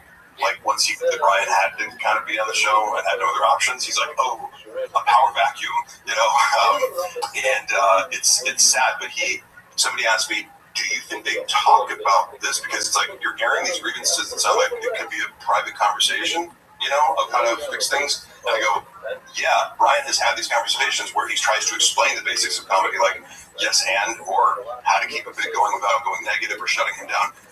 Brendan isn't trying to hear it because Brendan thinks that he's an expert on comedy by virtue of having had a special. You know, I'm like, well, he was so well received. I understand why he think he's an expert at it. You know, everyone really liked it, and they liked his follow-up. That's fair. That's right. I should have thought about him. He is a phenom. He was just a sort of child savant at comedy who stepped into the game. And you know, it's like, is this Dave Chappelle or? You know, how did he get so good in such little time? Was he secretly doing stand-up the whole time? I don't know why this is supposed to not change, but I do like how Mark Harley talks about TFK like it's the JFK assassination. You know, except there's nobody that died, but he's like, you know, he's discussing like the magic bullet, like yes and. Yeah, he definitely. He gives it some gravitas. You know, he talks about it well. It's very important stuff. I agree. He keeps it grounded. Yeah, this is like some of the most important stuff going on right now. Yeah, I think is what's going on. Still. Drop the TFK thoughts. Yeah, I mean, he investigated. He dropped a lot. Yeah, and he's more stuff is coming. Gabe Zanella was just the tip of the iceberg. Allegedly. Yeah. Okay, so we've seen this, I think. But this is a 5-minute video. Frederick Bastiat. You know, BGL just goes. Yes, if there's anything he took from the Papa playbook, is just like, don't stop talking. And if you're not done talking, stop them from talking. That's the narrative. And eat the coffee cakes. Pronunciation is very hard. Part 10. This is a 5-minute video. We can, if you want to skip. Yeah. As an hemp as an agricultural product. I like the shame of not knowing how to say that. Is it that he doesn't know the word agricultural, or is he just worried he's not going to say it right? You'd think that a cowboy would know what agriculture is. That's a good point. You know? Yeah. Well, he should ask Jeff Dye that. How about this? Chile. Okay. I forgot about that. You should have threw away the bit right there. Yeah, when Jesus didn't laugh. And bring back some hardware as a team. Because we were promised one thing. We were promised a flaming young. We were promised. I'm laughing. I didn't even know this was the Flaming Young, but he said we were promised a Flaming Young. We got spaghetti. No one asked. We were in the mood for flaming young. Nobody was in the mood for fucking. Nobody asked for spaghetti meatballs. We were not expecting in any facet. Yeah. That's an older thing. Go to Whole Foods, man. Go hang out in the produce section. I get it. And they just go. These chairs are popping. And then conversations. He sounds like me. I say this like all the time. Go to the produce section. No, like the whole podcast we just did. I'm like telling you what to do when you're on a date with a chick. Oh, I sound like that. Don't be too hard. I gotta change everything I'm doing. I'm gonna get lip filler. Chairs are popping today. Oh, these chairs are popping. And then conversations. These chairs are popping today. Oh, you speak weird. I thought you said chairs too. You speak weird, but Brendan is an attractive guy. Yeah, right. Because of the, but you're also a blind chick. You do with a blind chick. She would be like, "Who's this idiot?" You couldn't get any blind girl. Hey, nor would I want to. So the government's gonna get theirs. They're gonna get theirs, and I realized that when I got the bill for the property tax. I went, oh shit, yeah, I'm not paying state, but I'm paying almost double in property tax. Oh, he kind of evens out. They're going to get theirs. Like, you're not going to escape that. There's nothing to do. There are. Ever had a nice flaming young? That's just how he says it, dude. Oh my god. You don't have much to lose. You're shooting for the moon, but you're probably going to land on the stars. There used to be a high-end, grade A steak, ribeyes, the best fish in the world. They used to make it handmade. It was exactly what you wanted. You knew exactly what you're getting. You were going to get the best of the best every time you paid your pay-per-view money. Which isn't bad. There's none of that going on. It's all a Farsi. It's all, I don't know. Farsi, dude. That one's good because it's like he looked at the word and he made a guess. You think farce? Yeah, farce. He looked at the word farce. I thought he was saying facade. Oh, but no, it's farce. Farsi, the language that people speak in Iran. Yeah. Or also, like, Neil Simon's probably writing farces. Yeah. It's all a fart. What the fuck's going on? See, there's fucking cookie crumbles to pizza good. But I'm not a big conspiracy guy. If you want to talk about JFK Jr., I'm your Huckleberry. You want to talk about Charles Manson? I read Chaos. I'm your Huckleberry.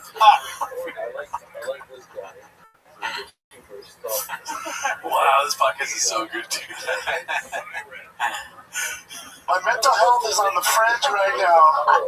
It's the same with the BMF shit. The problem is when you set expectations and then you don't deliver, when I get shit. He's like, instead of I am Batman, he goes, I am Catman. Sandwich. Now you shit sandwich. Now, the one thing that could make this historic, like a little jet, like one of the best cards ever, it's a big ass, is if Justin Gaethje knocks out Ilya. The one thing that could make this historic, like A stork. Yeah, who brings babies. whoa, on the shores. Deer were coming up to the lodge. It's like straight up Jurassic Park style. It's cool. It was really cool to put together Bo Nickel versus Dukakis. You waited a year to pull out fucking Sugar Sean's dad. What? Dukakis is the name of the guy that ran for president in the 80s in his bush. Yeah. So he's got like these names and things in his head. He's a government plant, dude. It's a NASCAR rocket scientist. Wow. Amazing, dude. Hand speed, light years different. Light them up on the feet. Take them down at will. And then you take them down twice. You get them down, you choke them out with a straight armbar. Throw it! We all know how preposterous that is. Pretend I'm an innocent bystander crossing the road, trying to stop this thing. Bystander. And then it's a bystander. Bystander. Of course, my brother. Now watch out, bystander. Oh, that's not bad.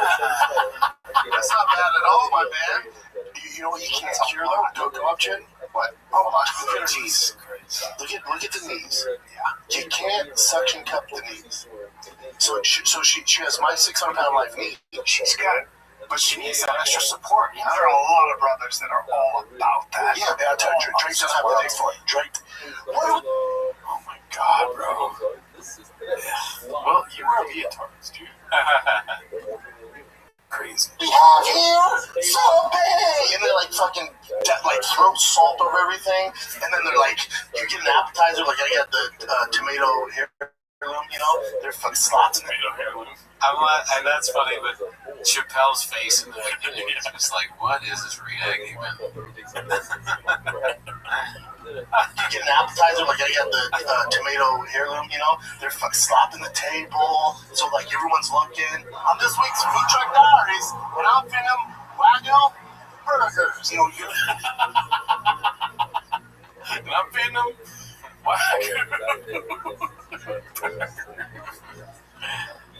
That's great. It's such a weird kind of predicament when it comes to the We're taking bats and hard hickory axe handles to his feet. They were beating his feet at the top of his feet. He was in the back of the pickup. Why? They didn't like him. He was on the other side.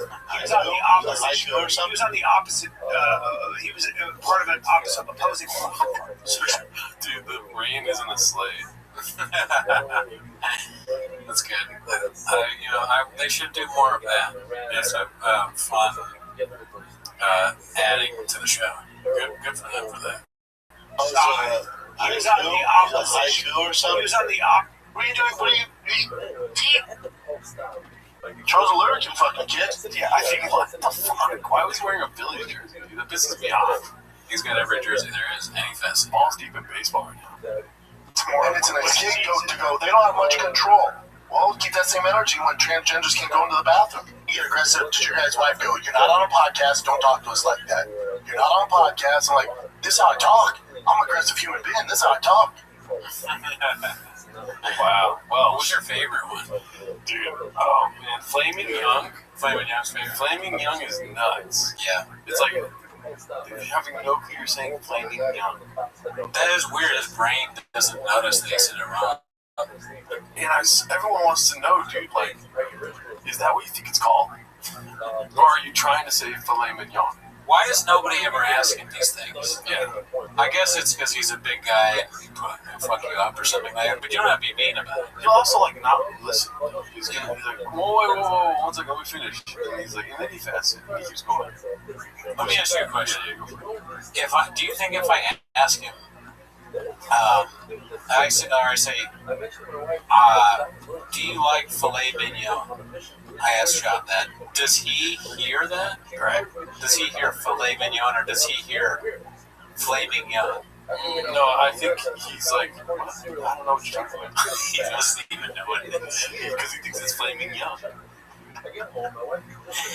What if That's so funny that he would think, if he thinks it's Flaming Young, like, does he think that it's named that because they cook young calves or something like that? That would be funny. Yeah, that's why it's expensive. They're Flaming Young. It would be so heartless to call it that. Flaming Young. Also, and we're gonna eat Wagyu burgers. Pretty good. Yeah, I think that one was because he said something crazy before. Feed him. Or feed him instead of feeding him. What was your favorite? My favorite, because I don't think I've heard that one before, is the Innocent Bystander. Mm-hmm. That's a good one. Innocent Bystander. Wow, dude, I need to stop watching British Show. All right, let's watch this one and we're done. Yeah. Papa's got a problem with Nate. Hey, be cool, man. Posted by Khabib Time. Oh shit, Khabib Time's up. I don't get why there's an issue between us. Look at that. Yeah, where did it start from? It originally started. That's not. Who's that? That's not Shane. It's Griffin. The Griffin. When I worked for Showtime, my paid job was to sell the fans, especially the casuals, that Conor McGregor has a shot to beat Floyd Mayweather. That was my paid gig. So that's I went around ESPN, all this stuff, trying to prove that Conor at least could land punches and win some rounds. That was my job. And then when I get done working the fight, I'm walking the back, it's all boxing heads. And boxing heads really don't fuck with MMA guys, especially UFC guys. So I felt so out of place, and I see Nate Diaz. I'm like, oh, UFC alumni. So I go up to him like, bro, how about that? And he starts talking shit. Yeah, your boy got his ass whipped, like my boy. Yeah, your boy got his ass whipped. You don't shit about boxing. And he starts talking shit. I'm like, oh, you think... And I think because he had his issues with Conor, like, you think I'm, like, all Team Conor. Like, I'm Team UFC here, dude. My job is to the reason they hired me is to represent the UFC, which you're part of. We're trying to grow this with this audience. So that's what happened there. If anyone's going to be Team Conor, shouldn't it be the guy who Conor puts so much money in his wallet? But also, wouldn't it be a better look for you if Conor went out there and, let's say, he knocked him out? Like, wouldn't you be rooting for the guy who's from our sport that you fought, lost to, and beat? If he went out there and beat the greatest boxer of all time, it makes you look great. You know, so yeah, that caught me off guard. And then since then, I throw shade all the time. Like when Carwin, you know, I got emotional about Carwin having CT. Which, man, read the room. That, you know, your brother ain't crushing it, Bubba. You know, and you ain't far behind. So you know when you hear yourself talk, so it's like, man, I feel for him. I'm with you, brother. I want him to do great. I'm glad he's making this money. Which one? Wiggles and Joe. Oh, come on. I mean, that's the narrative, right? You know, I guess. Yeah, it's just Papa's like, it's so hard for him to like play the victim here, but he's like, I'm gonna try regardless. Yeah. You know. He didn't. Yeah, he was like saying basically, I was in the wrong place, wrong time. Never heard of it. Yeah. I love the UFC. It's like I know everything. He didn't understand that I was getting paid to do that. Facts. No, dude, you're a fucking idiot. Like, and then I would like be on Papa's side if he was like, and then I said some crazy shit on a podcast, but he doesn't even mention that. To be like, I'm gonna rip your fucking neck off like 5 times in different ways that you're gonna leave the room with a Diet Coke. Yeah. Like you're literally fantasizing about beating the shit out of Nate Diaz, and you're acting like he's the one that started the problem with you. That's a good point. I forgot. Yeah, he basically threatened to kill him. And he's like, I was surprised. It came out of nowhere. I guess he thinks I'm gay. I thought, you know, we're boys. We could just sit down at Flaming Young, work our shit out. But do, Bobby. That doesn't make sense. Yeah, dude. Shout out Nate Diaz. You're welcome on the show whenever you want. Yeah, please come on, Nate. You're only in Stockton. Just say goodbye. Dude, sue me, dude. I'll be so terrified to meet you. If I say one thing wrong, dude.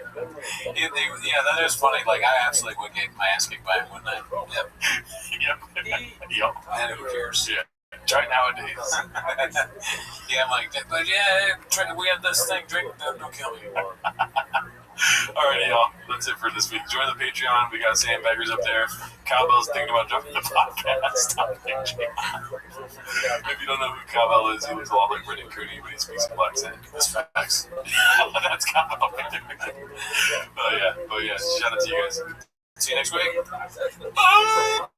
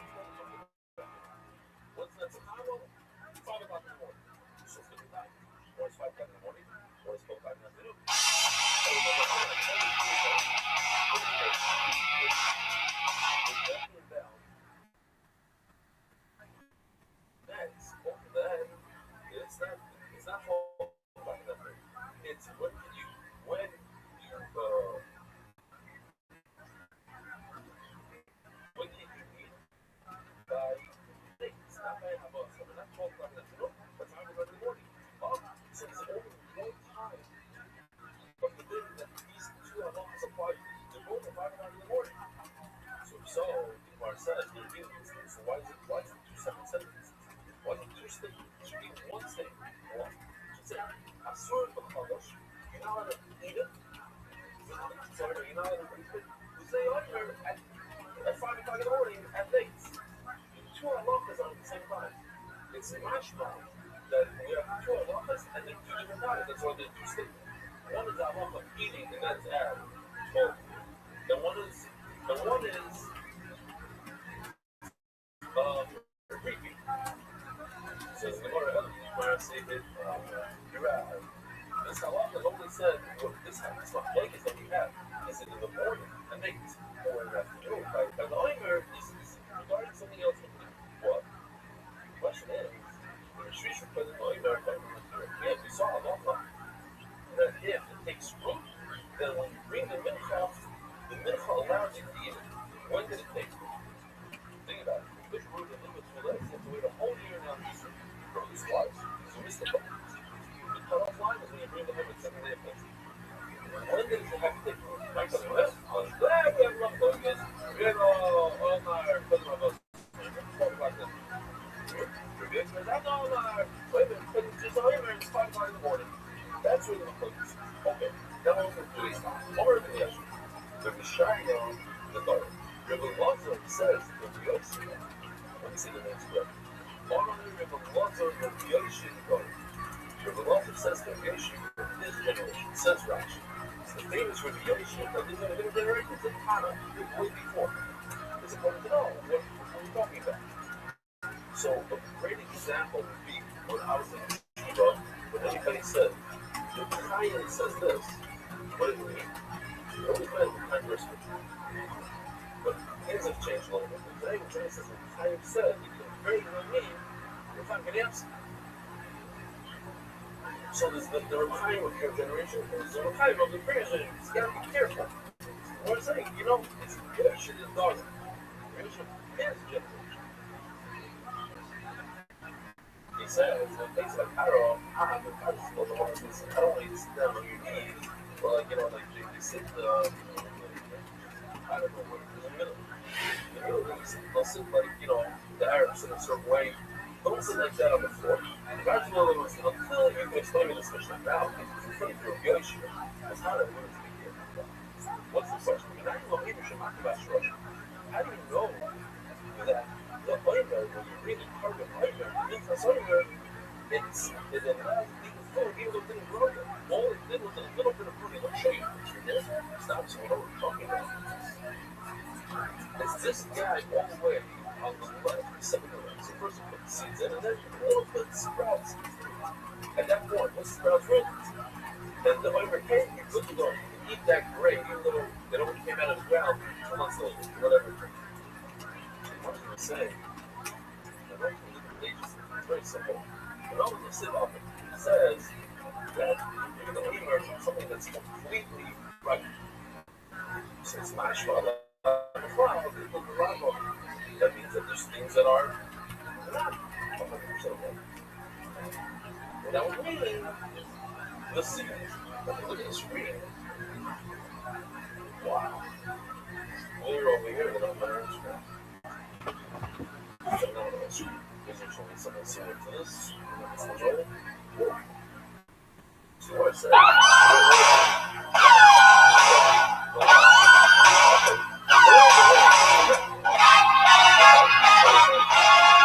Hey, this is Herbert coming to you live from the world famous comedy store for a brand new episode of Kill Tony. Here's Tony. Hi everyone, how are you? Welcome. Make some fucking noise. It's a goddamn Monday night. You're at the #1 live podcast in the world. Kill Tony. This is Brian Redband, everyone. What's up, guys? Yeah. Night on the ones and twos. All the crazy sounds you hear come from him. The great Ryan J. Abelt is here drawing tonight's episode, house artist, while you all sit there enjoying yourself. He's drawing. And everything's good. Everything's in place. I'm excited about stuff. The Monster Energy Outbreak Tour is a stand-up comedy tour that I'm doing the entire month of August. Stand-up. A bunch of other dates leading up to it and after it. All those dates are available to instead of causing a lot of collaboration, that you start using a single platform because a lot of chemistry is something that's not at that point. A lot of chemistry will shock us. So as you go from Parrish all the way to C, maybe it needs the third from the right. Shocks us. It's not common. It's also that's standing up. A lot of our common is something that's less than this, which is a lot of common. So something not on this chart. Haga means that you can take it, bend it over. So it has enough that you can bend it over. Similarly, we had this by Cain Buckle that gets the haircut. When it's here, it's long basically every day, but it's the haircut. So turn it over, then touch it through again. It's long from here also. When you take a piece of, as the brain is starting to spread out, take it and bend it over at that point, which is much later on than a little bit of roots.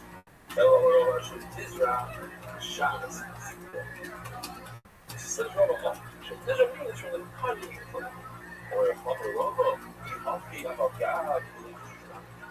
So you plant it, look to be all the way the first stage, which is seeds without any. Why did you say the seeds up there? Sudan. What's Sudan? Roman calls it Papa Sudan. This is Rashi, talking about language of Soy, the Shemley River. But Saturday, Papa, you know his secrets. There's a guy who's fighting them and walking up the shore. Some of the boys they were showing, they were walking over. And one of them says, Rabbi, can I ask you a question? Do you think there's going to be a Holocaust? You know, so much instead of this, what do you ask me? I said, I just give a shit. I just talk about you sharing. What do I know about Holocaust? No, but since you work very all day, so you have some things you do certain secrets. I said, first of all, I can't tell you secrets. Secrets. But no, unfortunately, I didn't get any secrets. I wasn't given.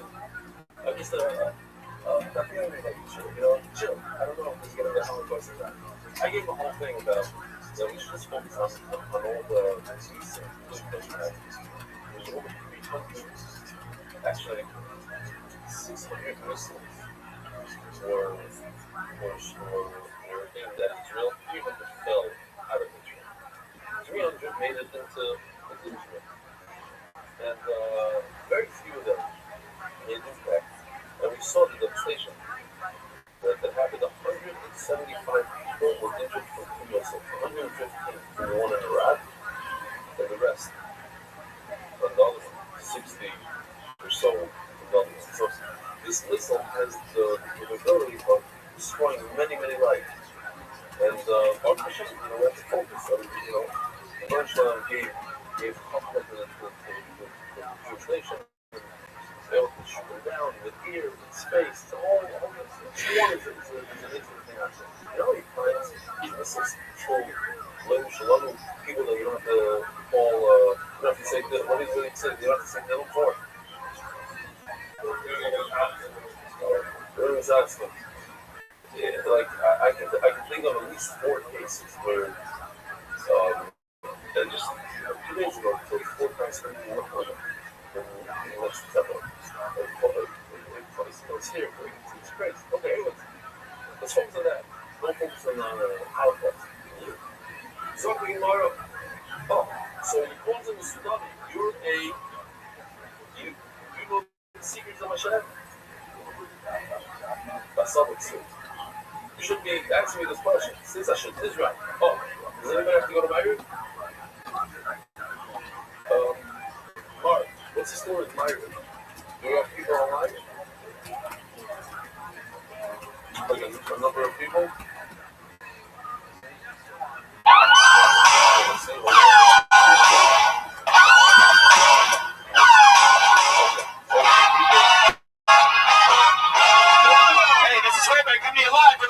Comedy stuff, but we're in a new episode of Kill Tony. Here's Tony. Hi everyone, how are you? Welcome. Make some fucking noise. It's a goddamn Monday night. You're the #1 live podcast in the world. Kill Tony. This is Brian Redband, everyone. What's up, guys? Yeah, tonight on the ones and twos, all the crazy sounds you hear come from him. The great Ryan J. Ebelt is here drawing tonight's episode, House Artist, while you all sit there enjoying yourself.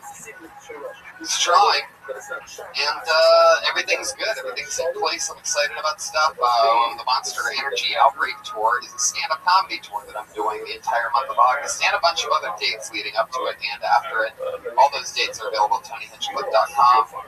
Rock venues and small theaters all around the country of the United States of America. My first ever theater tour. It's awesome, man. It's the Monster Energy Outbreak Tour. You just played Columbus, Ohio. You're in the Rock the Range. Soundgarden was supposed to headline the show, and 3 days before, Chris Cornell died, and they ended up playing a bunch of, got to play a cool rock concert in my former hometown in Columbus, Ohio, and it was crazy. They played a bunch of cool tributes. That was a lot of fun. Shout out to Dave Stroop and the friends over at Rock on the Range for putting on a great festival over there. Yeah, Stroop did that. Yeah. Oh, fuck yeah, Stroop. So, fuck yeah. What else? Should we just get into it? Should we bring up tonight's guests? Yeah. Alright, awesome. Two of our favorite guests. They've both been on the show. Oh my god, oh my god, oh my god. What are you doing? Whoa, what the fuck is that? You gotta get him out of here. What's going on? No, you gotta leave, dude. No, you can't do that. You have to get him out of here. Oh my god, what are you doing? Whoa, what the fuck is that? You gotta get him out of here. This is animal shopping. These are the animal shopping. Okay. Says the Mishnah. We said until now that the Chodesh means the Jew crowd. I know you guys are hardly saying the word, you've been counting this word, but it just goes to show how important Chodesh and Yoshan is. You have a bunch of that. Oh, fuck yeah. What else? Should we just get into it? Should we bring up tonight's guests? Alright, awesome. Two of our favorite guests have been on the show. Oh my god, oh my god, oh my god. What are you doing? Whoa, what the fuck is that? You gotta get him out of here. What's going on? No, you gotta leave, dude. No, you can't do that. You have to get him out of here. That's the former Iron Patriot, Jeff Crabtree, and he just stormed the stage. You have to get him all the way out of here. That is so crazy, Iron Patriot. I'm so disappointed in you. Wow, I thought that was it. I thought that was truly it. I saw him coming up. I pictured this numerous times. He was the entire, he was the band for the first, 50-some, 60, 70-some episodes of the show. He was the Iron Patriot. He wore a suit. Slowly over time, we found out that he was insane. He's been messaging us for a little over a year or two continuously to no response. And he just jumped up on the stage. And you saw that live. That was a live part of the show. If you're wondering why we call ourselves the #1 live comedy podcast in the world, that's why. Not #1 pre-taped comedy podcast. That was creepy. I thought it was a biker. I thought he lost his bicycle and he was coming up to his. I saw that fucking face. I checked both hands to make sure there were no weapons. But if there was a weapon, I was going to do this crazy front kick. I was half a second away from blasting this sweater. Exactly. That's what it would have sounded like. That was a very scary moment. I can't believe he thinks that that's okay. Yeah, well, I think that's the whole thing. He doesn't really think much. We have to get a restraining order or something. It just got weird. Shit just got very real. And he looked at the camera and shit. We're gonna edit that out. I'll definitely edit that out. Wow, that's crazy. So only you guys will ever know that ever happened just now. Shout out. Make some noise for the Comedy Store staff getting him out of here quickly. Wowzers. I was too stoned, I didn't even flinch. I just saw colors coming at me. It's an interesting thing. We have a real mental health issue in this country that needs to be dealt with. People like that. That guy wears an Iron Man costume for, he does that thing in Hollywood and Ireland. He's one of those guys, but he's the Iron Patriot. It's not even Iron Man. First of all, there's 2 or 3 Iron Men. This is what you have to know, and they're getting a lot of attention, right? He's the Iron Patriot. He's this version What those people like? What were those? The Iron Patriot fans in the room? Well, the Patriots not going to be here. This isn't the show that we want to see.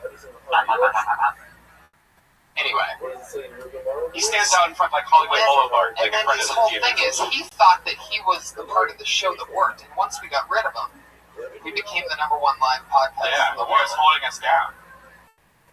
We got better ratings when we just bought shit off Amazon Prime and had other people do Iron Patriot.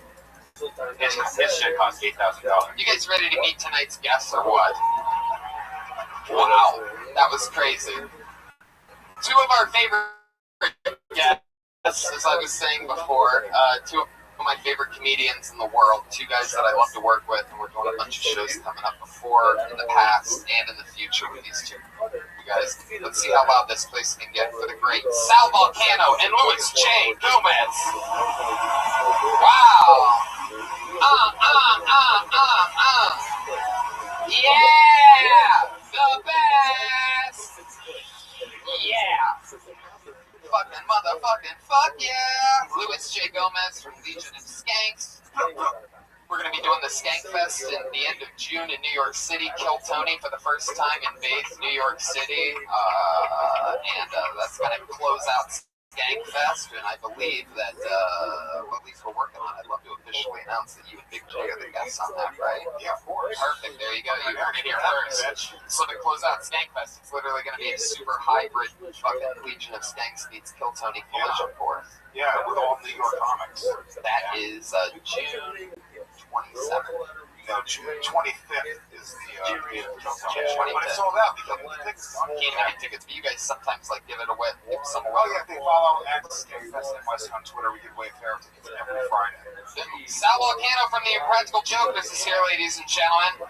Thank you. I'm excited to thank you all for coming. I'm excited to say that I am doing the Impractical Jokers motherfucking cruise, November 1st through 5th. Me, this guy, the Jokers, Bert Kreischer, Sarah Tiana, a bunch of other amazing comedians. Tony, can you stop promoting something that these people can't go to? Look how upset they are. I only have guests on that I have things that I get to promote myself now. It's like, hey, wonder what I'm doing with this guy. I'm excited about that. We're going from New Orleans to Mexico and back. Sounds dangerous. Yeah. Originally, we weren't coming back, but we had. Good to see you guys. God bless. I don't know if you guys noticed, but we got like trolled earlier, live from some crazy guy that used to be part of the show. The whole audience saw it. Before there was a band, we had a robot dressed up as Iron Man that was our head of security. Wow. He just I don't know if I'd call it this twice in a month. Tony, he ran away. Well, at least it wasn't like he attacked the Ariana Grande concert, so. Yeah. Oh, too soon. Not too soon. Should that happen to him? Yeah, you're probably right. But maybe by the end of this episode, it'll be time for a good Ariana Grande show. We can break it here. So you guys ready to meet the guys that replaced the old Iron Patriot? I know I am. Missing 1/3 of the band tonight, but put your hands together for the great Pat Reagan and Joel Jimenez, the Kill Tony band. Jeremiah Watkins in Las Vegas tonight, doing some big boy gigs by himself. Oh! Cheech and Chong! What? Wow.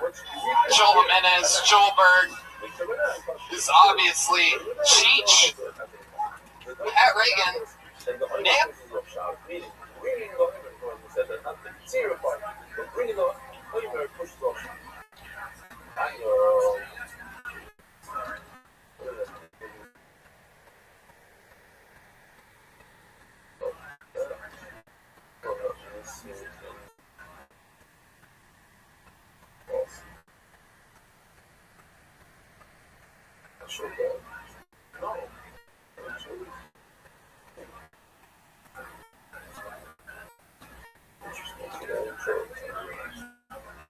Alright. So, how do you remember?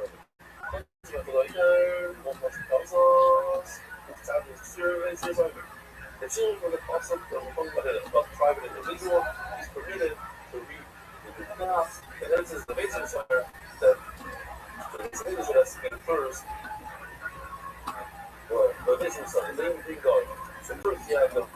It is Chong. I've never seen Chong activate his own smoke machine before. Joel Jimenez over there, ready to rock and roll as Cheech, or some version of Mario or Wario. I'm not exactly sure. Hey man, Chong. we ran into some Jamaicans backstage. They hooked us up. With that paper towel roll? Oh, it's weed. Oh, they're joints. Sure like clones. I love it. Well, we're going to be dealing with Cheech and Chong tonight. Every week the guests, or the band plays different characters, and I'm excited about this. Shout out to LA Speedweed. What up, Zoo? LA Speedweed for sure, taking great care of us. If you like getting high all in any way. How are you, big dog? LA Speedweed. Deliver straight to your fucking doorstep. Well, all Yo. the pieces are in place. You guys ready to start the fucking show or what?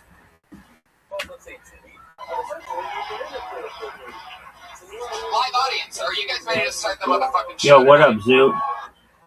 Are you unmuted now? Hold on.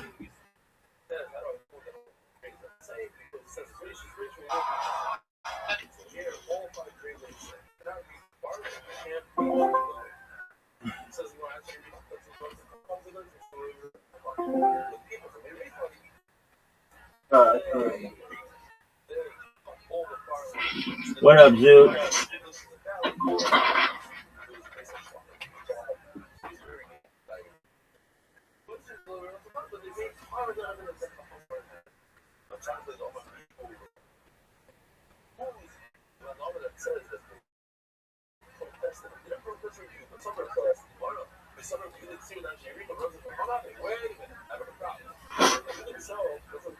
Zoo.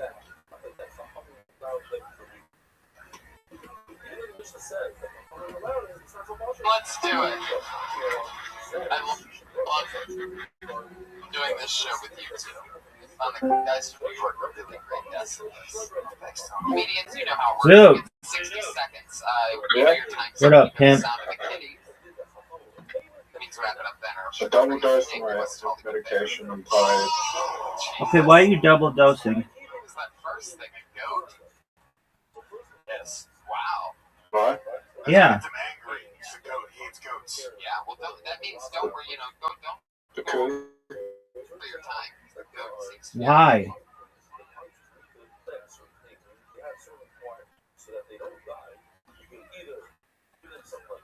Because the doctor said I should actually be on 150 milligrams. Okay, so are you feeling any better? I'm on 75, so I took 2 pills, which is a double dose. Wait, that's more. Why don't you just do what your doctor said? He said that if you feel like you should take more, just take 2, because he wanted to put me on 150 milligrams. Okay. So what's new, big dog? I feel tired, but I have less dark thoughts. Less dark thoughts, but I feel lazy as hell. That's all right. Less thoughts I are just want to good. sleep and do nothing. Okay, so why don't you just sleep? That's what I've been doing. Okay, how much? I feel less depressed and I have dark thoughts, but I just don't feel like it's on me, and I just don't want to get out of bed. Okay. But I feel kind of better.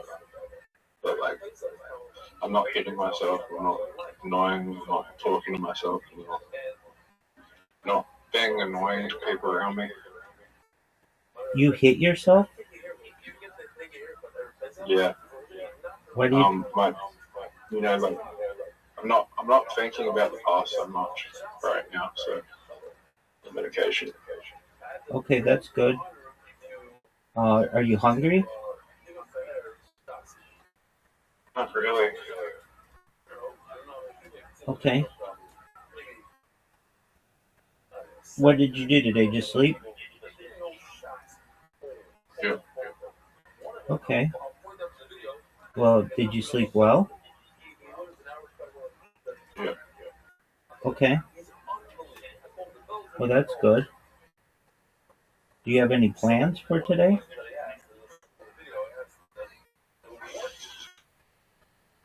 It's 9 o'clock, so let's go back to sleep. So, wake up tomorrow and figure it out.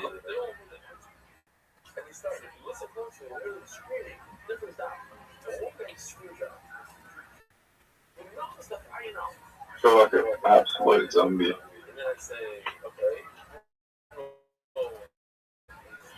Well, hopefully, you get used to it.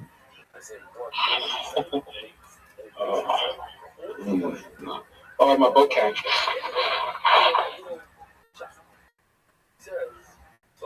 Your what came?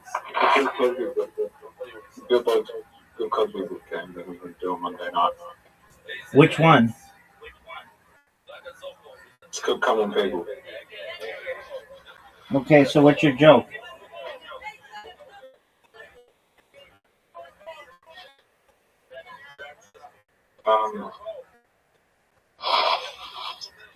Don't judge a book by don't judge a book by its cover or its title. Okay. Separate art from artist. Okay, is that the goal? Yeah. Okay, do you think people are going to think it's funny?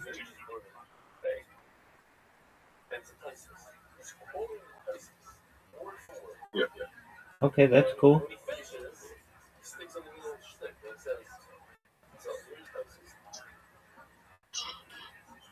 So what else is new, big man?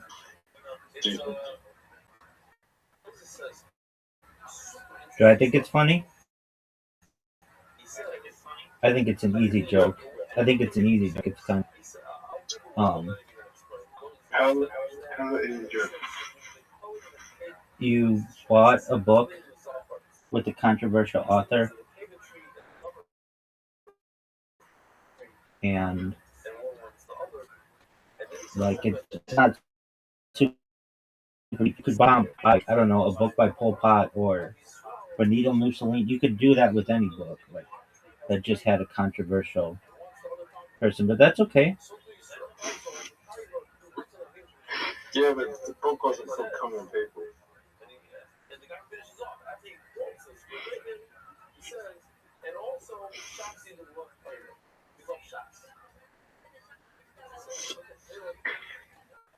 There's a whole chapter in this book about keeping your kids in school.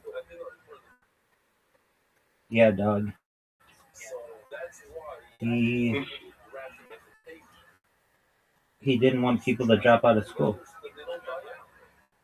He's really big. He's really big in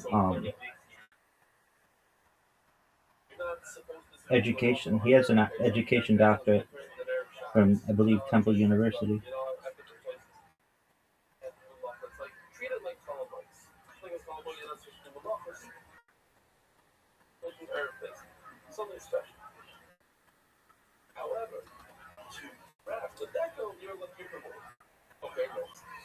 Why do you think he was doing what he was doing?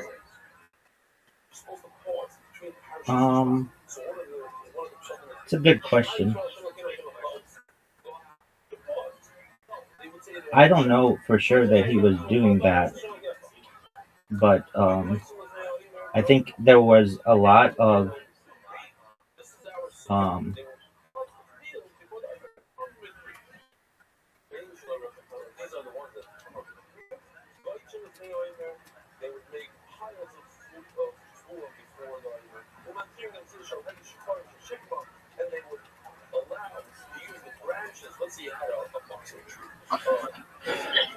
It's just a thrill that he could get away with it because he was one of the most powerful figures in America, and he had the thrill of like no one would believe them if they came out. Perhaps. And he got the thrill out of that.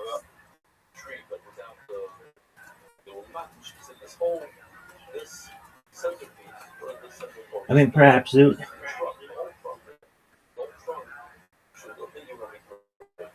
I'm not sure. I don't know exactly what went on. It's something that happened 50 plus years ago, and this joke that you're doing on him is like 10 years old. It's like not um it's not relevant anymore. I mean, at the roast of Kill Tony, they mentioned him like 4 times. Not the roast of, sorry, the roast of Kevin Hart. What did it say, Kill Tony? The roast of Kevin Hart, they mentioned him. They mentioned him on Kill Tony as well. Okay.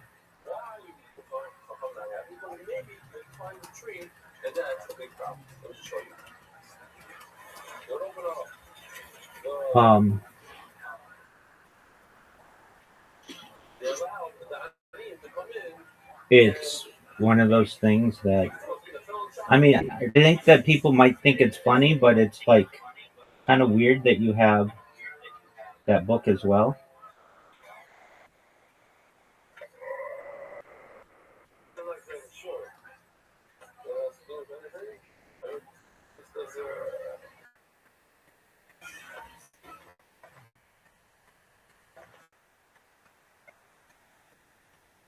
So is there any Russell Brand funny names?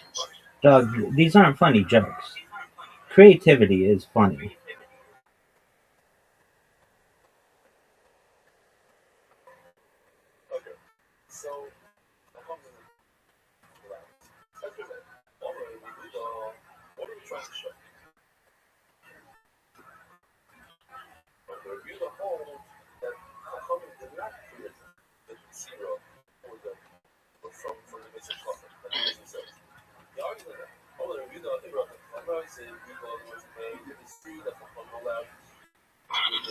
I mean, you could like go to the library and get like a bunch of books. Look, maybe it'll kill. What do I know?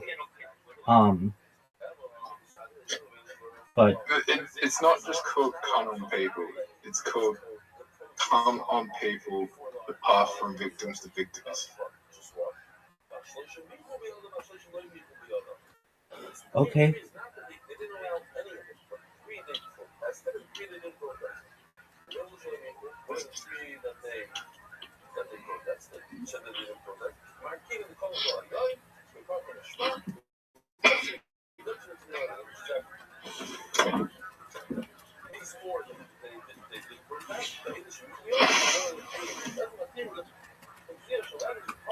So do you think that, like, that's what, like a 10-second joke?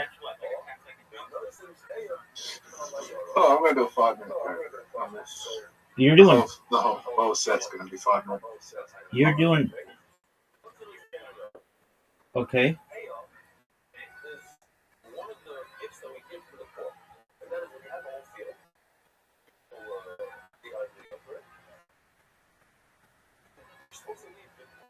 You're doing that much on this? Yep.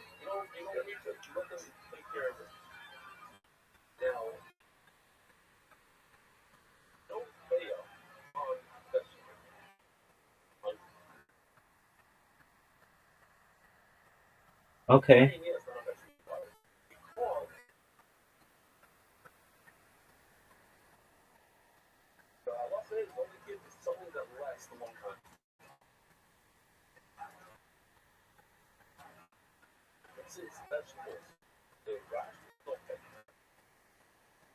Are you excited to do it? No. Okay, so then why are you doing it? Of course I am. Oh, okay.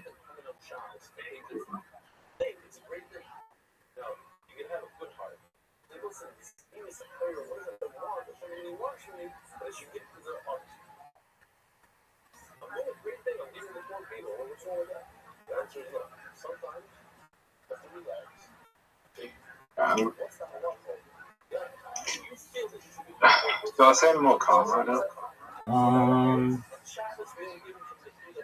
You just seem very tired. Sorry? You seem very tired.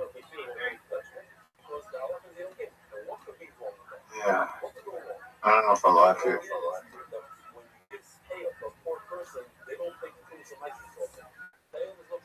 I mean, my thoughts are getting less dark. That's frequently dark. That's great.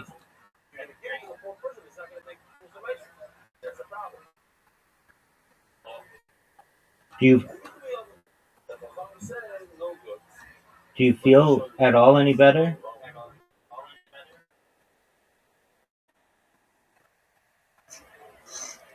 I mean, I'd love a time machine, but if we can't get that, so we're going to take these pills, unfortunately. That's true. Yeah, unless these pills make me smart enough to build a time machine. That would be cool. It would make me smarter and smart enough to build a time machine. I am. I don't want to say I did that, but I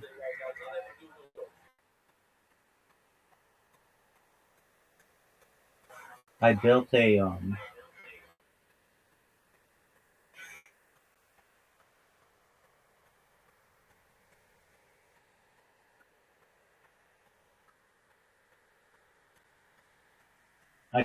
bot.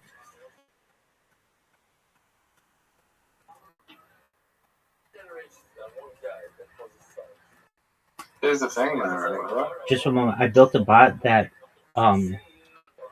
is writing out ways to time travel, like 50 different ways, and going into them at length.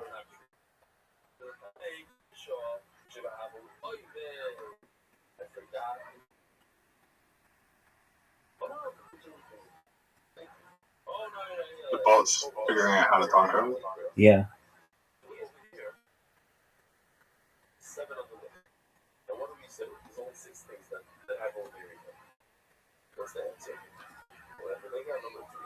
Like every second it comes up with a new thing to do with time travel? That's exactly right. You can read it right now if you want to. Go to Rabbi Rothschild Wikipedia 000.blogspot.com. It's doing it all like organically.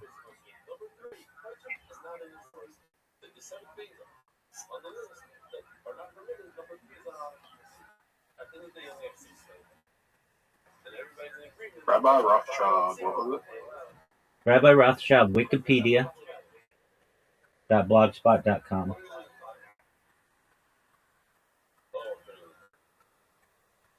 Is it one word? Yeah.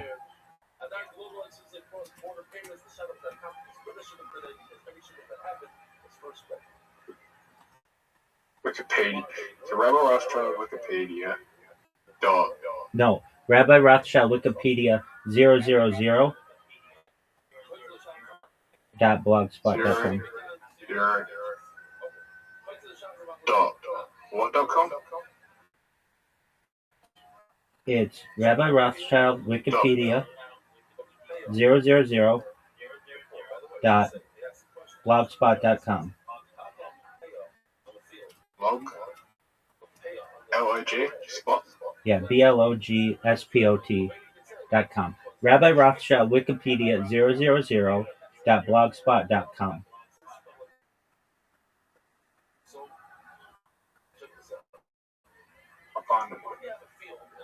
No, just put that in the blog. Just put that into the blog. Or just put that into your browser. Yeah, just did. And what happened?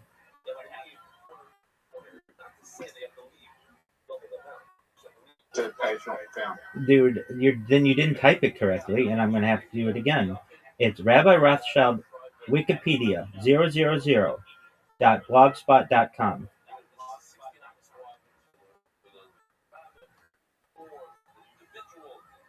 I'm not sure how different browser. No. Sometimes that browser comes up.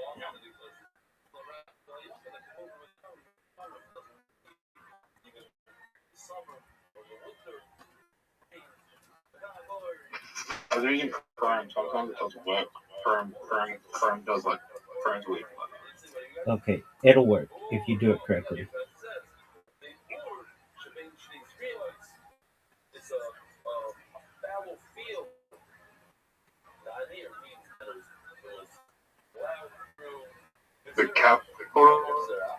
Capital doesn't matter. Are you spelling my name right? Spell it for me word for word, letter for letter.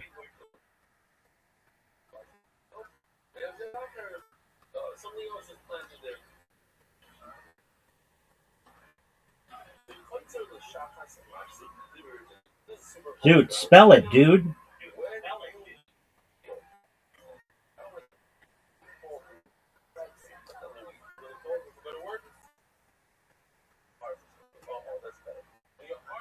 Zoot.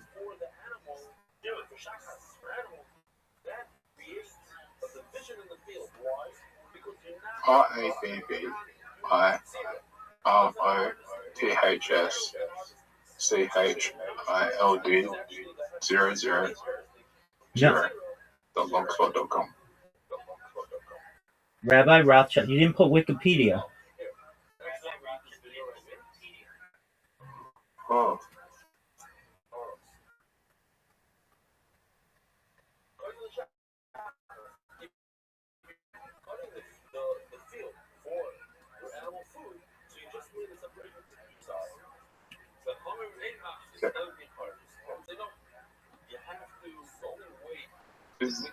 Was it child? Is it Rothschild, Rabbi Rothschild 00 then Wikipedia or Wikipedia 000? It's 3 zeros. It's Rabbi Rothschild Wikipedia 000.blogspot.com.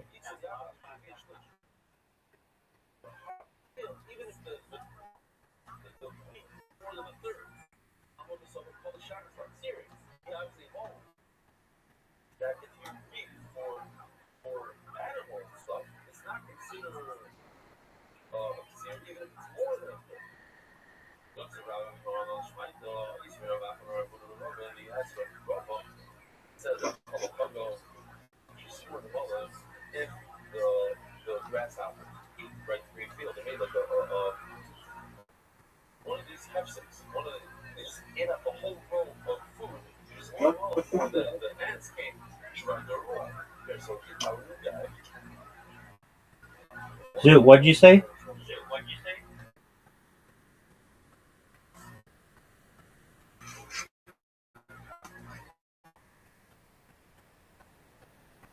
Alright, I got it. Here you go. Knock yourself out.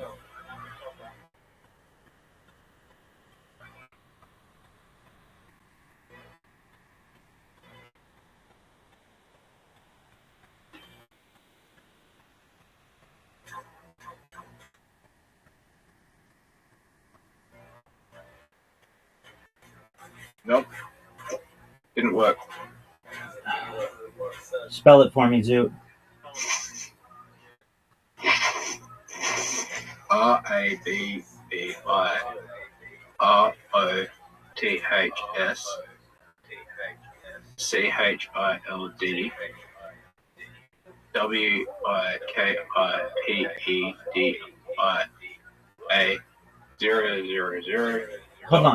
Hold on. Spell Wikipedia. WIKIPEDIA.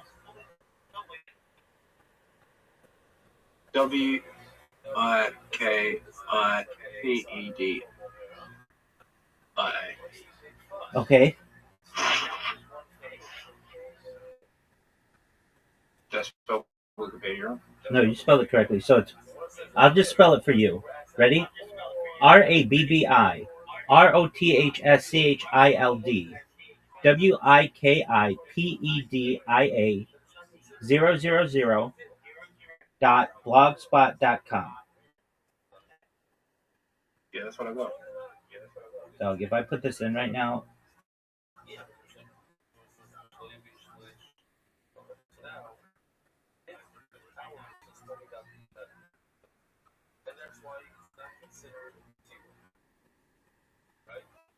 It works for me perfectly. You're spelling something wrong, I'm looking at it right now. The first thing that I have is travel aboard a spacecraft approaching light speed. That's how you can travel faster than light. One of the ways. Spell it for me again, Zoot. Oh shit! You said Blogspot, not Blogspot. Fuck! You said Blogspot. It's Blogspot. Found it. Yeah, there you go. Now go through there. There's a ton of ways. Good. So there's a ton of ways. Start reading through them and go to the next one. Okay, that's cool.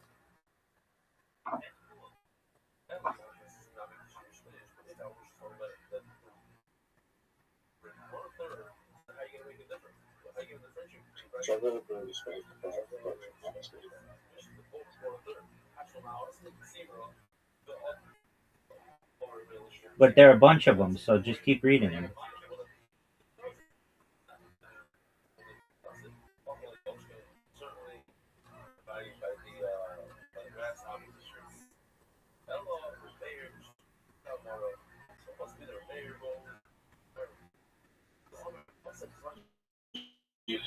You can use computers?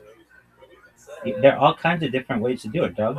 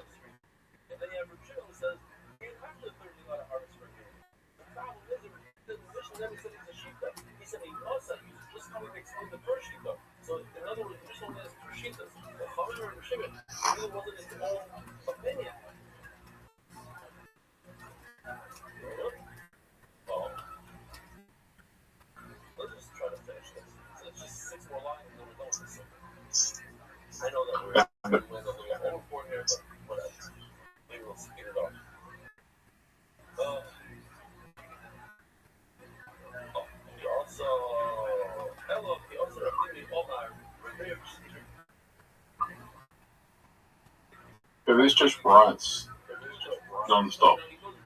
Correct. How baller is that?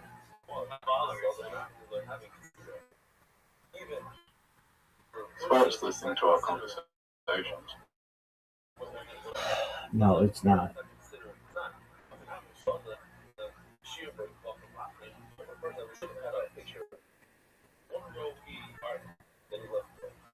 Isn't that baller? How did you set this up? I'm smart as fuck.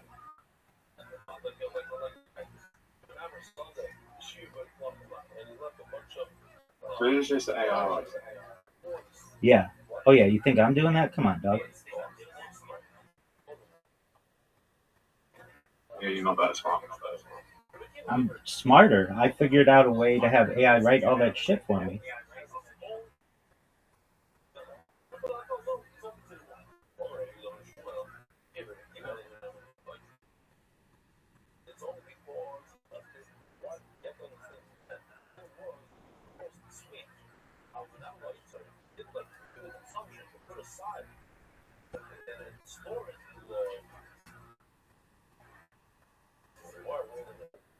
How baller is that?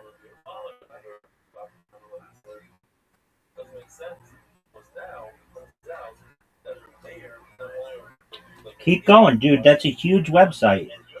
So go to the next one, and go to the next one, and go to the next one. There's a ton of shit.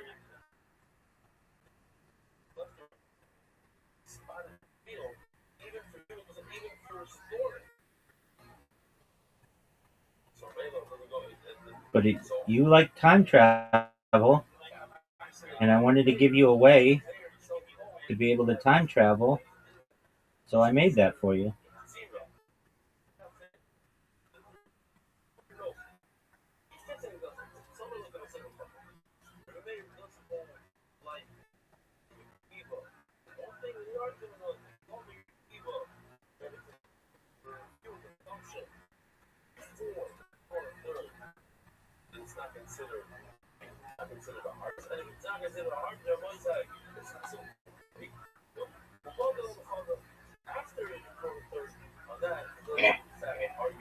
Well, go fuck yourself. You're not smart enough. Dreams take complication. Yeah, you're not smart enough to figure all that out.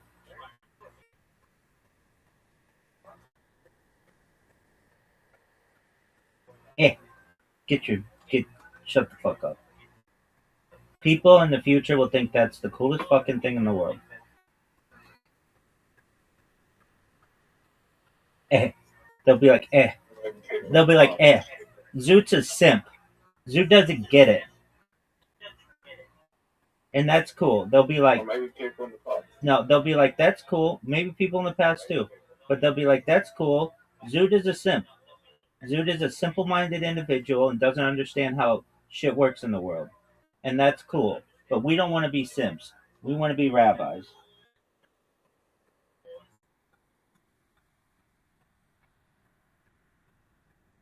Buy drinks, buy food.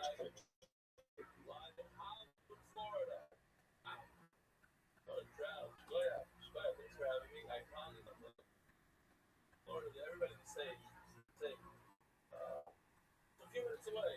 10 minutes away from Miami Beach. Almost an hour to get here. I apologize. I still got a waste for it. Not the first time it happened. I mean, the place that you go there, it's just, Alright, so it's great to be here. It's the middle of the night. I'm only here for 2 days. Guys, you gotta chill. You gotta play the rules. Slow walking through the middle. I can't. I just gotta use it.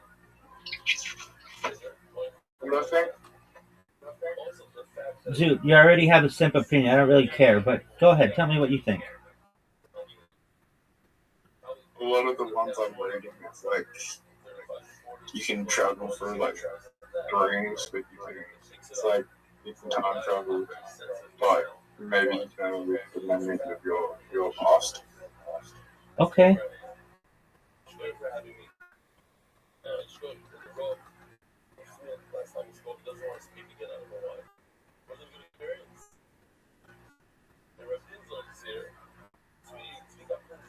Is there okay, I can go to the option.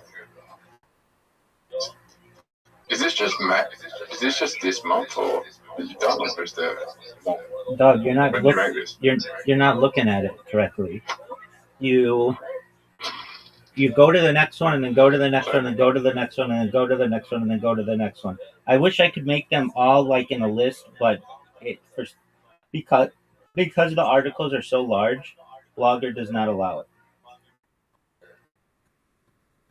Okay. So just go to the next one. You started this in May. No, I started it in April. I think maybe it was May, but I think it was April.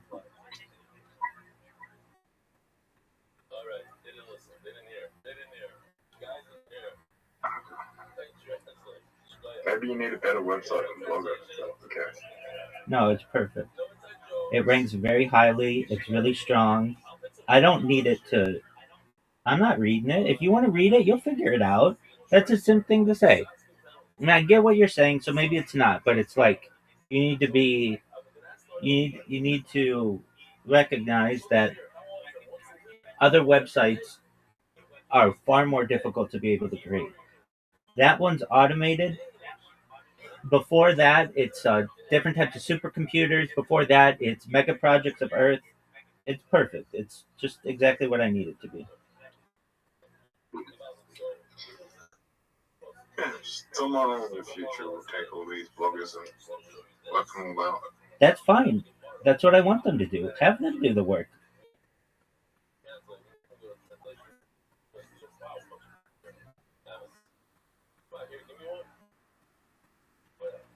So every dot has a QR code, and we have a lot of color pictures in there.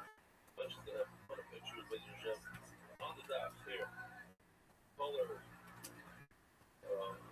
maps in the back, different ideas and pizzas that you got the idea that roll off, etc. Barber Chef Volume 1, we're all sold out. The top is one pair of gloves. I'm just going to read off the last few dots that were sold. You know what? I want to What's that, Big Dog?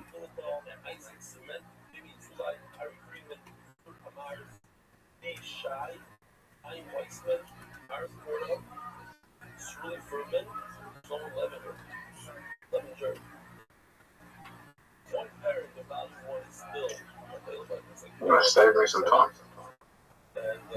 Just go to the search and find anything that you want. It's got a search function.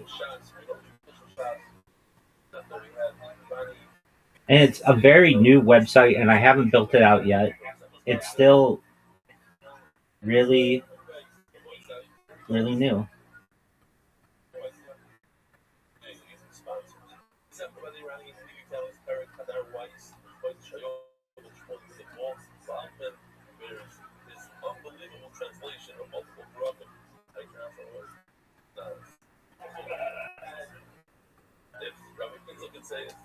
Go and chat GTP and type in give me the 10 most likely.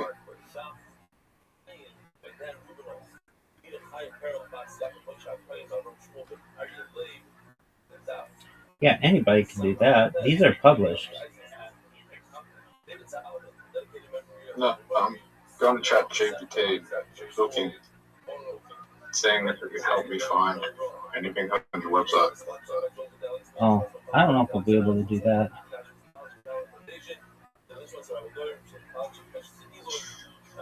ChatGPT is not able to do that. Yeah, you could just read through it, and then go to the next one, and then go to the next one, and go to the next one.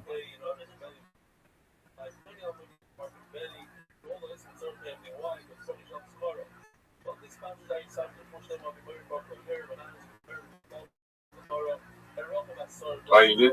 This one does go back to Apple. This one does go what? Goes back to Apple. Okay.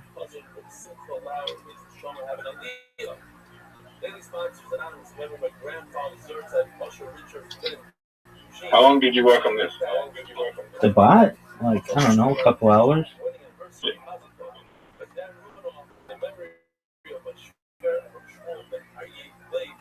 Only a couple hours on this. Yeah, not that long.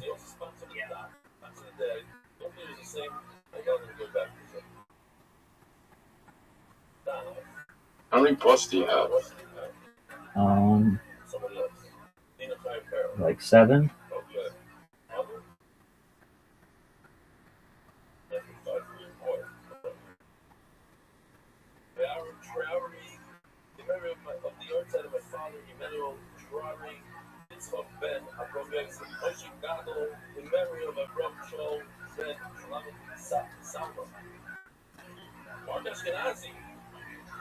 Is this the favorite bot you ever built? No, not at all. It's okay. It needs a little improvement, but it's doing really well for right now. I mean, I don't have to do anything to it. It's basically creating like amazing stuff.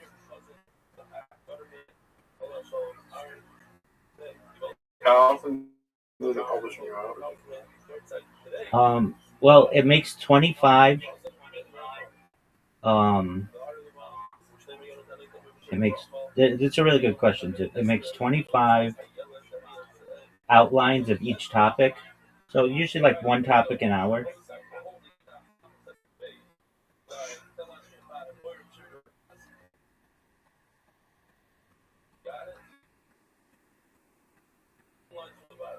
Imagine how many you could make with quantum computing comes down. Yep.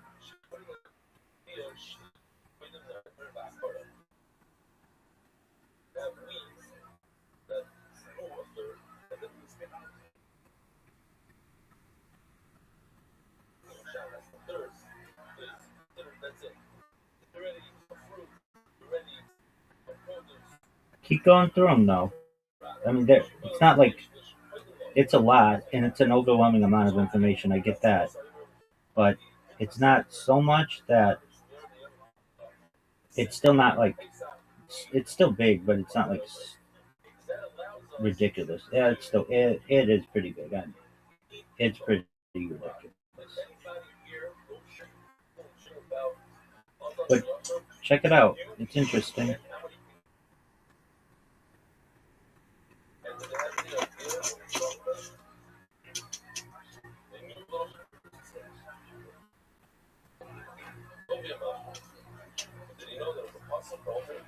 Oh. Great line. Who else? Yeah, what about you? Right.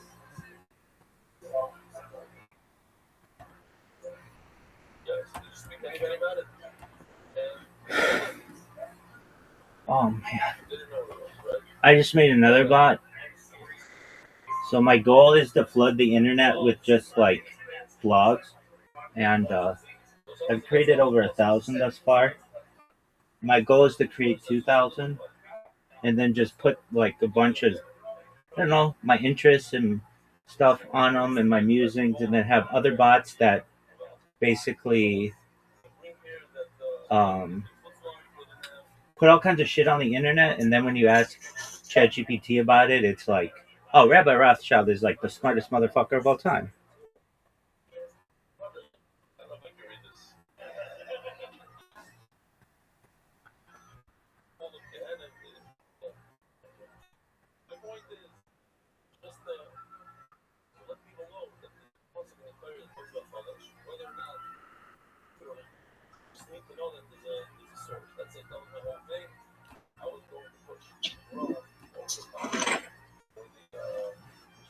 Like you could do the same thing. It's like the same thing that people did in early days of the internet. We're like at the same with AI. You can make AI think anything about yourself.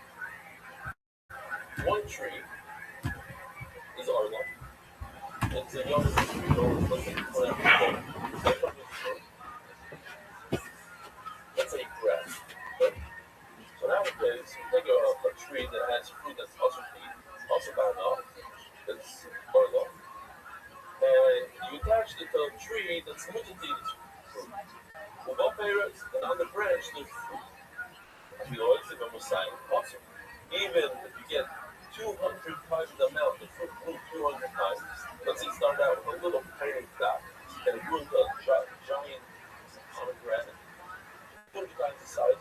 Awesome. Now, so what do you see? You see that we go by the original. So you have that stalk, and the original stalk became more dirt. So we'll allow you to eat the rest of the fruit, even though you replanted it and more fruit grew on it. Why? Because I see from our law.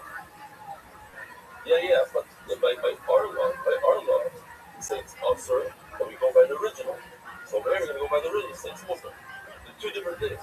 One is a cobra, one is a kula. Good, let's pay attention.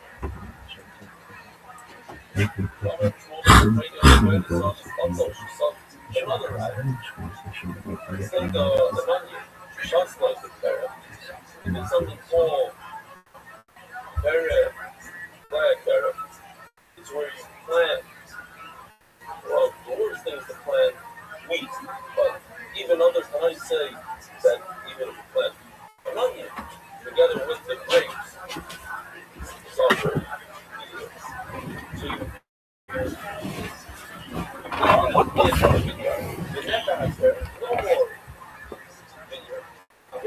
so also, even if the onions begin to grow, even 20 times the size, it's still awesome. So you go by the original. Tomorrow is not a right. You put them in that's exactly what's the question. Bishop, she didn't even one of the most guys, do I say I'm 100% certain that I go by the original, there's no Kula, but there's no Kula. See, by Chodesh, I want to say it's a Kula, I want to say you could eat it. There's no Kula, and by Orda, I say you cannot eat it. But it's the same idea. On the one hand, if I go by the original, by Orda, go by the original, so you cannot throw bread, so I cannot eat the food. And if I go by Chodesh, it's... They're a little bit shaken here. We got like crazy people. They're a little bit shaken up because I was a little bit shaken up. I was blatantly. Patriot got me good. That was a scary thing because that's one of those guys. And here, let me put it to you this way. You know, I make fun of people a lot and roast a lot of people, and in that market, in that brand, sometimes things get dangerous. A professional UFC fighter named Cyborg, a female fighter who currently absolutely hates me, that's on the front page of ESPN for sucker punching another person today, and she hates me. She's a Brazilian, and I made fun of her because she took male testosterone. But to be fair, she did think you were a 115-pound fighter. Yes. And so part of part of being this way and making fun of people and stuff is every once in a while, and I'm not afraid of really anybody, but every once in a while you're like, there's certain people that I know would kill me. And it just so happens that Jeff Crabtree, the Iron Patriot, the guy who approached the stage tonight, is one of those guys that I literally like, man, if I see him, I need to make sure there's not a weapon in his hands first. Like, that is who's the guy that shot fucking, the Beetle? And we're off. Jack Ruby, I don't know. It was a creep. Yeah, Chapman, Mark David Chapman. That's what that guy is. It's Chapman. Hey, Aphrodite's here, everybody. Look, it's the real deal, Aphrodite. I thought that was just another black curtain, but no, it's the real Aphrodite. Alright, let's start the fucking show. I'm gonna pull a name out of the bucket. I'm gonna say their name. You guys are gonna clap. No, all jokes. There's people just being sad. Oh my god, he's back. Alright, this looks like a new name. Let's all meet him together. Put your hands together for Isaac Hirsch.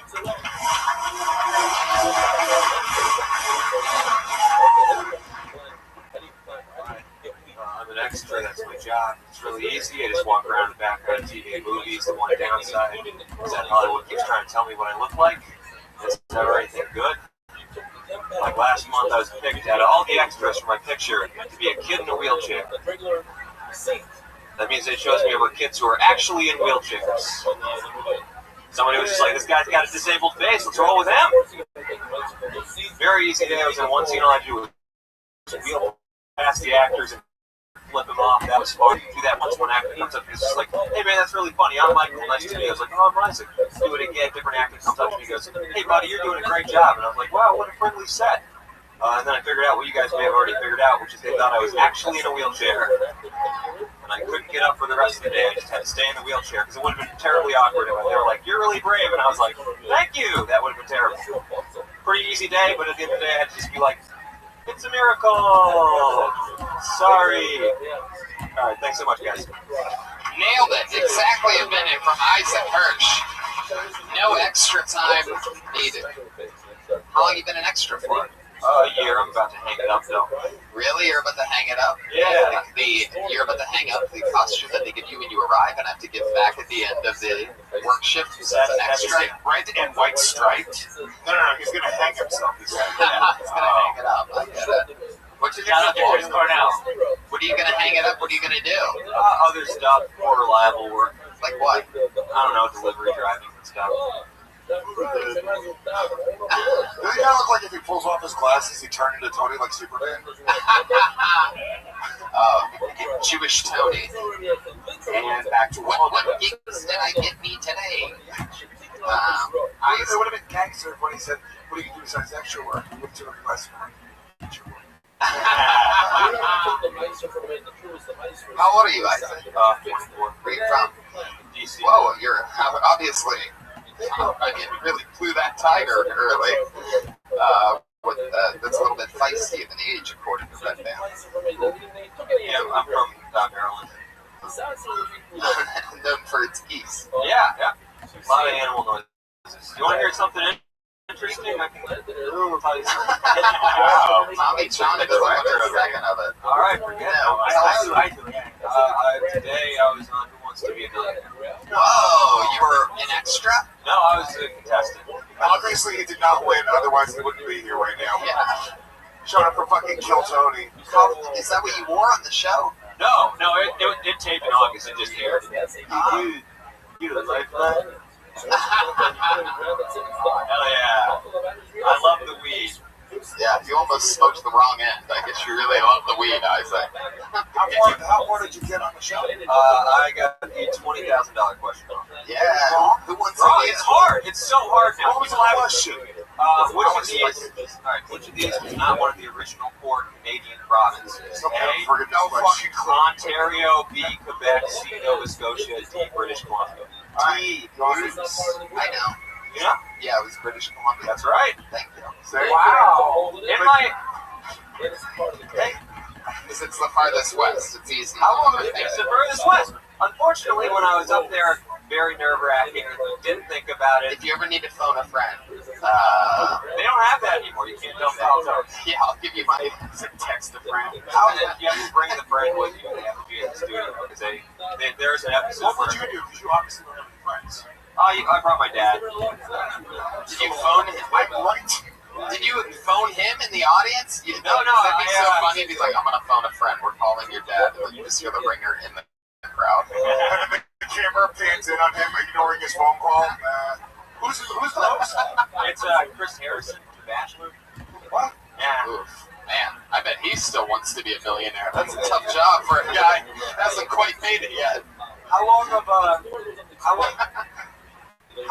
you been a member? A member? My grandfather died when gave me the jacket, so 14 years. It's a members only jacket if you can't read. Is that really your I grandpa's have the same jacket? one. Yeah, I just recently bought it. Alright. Looks like your grandpa sort of stretched it out before he gave it to you. Yeah, he was a bigger guy. Really? But I like the jacket, so So how much money did you take home? $5,000. $5,000, that's it? Yeah, man. That was your big fucking opportunity. Did you ask the audience on this one? I did, and they what were did wrong. they say? They were said wrong. Nova Scotia. I mean, Of course they said Nova Scotia. Well, I mean, to be fair, all right. Here was my reasoning. Dude, that's almost $1 million short of $1 million. Yeah, it's rough. You're not much better off from before you went in. And after taxes, you were closer to homeless than you were a millionaire. Yeah.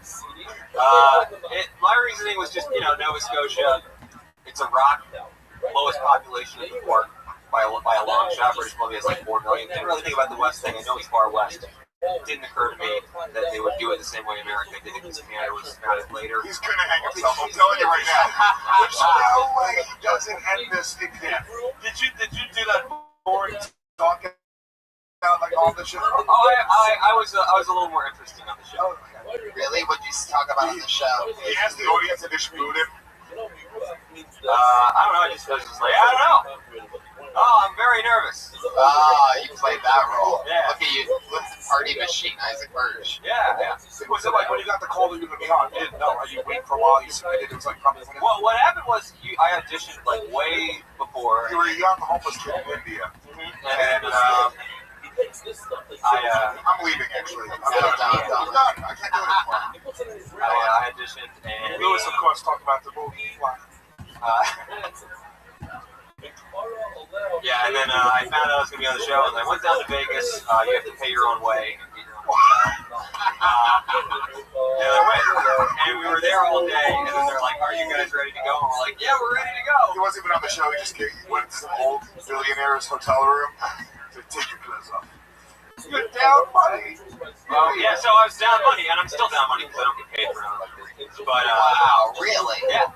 We go, and they go, all right, you guys ready? We're like, we're ready. And then they're like, all right. We just wrapped for the day. You're gonna have to come back in a couple weeks. So I had to drive back down to Vegas, get another hotel room. Did they reimburse you for that? Oh no. But I'm gonna get money eventually, so that's not the corporate. How are you? What network does that air on? What network does that air on? It's syndicated. Just airs wherever it fits. It's like a daytime show. Come back in a couple of weeks. You'll be flying A, Southwest, B, Delta, C, United, D, Spirit. The answer is D, Spirit. Now I see why Tommy Chong isn't the host if he wants to be a millionaire. He gives away the answer accidentally at the end without even noticing. You're very charismatic for such a nerdy guy. Yeah, thank you. And also, we didn't talk about his comedy. That was really funny. Good job.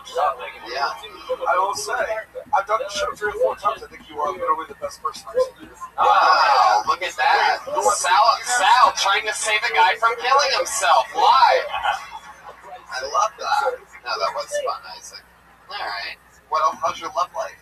Oh boy, I've been on the show before. On this show? Yeah, we talked about that. We talked about sex for 3 minutes. Really? What did we talk about? What was the most interesting part, do you think? What's the part that you regret saying out loud? What was happening? Oh man, all of it. But especially when I was initially getting into sex, I think I remember. I would just leave it in. Well, that soaked it. You soaked it. Hey, he remembers. Yeah, I remember. You could just leave it in. Yeah. We don't have to rehash this, do we? I didn't know how to do it. Did your dick come out all wrinkled because it was bad for too long? Yeah. When you say you would just leave it in, do you mean you put it in erect and then no thrusting? Yeah. Or do you mean that you finished and kept it in? No, the first thing. Yeah. So you put it in, and then I was like, I guess this must be all there is. Wait, if I remember correctly, the first time you did it, you put it in, you left it in, and then you pulled it out without even coming. Yeah. Wow, I remember that. That's crazy. Like, man, sex fucking blows. That sucks. That's like just like putting a fucking turkey in the oven for Thanksgiving, and then just pulling it out and throwing it in the trash. Like you did all that work. More than you'd ever know. Left it in the oven at a high temperature and then just wasted it for absolutely nothing. Have you had sex since then? Yeah. A lot better now, right? Sometimes, yeah. So we know the worst thing, obviously, you've ever done in the bedroom. What's the coolest thing? Or what's your highlight where you're like, I bet you, this is the thing, skinny dudes, huge dicks all the time. Bet you this guy's got a big fat dick. Now he's gonna hang himself. Now you put him over the edge. It's a regular penis. Pull it out, dude. Pull it out, come on, dude. There's no way. Pull it out. Pull it out. Wow, the comedians really want this to happen. I mean, there's no way I'm gonna be hard right now. There's just pull out salt, don't get it hard. I mean, you can't really. You'll get some coffee on it.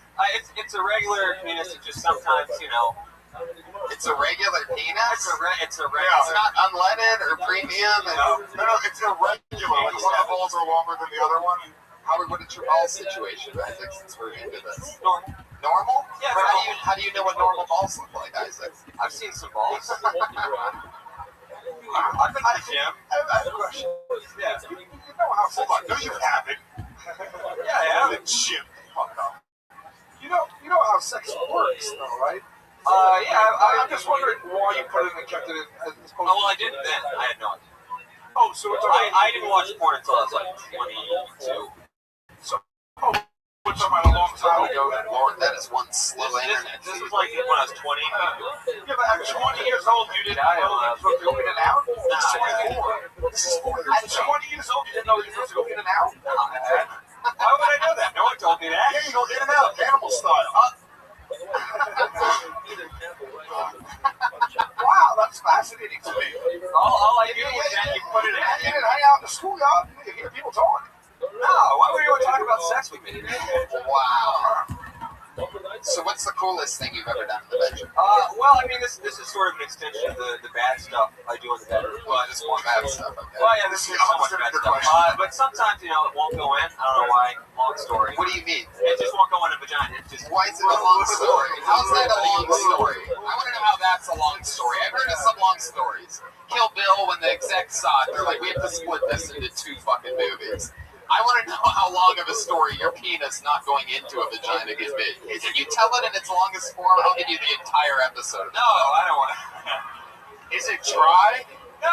Is it dry or is there too much lip? Let him answer. Stop just saying dirty words. There are a lot of theories. Those are 2 good ones. I've done it multiple times. I think with 3 women now where we've tried to have sex at the same time. No, I wish. Man, my penis won't fit into any of your vagina.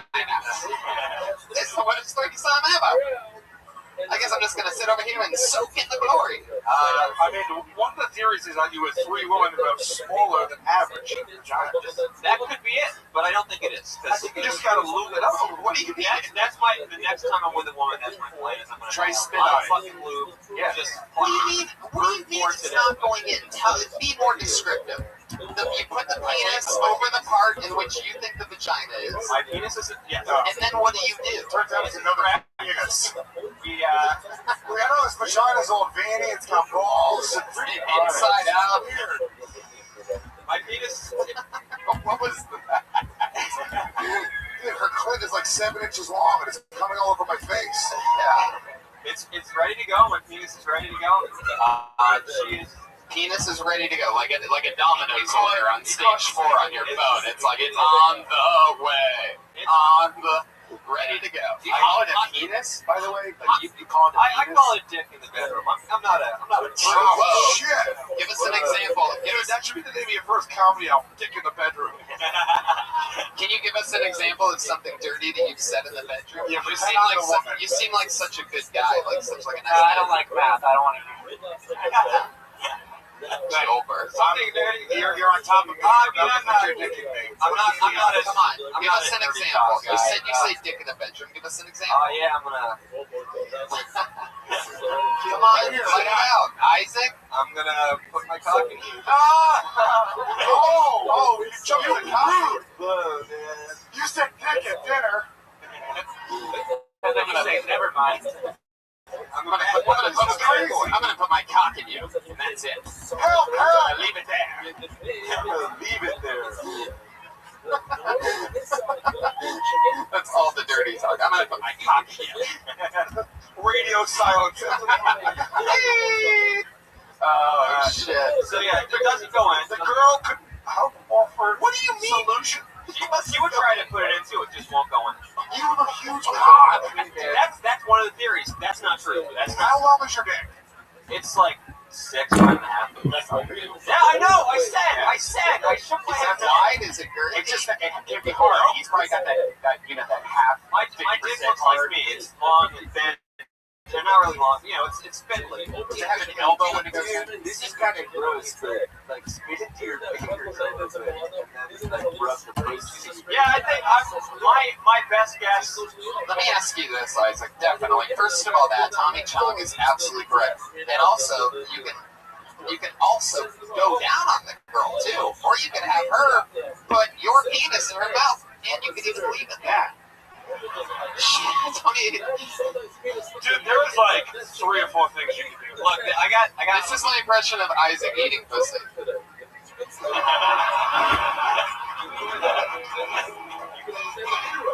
Look, I I got a couple hypotheses. Don't say that word in the bedroom, Isaac. You won't be able to get it in any That's what he said. That's what he said when he couldn't get it in. He's like, all right, I have a couple of hypotheses. You are circumcised, right? You are circumcised. Big helmet, like the helmet, like really big. Yeah, what are we talking about? Like Darth Vader or like the wrestling earpiece? It's a big helmet like Spaceballs. Rick Moranis, so here. I will tell you this: you are through the roof, like through the roof. And you were an amazing guest. He's so much fun to get to meet and hang out with, and you got the show bumping right from the very beginning. Isaac Hirsch, ladies and gentlemen. Boom. What is this? What does this say? He's on Twitter at IB Hirsch. All one word. HIRS. Slurpees, 5.5 inches, $5,000. Yeah. Who wants to be a thousandaire? Bill Nye, my pussy's dry. Joel Berg. Alright, I'm gonna pull another name out of the bucket. We're all gonna keep fucking making noise and having fun. Put your hands together for Justin Young.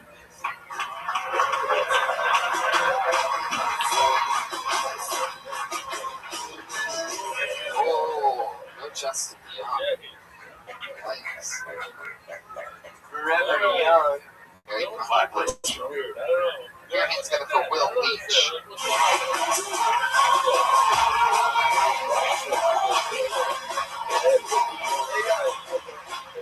Here he comes from the very back of the room.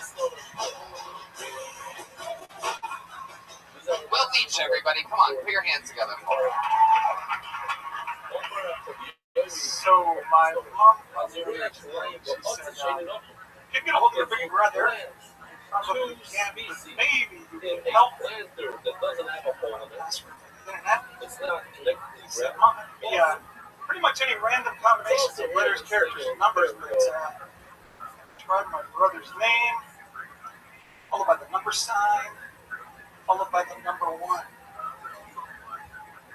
Click, click, click, she goes, "Oh my God, you got it." I said, "Mom, you know what, I got that for 10 years now. You're my clever people out." She then said to me, she goes, "You know, I'm still not on. I don't know what's going on." I said, "Sometimes, Mom, you gotta unplug the internet, plug it back in." She turned to me and she said, "The whole internet?" I said, "Yeah, the whole internet. But don't have that thing on for more than 30 seconds. You know what? 90s, airlines, a lot of people rely on it. And Mom, you know what? It doesn't mean that they give you 39, whatever the number is. Mom, they give you a little touch. They say you don't do Will Leach, ladies and gentlemen. Fuck yeah. One of the funniest doctors in all of show business. How are you, Will? How do you feel about that? I don't really get it. I don't get what you were trying to say. Yo, Billy. Hey, Bill Leach, man. It's like your name. That's You just got roasted by Tommy Chong, man. Hardcore. Last time he was here, he did really good. Yeah, it was your first time, right? Yeah. And he put you were here for it? Does that thing sound familiar? Yeah, that's right. I just said, "Yo, you come on to our." Have you been performing since the last time you were here? Other places? Yeah, I have no been back. Oh, very cool. That's where you live? Yes. Vancouver, by the way, is a part of British Columbia, the last of the provinces. The learning lesson is that first bit from here tonight was the first time, so that's a lesson. Yeah, sometimes that happens. Sometimes it's good and sometimes it's horrendous. How old's your mom? What do you do for work again? Insurance. What kind? Tommy Chong, you just laughed at that. You just laughed at his answer about life. Phil! Hey, Phil Connors. I thought that was you. Ned Ryerson. Needle nose Ned the head. Come on, buddy. Come on, Case Wentford High. Ned Ryerson. I did the whistling belly button trick with the high school talent show. Bing! Ned Ryerson. Yeah, I get it. That's from Groundhog Day. Imagine we woke up every day and had to watch that set over and over again. Yeah. Will Leach, have you ever just put your penis in a vagina and left it there? Never. Are you married? Do you have kids? Just pounding away, pounding away and pulling out. What'd you say? Shoot legs. Shoot legs. Will, too real. Yeah. Phil's reaction was like, damn. I wish I could have had a kid a long time ago. I probably would have never had to get into this midlife crisis. How long have you been with the same woman? 20 years. And out of all those 20 years, have you ever had a problem getting it inside of her vagina? Lifetime zero. Wow, lifetime zero. Isaac, are you hearing this? We don't know how big his vagina is. It's true. Did your wife have a big vagina? I really think he's trying to put it in the girl's butt the whole time. You know, like he really thinks it's like right below it. Or the belly button. Perhaps it could be the belly button. I just can't explain why it won't go inside. I tried spitting on it. That was the song the last time. I want to see if I can track the jokes. Yeah. So I might have missed the one, but I didn't get the first joke. The bit was my mom got a hold of my older brother. Password. So every time I went side, you just start over and get a whole thing again. Oh. The joke. So the joke is it's just a basic password. Number one side. Gotcha. So she said, "You got it." He's like, "I've got it for a long time." As if he's known that as one of those number one. You can't use the hashtag in the password. That's a good point. No symbols. Yeah, it's just numbers and letters. That was distracting everyone. I thought they were all thinking that. Was there at least one cat? And then he gave a shout out to like Falcon or somebody at the end of the like he said. No, he shouted out clever people. Then he called everyone who didn't laugh at the joke unclever. So everyone went, "Fuck you, dude." Yeah. I hope your next joke bombs. That's what happened. We all just lived through that. That's what happened. It happens sometimes. That's I think you need a couple of sentences in there to just clarify that. It is a clever concept, but I didn't agree with it. No, Whoa! What do you mean, these people? These people. I hope they beat the shit out of you after the show. I hope the crowd jumps you. I really do. I would say more like the delivery did. Wow, I almost like bad guy Will Leach more than good guy. He's doing like a pro wrestling heel turn right now. Let's roll with this a little bit. Be a little bit meaner. Like say, let's see. If Spider-Man, right? Anybody want to get high? Sure, Tommy Chong getting everybody high for you podcast listeners out there. Will, be mean to the audience. If you were going to try to get them to not like you, what would you say? Obviously, this is... Go to this guy right here, right in the front row.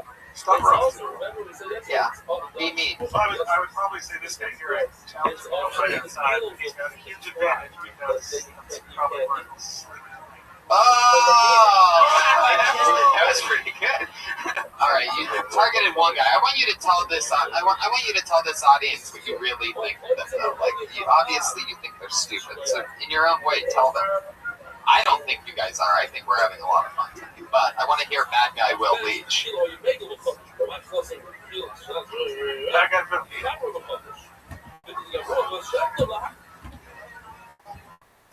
Can I talk about Joelberg for a minute?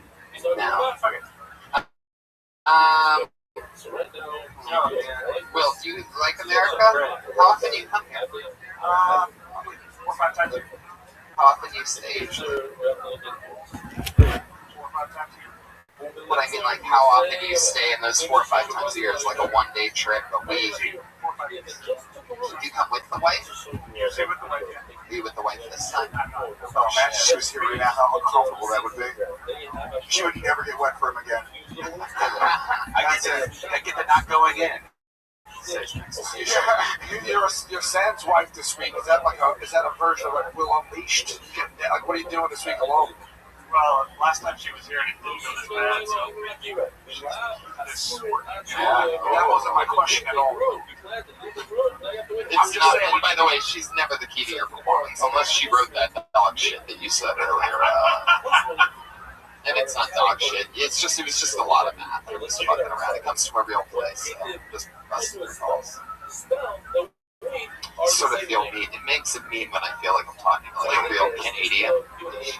You seem like such a nice guy, Will. What's like the meanest, most evil thing about it? I raped a 10-year-old. This is being recorded, so I can't. Okay, well, what's the second, third, or fourth? Wow, he just winked. And a wink. He just winked. How about a wink? You got a point and shoot and a wink. I was winking at Tyler. So this is a guy who's earlier. Someone answers. I don't know what's going on. I think there's a lot of felonies going on this stage tonight. You got somebody in your freezer. Will, all right. What's your favorite thing to do when you're not doing comedy and not working on insurance? Being an earthworm.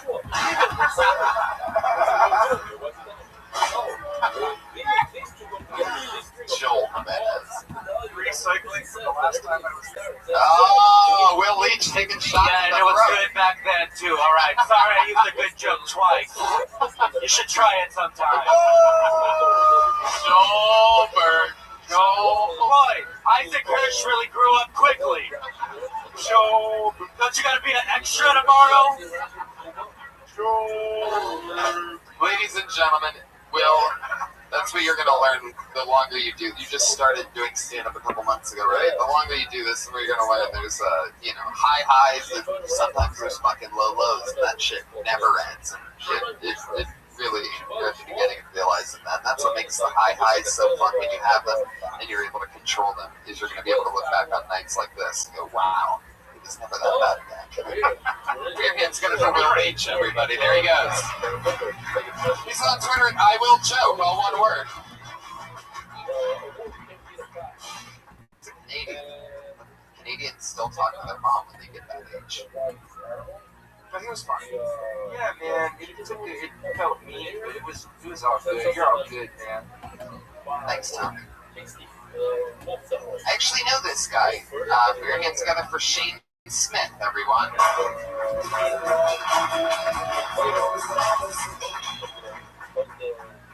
I'm here visiting from Salt Lake City. In Salt Lake, I live across the street from 7-Eleven. I'm in there all the time. I like to drink Mountain Dew. It's basically my only vice. I'm in that 7-Eleven so often that the guys at work made a nickname for me. They call me Mountain Dew Guy. Do you guys know how much Mountain Dew is? Tattoo Guy? Yes, it is a lot. For them to be like, you know what? The most interesting thing about this guy is not that he ruined his life by tattooing his throat. It's drinks a lot. Still, alright. There you go. Let's just talk to you. Short and sweet. Let's just talk to you. Now you're a guest on a podcast. I know Shane, we did some shows together in Salt Lake City at the Wise Guys, where I'm also going to be June 2nd and 3rd. By the way, a little sliding it in there. Before I fly directly to San Francisco to host this year's High Times Campus Cup. Anyway, back to you, Shane Smith. That's fucking hilarious. There you go. It was just a minute right then, by the way. You did 30 seconds, but that was great. Let's talk about it. You seem like you've been through a lot of shit in your life. You're like Superman turned back to Clark Kent, and then you got fired at the newspaper job, and then all of a sudden found heroin, and then got it all back together after that, but couldn't turn back into Superman. Sure, yeah, that makes about sense. I mean, he was never able to get the needle in his arm, but he could snort it. Yeah. No drugs, but I've been through. Really? Yeah. Normally, I feel like maybe this is just obviously stereotyping, but the full neck tattoo, I feel like that's always like a recovery thing. That's hugely holistic. Yeah. Really, like a bunch of dicks. This is. Is that true? Wait, what? Is that a thing? Molestation? Were you molested or anything? Yeah, a little bit. Really? I had a nightmare childhood. Just like a pinky. Do you have a problem talking about it? No, I don't know. It was a nightmare for you, but it was a dream for your uncle. Oh, shit. Well, then let's talk about it a little bit. What do you mean you had a fucked fucked up childhood. Let's get into it. Man, you are the opposite interview of Will Leach, by the way. Will Leach, go get a fucking neck tattoo, you goddamn Canadian. Oh, man. I just think the I grew up. My mom struggled with substances and she married a bunch of guys, some of which were like the sergeant at arms of biker gangs. And so I grew up around professional criminals. And my stepdad actually recently got arrested for murdering someone. Yeah. And thank you, whoever clapped. Yeah, what is that? Yeah. Where does it start getting weird? And so, my mom was just like one of those ladies who was like crazy. She'd be like, don't let anyone disrespect you. You can go to fucking prison before someone disrespects you. And I'm like, okay, I'm going to second grade now. Your mom's Puerto Rican. That's a fucking bit. Are you kidding me? In all honesty, one story is an example. We got caught. Someone was bullying me and my brothers. I had 3 brothers growing up. My mom found out he was bullying us, so she took us to his house, and she was like, "You guys are gonna fight him." And so she made us go to the door and invite him out to play. And then the idea was that we were gonna jump him all together in front of his parents. Yeah. Your mother shook nice. No, my mom. Yeah, no. We literally invite him out, and he's like, "Hey," he's like, "What's going on, guys?" And my mom's in the car, like, "Run this shit, do it."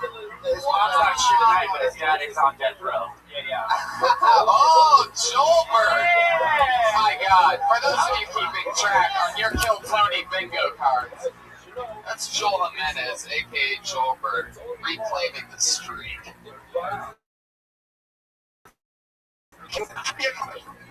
That's like an hour right there. Dude, I am a comic. You're a good comic, by the way. Oh, yeah, that was great. That was really funny.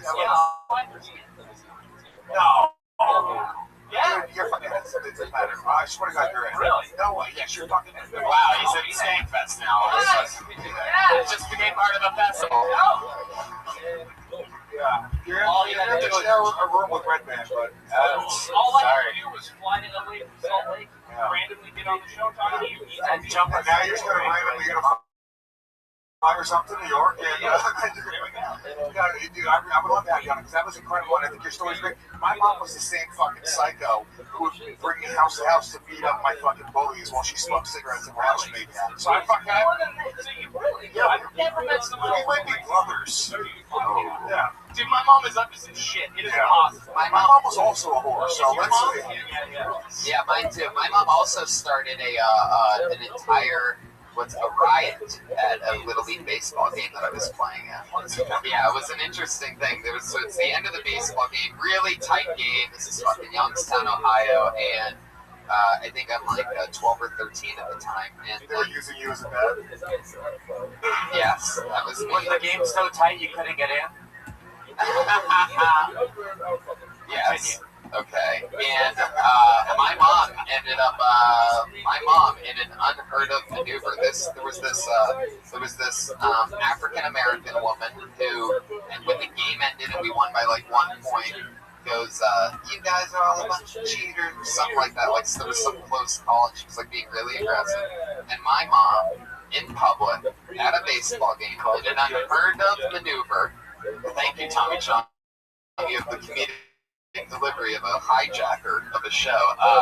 Yes, she dropped the N-word in front of my entire baseball team and in front of that African American woman and her husband who was waiting on the sideline. It was a basketball game. Was a sheriff.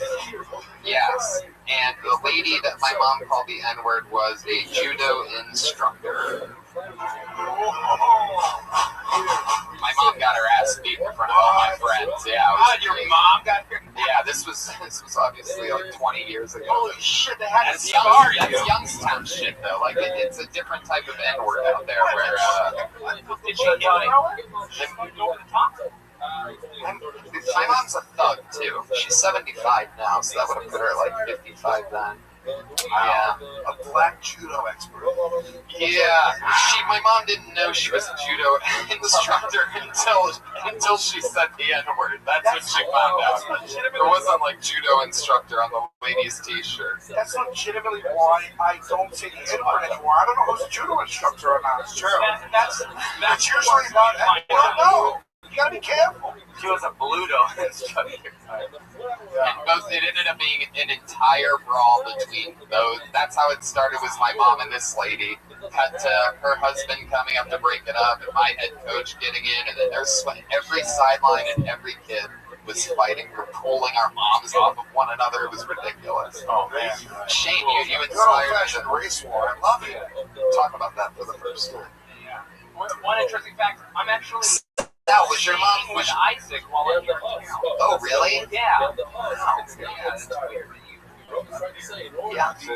I'm also confused about his penis, by the way. I'm gonna find out. You're gonna have to explain to Isaac. You're gonna have to tell Isaac at some point that you're going to Skankfest for your appearance on tonight's show, and then you're going to notice that a belt is missing out of your suitcase. I also, after the show, I'm gonna show you that you went through to like 1 or 2 rounds through like people like really liked you. I'm gonna show you emails proving that to you because you're very fucking funny, and now I remember you after you said that. You're fucking great, dude. So I'm not just doing that as like a day thing because I feel bad for your terrible childhood. Like kill Tony, it makes dreams come true. And there you go. Sure, there you go. Shane Smith, everybody going to motherfucking Skankfest. One of the coolest comedy festivals in the entire world. He's in it. That's how showbiz works, motherfuckers. I'm never gonna answer his email.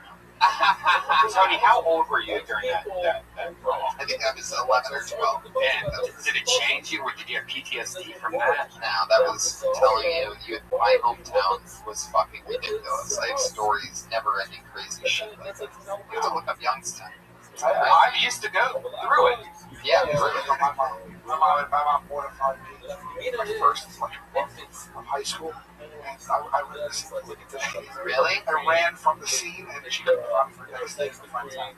She showed up at the train station that I went to school in, which all the other kids went to school too. School starts in September, so it was Halloween, so we school a month. She showed up. She showed up with my sister. She thought it was funny. She showed up dressed as Homie the Clown. And she showed up where? At the train station. Homie the Clown. Dressed as Homie the Clown from Living Color. Homie don't play that. I have pictures. Tell me she's in blackface. No. Homie wasn't in blackface. Homie the Clown? He's a clown. He was black. But we loved it. Put the blackface on and the clown make him over the blackface. I love the show. That's the way you have to do it. I love the show, so she thought it would be fun. And then she was like, hey, Sal, and I'm looking at a clown. I didn't realize it was my mother. Oh, my God. And I saw my sister with a clown. It was like very quick, and then everybody was standing there waiting for we just got off the train. I just was like, and I literally looked at something on a movie. I dropped my school bag, I turned, and I ran, and then they didn't see me for a day. To this day, I was like, and that mortified you. Mortified. Yeah, one time I walked up to my mother doing heroin in her car. Same thing. Really? Kind of same. Is that true? They both embarrassed us in our own way. Yeah. This is my truth. Yeah. And still, no neck tattoos. My mom sold Avon. Back to the bucket we go. Ooh, I love one-word names. That's always foreshadowing. There's no Twitter handle here either. So that means we're about to find out everything we need to know about Landon. Please be here, Landon. Is that Landon? Is this Landon? Nope. Is this Landon?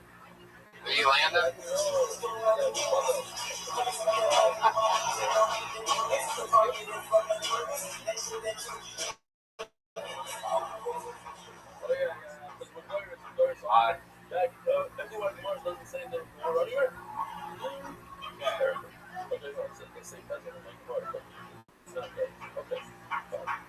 So I said the F word in West Hollywood. Really awkward. I was in the bar and it confused me, so I decided I wanted to just sing a song. That was what we do. It's also for you to agree with 5 brains, metals. I want to tell you about Texas radio. Until you bring the other stuff that uploads all 5 brains. Driven into your soft perimeter of your sacred and your sincere smile. Stone and welcome. That's all 5 meaning. I just, I think this is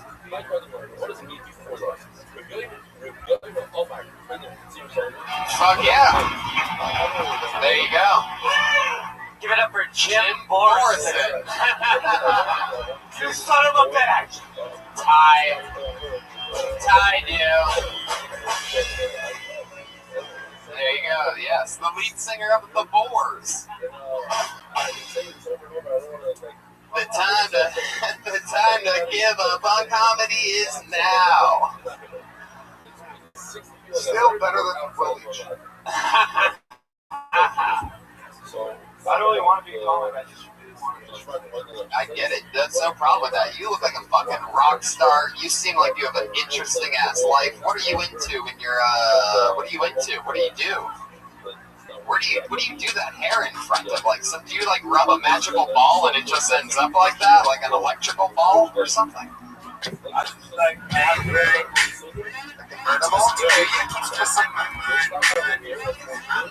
that convertible also a spaceship from another planet? I feel like there's something about this guy that I like in a weird way. I know. If you've ever been a fan of rock and roll or professional wrestling, he reminds you of somebody you know. You know, like a guy who like thinks your girlfriend to go beat the guy with Cheetos on his fingers. To you? No, that only happened to you. No, he doesn't. Do you think you're levitating right now?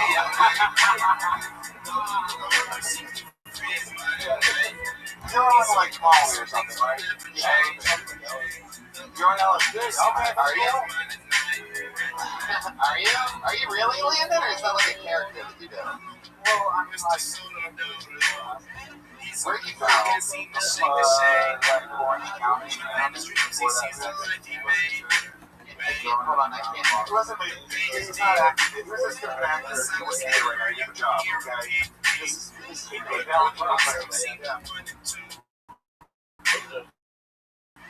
really what I want to do.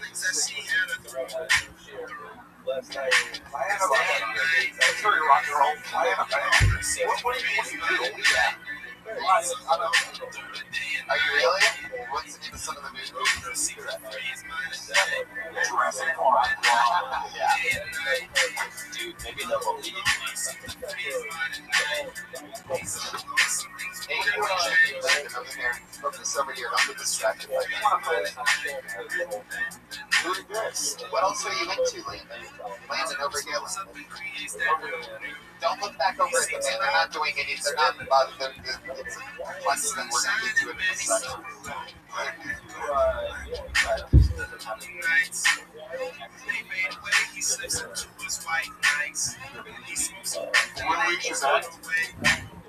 Do you have crystals in your underwear right now? I when you said you're a movie director, that's cool. That's something you like to do. I'm wondering how do you think you're What's the last job that you had? That is Baylor. Oh wow. Have you ever seen this guy though? None of your stories are checking out, Landon. What else have you done? What else have you done for it? How long were you a bartender at the Venezuela? Did you get fired? I thought you quit. You got fired. You're like, this is the end. Landon, I got you, buddy.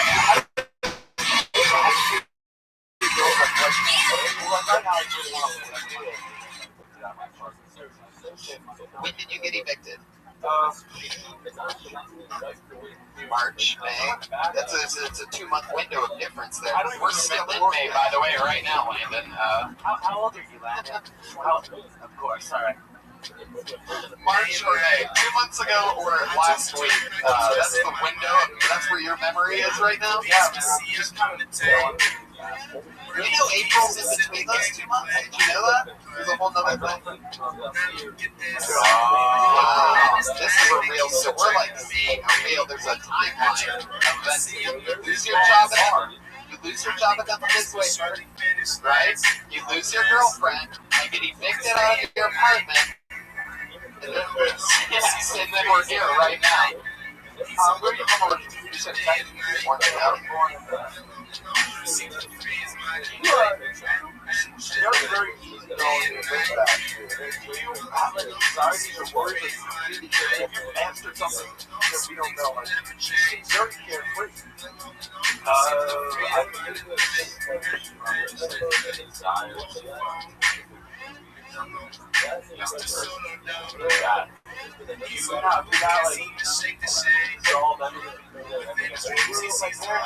think so I don't have much to worry about. Do you come from money, Landon? Do your parents have money? Yeah. Oh, a lot of more people saying yes out there than people that have seen you at the Venezuela. I heard 3 yeses. What are your parents?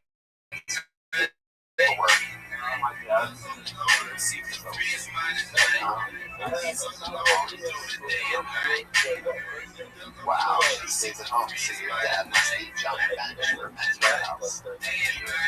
What do we know? Is he Reese Taylor? Taylor Swift? John Thomas. He's like, you might know my dad.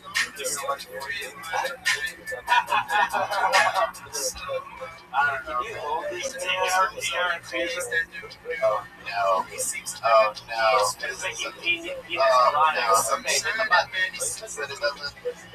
There we go. Yeah, it worked. There you go. That was a ticking time bomb if I've ever seen one before. Here, Landon, hold this thing that's stirring and drinking a fast breed. Really? Go ahead. Honest to God, what? Honest to God,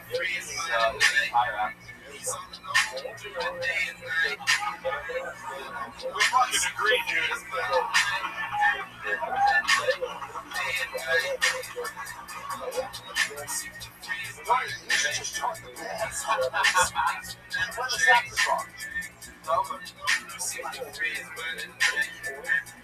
What? Have you ever been in a cliche? Have you ever been in a band? Landon, stick with me. Have you ever been in a band? No, I just said a lot. I've heard of that. So where you been living since you've been evicted? I've been living with my mom.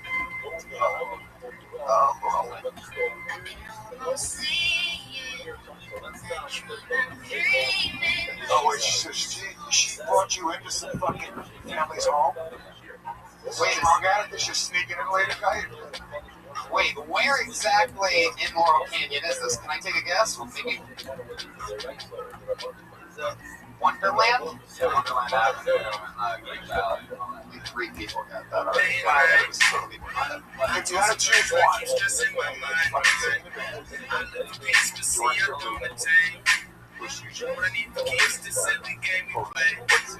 Yeah. Have you ever shot anything? Have you ever shot anything like short films or anything?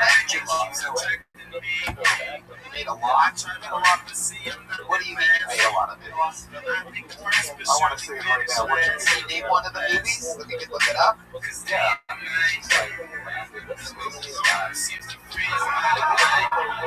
Wow, you're going to Landon and the Space of Sky.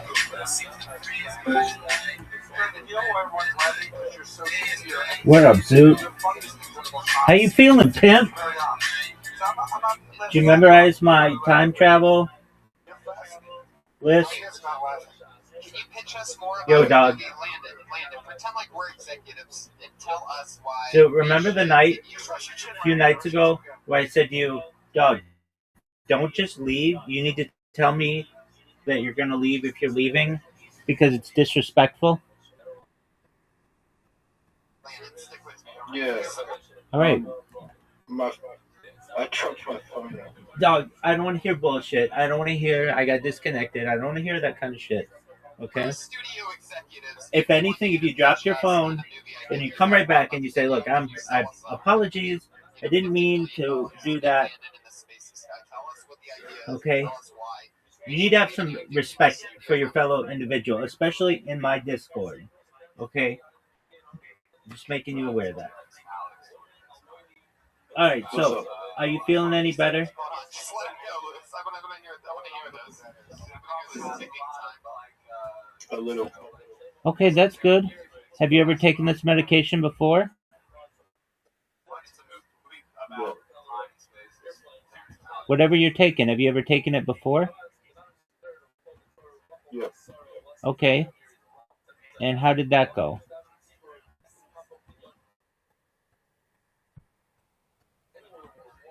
Fine. Okay.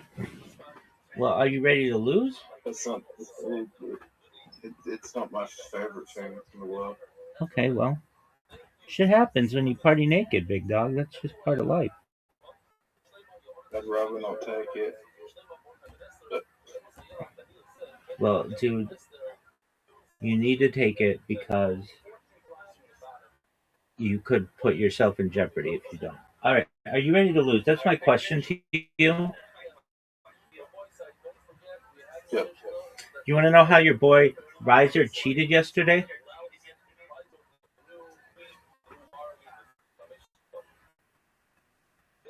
Do you want to know how your boy Riser cheated yesterday? Yeah.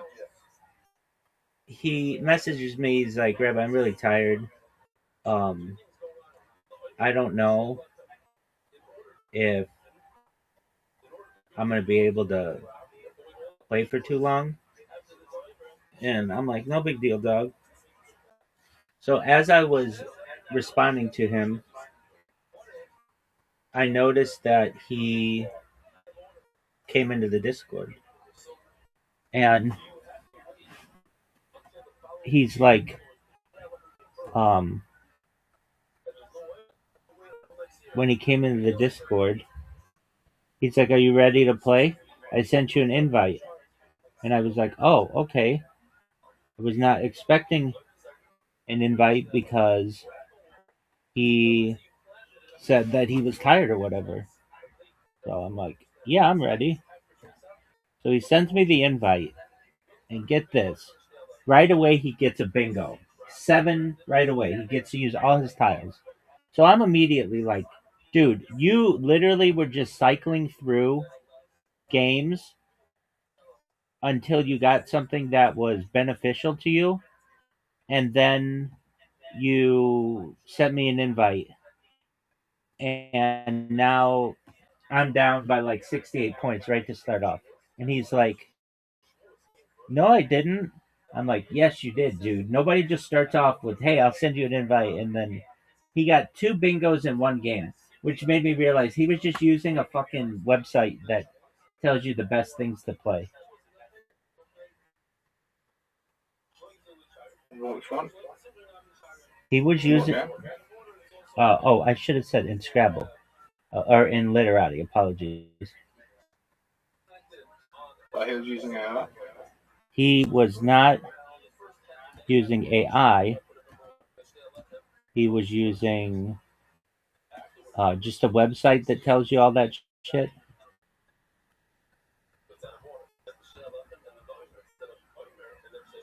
Nazir, are you ready to lose? How much did he win by? He won.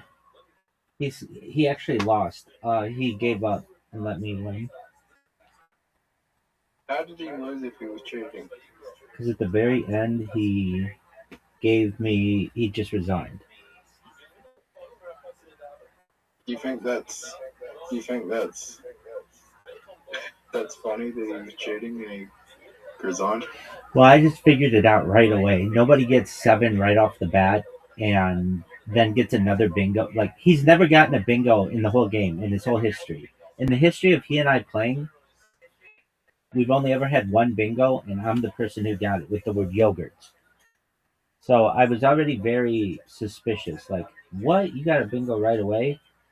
And then I recognized that, oh, you can just cycle through and just keep resigning and keep doing a new game and then resigning, keep doing a new game and resigning until you put all your letters into a computer and it'll tell you when you have a bingo. And then he sent me that invite right away. And it was just like, it all happened so quickly that I was just very suspicious. Like, dog, I mean, I'm not stupid. I'm no spring chicken. I'm the biggest pimp of all time. You gotta wake up pretty early in the morning and hang with this motherfucker. Zoot, are you ready to lose? Yeah. Are you sure? I'm ready to win. Zoot, you're gonna lose. It's very hard for me to keep my eyes open. Okay. Well, then maybe we just play one game and you lose and then you go to bed.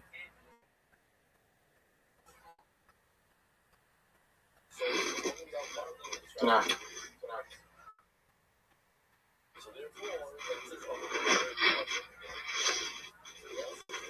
Zoot, are you gonna play?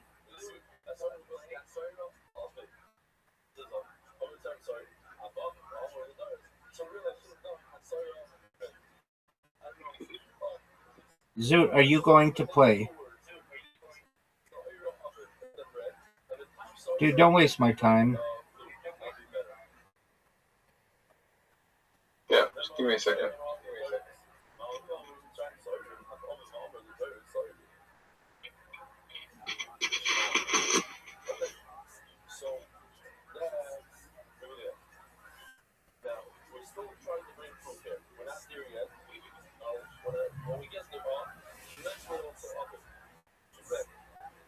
Oh, fun dodgeball? Nope. Because you didn't answer fast enough. Nope, because you didn't answer fast enough. Nope, you gotta answer me. Big Dog, you gotta answer me faster than that. I got shit to do. I'm in the game. Okay, that's cool. You need to respond faster. You need to learn to respond faster. I said to you, are you ready to play? You want to play? Whatever. Big Dog. You have to be more responsive. You have to be a better communicator. I'm ready. Zoot. I'm going to tell you this right now. You need to be a better communicator. You need to be more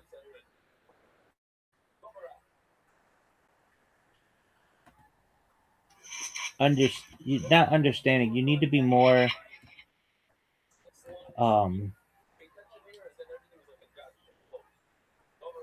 you need to be more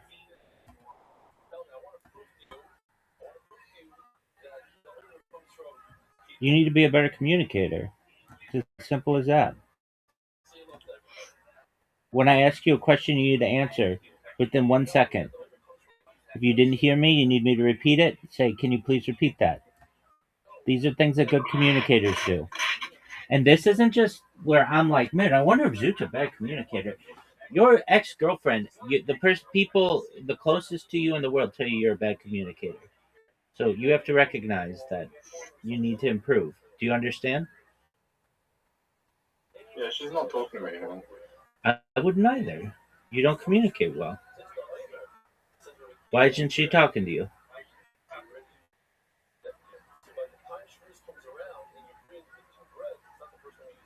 Why isn't... Dude, you just did it again. I think she's focusing on a new boyfriend. Oh, yeah, then she's definitely not talking to you.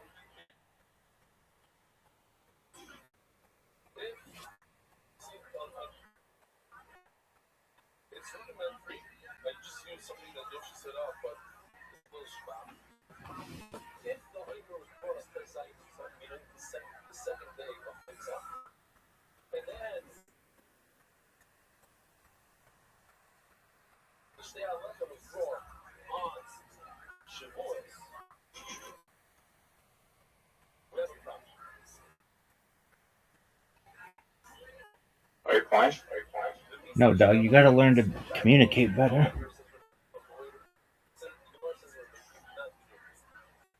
I'm drowsy. Okay, and I understand that. Why don't you go get some sleep? Think about communicating better, and then we'll play when you awake. How about that?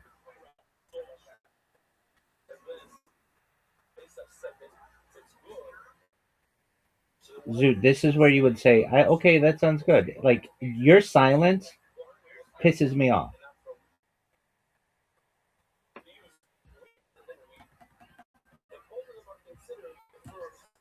Go get some sleep.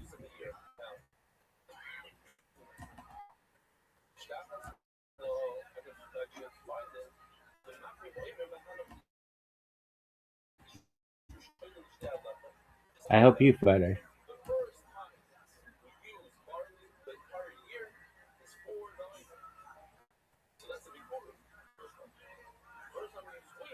Playing a game. Okay.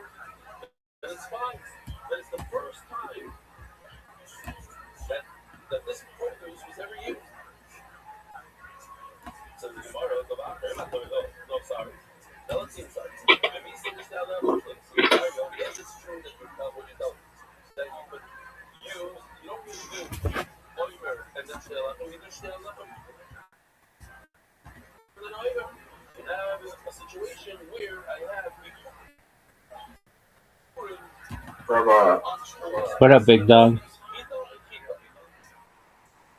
I have 775 coins. Okay, what are you gonna use them, dog?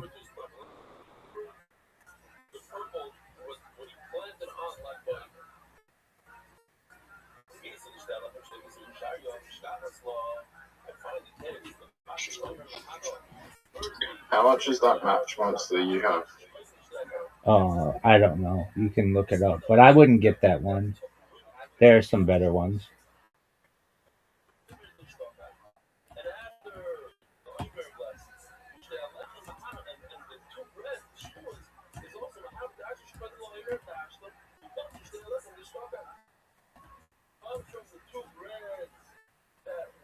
How'd you get that? I bought it. How are you getting the coins? I'd earned them. So you're doing the daily quest? I mean, when you just play the game enough, you just randomly get coins.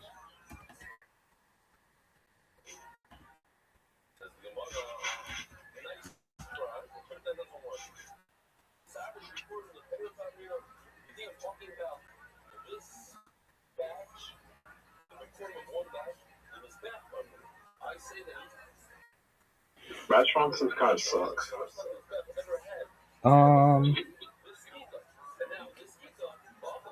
It's okay. If the game wasn't DLC, it wouldn't suck as much. Yeah, I'm in agreement with you.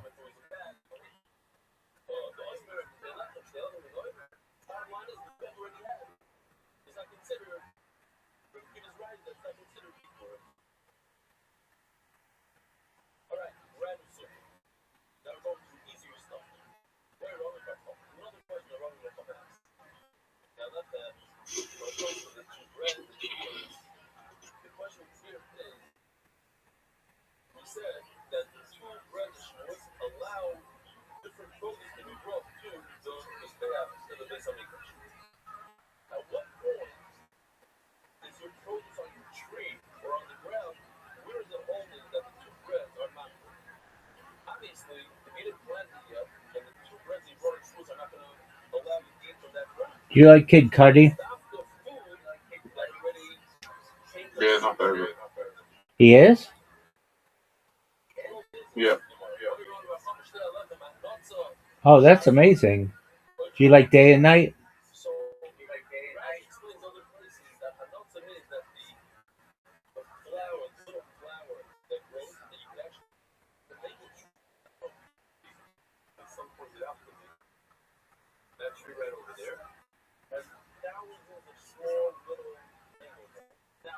Day and Night. Yes.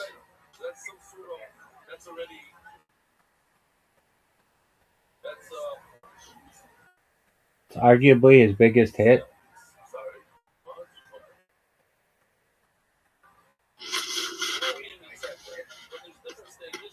It's a song to which I was listening when you walked in or when you came in the Discord.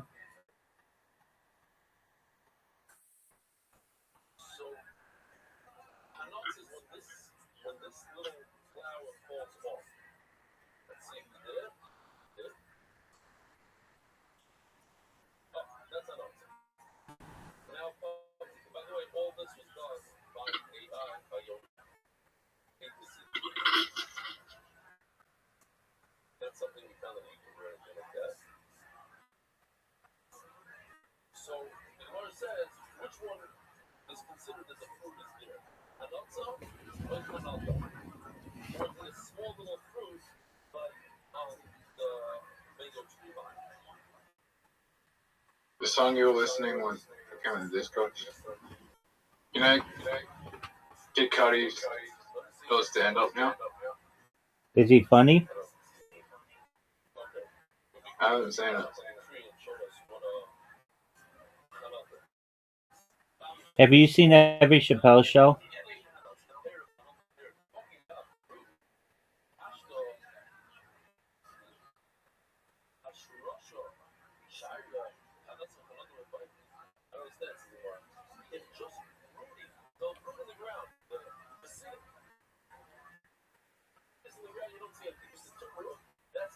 No, I haven't seen every Chappelle show. Why not?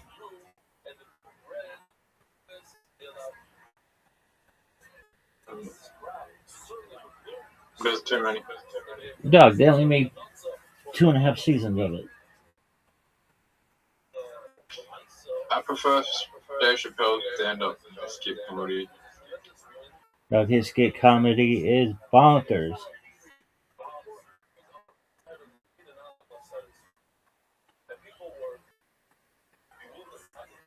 Did he write it himself or were there people writing for him? He had writers with him, but he wrote a lot of it.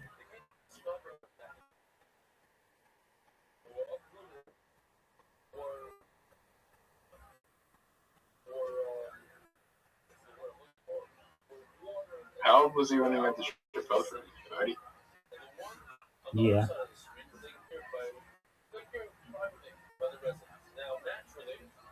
He started very young. He was like 14 or something, and then I think he was doing clubs at like 17. He was really young, and Eddie Murphy was really young.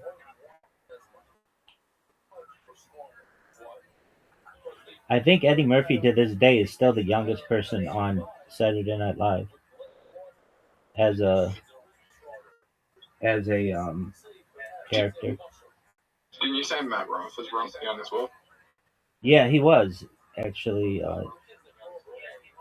I know I've told this story, but I think it's tight that he took forever to blow up. But... Yeah, I'm in agreement. He knew Ralphie May, who was a big-time stand-up comedian, was going to be in his town in Ohio or something, and he and his mom made breakfast for him, and had rolled out the red carpet for him. And when Ralphie May's bus came into town, they had this whole spread of breakfast for the crew, and he just wanted to open for Ralphie. And Ralphie was like, his quote was, "You got heart, kid." Like, this takes a lot to do. And plus, like, the way that Ralphie Mays, if you know Ralphie Mays, he's like 700-pound comic. He died, R.I.P. But he said, like, the way that his heart was through his stomach and just doing things for people. And It was 700 pounds. he was close to it. Jesus Christ, that's hard. But that is insane. Hold on, I could be wrong. How big he was? Maybe not 700 pounds. That's death. He died. I don't think it's possible to be that overweight.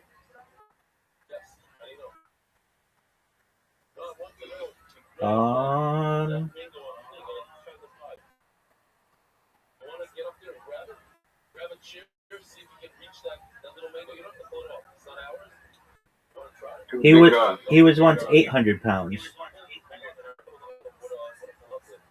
What? Yeah, you don't know Ralphie May, dog?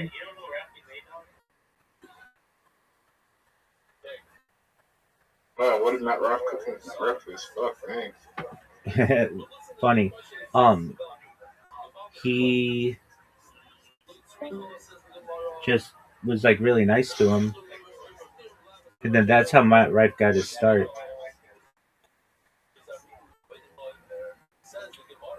And then Matt Rife, the way that he got big, in my opinion, was he had crowd work plants, basically people who were working for him to do crowd work, and he would just set up funny bits or whatever, and then put them on TikTok, and then that's how he blew up. He also got a lot of plastic surgery as well, including like a chin implant, or he got veneers, he got lip injections, maybe, like he had all kinds of stuff. Now, I'm not saying that it was bad. I'm just saying that, like, when he first started out, he wasn't seen as this really good looking dude. He was seen as an okay dude, but he got a lot done and then bulked up. I know he goes to the gym a lot. Dude, guess who was on Joe Rogan Experience yesterday?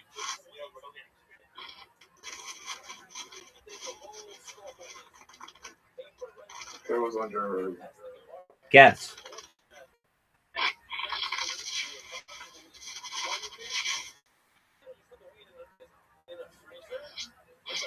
Guess. Fred and Joe. That's right.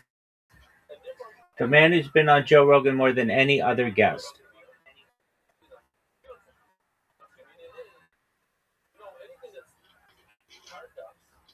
And I watched it, and it wasn't terrible. The top comment is finally a guest that is not a comedian. Yes, exactly. Which is hilarious because he used to be a comedian. Nobody else was available. Paused the intro music to read comments first. Clicked on just to see what the comments are saying. Pulled a hamstring running through the comment section. The comment section is funnier than anything I'll see in the video, right? Oh, for sure. The video is boring. Unless you're like a big Brennan Schaub fan or love to absolutely shit on the guy,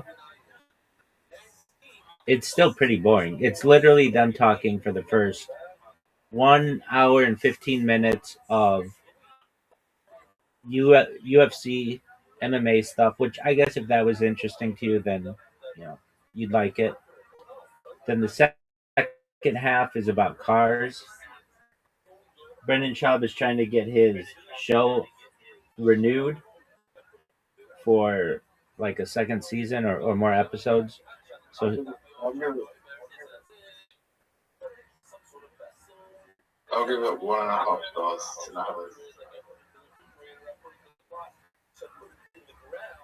His show, his IMDb ranking for his stand-up special, the first one is a 1.7, the second is a 1.1, and for his Tubi show, it's a 2.6. But it only has like 10 or like 13 people who have voted on it or whatever. But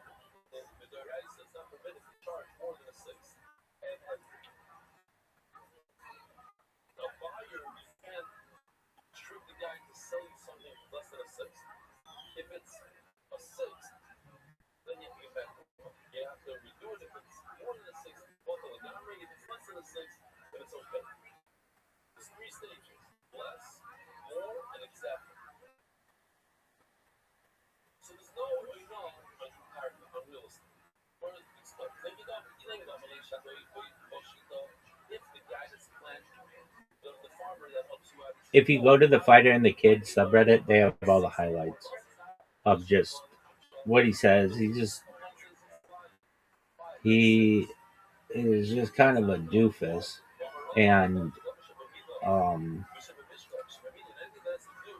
but Joe Rogan likes him, and I think Joe Rogan appreciates that Brendan Schaub moved to Austin to be around that whole comic scene. But it, like, their conversations are all the same. Dude, moving out of LA, couldn't take the wokeness anymore. It was like a perfect storm. Had to get out when I could. And it was like I had the Spotify deal. Gavin Newsom closed down everything in the state. The city wouldn't let the Comedy Store go. The Comedy Store is still the best place for comedy, but like the store, it's just about to hang. I moved, then Tom Segura moved, then and he just names all these people who moved. Tim Dillon came, but Tim Dillon dropped it because he didn't like it. And then Shane Gillis moved. And then, like, throughout the week, you're just gonna get like this really good lineup that you won't get anywhere else. You'll get Shane Gillis, you'll get Tony Hinchcliffe, you'll get me, like, you'll get just like really good people that and then on the weekend they bring in like headliners, but they're like, like, this is where Kill Tony is filmed on Mondays, so there's that whole aspect of it. But the Comedy Store, if it got its shit, the Comedy Store, if it got its shit, the Comedy Store, if it got its, go ahead. Brendan Schaub being on Kill Tony. Yeah, he was on with Brian Callen, like, I don't know, like 10 years ago.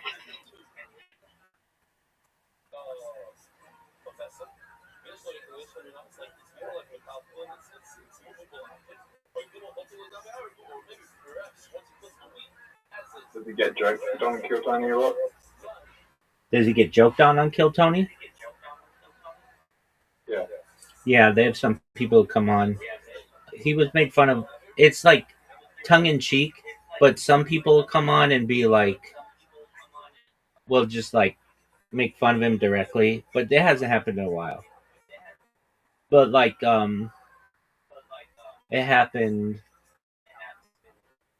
like within the last month. Somebody came up and they were talking with one of the panelists, Ari Madi, this guy from Estonia. He's the like Estonian comedian, and he's like the most famous comedian in Estonia who came to the United States and is just doing really well. He's funny. And they had someone on who was, they were going back and forth, and the comedian who was doing stand-up, the guy, the like 1 minute person, the bucket pull, was like, you'd be surprised. And then Ari Mahdi was like, no, I think you'd be surprised, which is a inside joke because that's the name of Brendan Schaub's stand-up special.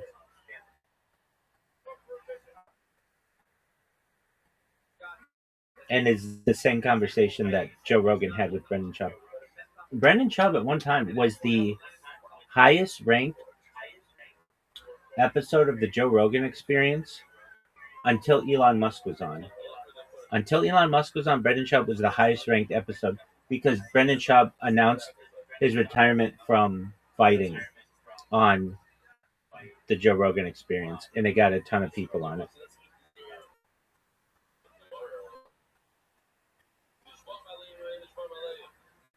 They're happy about that? I mean, he was. He at one time was making millions of dollars a year from his podcast and merchandise and stuff. He was traveling the United States making like $900,000 a year and cheating on his wife and with like allegedly just tons of women. And women think he's really good looking. It's generally because he's just really big. He's like 6'4", and he's like on all kinds of like steroids and stuff. And but he, just from an intelligence standpoint, he's not always all there. And he may be suffering from CTE. He is just kind of like I don't know. He's just kind of a doofus. However, people love to hate him, and it makes you almost like him. And like there's this podcast I watch that is literally dedicated to watching his podcast, and they just make fun of him every single week. I'm in their Discord. I mean, these guys, all they do is make fun of this guy.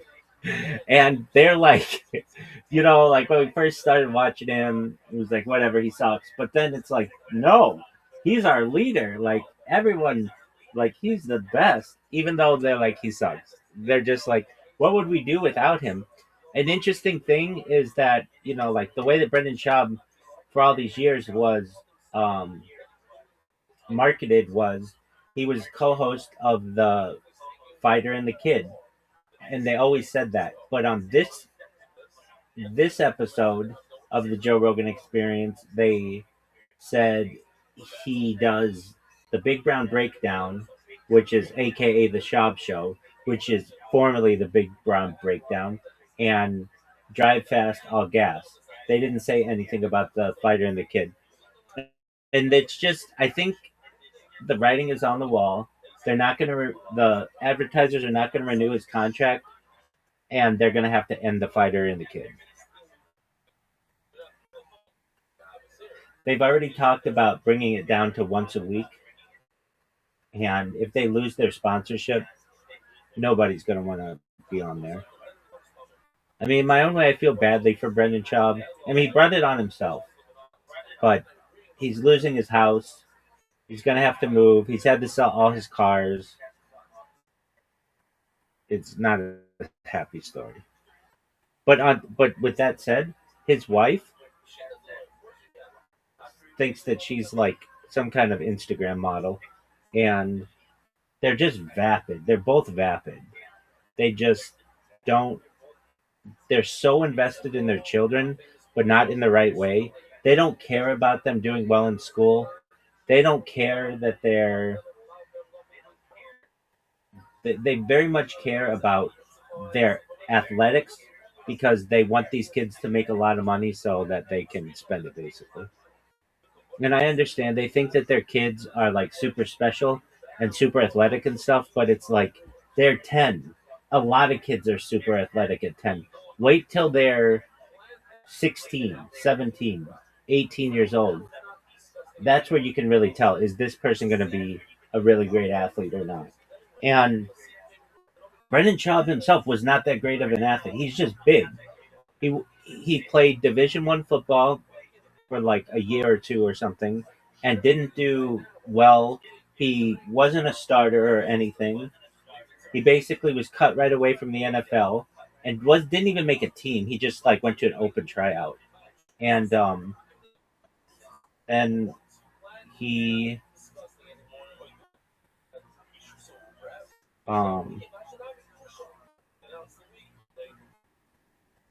he just basically he's just kind of just a doofus, but he's our doofus in the subreddit community. And the subreddit has been as large as 200, almost 200,000 people. That's a lot of people. That's a medium-sized city of people who just love to shit on you.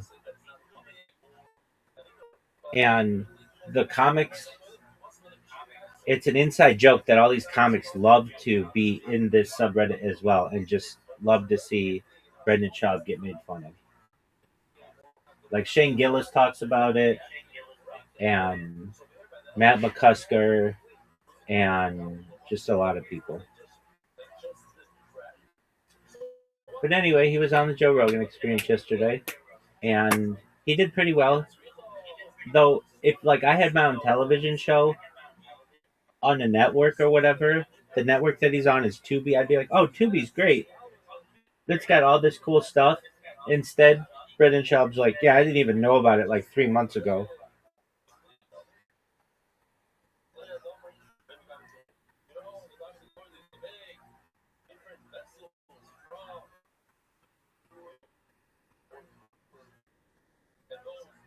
Dude, how you feeling, big man? Not bad. All right. Well, are you going to get some sleep soon?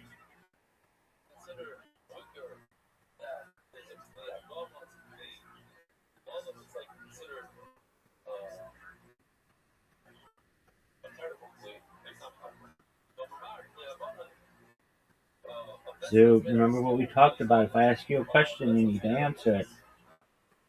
I was taking time like esoteric music lyrics from classic rock and rap. What is a movie about If we were gonna find it on YouTube right now, what would we type into the YouTube search bar exactly? Call it their movie. No, what is it called? You wouldn't write this right now. This would be how we would find the thing that you already said is on YouTube. I think perhaps when you said Landon in the Space and Sky, you weren't guessing that we have powerful Wi-Fi connection right now. And Fred Man with multiple keyboards in front of him was furiously typing, and like a courtroom reporter waiting to find this movie. I think that movie is in the Space and Sky. It's called Landon in the Space and Sky. Landon. Hey, Landon, I have a question. How did you find out about this show? And then knowing that it's about stand-up, what made you decide to put your name in the bucket knowing you weren't going to do stand-up?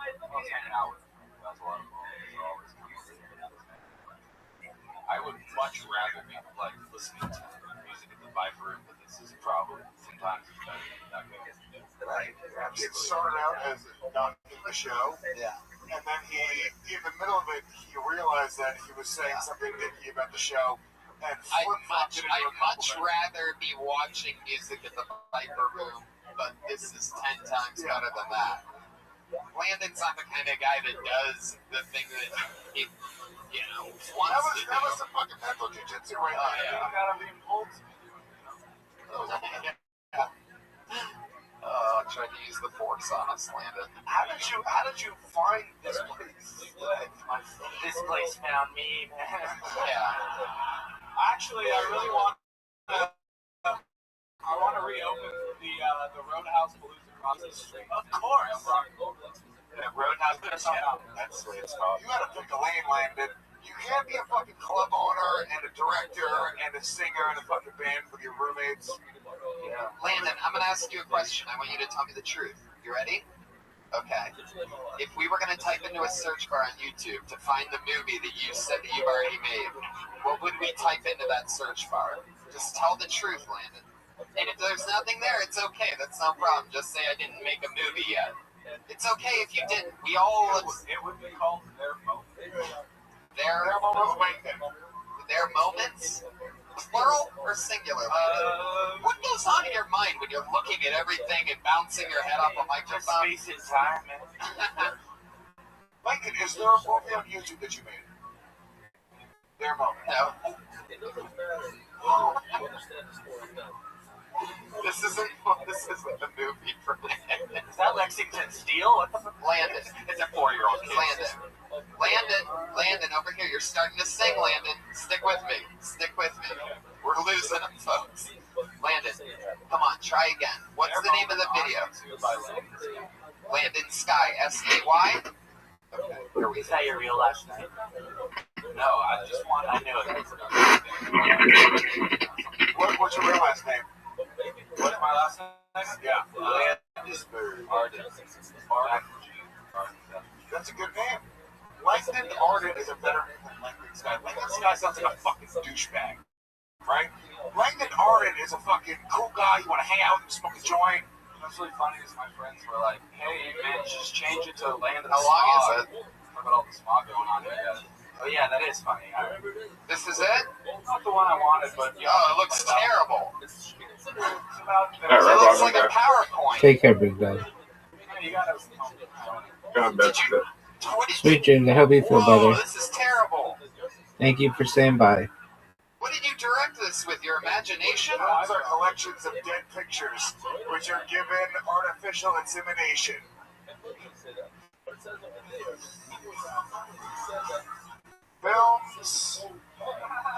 Film, I can't read it. Watch it. I can't even read the font.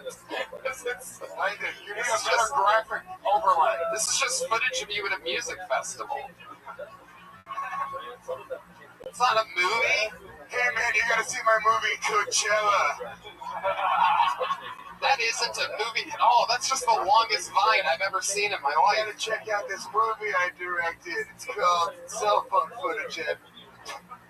Hey, that film's really too, like, it's just too long and thoughtful, and you just can't have it. Are you fucking crazy? That's too long and thoughtful. Where you going? It was cell phone footage of your friends dancing. Go back to your mic, Landon. It's a fucking scary episode tonight. He just stopped his face at the Iron Patriot. Let me. By the way, normally this is a comedy show, not a horror movie. You guys can't go. Let me offer something up, okay? It is super fucking hard to stand up here and get judged by everyone, so I give you credit for that. I hope you take it in stride. It's all in fun, but it is hard to do. Yeah. And you're Shut up, Sal. No, don't take it in stride, dude. That was ridiculous. You need to stop telling people about that movie. This is good advice I'm giving you right now, dude. You ever say, you need to go, hey, dude, you want to go check out me and my friends dancing on acid? I can show you some fucking cell phone footage of that. Or you describe it as some fucking heady movie. We're expecting some shit. You're setting the bar too high. No, Sal, I got that. Stop. We just fucking iTunes, SoundCloud, asshole. What's how that come, you stupid idiot? I'm doing what I'm doing, so you can do what you're doing. I'm going to come up like a fucking asshole. You are. I'm sorry, right. Mom, Dad, stop. Landon, what would it be? Because I know you have a spirit animal. I just want to know what it would be. Probably like a Leonard Skinner, like Beagle, Mr. Lion, so probably Gryffindor. Oh my god. That's one of the houses in Harry Potter. It's not an animal. Yeah, a Gryffindor is one of the houses in Harry Potter. You always straight up fucking Napoleon Dynamite right now. Gryffindor also sounds like the pepper band that Landon would be. If he has Napoleon Dynamite, he'd be like that. 2 weeks left. Alright, look at where it's at. Alright, cool. Fighter and the Kid. Where can people get it? All right, Hopefully the next time I'm on the stage, I can. Yeah. Do you have any poetry? Short poetry? I really care if I would ever do that. No, this is stand-up poetry. Can you do somebody else's poetry? Sure. This is actually a stand-up comedy show that you're supposed to do stand-up comedy. 100%. If you do poetry on here, we'll just cut the mic and just play like violins or something like that. Well, I don't know. The poetry, if you deliver the poetry, look at all these comics that would rather go up right now than listen to some guy on mushrooms. It's not on mushrooms. We can't just quote it. And how many of those comics out there are naturally as funny as this guy? Very few. You're right. Exactly. Christ. No, I agree. This interview card's been incredible. I think you're dialing in a little bit, being a little less shy than you were even in the beginning. Is that true? Do you get a lot of ladies? Twitter handle at constantly Have you taken any women back to your mom's house in the hills? Now? Where are you going, Landon? Alright, there he goes, Landon, dismissing himself. I'll take it. He felt it too.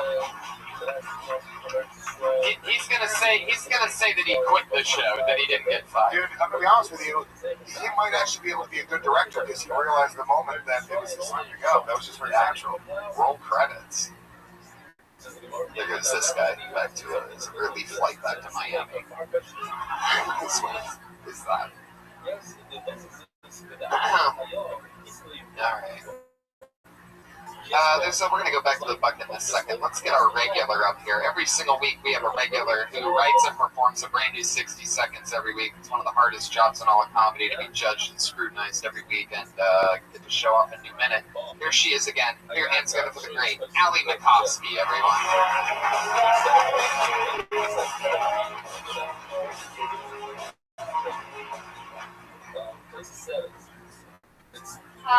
My dad recently told me that he doesn't like Beyonce. It's been pretty hard for me since coming out as Beyonce.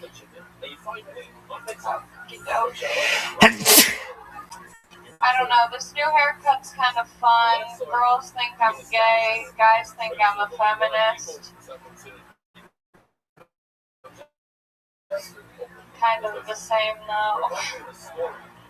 I can't tell if with this new haircut if guys want to fuck me or take me to a Nazi rally. Okay.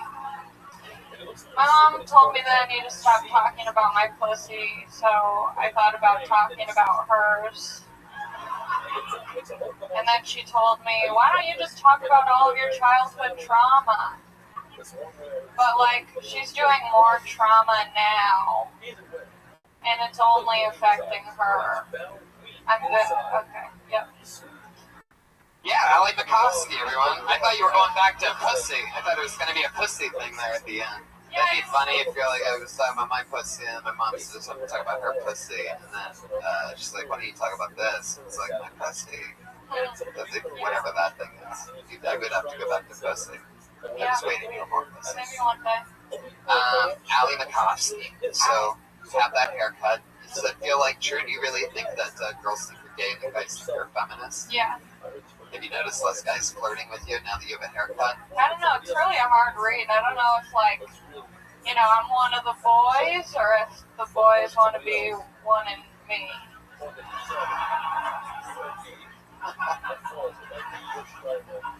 There you go. Okay. So, that's, is there a have you noticed a difference in the type of guy flirting with you in the past couple weeks of having that? Yeah, it's usually guys who look like me. Which is like cool because I'm a narcissist. So I'm like, Yeah. But then it usually doesn't work out. So how do you... I could be Eminem or Dido. That's a good joke. Thank you. I'm killing right now. You are. You're in the zone. Is this your natural demeanor or is this your stage demeanor? Yeah, most of the time this is how I am. Sometimes if I'm excited, it's a little more upbeat and fun, but for the most part, it's like people think I'm high all the time, but I'm not. Everything in my life is just a distinct delivery. I'll remember you after tonight, but every time you start to speak, I'm like dying to hear the end of the sentence. Keeps you lingering. Yeah. And then you're like, is she gonna bomb? It is a good delivery. We've been talking the last few weeks about your working life. How's that been going? Still hating that job? Yeah, I still just have one shift a week, so I'm looking for other work if anyone wants to DM me. Whoa. As long as it doesn't have to do with speech. Oh, wow. That's a lot of guys ask to see your feet. No, I just don't want to. What? Greg Fitzsimmons ever? No. He's got money. My mom loves him, though. What's the thing with feet?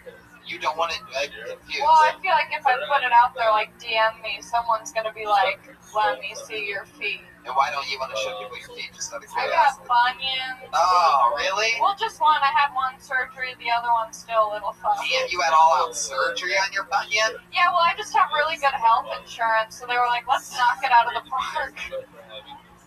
So, you don't have, I like that you don't want to show your feet because you have a bunion, not because you just don't want to show your feet to strangers. Yeah, I'm like scared of being judged by people who want to see my feet. Paula Bunions. Oh my god. Who's on your shirt? It's a skater, Nicole. Say again? It's a skater. His name's Nicole, and Skates for Adidas. yeah. Joel Jimenez. Yeah, I'm just a chill girl, you know? For those of you that don't know, Joel Jimenez worked at a skate park for a really long time. I know a lot of you are looking at him over there just thinking that that's clearly Hulk Hogan's janitor, but Well, I'm doing that now, actually. Calls me the N-word. No. Allie, what else is going on in life? Anything else crazy? No, I got a car, so now I'm like way more mobile. Ooh, what kind of car did you get? I got a super les car. Really? Yeah. I like am really I'm leaning in to this look. Going on. I got a Subaru Whoa. Outback. Oh my god. Subaru Outback. I do not go camping, but I think I have to now, and I also think I need to find a woman to go with. I get you a picture of you driving more than 5 miles an hour. That's your cadence. Got a Bernie sticker on. Yeah, people at my work call me slow, and I'm like, is it because of how I talk, or do you think I'm actually like slow mentally? Well, you have the haircut to be mentally handicapped. That's normally what they give people. Is this a haircut? I think, yeah, like when they put them in psych wards. Yeah, like criminally insane. Yeah. Yeah. One thing. Ellie, I got a question. Yeah. I want to know your thoughts on the last guy. Oh my god, I loved him. I knew it. Yeah, that was so fun to For those of you watch. that don't know, Allie falls in love with douchebags very quickly. Well, that's the thing that was interesting. I actually did not have any sexual attraction to him. What a rare... Is it because he has better hair than you? It could be. It could be some jealousy. Yeah, is this not a vision for practical jokers? They don't have No, okay, I want to be the first female joker. Wow, you really are becoming a feminist. You seem like you're very, very comfortable on stage. You have a lot of experience on stage. No, I just really love attention. Yes, she does. She's been doing it a long time. She's only 21. You've been doing what, 3, 4? Almost 3 years. Almost 3 years. I'm an old hag. What? Nothing. All right, well, there she goes. Another brand new minute from the regular Allie motherfucking Makovsky.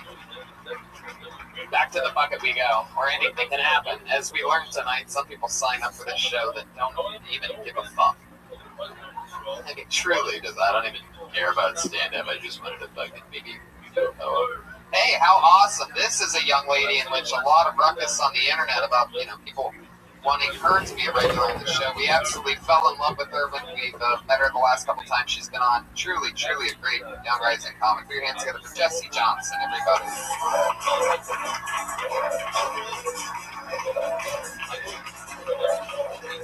Here she is.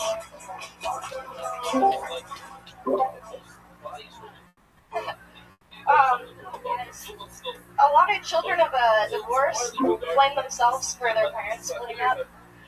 Not me, I blame my sister. Okay. No, it was totally me. I was 6 years old. I sat him down and I was like, guys, what are we doing here? Yeah. It's been great ever since. I really look up to my sister, actually. She's awesome. She's really smart. She studied astrophysics, which is like regular physics, but in space. And I got a lot of smart people in my family. My dad's a rocket scientist, actually. My sister's an astrophysicist.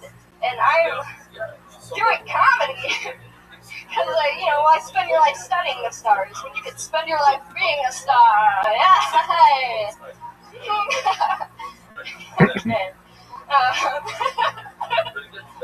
I had the two moms. They don't really like each other that much. One's married my dad.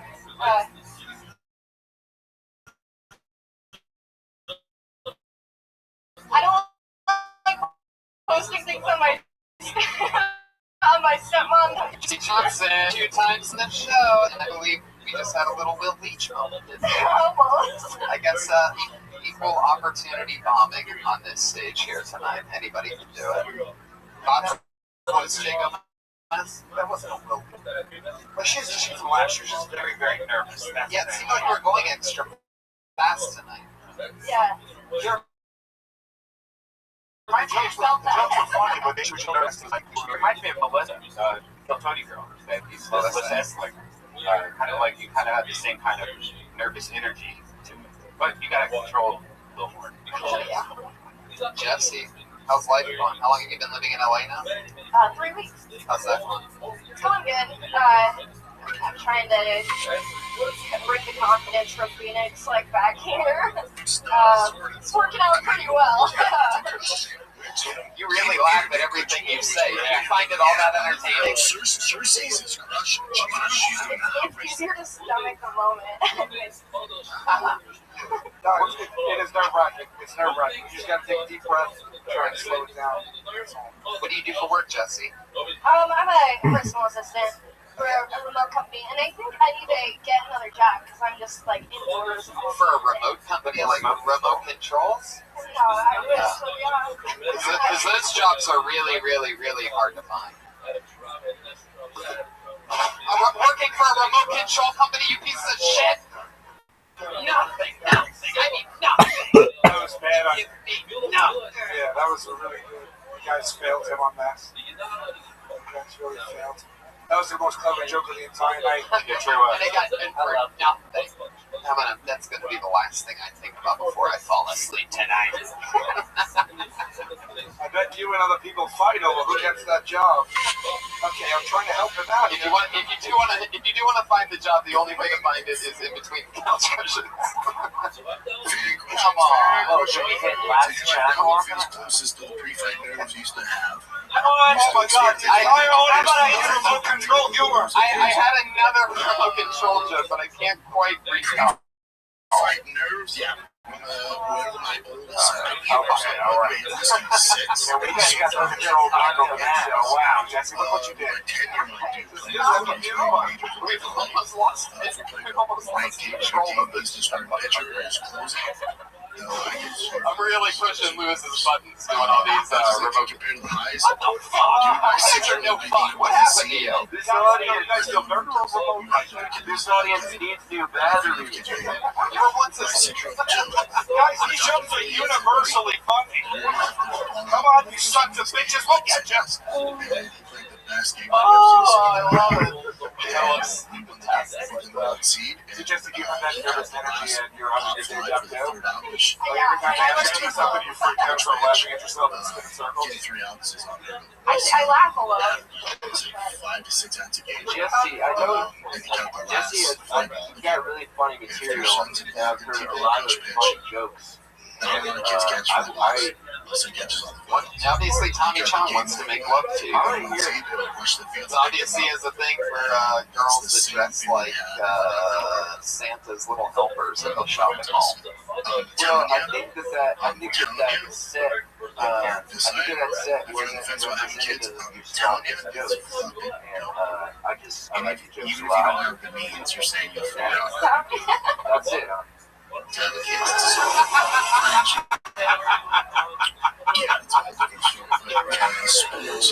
Ryan Redband, my favorite sound effect in the world.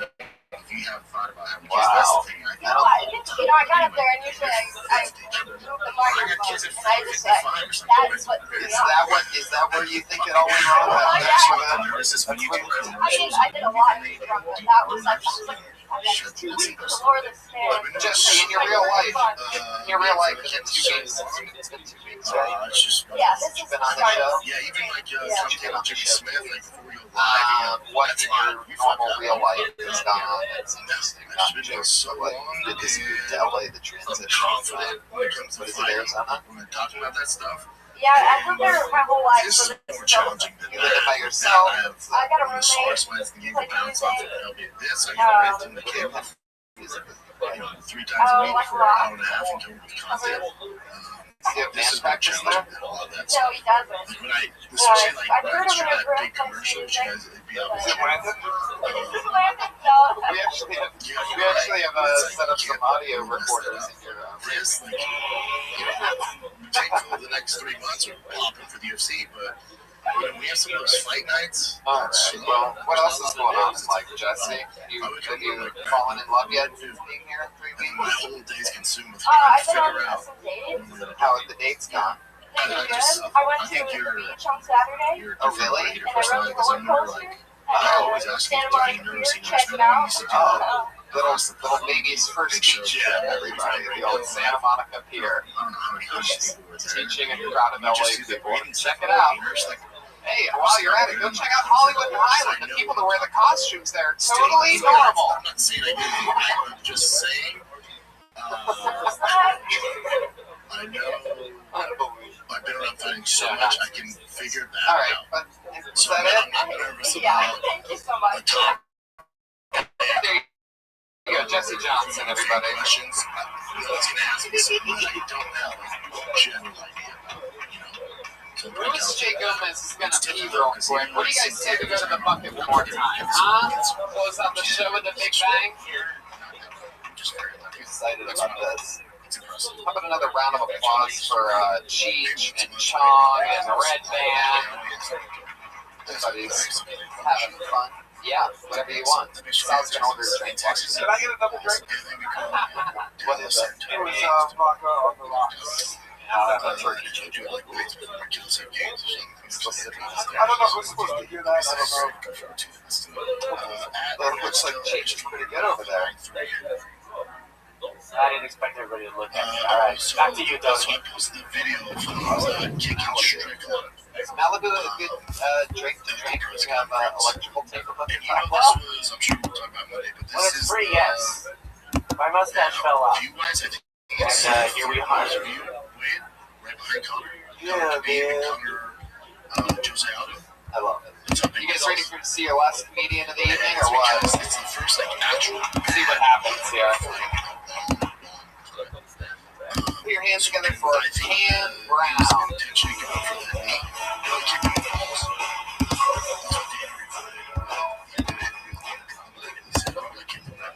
I don't see anybody coming. Is there Cam Brown out there? Oh, there he is. Okay, put your hands together for Cam Brown, everyone. He already went up twice. One more time for Cam Brown, everyone. I found that, like, I mean, I'm sure I don't know if it's different here or whatever, but there's a lot of, like, with deodorant, it's always, like, the selling point is 48-hour long lasting, like, who's not sharing for 2 days. Yeah. I used to watch, like, that cartoon Cat Dog a lot as a kid, and I was fascinated because there was, it's an animal with a cat head and a dog head on the other end. And I felt like even as a kid, which is probably weird, like maybe I was fucking with something. But he was like, if one was down to bone another animal, and then the other animal wasn't into it, does that mean like the cat or the dog was kind of like getting mouth like reversed?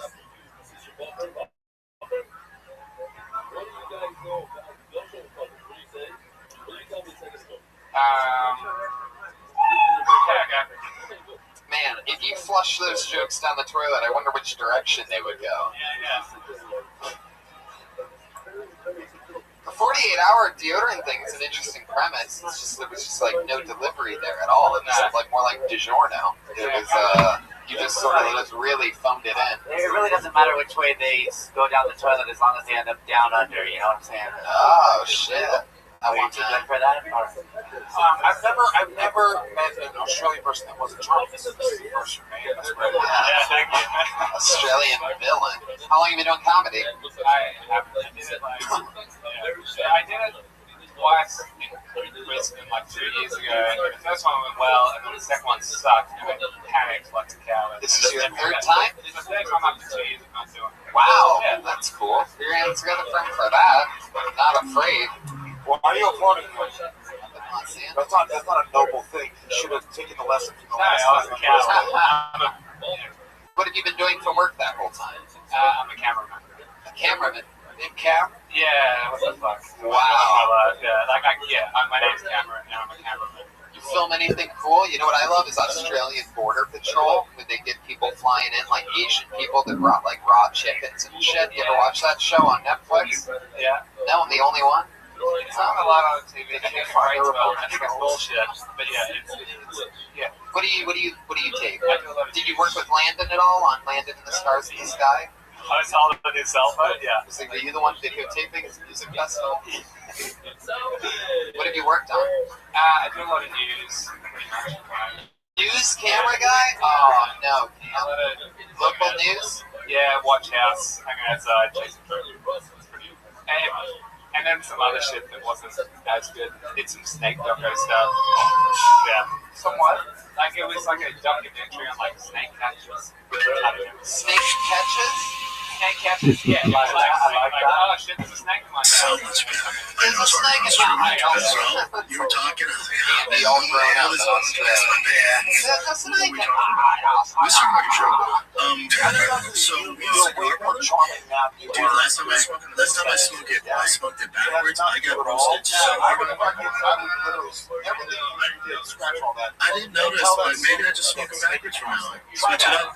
Yeah, that's like, yeah. I would talk about you and your job. But it's really the same. It's just where the weight was. Yeah, man. It's cool if you're observational knowledge, if you're jump smart, but I think you will be most effective if you can learn a little about you right away. I was worried that normally I would talk about more about work, and then I was like, this works.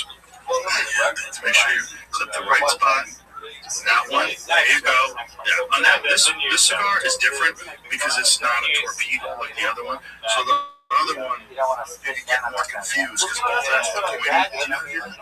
Yeah. Did you know? No, you gotta think of it. No.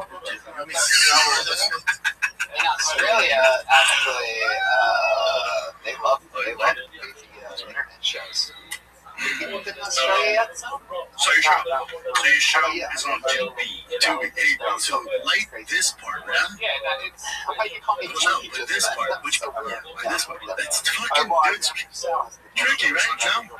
How the fuck have I been You didn't cut. That's one of the So anyway, Wow, you just giggled like Jesse What's it called? Johnson. What's your show? Your hands going wild? Oh, that's right. Just like girls go wild.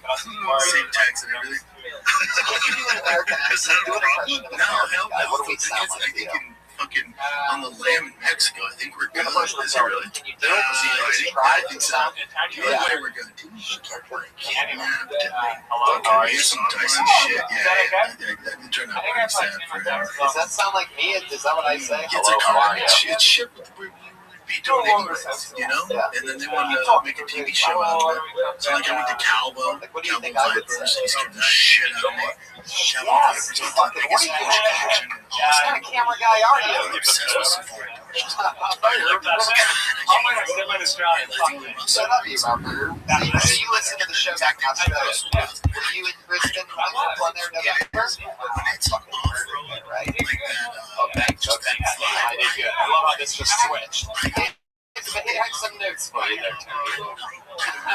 There's a dirt track where you can So take is this the your car to. I think that it's switching or you're just not up like a bucket list kind of thing. Yeah. There's places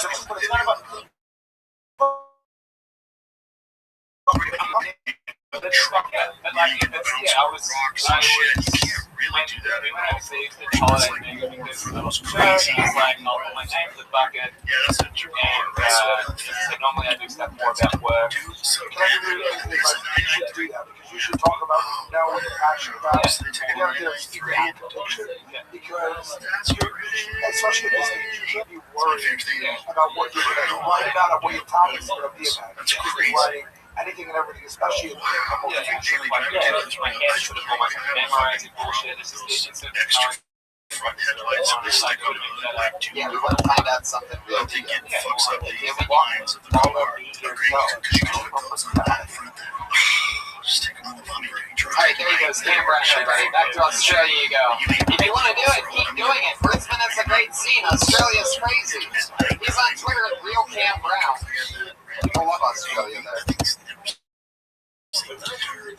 Let's do one more comedian. I'm going to bring up somebody who I want to bring up because I love him. We love him. It's been a couple weeks since he's been on the show. I absolutely love this guy. Hands going for Manuel Herrera, ladies and gentlemen. Here he comes. Here he is. That's a fake tits. It's like extra fake tits. It's like you got 2 fake tits on your fucking head. You got some fucking colorful tits. Like, get those out of there. They don't belong there. More is not always better. And the shape of a dumb. Joe Rogan teaches at the show how to smoke a cigar. The last time he was with Joe Rogan, he smoked a cigar. Backwards. He also talked about his two-shot. This just proves what a phenomenal job. So he was, but he's not even really your head. And that was proven when he was asked a very hard question from being too fast, too furious. And Manuel Herrera. That's a perfect example of what we were just talking about. Like, if you just are honest, like, people can feel it. Like, I think we all know that you really do want to fly an airplane. That felt really genuine. Like, you have that real passion. Also, you talk about not worrying. Just the first thing you did was say you're a doctor. Yeah, one of my favorite things is that the last guy was afraid he was going to lose his job in an Australian news casting agency, but you come right out as an illegal alien to your opening joke. That was, I like how we did the first show, and like 6 tags in a row were just like, you know? Yeah. You know? One time we did Tell Tony, I was on the show. Yeah. I remember there was Chris Lawrence when you did it. Yeah, that's great because she talks so little. Yeah. Well, I thought I mean, it was a while ago. I never knew it would come up, but it's okay. I doubt Joe Rogan. You've been on the streak lately, and your last appearance was a breakout appearance because I ended up doing some research on you, and son of a bitch, and we ended up finding that last appearance I was reading some of your tweets that I found that you had ridiculously honest, creepy tweets, and I'm looking at it right now. 10 hours ago, we have another Manuel Herrera. For those of you that follow him on Twitter, Winter State. And the last time you were on stage, you were tweeting at a girl that was talking about sucking dick for 2 hours, and you were saying a bunch of things to her. And now I see, she sucked it for 3 hours. Okay. And I see that she tweeted recently, in fact, was this today? She tweeted that. She says, you know you famous when stand-up comedians are talking about you. Smiley face. Watch the last 10 minutes. And it's a link to this show in which he was on. Now, you quoted that tweet 10 hours ago. And above that tweet, here's what he said. I better get some blitzkrieg head from you now. That's not the end. All these 6.75 inches of beaner dick. 22 hours ago, that same girl. I don't even think she's a porn star. She's just a normal girl that you tweet at. You don't know her, right? She has 5,000 followers. She's on Twitter at Dreadheadvilla. H-A-L-E-A. Well, I mean, if you follow Winter Snake, you'll see, because you quoted her again, and you tweeted at her again 22 hours ago. She said yesterday at 10:21, used a dildo for the first time. Feels dipped than a dick. It has 1 like on Twitter. She's not that popular or famous or anything. But you like this girl. You quote tweeted her. Remember, she said, used a dildo for the first time. Feels dipped than a dick. He said, don't be lying. You fall asleep cuddling dildos with your puss every night.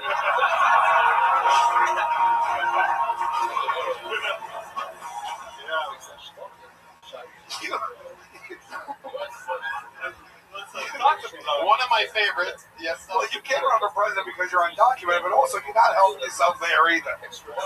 You're pretty, you really put it out on Front Street, you know. That's what I'm talking about. Yeah, but that aggressive shit works with women. Here's what Hispanic and black men have learned, okay? Because I live in New York City, and like Hispanic and black chicks like when you fucking come at them very direct. So you get catcalls, they love you. Yes, yeah. They fucking do, okay? That's how you pick up a Puerto Rican chick. You go, yo, what's up, Ma? You want to sit on my face? And then she comes home with you and you get married, okay? This is I'm not wrong about this. It's only fucking white chicks that get offended by catcalling. So that's why white chicks should not be walking through black and brown neighborhoods, because this is how we get women. It's true. Don't walk through them. Run through them, white ladies.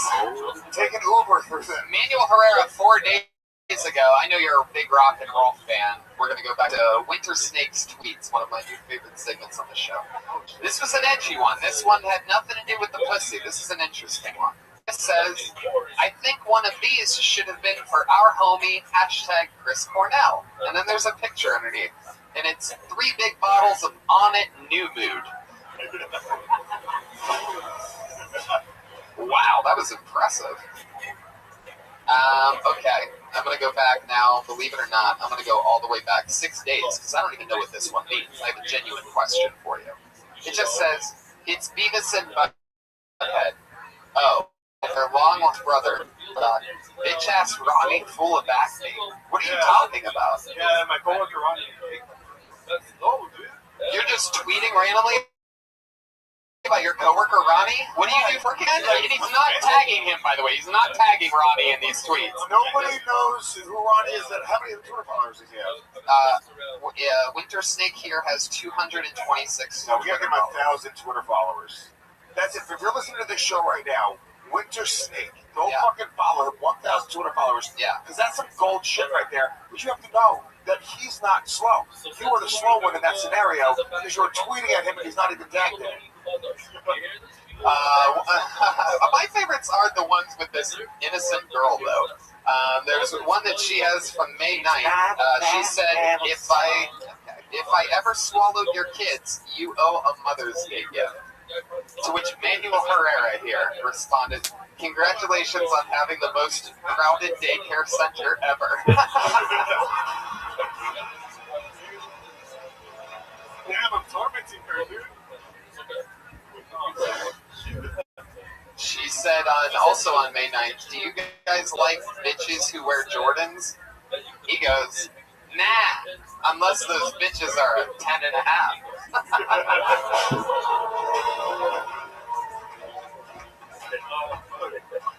That's really funny. That's funny shit. That's legitimate. Because you want the shoes for yourself. Yeah. Let me ask you a question. Have you done that on stage? That joke right there. Not yet. Tell that on stage. That's better than everything you just did. Yeah.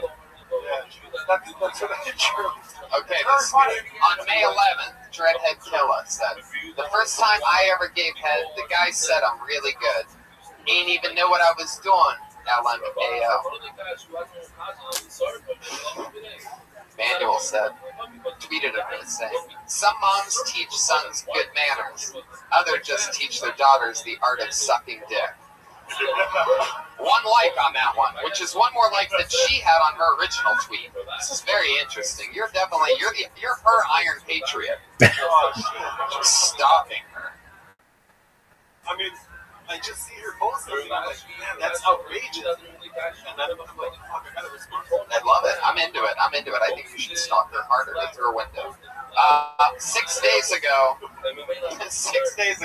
she said, when you try so hard to get over someone and they come back into your life out of nowhere, Manuel said, your exes be popping out of bushes.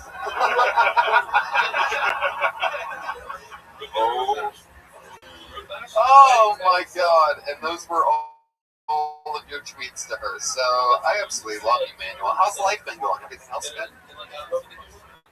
Dude, that sound fucking pissed. I would tell you to not try so hard to just project a character or anger that's not really there. Well, by the end, there is.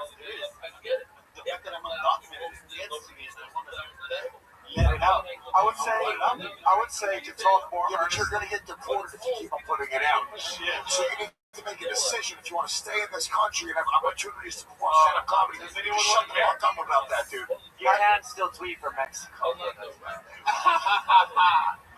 At the end of your set, you were just kind of searching for something, and you naturally said when you weren't trying, like, I want to go on a plane. And that's not even a punchline, but everyone laughed because it was so honest and it was kind of funny. So your tweets, so I'm sure you're not really trying hard with the Jordan stuff. I would say, like, try and, you just said it, no, but try and tap it. But it's also you write punchlines. I think maybe your problem is you can't figure out a setup for like a premise. Because it's funny is when they give you a setup, you're actually saying clever shit on Twitter. That's not like a bullshit. Those are legitimately clever tweets. Yeah, the response 6 days ago, without tweeting, without tagging anybody in this tweet, you said, "I can't stand my bitch-ass coworker Ronnie. He looks like the third long-lost brother of Beavis and Butthead." Now, what was Ronnie doing? What do you do for work again? You drive a fork. What the fuck is Ronnie doing in the forklift with you? That's what you hate about him? He's slow? That's it? He's always asking me for advice, like how to make the money. So he's just a normal person. Yeah. He's like always trying to be my friend. I'm like, dude, fuck you, bitch-ass Ronnie. You Beavis and Butthead motherfucker, dude. I don't need no friends, man. I gotta go tweet at this girl. They keep coming up to me like, "Oh, Holmes, you're so cool." I'm like, "Fuck off, Ronnie. You're a faggot, man." Yeah, Those bitch-ass Ronnie again, living life. Every time I turn around, there's Ronnie smiling, trying to shake my hand. Fuck you, Ronnie. Hey, bitch-ass Ronnie has papers. I don't. I got shit I gotta focus on. Hey, Ronnie, can't you see I'm driving this forklift? Hey, bitch-ass Ronnie, unload these. Oh, man, I gotta tweet about this shit, man. Fucking- That's really pissing me off. Two Beavis and Butthead jokes. Why do you think you went double Beavis and Butthead on bitch-ass Ronnie? Because he's a white guy? Is It's that also the same joke, and he just reworked it like later on. Says the Mexican. Are you fucking kidding me? Well, we found bitch-ass Ronnie. Alright. Well, Manuel, how's your love life going? You hook up with any chicks lately or anything? Really? Wait, what? You hooked up with a married chick? When was this? 2 Wednesdays ago. That's funny. Never forget. You weren't trying. That was funny. Never forget. So 2 Wednesdays ago, I had the fucking bitch-ass Ronnie had me all worked up. I'm like, "Ronnie, here, smell this old married bitch's pussy." He was like, "No, that's gross." I'm like, "It's just pussy, Ronnie." 2 Wednesdays ago. 2.5 months ago? Yeah. Where'd you meet this lady? What? Well, you had her? No. My friend's married to this registered nurse, and word got around that I would be able to match with her somehow. We're not whatever. Your friend's chick. Really? Is that true? Man, that's why I didn't see any tweets about bitch-ass Matt, obviously. Wait a minute, did you like fuck Matt like he wanted you to fuck his shit and like beat off, or you fucked him on his back? No. My friend's man has a wife. This chick has a friend. Oh. Yeah, they set me up. So with the chick that you hooked up with was a married chick, though. She was having an affair. Did she talk about that on the date with you? What'd you guys do? No, she didn't. How'd it start? First thing you do, you pick her up? In the forklift. No. Get in, bitch. So I literally picked her up. Because I go in at 6 in the morning, and there's a hotel across from where I work, and I got her from in there, and we eat, and then we cuddled, and when I held her hand, I felt great. She was wearing her green. And then what did you say? Hey, yo, this is wrong, dog. Hey, yo. I was like, Here you are, in front of 100,000 weekly downloads, and at least 100 people in a live audience on a Monday. And she's married to a cop. You can keep that secret, but you can't keep the secret that you're illegal. Dude, baby, it's okay. I can keep a secret about anything.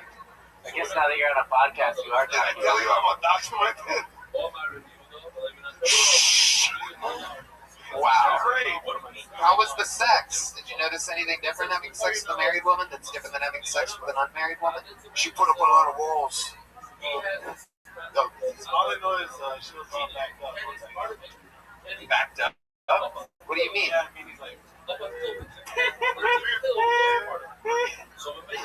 You touching turds? What do you mean she was backed up? Are you touching turds or we heard you? So what does that mean? What happened? Whoa, really? 6.75 beaner dick. You're too specific. 6.75. She went to go 4 times. Yeah. I see that. No, specificity is better. It's funnier. Be as specific as possible. How long did you have sex with her to make her come 4 times?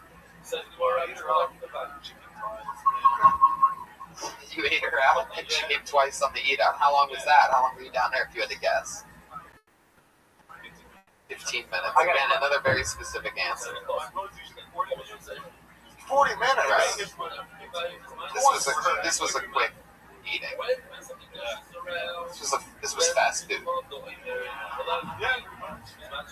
Alright, and then what? So about 15 minutes of downtown.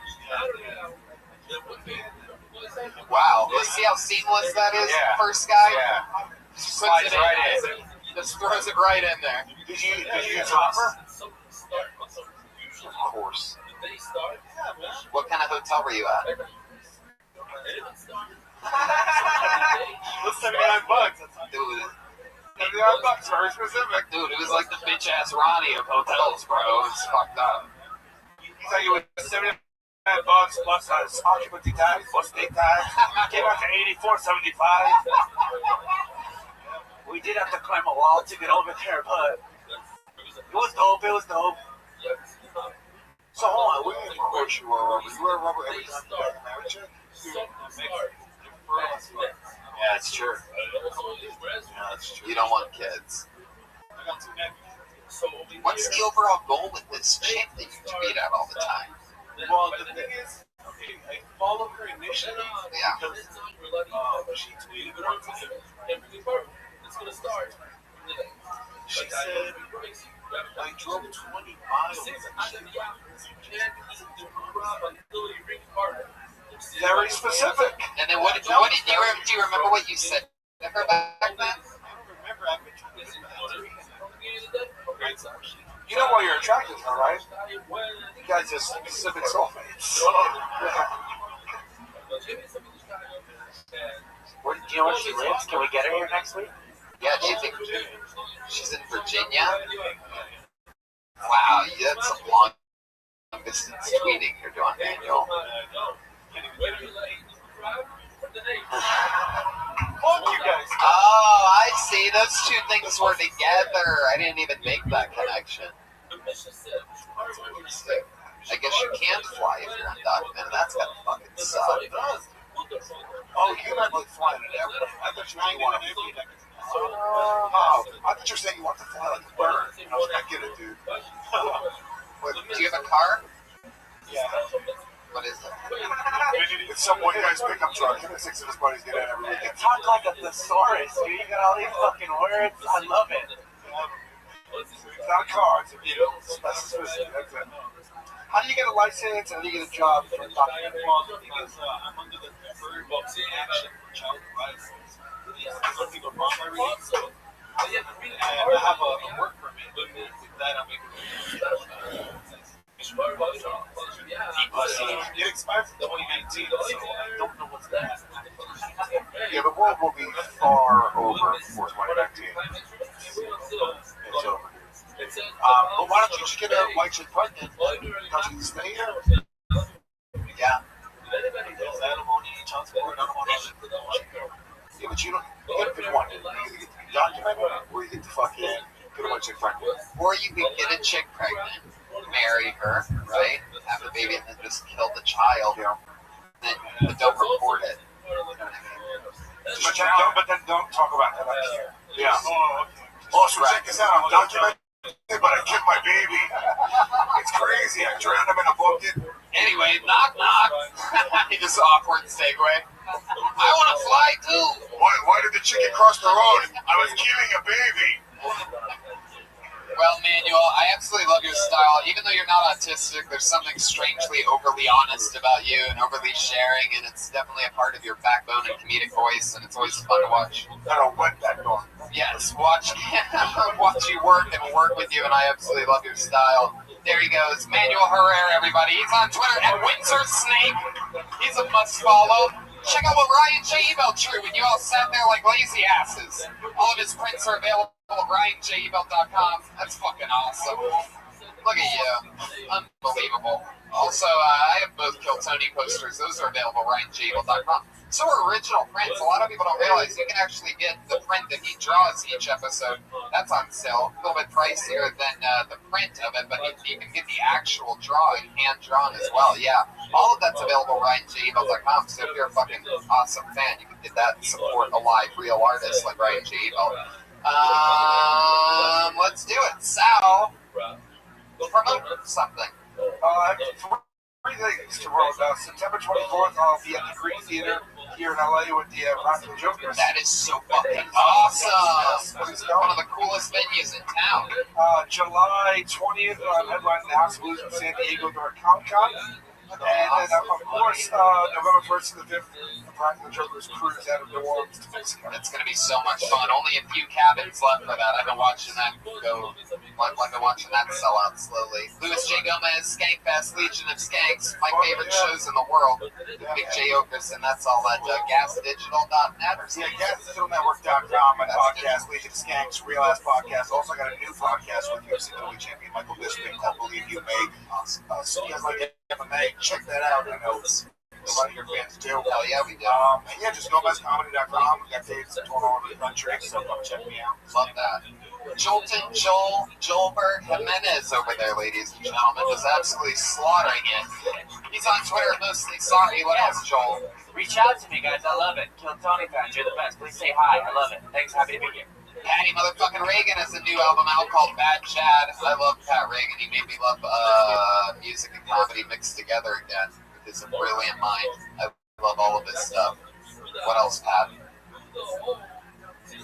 That's it. I covered it. You can catch me doing stand-up all around the United States of America for the rest of 2017. It's fucking crazy. I'm going absolutely everywhere. It's the Monster Energy Outbreak Tour, and that's all available at TonyHinchcliffe.com. Tour dates fucking everywhere. Adding some other fun dates to that as we go. Austin, Texas, San Diego, Asbury Park, New Jersey just got added today to the whole thing. Brian Redman. Toronto, Death Squad Toronto just went on sale today. Go to deathsquad.tv tour dates for more. Live audience, thank you so much. Have a great night, everybody.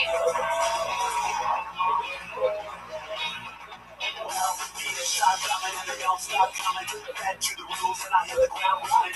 It makes sense not to live for fun. Your brain gets hot and your head gets numb. So much to do, so much to see. So what's wrong with thinking the backstreet? You'll never know if you don't go. You'll never shine if you don't glow. Hey now, you're an all-star. Get your game on, go play. Hey now, you're a rock star. Get the show on, get paid.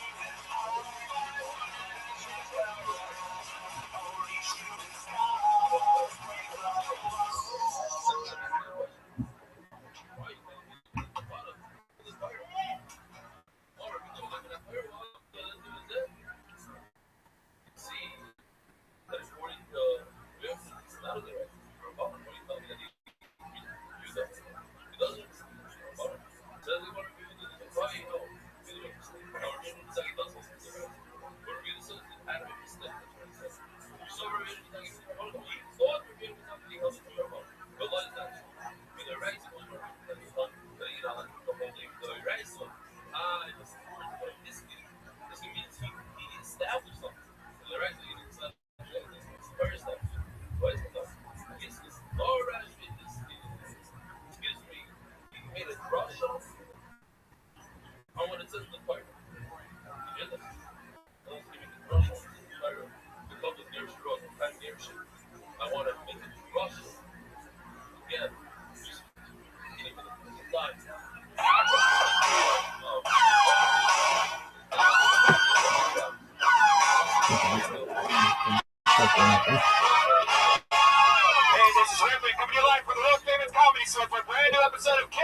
here's Tony. Hi, everybody. Hello. Make some noise. Happy Monday to you. There it is. Volume. Power. Feels good in here. Welcome to Call Tony, the #1 live podcast in the world. You guys ready for a fun fucking night or what? Brian Redband's here. What's up, guys? Brian J. Evil drawing tonight's episode. I'm fucking pumped about this. We have amazing guests ready to go. I'm sure positive that Josh is letting the 20 people that are waiting outside for some crazy reason in. I think we oversold out or something weird. Ticket malfunctions or something like that. I'm excited about tonight's episode. Yeah. Look at what we have on stage here. A little different. Make some noise. I saw this show, I'm Dying Up Here on Showtime. So they leaked their pilot episode on YouTube. It is the absolute coolest show. It is. And if you are a fan of the Comedy Store, it's such a, it almost feels like it's the Comedy Store. Goldies is what it's called. It is fucking awesome. I cried 4 times and I laughed 100 times. I really did. Nothing makes me cry. This is a powerful fucking show. It's like, the new Breaking Bad for comedy. It's filmed really well too. Like it feels like Almost Famous. That movie Almost It's Famous. executive produced by Jim Carrey, who's a Comedy Store guy. It's clearly from his brilliant mind. And you can see that on June 4th. It's the series premiere of I'm Dying Up Here. Saturday, June 4th, 10 p.m., 9 Central.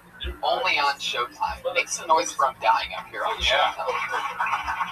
It's like us. It's like it's about young up and coming stand-up comedians trying to make it in the LA comedy scene. And if you don't have Showtime, you just download the app. You get a free trial for 3 months. It's true. It's on Apple TV. It's on your iPhone. If you like comedy at all, you're gonna absolutely love I'm Dying Up Here on Showtime. Again, that's June 4th, Sunday night. Yeah. You guys want to meet tonight's guests? How about that? I know I do. Wonder if they're ready to go. Put your hands together for Eric Griffin, Dom Irera, and Russell Peters. Yeah! We got Russell motherfucking Peters. They're probably backstage having trouble getting in the room. Sure, our other guests are coming. Russell motherfucking Peters is in the house. Yeah. I'll tell you what, boy. How are you, buddy? Good, Tony. How are you? Hello, Brian. Russell. Hello, audience. I'm excited for. Excited those 2 big guys made it up the stairs. Good job, fellas. Yes, they did. It's the amazing father and son combo, George and Christian. Yes. Wow. We're the chicken and rib combo. Josh, we got Dom Irera and Eric Griffin. Yeah. Is that my brother, Dominic John Joseph Irera? Dom Irera and Eric motherfucking Griffin. Eric Griffin. Boom. Both on the new show, I'm Dying Up Here. Fuck yeah. This is as staggered of an intro as we've ever had at the top of this show. I like it. I know, we got you guys hidden back there. I heard the intro. Guys, I saw your show and I absolutely love it. Dom and Eric are both in I'm Dying Up Here. Killer fucking stuff. I got distracted in the front now. Eric? Say hi, Eric. He's sharing stuff. Oh, sorry. Hi. I'm going to cover him up now. Oh, okay. I don't know what the fuck's going on over there. Dom Irera, say hello. Don't say. I don't usually do television like this case. Say hi to I love your wig in the movie. They have this awesome wig. It takes place in the 70s when you were like 25 or something like that. There was a guy who actually said I was trying to get away with making that wig in my hair. I'm thinking even the noses made Paul don't have that thick in hair. It's funny. Those Nepalese notes. They do a lot of Nepal jokes. Eric Griffin also plays a comedian in the 70s, and they just added, all they really did to change you is they just added 2 more inches of hair on the top of it. Well, I had so glad you said hair. I had 2 more inches. I'm excited to have you guys back. We've all done this show together before. You guys ready to do this shit? Let's jump right into it. We have a band. Ladies and gentlemen, my favorite band in the world. I feel like I'm going to be too close to the comedians. There we go. You are really, you're really out there in the middle of that stage. Josh pretty much gave the fuck up at some point today, producing the show. He's left people outside. Guests weren't ready. He has like 3 things to remember to do. Let people in, have guests no start show. But, Eric, I guess. And he came in real soft spoken too. Introduce you guys. No urgency at all. So at some point, if you could make your way to the He gave us the option. By 9 at least. The Kiltony Band, you can always count on them to be motherfucking ready. Let's see how loud this place can get for the great Kiltony Band. It's Pat Reagan, Jeremiah Watkins, and Joelberg Jimenez. Oh, wait a second. It appears as though there are some detectives coming into the room. Every week they do. God, Jeremiah looks like there's Jeremiah now. Wow, Jeremiah obviously very. Is Josh in there? Jeremiah is a pregnant detective. We hear about. Oh, he's got low-hanging balls. Hey, see, we're here about a murder. We heard somebody killed Tony. Oh. Very cool. Detective Short Tie. And clearly his elephantitis infested It's quite a hog on you, Jeremiah. Yeah. You talk about Dick Tracy. Hello. Has anyone seen a saxophone? Mysteries. How disappointing. What's that? A saxophone tie underneath the saxophone. Wow.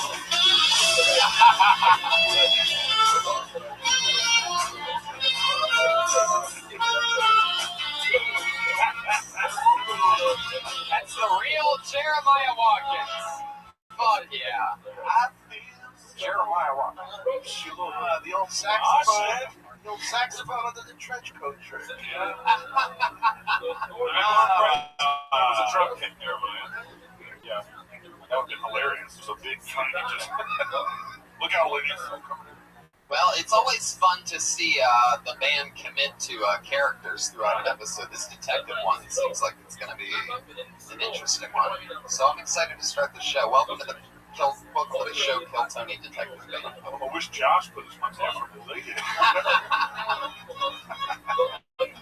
I still haven't seen him since the show started. So we have a band and music being played? I'm really confused. Believe you. Is the DJ still trying to be relevant? What's going on here? Wow, yeah, you can tell which one's in control of the volume of the show.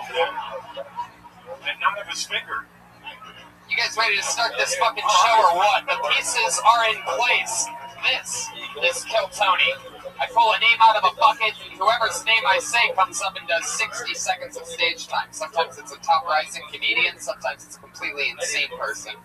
You know your 60 seconds is up and you hear the sound of a kitten? That means wrap it up then or else you're gonna bring out the angry West Hollywood bear. Boom. There it is. There you go. Where is Jerome? Jerome? Oh, I remember Jerome. I haven't thought of him in a long time. Alright, I pulled the name out of the bucket. We've seen this young lady on the show before. Put your hands together for Nicole Buchanan.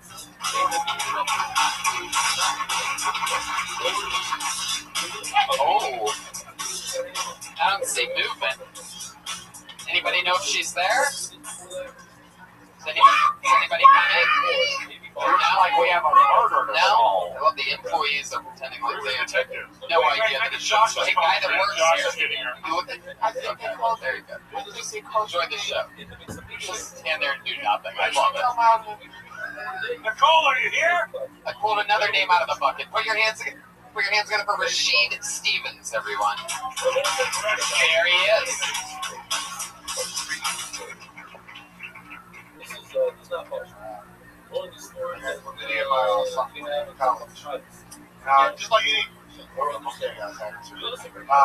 Just like any 18, 19-year-old guy I was ever young. For an entire week, I peed and burned like hell. my only thought subconsciously was, damn, I gotta stop eating these hot Cheetos, man. Hot Cheetos are fucking me up. And I had the best friend on my team. He was 6'5", 300 pounds. He's my best friend. He's the only person I could fight. I was like, Andre, man, it's a little embarrassing, man. But every time I pee, it burns like hell. He's like, fool, you like hot Cheetos too, man? I thought I was the only one, man. You know, he's slinging his hot Cheeto dick, man. Cool. There you go, 45 seconds of Rashid Stevens. Yeah. Fuck yeah. I got time for another venereal disease. Oh, yeah, I do. Give me a horn. So Rashid, let's talk about it. Okay, then. It's pointless after they sign out. It shows how much. But we don't need to show that. It's not a thing that ever needs to be shown for sure. So Rashid, how long ago were you a sophomore in college? When did you actually get this? So you say sophomore in college, but nobody knows. You're a junior in college now? When is this? Black don't crack. He's like 47.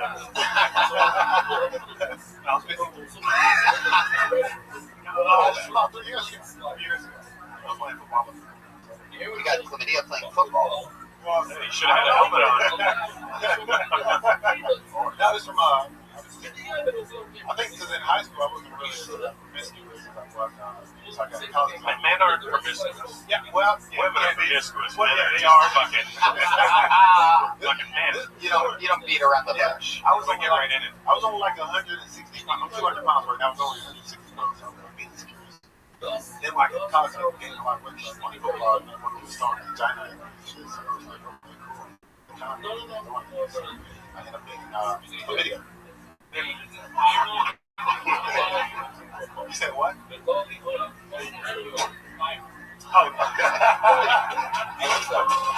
Joel going, wow, listen to that chant from the audience, which was probably as audible on the podcast as what Joel said with no mic back there and a cigarette in his mouth. Kill him!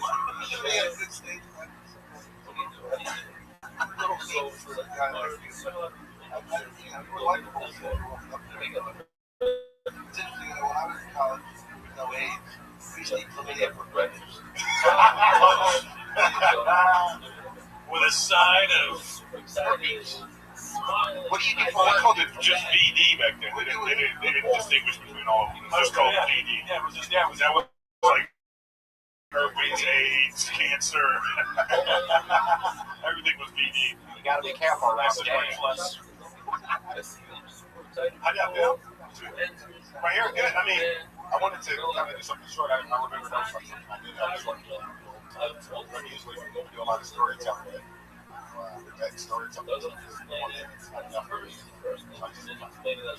Is this one of the stories that you tell right now that's the answer to this question? I think I just got chlamydia.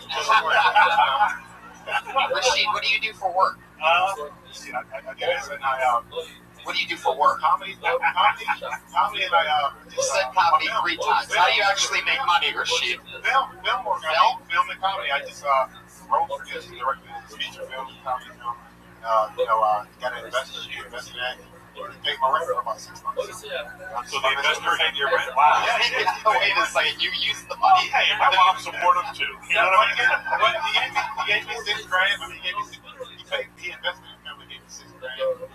$6 grand. $6,000 a month. Wait, this sounds exactly how a porno company starts. Yeah, I know, exactly.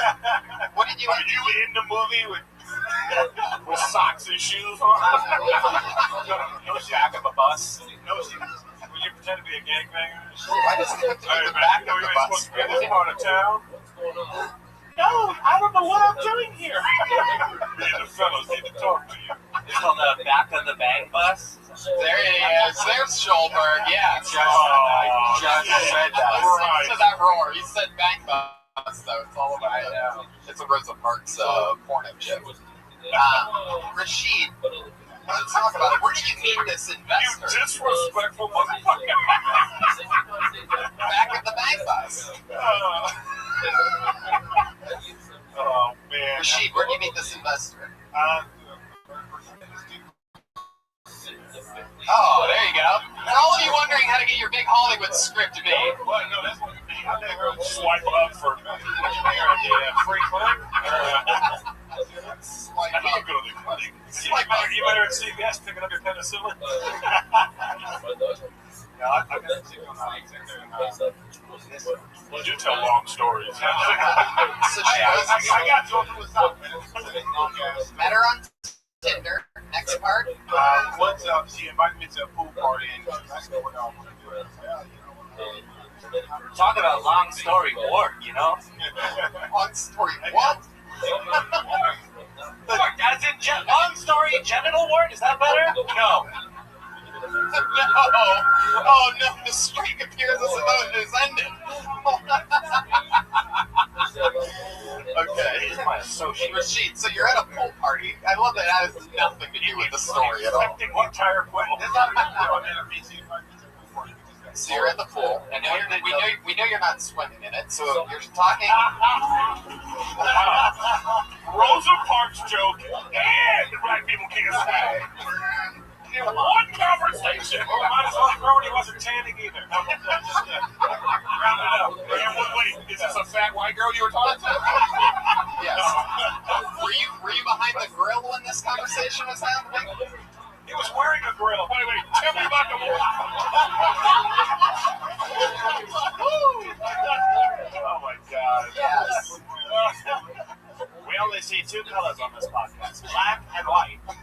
And this guy's black. Wow. Man, I'm going to start the fight again. So you're at the pool, you're sitting outside of the pool, this girl's asking you what you want to do. You're like, I want to make movies. And this guy over your shoulder goes, I want to make movies when nobody says anything to me. okay. So we're back to the actual you making this movie, and then what happens? Conversation just be like a couple weeks later. Can we ask him what's the investment? How cool was this? No, it was low, but And you were able to make the movie for $1,500? no, 75. 75. But really, 75 grand. actually, it was 81,000. Yeah, but it was 6 grand. Yeah. Exactly.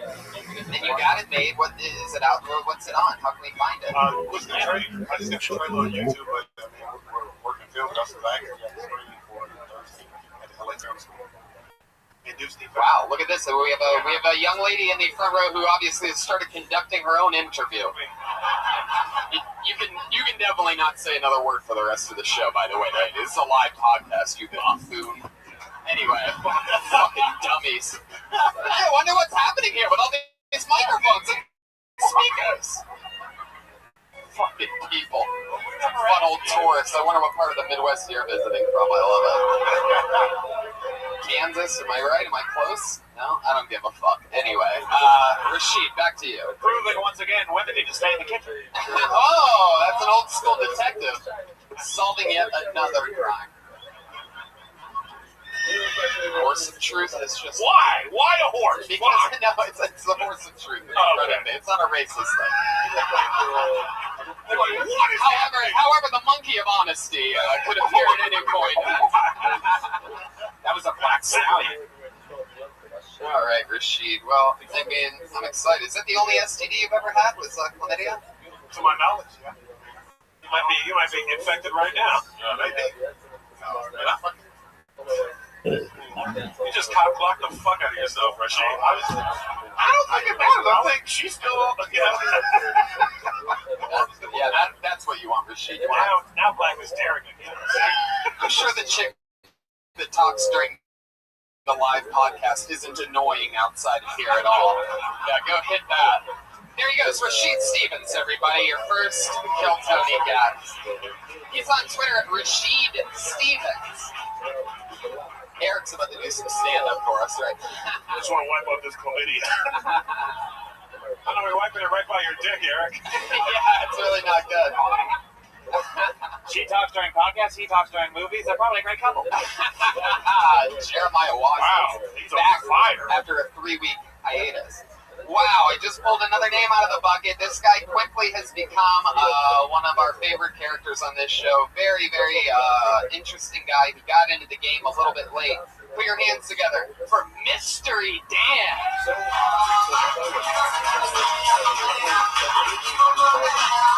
Oh, I can see him coming from deep far away. Trademark white hair. Oh, he's...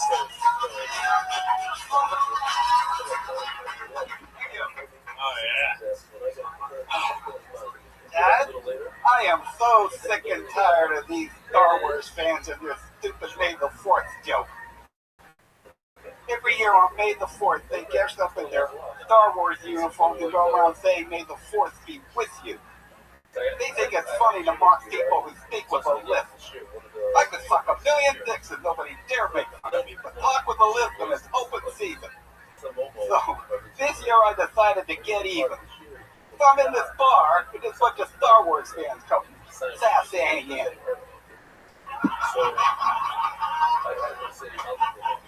And this Princess Leia said to me, "May the Force be with you." So I pulled out a pair of scissors and I cut off both of her thumbs. And she wasn't even wearing a wig. Then her friends jumped in. I clipped that Wookiee's ass bare. And that Luke Walker Skywalker wannabe, I took his lightsaber and shoved it right up his ass. He had it coming, those fucking listophobes. Thank you, good night. Wow, good night indeed. Wow, that was the worst thing I've ever seen in my fucking life. I've always wondered, how bad can it get? That's as bad as it gets right there. So when you're not conducting an orchestra, and when you're not out there neglecting your teeth, what do you It don't come out, right? Mystery Dan, you look like a serial... You are everything that I'm scared of, Mystery Dan. I mean, look at you. Cliff Richard looks terrible. Cliff Richard.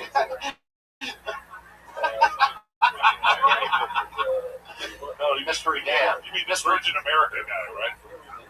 Mystery Dan. Oh, I'm not aiming for Richard Branson. I tell people that I'm good to him. Mystery Dan. Mystery Dan. Mystery Dan, over to your right over there. It's Pat Reagan. Oh, I'm sorry. I'm sorry. You got it. All right. Okay. Mystery Dan. You swear to tell the truth, the whole truth, and everything but the truth. I didn't quite understand that last part. Mystery Dan. Yeah, keep it laughing, wise guy. Mystery Dan, back over here. You're scary as fuck. That thing you did was terrible. So let's talk about your normal life. Where do you live here in West Hollywood? East Hollywood. Well, we talked before. You're gay, correct? Yes. Mystery solved.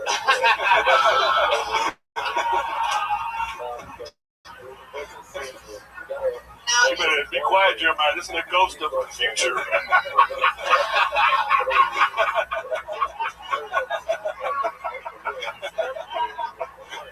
Mystery Dan, have you been making love to a lot of dudes lately? Well, is that how your hair gets like that, by the way? Are those like handles for something like that? It's just. Is that what happens when you take the two side ponytails out? It's like a handful of I've always wondered what John Hancock's pubes look like, and looking at your skull. Wow, Mystery Dan. The looks of it was a brown one. It was a little ATM action that day. Mystery Dan, what if you had to guess how big the biggest penis that's been inside of your mouth is, how big would you guess that is? Very small. Very small. Wow. You specialize in... Whoa, no. This is not good. We have live audio from the person who's... Oh, that's gross, Mystery Dan. Okay. Somebody put that baby the fuck out of here. Mr. Dan, Oh, can you describe the penis? he's got a log hook and a pen, and he's writing things even though Mystery Dan isn't. What is happening? Did it look like this, Mr. Dan? Did it look like this? Is this a suspect? Can you identify him in a gay lineup? Can you? Mystery Dan, why is it always a small penis? I'm very confused. I more on top. Stop. Maybe more than top. Eric Griffin. Why am I the big bottom? Wait, what does that mean? The top? So you're the fucker. Yeah. So why would you get the blowjob? You would. But I mean, like, but it's because you said. Oh, it just means he eats a lot of asshole, right? No, you don't do that either. Do you have a hungry butt? What about a hungry heart? No one has fun with you. You're just straight like, give me this ass, I'm gonna fuck this one. That's it? You're just all about the romance, the like, are you lube or spit? We just go right for it. It looks like puke by my ass. Since we're going down the dirt road, it's fine to Mystery Dan, you ever sucked a cock so long it made you think about doing something else? Isn't it fun when you can hear Pat write what he's saying right in front of you? So you just start something. True improvisation. Well, you know, it's tough because I have such a good time listening to the comics riff on the show that sometimes I lose what I'm thinking about. You did it again right there. That was Dan crashing into a man's ass. Mystery, Dan, when's the last time? I almost just called him Mystery. Like, that's his first name, Mystery, Is it okay if I call you Mystery? Whatever works for you. When's the last time you made love to a man? About 6 weeks. When's the last time you fucked a man? About 6 weeks. Okay, same thing. Now, where'd you meet that guy at? Right outside the subway station where I live. Subway station. I like the metaphor. I thought it was a pool party. You know what I mean? Subway station. It was a callback. So you're standing outside the subway station. No, I was coming out of the subway station, and these dudes were just coming back from the gay bar on the street. Well, it sounds like you were stalking. How do they know you're gay? I didn't know you were gay. Right, that seems like tough to predict. Because I would know that guy. There's guys you look at, you go, that motherfucker right there. You know, like that. I remember when this show used to be like funny. Remember that? I actually don't, Don. I actually don't. Well, they added a band and sound effects. Well, they gotta make up for it somewhere. So what's that Red Band Kills? oh, come on, Russell taking shots. Sorry. Play sound or something to get him back. Mystery Dan, when you're not on Mount Rushmore. Police on the scene has been a gunshot. Wait, of all the sound effects you can choose from over there, the multitude of sound effects. You're gonna make him do another one out of them. There you go. Right. You can't play with it was up to me. Red Dan would be in one of those Robin Quivers fucking clear boots in the back where they're like, hey Robin, let's go to the news. This guy's frightening over here. Mystery Dan, back to you. So what do you do for fun, like when you're not just hiding under people's beds and things like that? Well, I pretty much just do like as many open mics as I can a day. Mike, Jim, I see what you're talking about. I think 6 weeks is a little bit of a stretch. Nothing better than opening mic, am I right? But I have He's a regular at Sal's Comedy Hall. Inside baseball for the community. Okay.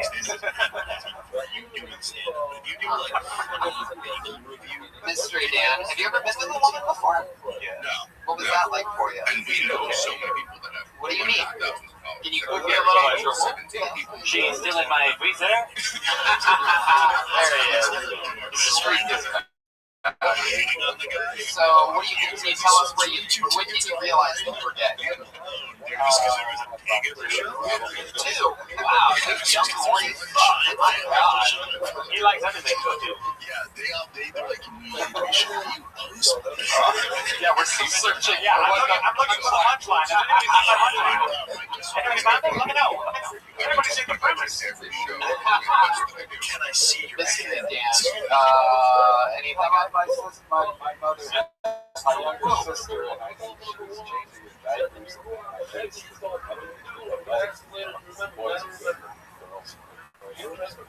Wow. That's where it started. Yeah. Where the looking at your sister's It's not vagina. it's not though. I mean, It's not like even Yeah. it's called Kim out. It's like, yeah, it's not contagion. Like there's no contagion level. Dude,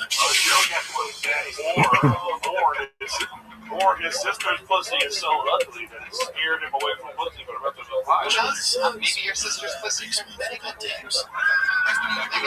My sister's was playing. Oh, really? And I'm guessing is that Mystery Ann? Or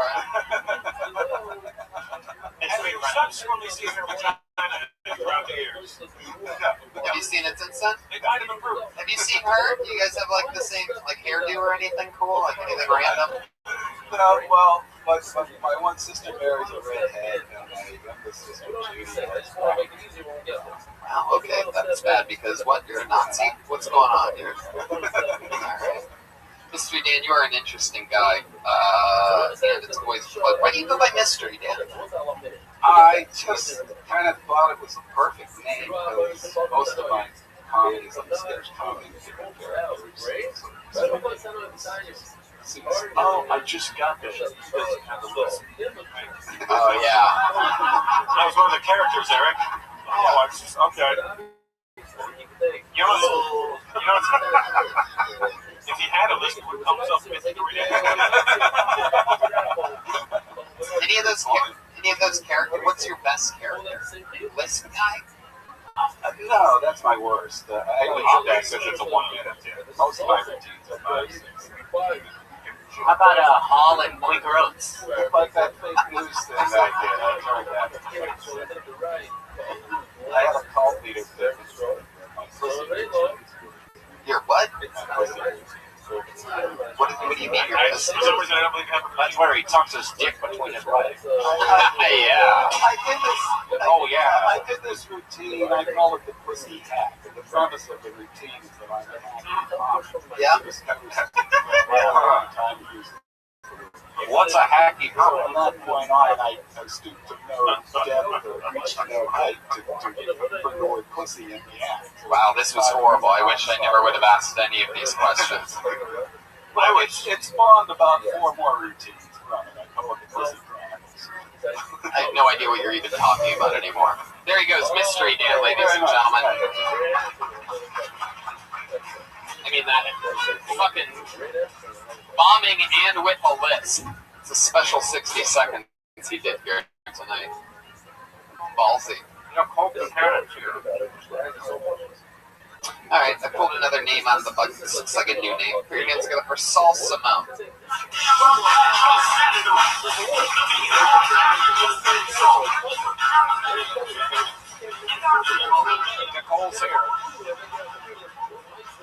Nicole's here. Is someone coming to the stage? This system is absolute dog shit. By the way, I'm happy to announce you're the first audience to ever hear. I'm going to release it right now. We are making a permanent move to the main room of the Comedy Store this July, so that's going to be interesting. We won't have these problems anymore. Here's Saul Simone, everybody. Breaking news. Saul Simone. Hello. I don't know you. I kind of better. Thanks. What's going on? Just do your minutes, so. It's a stand-up bit. I actually, tell you the truth, I just got a hold of me with my buddy and everything, signed up. Done a little bit. My people are traditionally funny. Not a lot of Jew fans over here. Anyway, Christ almighty fun. Let's see. Well, I'm an Orthodox Jew. Right, I got a goofy ass fucking voice. I don't know. I just moved to LA a little while ago. God, you got like the meanest fucking mug in the face. This guy's all these niggas just fucking. Anyways, I just moved to the West Coast pretty recently. Cruising around, checking out the architecture. This is a picture. And, there you go. Saul Simone making Mystery Dan look like Dave Chappelle. Holy shit. Wow. No, relax. Just soak it in. Don't just talk uncomfortably. this was the list to get in the fucking place. I didn't know this shit. I didn't realize it was a podcast. I don't believe you at all. Yeah. We believe that part out of everything. That part makes sense. Alcoholic. How many shots can you possibly drink? Listen, I'm kind of like these ghosts here. This character is the worst. This is a character. This is you. You're so full of shit. It's a bad character. It's like the list guy, the mystery man.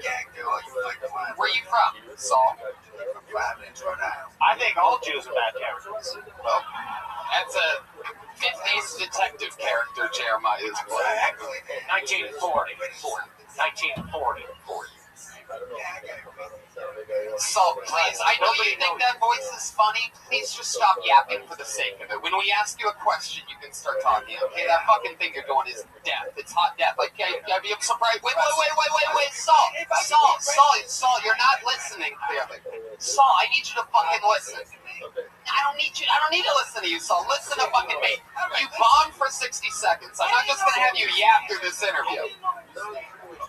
That's no problem. If he doesn't understand that, why don't you just... Saul, would you normally sign up for things and just bomb?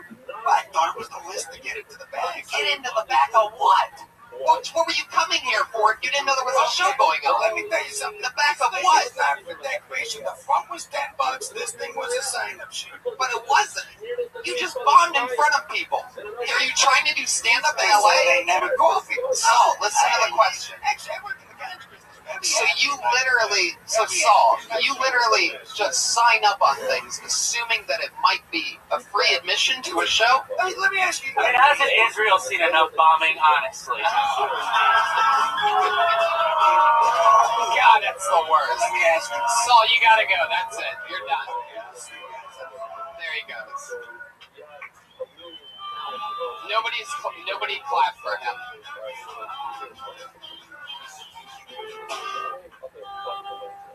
God, is there anything worse than that type of character? No words. Is the phrase, though, Jews run show business or the Jews ruin show business? Just a reminder, I'm Dying Up Here premieres June 4th on Showtime, 10 p.m. Oh, I get it. That's the theme of the night.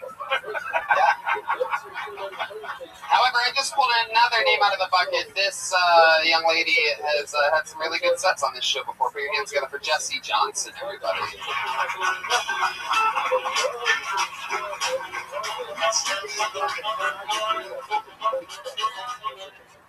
Hey guys, oh man, I'm so happy to be here. But to be honest, I've been really tired lately. I think I'm so tired because I'm working 3 jobs right now, which is some bullshit because I don't even have kids. So, I don't have kids. I don't have a man. I actually just got out of a 5-year off and on relationship. Yeah, I mean, it was toxic. And it was so bad because the guy was the lead singer of a local ska band. Awful.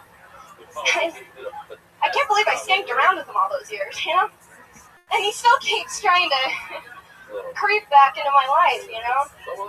But I think I found a way to tell him off in a way he can understand. Alright, I'm just like, not interested. What are you talking about? I just opened for Real Big Fish. Cool name drop. Pick it up. Yeah. Thank you very much. Jessie Johnson, exactly 1 minute. Coming in like a goddamn professional. Someone that probably actually wants to do stand-up comedy at some point in their life. That's fun to have you here. How you doing, Jessie? I'm doing so good. Thanks. I'm so glad to be back. You've had amazing luck in the bucket. Yeah, you have. Yeah. You've been here for what, like a month? This starts my 4th week. Wow. In the big city. So you didn't have sex with Mr. Renee?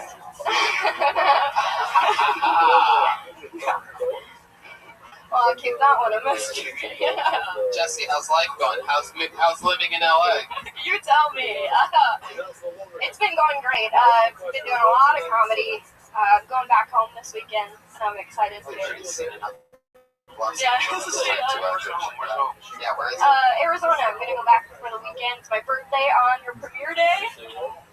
But it doesn't matter. Happy birthday. Thank you very much. Happy premiere. And will be 27.